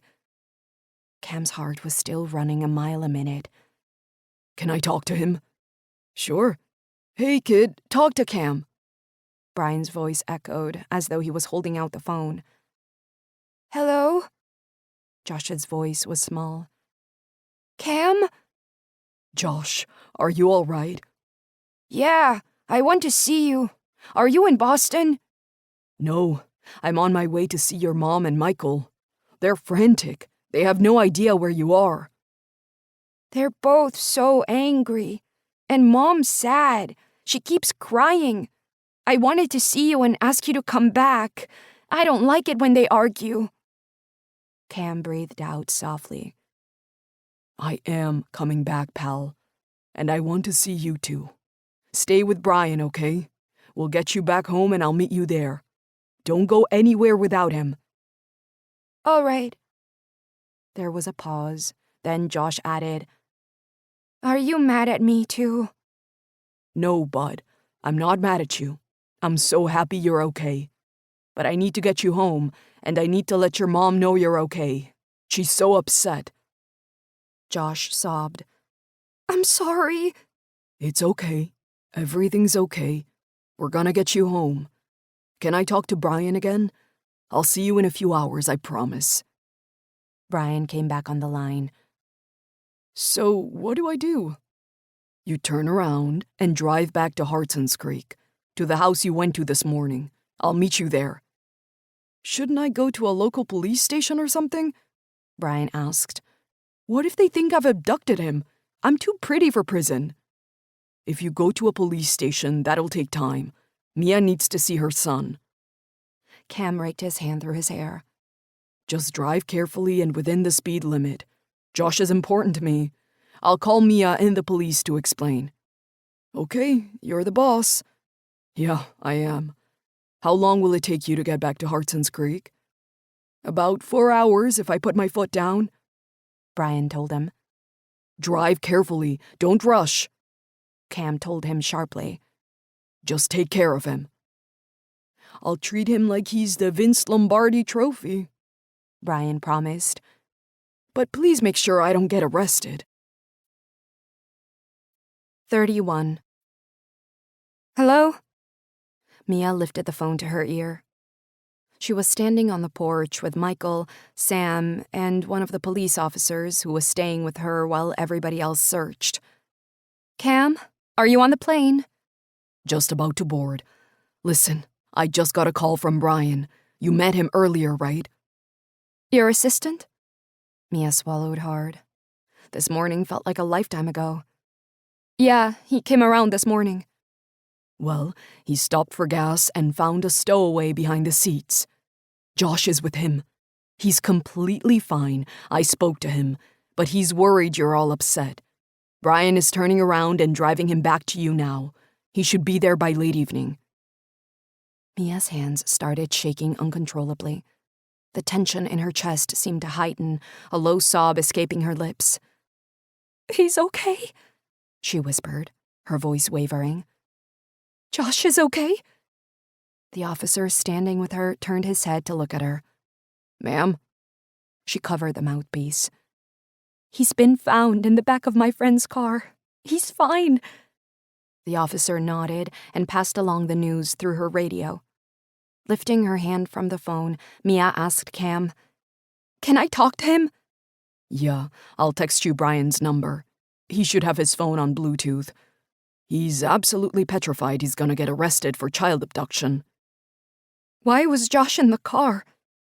Adrenaline was rushing through her like a drug. She couldn't think straight. Cam cleared his throat. Apparently he wanted to see me. He wants you and Michael to stop arguing. Oh, God. Mia covered her eyes with her free hand. It's okay, Cam said softly. He's coming home, and so am I. Just hang in there, and we'll be with you before you know it. I have to board my flight in a few minutes, and I won't be able to call you until I land, but if I can buy some Wi-Fi, I'll be on Messenger. Tears were flowing down Mia's cheeks. He was okay. Her baby was coming home. I wish you were here now. So do I, baby. So do I. Will you come straight here from the airport? Wasn't planning on doing anything else. Can you talk to the police? Explain about Brian and Josh? I don't want to miss my flight. I need to see you all. She nodded. Of course, I'll tell them now. Thank you. His voice was soft. And tell Michael I'll see him soon, that I'm looking forward to catching up with him. I will. Her voice was thick. Cam. I know. I love you too. That was all she needed to hear for the tears to start flowing. All the fear and tension that had been wrapped up inside her started to escape, racking her body and making her reach out for Michael's shoulder to stop herself from falling. Don't cry, Cam crooned. It's okay. Hang in there for a few more hours. She could hear the echo of an announcement. I'll see you real soon. She was still crying as he ended the call. Wiping the hot, salty trails from her cheeks, she turned to Michael, who was staring at her, his eyes watering too. He's really okay? He really is? She gasped in some air. He's coming home. Let's go inside. You can tell me everything in there, the officer suggested. I've already let my partner know to call off the search. We were about to leave to start another search, Becca called out, running up the stairs, her eyes wide with hope. Is it true what the police said? Is Josh okay? Mia nodded, her chest too full to say anything else. Becca threw her arms around her, pulling her close as Mia sobbed into her shoulder. He's okay. He was in Cam's car that Brian was driving to Boston. How the hell did Brian not notice? Becca muttered. No, nix that. Brian always plays music way too loud. He's a damn metal fan. I'm surprised he isn't completely deaf already. She blew out a mouthful of air. How far away are they? Cam said a few hours. She checked her watch. How had the time gone so quickly today, and now it was only a minute since Cam hung up? She wanted time to speed up, to hold her baby in her arms, to see Cam again, because right now she didn't know what to do without either of them. Ma'am, shall we go inside? The officer asked. That's a good idea. Sam nodded. It's cold, and you two need to eat something. I'm not hungry, Michael said, his eyes rimmed red. I know, son, but you need to eat, for Josh's sake. He needs you both to be strong for him. Do you want me to come too? Becca asked Mia. It's okay. You guys have done enough. Mia hugged her again. Thank you for everything, all of you. You're an amazing family. So are you guys, Becca told her. And you're part of our family too, with or without Cam. Mia blinked back more tears. She wanted to wash her face before Josh came home. She was a mess, and he didn't need to see that. Call me if you need anything, Becca said, walking down the steps. Anytime at all.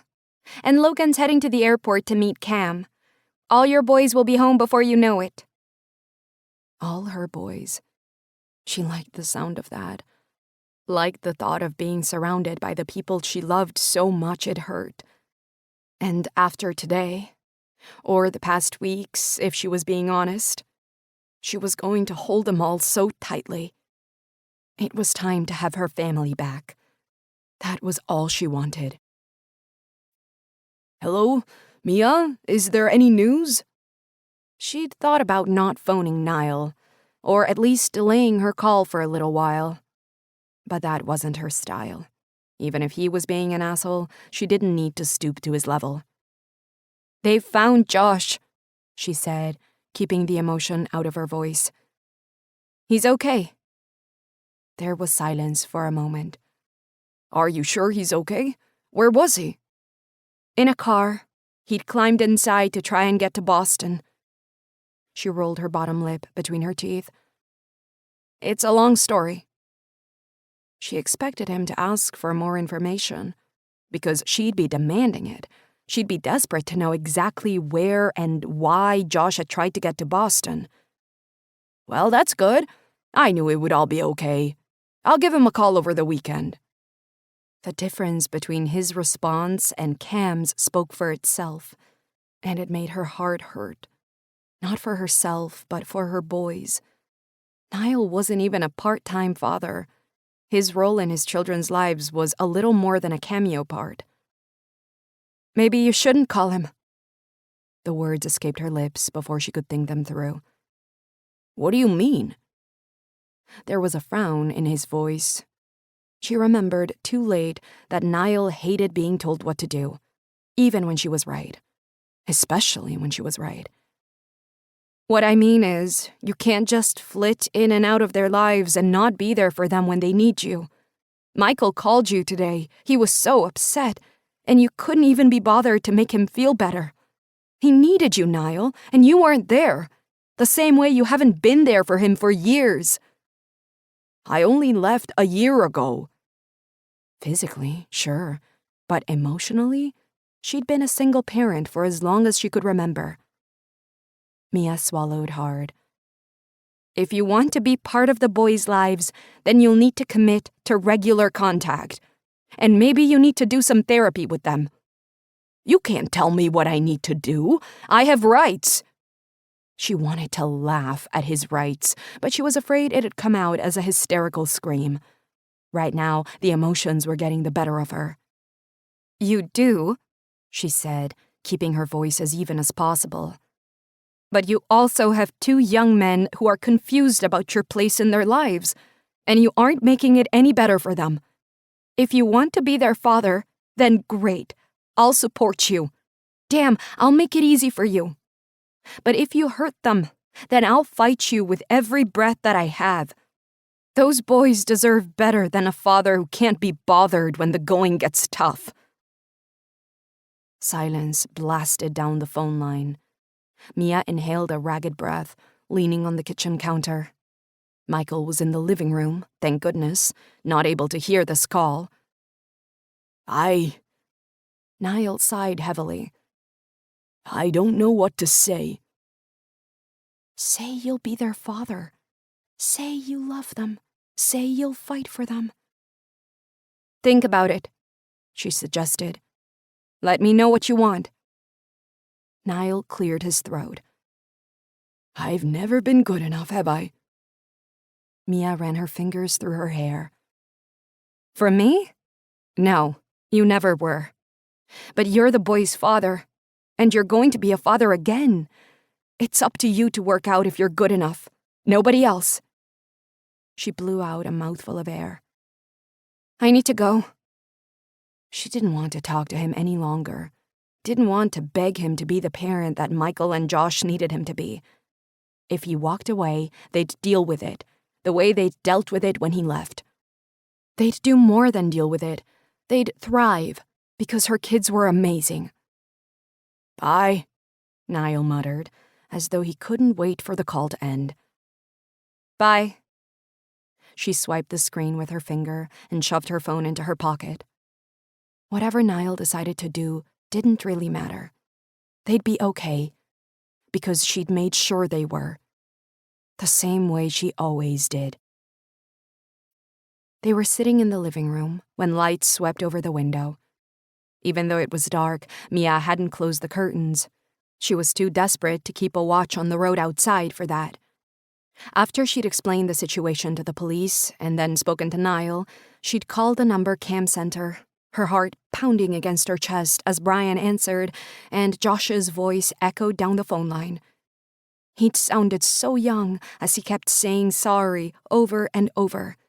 She hated that she couldn't hold him, because he didn't need to be sorry. That was her job. Michael was the first to jump up from the sofa when the headlamps hit.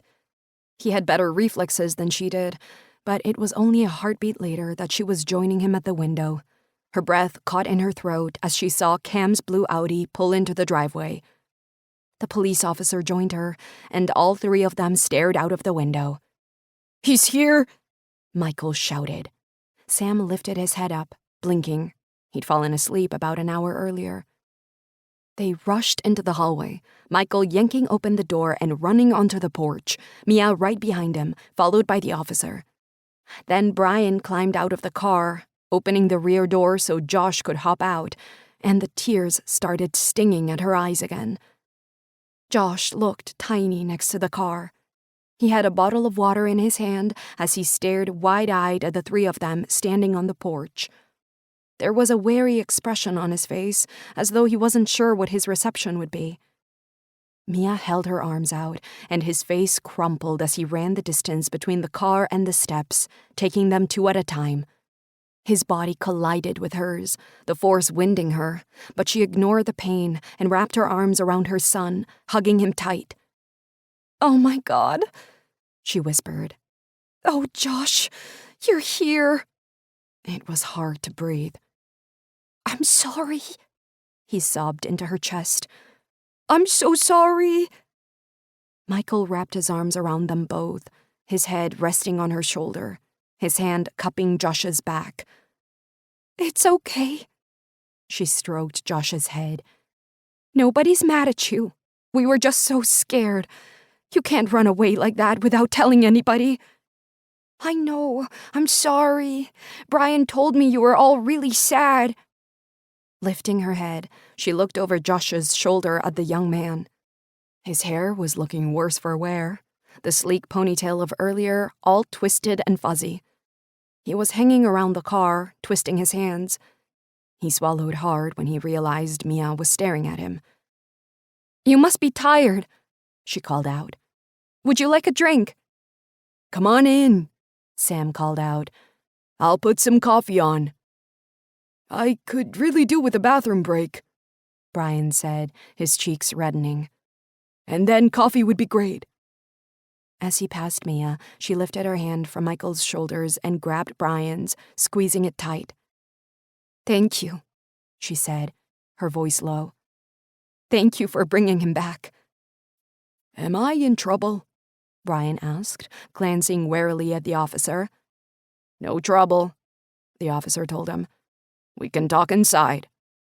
Sam, Brian, and the officer walked into the house, leaving Mia and Michael on the porch with Josh.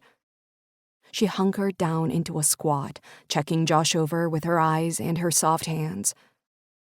"You sure you're okay?" she asked him. "Yeah, I'm tired, though," he yawned. "And hungry. Brian wouldn't stop for food. Told me Cam wouldn't let him." Mia smiled with relief.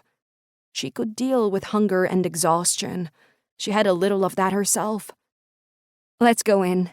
I'll make you both a burger." Actually, I brought some food with me.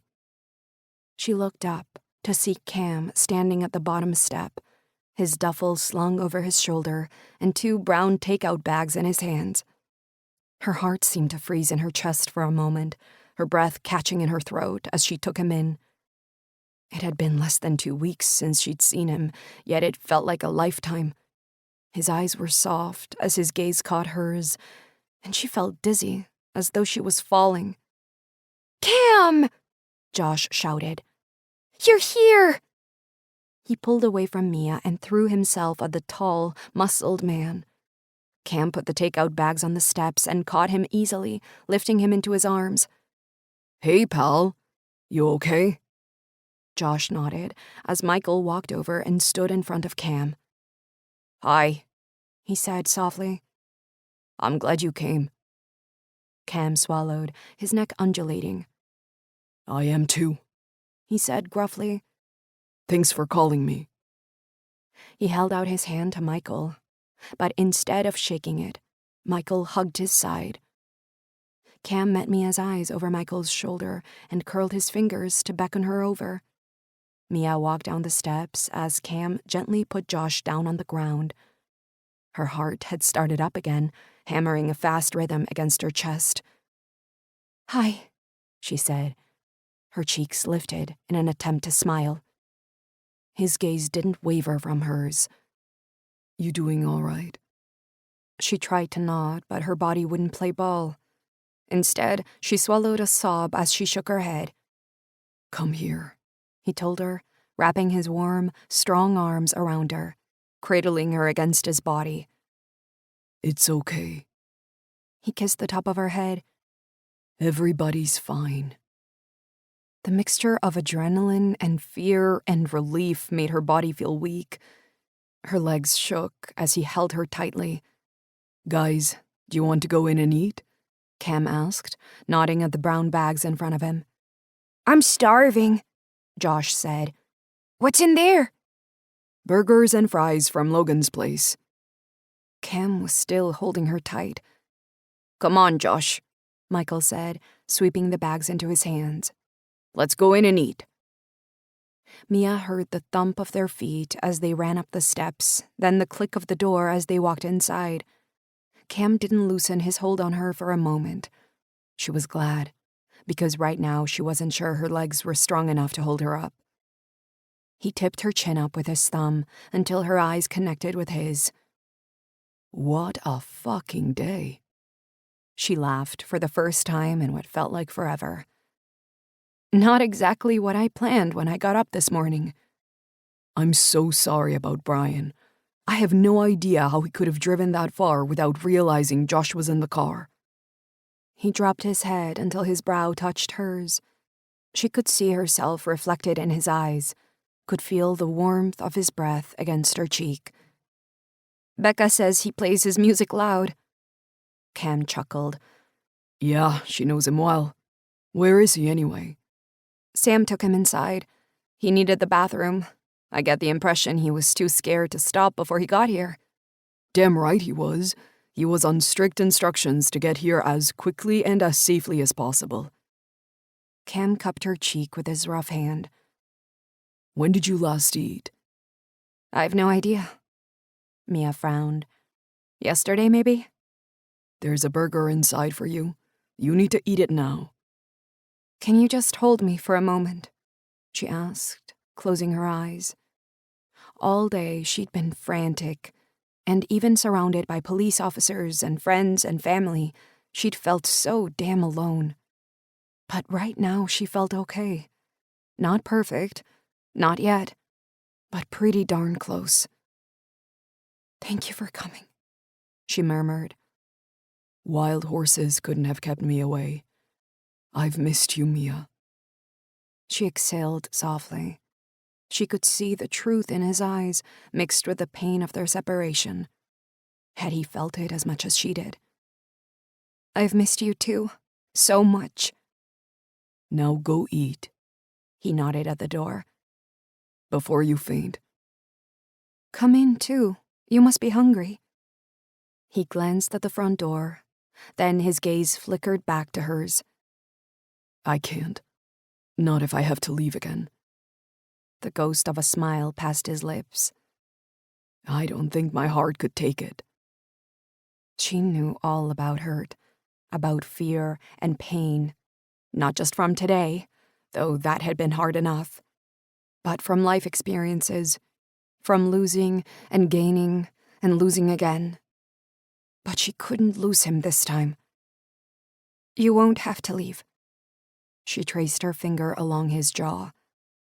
Stay. For how long? Hope flickered in his eyes.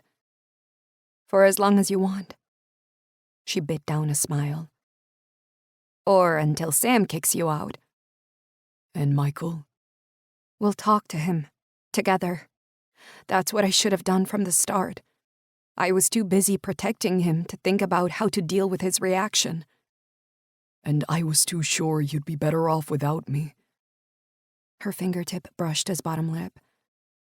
I'm so much better with you, she admitted. Not because I need you, but because I want you. I want you in our lives. I want to start living again, with you. I want that too. I want you, all of you. The boys, the craziness, all of it. He brushed his lips against hers. She wrapped her arms around his neck as he deepened the kiss, his hands holding her steady as she melted against him. When she pulled away, she was breathless. Sliding her hand into his, she nodded at the door. Come on, let's go get something to eat. I'm all for that. He was here. He wanted them all in his life. That was all she needed to know. Can we talk? Man to man? Michael asked Cam later as he put their dirty plates into Sam's old dishwasher. Mia had taken an exhausted Josh to bed and was sitting upstairs with him until he fell asleep. Sam had taken the opportunity to head for the bar. Cam got the impression that all this angst was too much for the guy. And now Michael was standing in front of him, twisting his arms as his gaze barely met Cam's. Sure. Cam closed up the dishwasher. Do you want to do it here? Can we go outside? It's more private. Cam nodded. Lead the way. The night air was cool as they walked onto the deck. Beneath the light of a single outside lamp, Cam could see that the wooden boards were slippery with moss. The table and chairs at the far end looked like they'd seen better days, maybe in the 1970s. Michael leaned against the rail, which thankfully looked solid, and swallowed hard. I'm sorry for hitting you, he said, his voice small. I shouldn't have done that. It's okay. I understand. Cam wanted to tell him it didn't hurt, but thought better of it. And for asking you to leave. I was angry and upset, but I shouldn't have done that either. Michael shook his head, as though he couldn't find the right words. I guess nobody wants to think of their mom like that. You shouldn't have to. What happened between your mom and me should have stayed between us until she was ready to tell you. I messed up too. Cam ran his palm through his hair. Neither of us meant to hurt you, but especially not your mom. None of this is her fault. She doesn't deserve to be shouted at. Michael looked down at the ground, his expression guilty. I've been an idiot. We've all been idiots at one time or another. The secret is in how we move on from that. Cam leaned against the brick of the house, staring at the teenager in front of him. It's good that you want to protect your mom, but maybe sometimes she doesn't need protecting. She's pretty kick-ass. Michael nodded. Cam's lips twitched. Yeah, she is. Single moms usually are. Finally, Michael lifted his eyes to Cam's. She missed you. She cried a lot while you were gone. I hated it. Cam hated hearing it. All he wanted to do was hold her. I've missed her too. He moistened his lips with his tongue. I've missed all of you. Do you think... Michael trailed off, taking a deep breath. Do you think you could try again with her? Cam eyed him steadily. I want to, he admitted. but only if you're okay with it. You're her priority, you and Josh. You should know that. If you don't want this to happen between us, then it won't.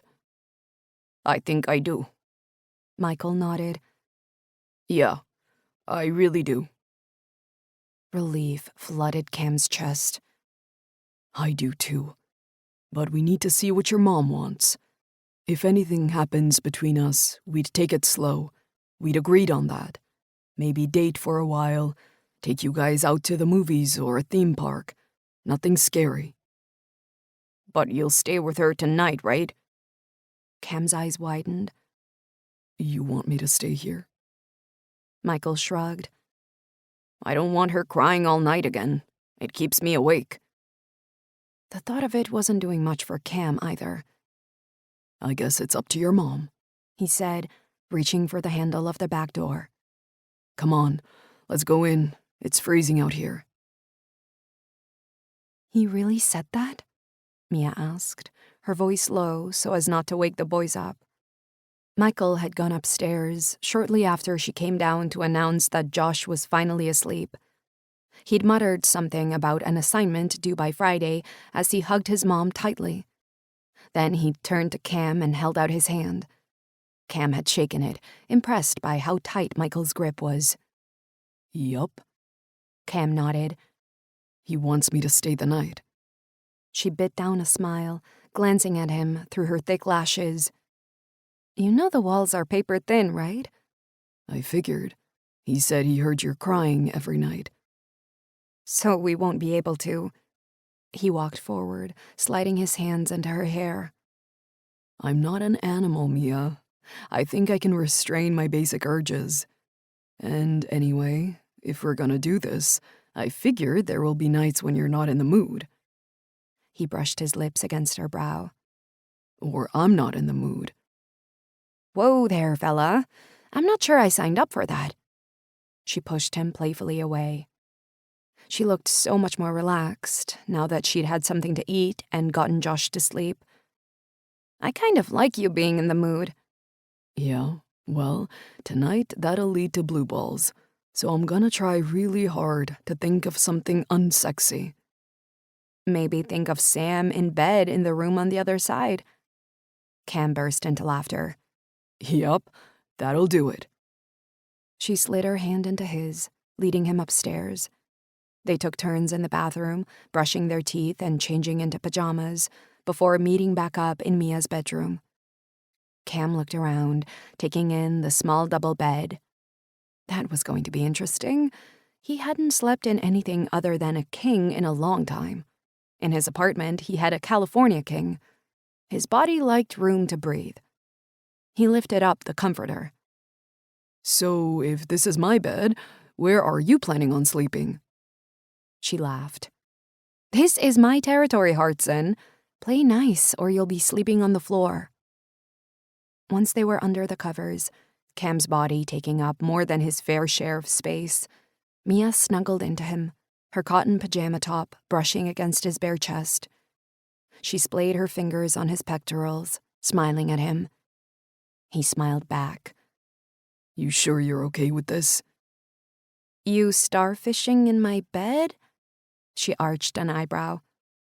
I'll put up with it for now, but you're going to have to learn to share. I'll buy you a bigger bed, he muttered. And no, I didn't mean the starfishing. I meant us. This. He stroked her cheek with his thumb. The last time I saw you, it was to say goodbye. She pressed her lips to his chest, kissing him softly. It was a force of will to divert the blood from shooting straight to his groin. I never stopped wanting you. Seeing you walk away was the hardest thing I did. So yeah, I'm good with you being here. She lifted her head to look at him. In fact, I'm great with it. But how do you feel? You had the full gamut today. A teenager with crazy mood swings, a little kid who makes the worst decisions, and their mom. She trailed off, shaking her head. Their mom who fell to pieces. You didn't fall to pieces, he whispered, kissing her head. You were strong as hell. I don't know how you did it. I did it because I had to. He traced a lazy line down her spine with his fingers, pushing them inside her pajama top until his palm met her skin. You don't have to do it on your own anymore, he told her. She inhaled sharply as he traced the waistband of her pants. I like the sound of that. And you three really need to move in with me. I have a dishwasher that works, a bed that can fit us all in it, and a yard that won't make you wince. Hell, you can bring Sam if you want. Where? She asked. Where what? He frowned, not understanding. Where will you be living? Here in Hartson's Creek, of course. Where else would I be? She traced the line of his stomach. Damn, she knew how to tease him. You told me you were moving to L.A. Yeah, well, I'll tell my agent to stop the negotiations in the morning. I'm not going anywhere. He caught her hand before he could dip beneath his waistband, lifting it to kiss her palm. You're killing me, Smalls. Caressing his jaw with her hand, she leaned up to brush her lips against his. Sorry. My head says no, but my body says hell yes. When they're both in agreement, we'll revisit, he promised her. Won't your agent be angry at you turning down the coaching job? She asked him. Probably, but he'll get over it. Cam shrugged, pulling her closer to him. This time, when their lips met, it was hot and hard. He slid his hands to her ass, pulling her against him, smiling when she let out a little moan. Not fair. Hey, what comes around goes around. She shook her head. I kind of miss Dr. Love, she teased. Cam chuckled. He's still here, but his attending hours have changed. Maybe I can book in with him. She shook her head. Anyway, what are you going to do if you don't take the coaching job? He shrugged, her head lifting against his chest with a movement. I guess I'll concentrate on your rehab, play games with the boys, repair Sam's dishwasher. You'll be bored to death. His eyes were soft. I don't think so. It was strange, because his life had been mapped out for as long as he could remember. School, college, draft, then the NFL. For the first time in forever, his life stretched out before him with endless possibilities. Maybe I'm not in a hurry to make my next move, he told her. And anyway, last I heard, I'm gonna be an advertising superstar, selling some crappy whiskey this girl I know represents. Shut up. She grinned up at him. Our whiskey is the best. I know. He cupped the back of her neck, inclining his head to kiss her again. Everything about you is the best. Damn, she tasted good. Lying here, with her in his arms, felt like coming home. She fit against him perfectly, even if her bed creaked and groaned with their every move. When are the boys going back to school? He asked her. I'll keep them home tomorrow. Then we'll be back to normal. I need to get back to work. But you have a lunch break, right? She gave him a confused smile. Yeah? Good. In that case, Dr. Love can fit you in at 12. She shook her head. You're an idiot, you know that? That's Dr. Idiot to you, he said, kissing her again. And by the way, this idiot is crazy in love with you. She slid her hands to his cheeks, a smile curling her lips. The feeling is so very mutual. Epilogue. You okay? Cam asked, sliding his arms around Mia's waist as he pulled her against his chest. The warmth of his breath tickled her ear as he brushed his lips against her. I will be when this is over. She leaned her head on him, surveying the scene in front of them. Gray, Logan, and Tanner were sitting in armchairs in Gray's backyard, surrounded by lighting equipment and cameras. The three of them were goofing, as usual, even though the director had told them to save it for the cameras. They just couldn't help themselves. This was how they always were. That was something she'd learned from spending so much time around the Hartson siblings. They played off each other, gave one another life. And now she was part of it all, along with Michael and Josh, and even Sam when he was available to go over to Gray's for Sunday dinner. In the 5 months since Cam had moved back to Hartson's Creek for good, her boys had accepted him with open arms. She loved how easily he'd fit into their family, not as a father figure, but as a friend and sometimes a guide. And a coach, maybe, which was what he was on Saturday mornings for the Pee Wee team, much to Josh's delight. He'd introduced Cam to everybody as his friend and loved getting a ride to practice in Cam's Audi. At least this time he sat in the seat. Naked Saturdays would have to wait for a while, and she was good with that. Cam hadn't gone back to coaching Michael at the high school. The two of them had some kind of unspoken agreement where Cam helped him with football privately. Cam's voice would be low as the two of them watched a play on Cam's oversized television, discussing the play. He'd learned, sometimes the hard way, to gently steer Michael rather than tell him exactly what moves to make. And Michael blossomed under his tutelage. It warmed her to watch the two of them sitting on Cam's oversized sofas, talking on Sunday afternoons. In these few months, he'd turned out to be more of a father to them than Niall had ever been. Sure, her ex-husband had attended 2 therapy sessions with Michael and Josh, and they'd agreed on a visitation schedule of 2 week-long trips to stay with him each year. But he wasn't who the boys turned to for fatherly needs. Cam was their real dad, in everything but name. And the boys loved him as much as Cam adored them. How long do you think this will take? Cam asked, his lips moving against her skin. A lot longer if you don't sit down and do as the director tells you, Mia said, biting down a smile. Trying to wrangle the brothers was like trying to tame a herd of lions. They talked over each other, laughed loudly, and kept looking at the camera when they weren't supposed to. The only one they listened to was Becca. Mia had to bite down a smile when the whirlwind of a woman let her brothers have it about 20 minutes earlier. If you don't stop goofing around, I'm gonna whoop all of your asses, she'd hissed when Tanner had started tickling her. I'm serious. That's when the director had called a break. And now they were all back again, ready for another take. Go sit down and stop winding Becca up, Mia said, turning her head to smile at Cam. She'd been grinning all day. Thank goodness she'd thought ahead and booked the crew for 2 days. She knew this family well. We can't help it. It's in our blood. Cam gave her a grin. Anyway, she gives as good as she gets.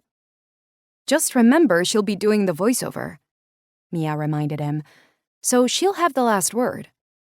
But we get approval, right? 2 tiny lines formed in Cam's brow. I swear it said that in the contract. You get to see it, not approve it. Mia wanted to laugh at his expression. It's okay. I won't let you come across as a complete asshole. It had been her idea to film the Hartson siblings without a script. Give them topics to talk about while being filmed that could be cut to make both a long-form movie advertisement as well as a shorter one for television. They all held a glass of the international blend as they spoke, occasionally sipping it, which she was certain wasn't helping their general behavior. Once this part was filmed, it would be interspersed with shots of the distilleries here in Virginia, Scotland, and Tokyo. Then Becca would record the voiceover, explaining that G. Scott Carter's blend was about family, international cooperation, and being yourself in a world where too much could be expected of you. She'd talk about her own family, as well as her experience of creating the blend. Mia was excited to see how it would turn out. Okay, we're ready for the next take, the assistant director called out. Can you all take your seats? Cam gave her a quick squeeze, then ambled over to the group of chairs. From the corner of her eye, Mia could see Becca come out of the house. She looked beautiful, her long hair shining in the spring sun, her skin glowing from a fresh application of makeup.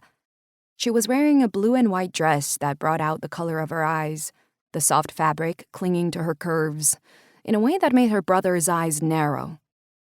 You sure you're not cold? Gray asked as she sat down with them. Maybe you should put a sweater on. Mia had to cover her mouth to stop a giggle from exploding. Poor Becca. No wonder she never brought guys home, or barely dated. Having 4 growling older brothers had to be such a pain. Okay, so now we're going to talk about your individual families, the director reminded them. Gray, maybe you can start off by talking about your twins. We'll go on from there. When the assistant called for the cameras to run, Gray leaned back on the chair and took a sip of whiskey. I guess things have changed, huh? We're all grown up now. It's not often we get to talk without being surrounded by kids, Tanner agreed. He looked at his wife, Van, who was standing with Courtney out of the camera's range. Van had a hand on her swollen stomach. Their first child was due in 3 months.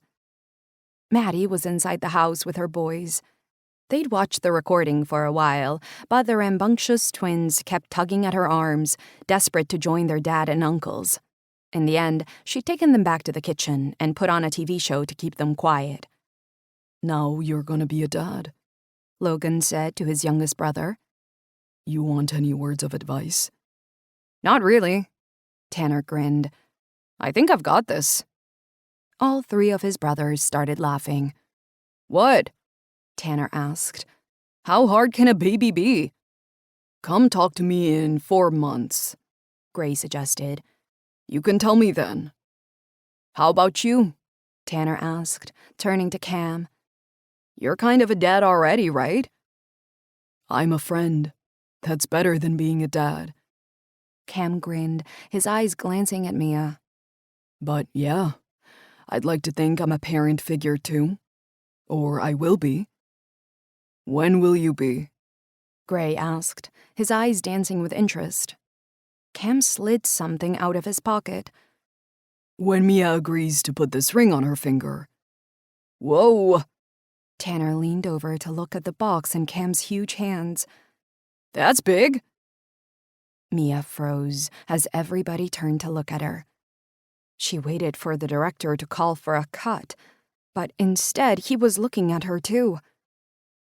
Should we stop recording? She asked, her voice thin. The director grinned. We're kind of in on this whole thing. I'm catching it all, Van said, holding her phone out in front, recording Mia as she stared at Cam. From the corner of her eye, she saw Michael and Josh standing in the doorway of the house, along with Maddie and her twins. They were all grinning at her. Cam stood and walked over to where Mia was frozen in place, dropping to his knee in front of her. I've been carrying this ring around for 2 months, he told her. Waiting for the right time. Mia's breath caught in her throat. Tanner was right. It was huge. The square-cut diamond glistened in the sunlight. She opened her mouth to say something, but Cam shook his head. I'm not finished yet. He's turning into a blabbermouth like you, Tanner told Logan. Shut up. Cam smiled up at Mia, his eyes full of love. From the moment you came into my life, I knew everything had changed. You're everything I've ever needed. Everything I didn't know was missing from my life. And I want to spend the rest of it with you. You and the boys. He glanced over at Michael and Josh, sending them a wink. They helped me pick the ring. In Josh's words, it needed to be the biggest ring you've ever seen. It was pretty close, that was for sure. Will you marry me? Be my wife? The mother of my children? The ones we already have, and the ones we haven't made yet. She pulled her bottom lip between her teeth. They'd already talked about a family. She was still young, and she knew that Josh was desperate for another sibling. Michael had even said he'd be okay with it, which was pretty enthusiastic for him. Yes, she nodded, tears pricking her eyes. Yes, I will. Cam leapt to his feet, picking her up and swinging her around as everybody started to cheer around them. When he put her back down, he pressed his lips against hers. Damn, I love you. I love you too. She smiled up at him, not even caring that everybody was still watching them. She wanted them all to share in their joy. About the baby thing, when can we start? He asked softly, sliding his hand down her stomach, caressing her with his fingers. I'm so ready to be a stay-at-home dad. She laughed, because he was deadly serious. They'd already talked about that, too. Right now, he was picking and choosing some jobs. He'd done the occasional commentary for the sports network and a few endorsements like this. But more than anything, he loved being with her and the boys, helping them with homework and throwing balls with them in the street. It suited her. Plus, she loved her job and wanted to keep working for G. Scott Carter. How about tonight? She suggested, sliding her arms around his waist. What about the boys? Josh is going to Noah's, and Michael is sleeping at Ben's. Cam pressed his lip against her ear. I'm gonna rehab you so hard, you'll need another 10 sessions. She bit down a smile. Is that right, Dr. Love? Yep, every word. In that case, you'd better go back to your chair and start behaving. We have a commercial to make. Reluctantly, he stepped away, giving her a sexy grin before walking back to the chairs where he sat down with his brothers.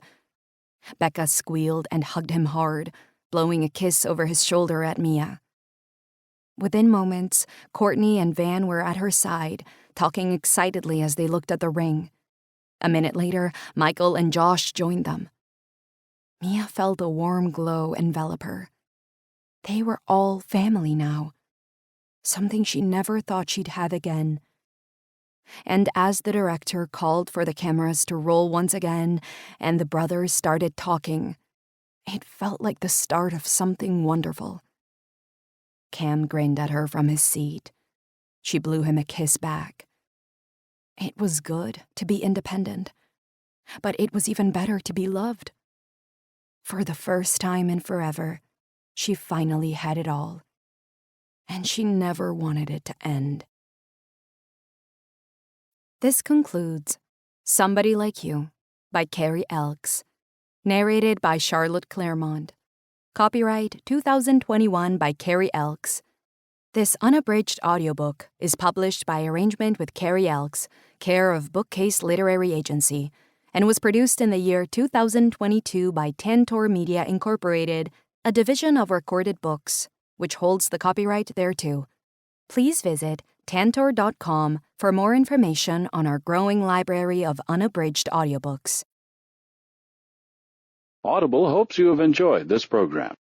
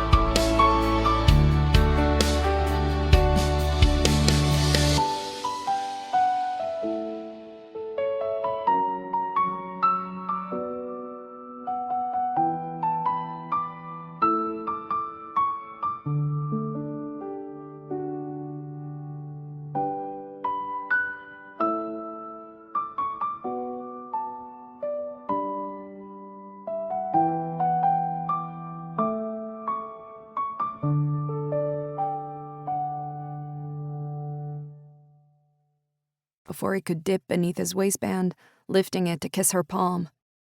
You're killing me, Smalls.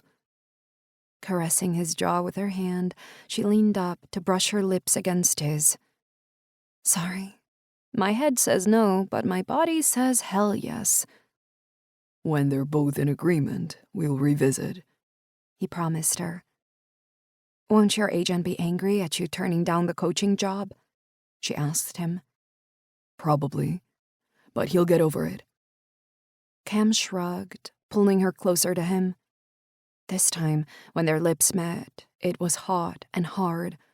He slid his hands to her ass, pulling her against him, smiling when she let out a little moan. Not fair. Hey, what comes around goes around. She shook her head. I kind of miss Dr. Love, she teased. Cam chuckled. He's still here, but his attending hours have changed. Maybe I can book in with him. She shook her head. Anyway, what are you going to do if you don't take the coaching job? He shrugged, her head lifting against his chest with a movement. I guess I'll concentrate on your rehab, play games with the boys, repair Sam's dishwasher. You'll be bored to death. His eyes were soft. I don't think so. It was strange, because his life had been mapped out for as long as he could remember. School, college, draft, then the NFL. For the first time in forever, his life stretched out before him with endless possibilities. Maybe I'm not in a hurry to make my next move, he told her. And anyway, last I heard, I'm gonna be an advertising superstar, selling some crappy whiskey this girl I know represents. Shut up. She grinned up at him. Our whiskey is the best. I know. He cupped the back of her neck, inclining his head to kiss her again. Everything about you is the best. Damn, she tasted good. Lying here, with her in his arms, felt like coming home. She fit against him perfectly, even if her bed creaked and groaned with their every move. When are the boys going back to school? He asked her. I'll keep them home tomorrow. Then we'll be back to normal. I need to get back to work. But you have a lunch break, right? She gave him a confused smile. Yeah? Good. In that case, Dr. Love can fit you in at 12. She shook her head. You're an idiot, you know that? That's Dr. Idiot to you, he said, kissing her again. And by the way, this idiot is crazy in love with you. She slid her hands to his cheeks, a smile curling her lips. The feeling is so very mutual. Epilogue. You okay? Cam asked, sliding his arms around Mia's waist as he pulled her against his chest. The warmth of his breath tickled her ear as he brushed his lips against her. I will be when this is over. She leaned her head on him, surveying the scene in front of them. Gray, Logan, and Tanner were sitting in armchairs in Gray's backyard, surrounded by lighting equipment and cameras. The three of them were goofing, as usual, even though the director had told them to save it for the cameras. They just couldn't help themselves. This was how they always were. That was something she'd learned from spending so much time around the Hartson siblings. They played off each other, gave one another life. And now she was part of it all, along with Michael and Josh, and even Sam when he was available to go over to Gray's for Sunday dinner. In the 5 months since Cam had moved back to Hartson's Creek for good, her boys had accepted him with open arms. She loved how easily he'd fit into their family, not as a father figure, but as a friend and sometimes a guide. And a coach, maybe, which was what he was on Saturday mornings for the Pee Wee team, much to Josh's delight. He'd introduced Cam to everybody as his friend and loved getting a ride to practice in Cam's Audi. At least this time he sat in the seat.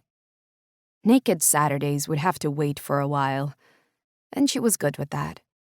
Cam hadn't gone back to coaching Michael at the high school. The two of them had some kind of unspoken agreement where Cam helped him with football privately. Cam's voice would be low as the two of them watched a play on Cam's oversized television, discussing the play. He'd learned, sometimes the hard way, to gently steer Michael rather than tell him exactly what moves to make. And Michael blossomed under his tutelage. It warmed her to watch the two of them sitting on Cam's oversized sofas, talking on Sunday afternoons. In these few months, he'd turned out to be more of a father to them than Niall had ever been. Sure, her ex-husband had attended 2 therapy sessions with Michael and Josh, and they'd agreed on a visitation schedule of 2 week-long trips to stay with him each year.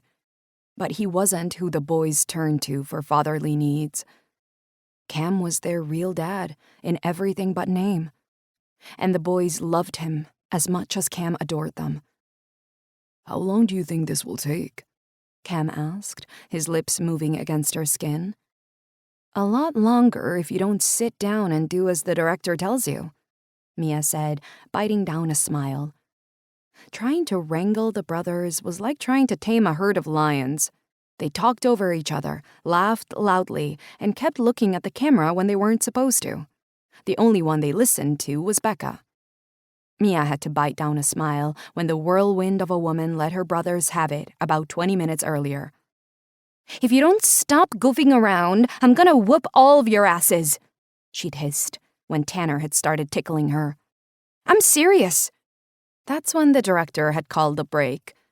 And now they were all back again, ready for another take. "Go sit down and stop winding Becca up," Mia said, turning her head to smile at Cam. She'd been grinning all day. Thank goodness she'd thought ahead and booked the crew for 2 days. She knew this family well. We can't help it. It's in our blood. Cam gave her a grin. Anyway, she gives as good as she gets. Just remember she'll be doing the voiceover, Mia reminded him. So she'll have the last word. But we get approval, right? 2 tiny lines formed in Cam's brow. I swear it said that in the contract. You get to see it, not approve it. Mia wanted to laugh at his expression. It's okay. I won't let you come across as a complete asshole. It had been her idea to film the Hartson siblings without a script. Give them topics to talk about while being filmed that could be cut to make both a long-form movie advertisement as well as a shorter one for television. They all held a glass of the international blend as they spoke, occasionally sipping it, which she was certain wasn't helping their general behavior. Once this part was filmed, it would be interspersed with shots of the distilleries here in Virginia, Scotland, and Tokyo. Then Becca would record the voiceover, explaining that G. Scott Carter's blend was about family, international cooperation, and being yourself in a world where too much could be expected of you. She'd talk about her own family, as well as her experience of creating the blend. Mia was excited to see how it would turn out. Okay, we're ready for the next take, the assistant director called out. Can you all take your seats? Cam gave her a quick squeeze, then ambled over to the group of chairs. From the corner of her eye, Mia could see Becca come out of the house. She looked beautiful, her long hair shining in the spring sun, her skin glowing from a fresh application of makeup. She was wearing a blue and white dress that brought out the color of her eyes, the soft fabric clinging to her curves, in a way that made her brother's eyes narrow. You sure you're not cold? Gray asked as she sat down with them. Maybe you should put a sweater on. Mia had to cover her mouth to stop a giggle from exploding. Poor Becca. No wonder she never brought guys home, or barely dated. Having 4 growling older brothers had to be such a pain. Okay, so now we're going to talk about your individual families, the director reminded them. Gray, maybe you can start off by talking about your twins. We'll go on from there. When the assistant called for the cameras to run, Gray leaned back on the chair and took a sip of whiskey. I guess things have changed, huh? We're all grown up now. It's not often we get to talk without being surrounded by kids. Tanner agreed. He looked at his wife, Van, who was standing with Courtney out of the camera's range. Van had a hand on her swollen stomach. Their first child was due in 3 months. Maddie was inside the house with her boys. They'd watched the recording for a while, but the rambunctious twins kept tugging at her arms, desperate to join their dad and uncles. In the end, she'd taken them back to the kitchen and put on a TV show to keep them quiet. Now you're gonna be a dad, Logan said to his youngest brother. You want any words of advice? Not really. Tanner grinned. I think I've got this. All 3 of his brothers started laughing. What? Tanner asked. How hard can a baby be? Come talk to me in 4 months, Gray suggested. You can tell me then. How about you? Tanner asked, turning to Cam. You're kind of a dad already, right? I'm a friend. That's better than being a dad. Cam grinned, his eyes glancing at Mia. But yeah, I'd like to think I'm a parent figure too. Or I will be. When will you be? Gray asked, his eyes dancing with interest. Cam slid something out of his pocket. When Mia agrees to put this ring on her finger. Whoa! Tanner leaned over to look at the box in Cam's huge hands. That's big. Mia froze as everybody turned to look at her. She waited for the director to call for a cut, but instead he was looking at her too. Should we stop recording? She asked, her voice thin. The director grinned.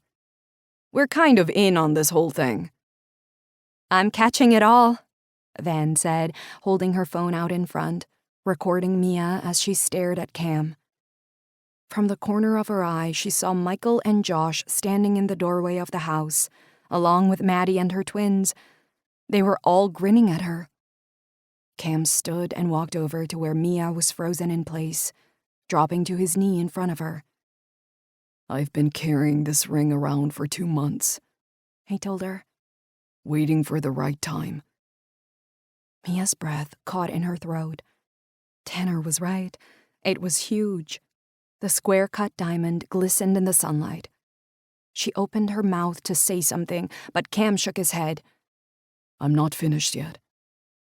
He's turning into a blabbermouth like you, Tanner told Logan. Shut up. Cam smiled up at Mia, his eyes full of love.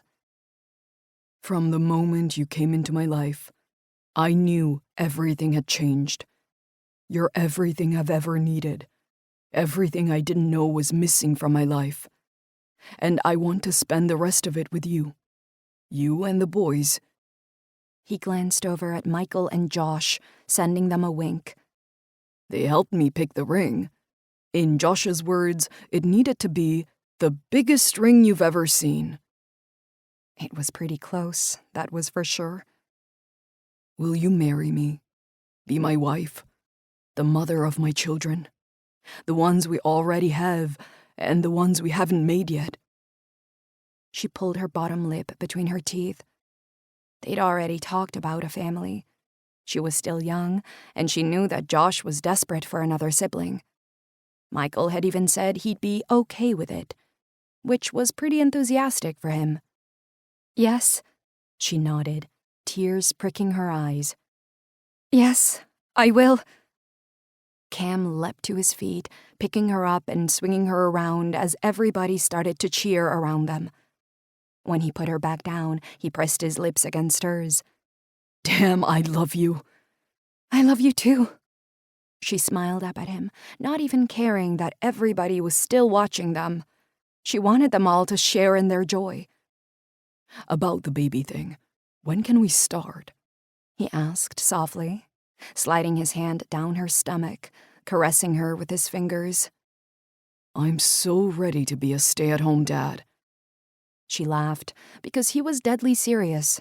They'd already talked about that, too. Right now, he was picking and choosing some jobs. He'd done the occasional commentary for the sports network and a few endorsements like this.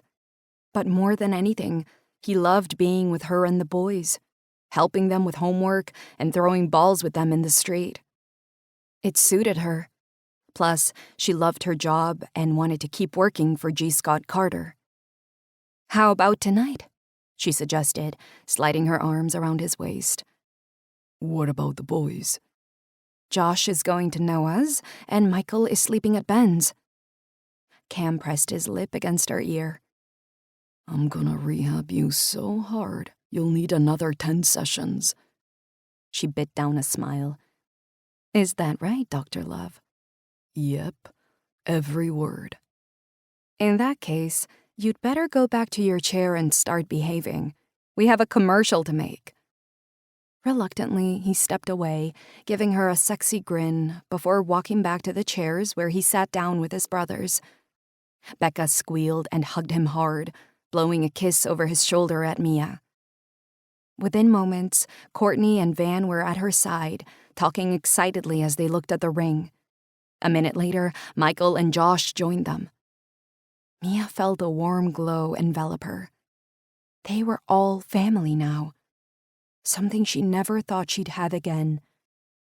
And as the director called for the cameras to roll once again, and the brothers started talking, it felt like the start of something wonderful. Cam grinned at her from his seat. She blew him a kiss back. It was good to be independent, but it was even better to be loved. For the first time in forever, she finally had it all. And she never wanted it to end. This concludes Somebody Like You by Carrie Elks, narrated by Charlotte Claremont. Copyright 2021 by Carrie Elks. This unabridged audiobook is published by arrangement with Carrie Elks, care of Bookcase Literary Agency, and was produced in the year 2022 by Tantor Media Incorporated, a division of Recorded Books, which holds the copyright thereto. Please visit tantor.com for more information on our growing library of unabridged audiobooks. Audible hopes you have enjoyed this program.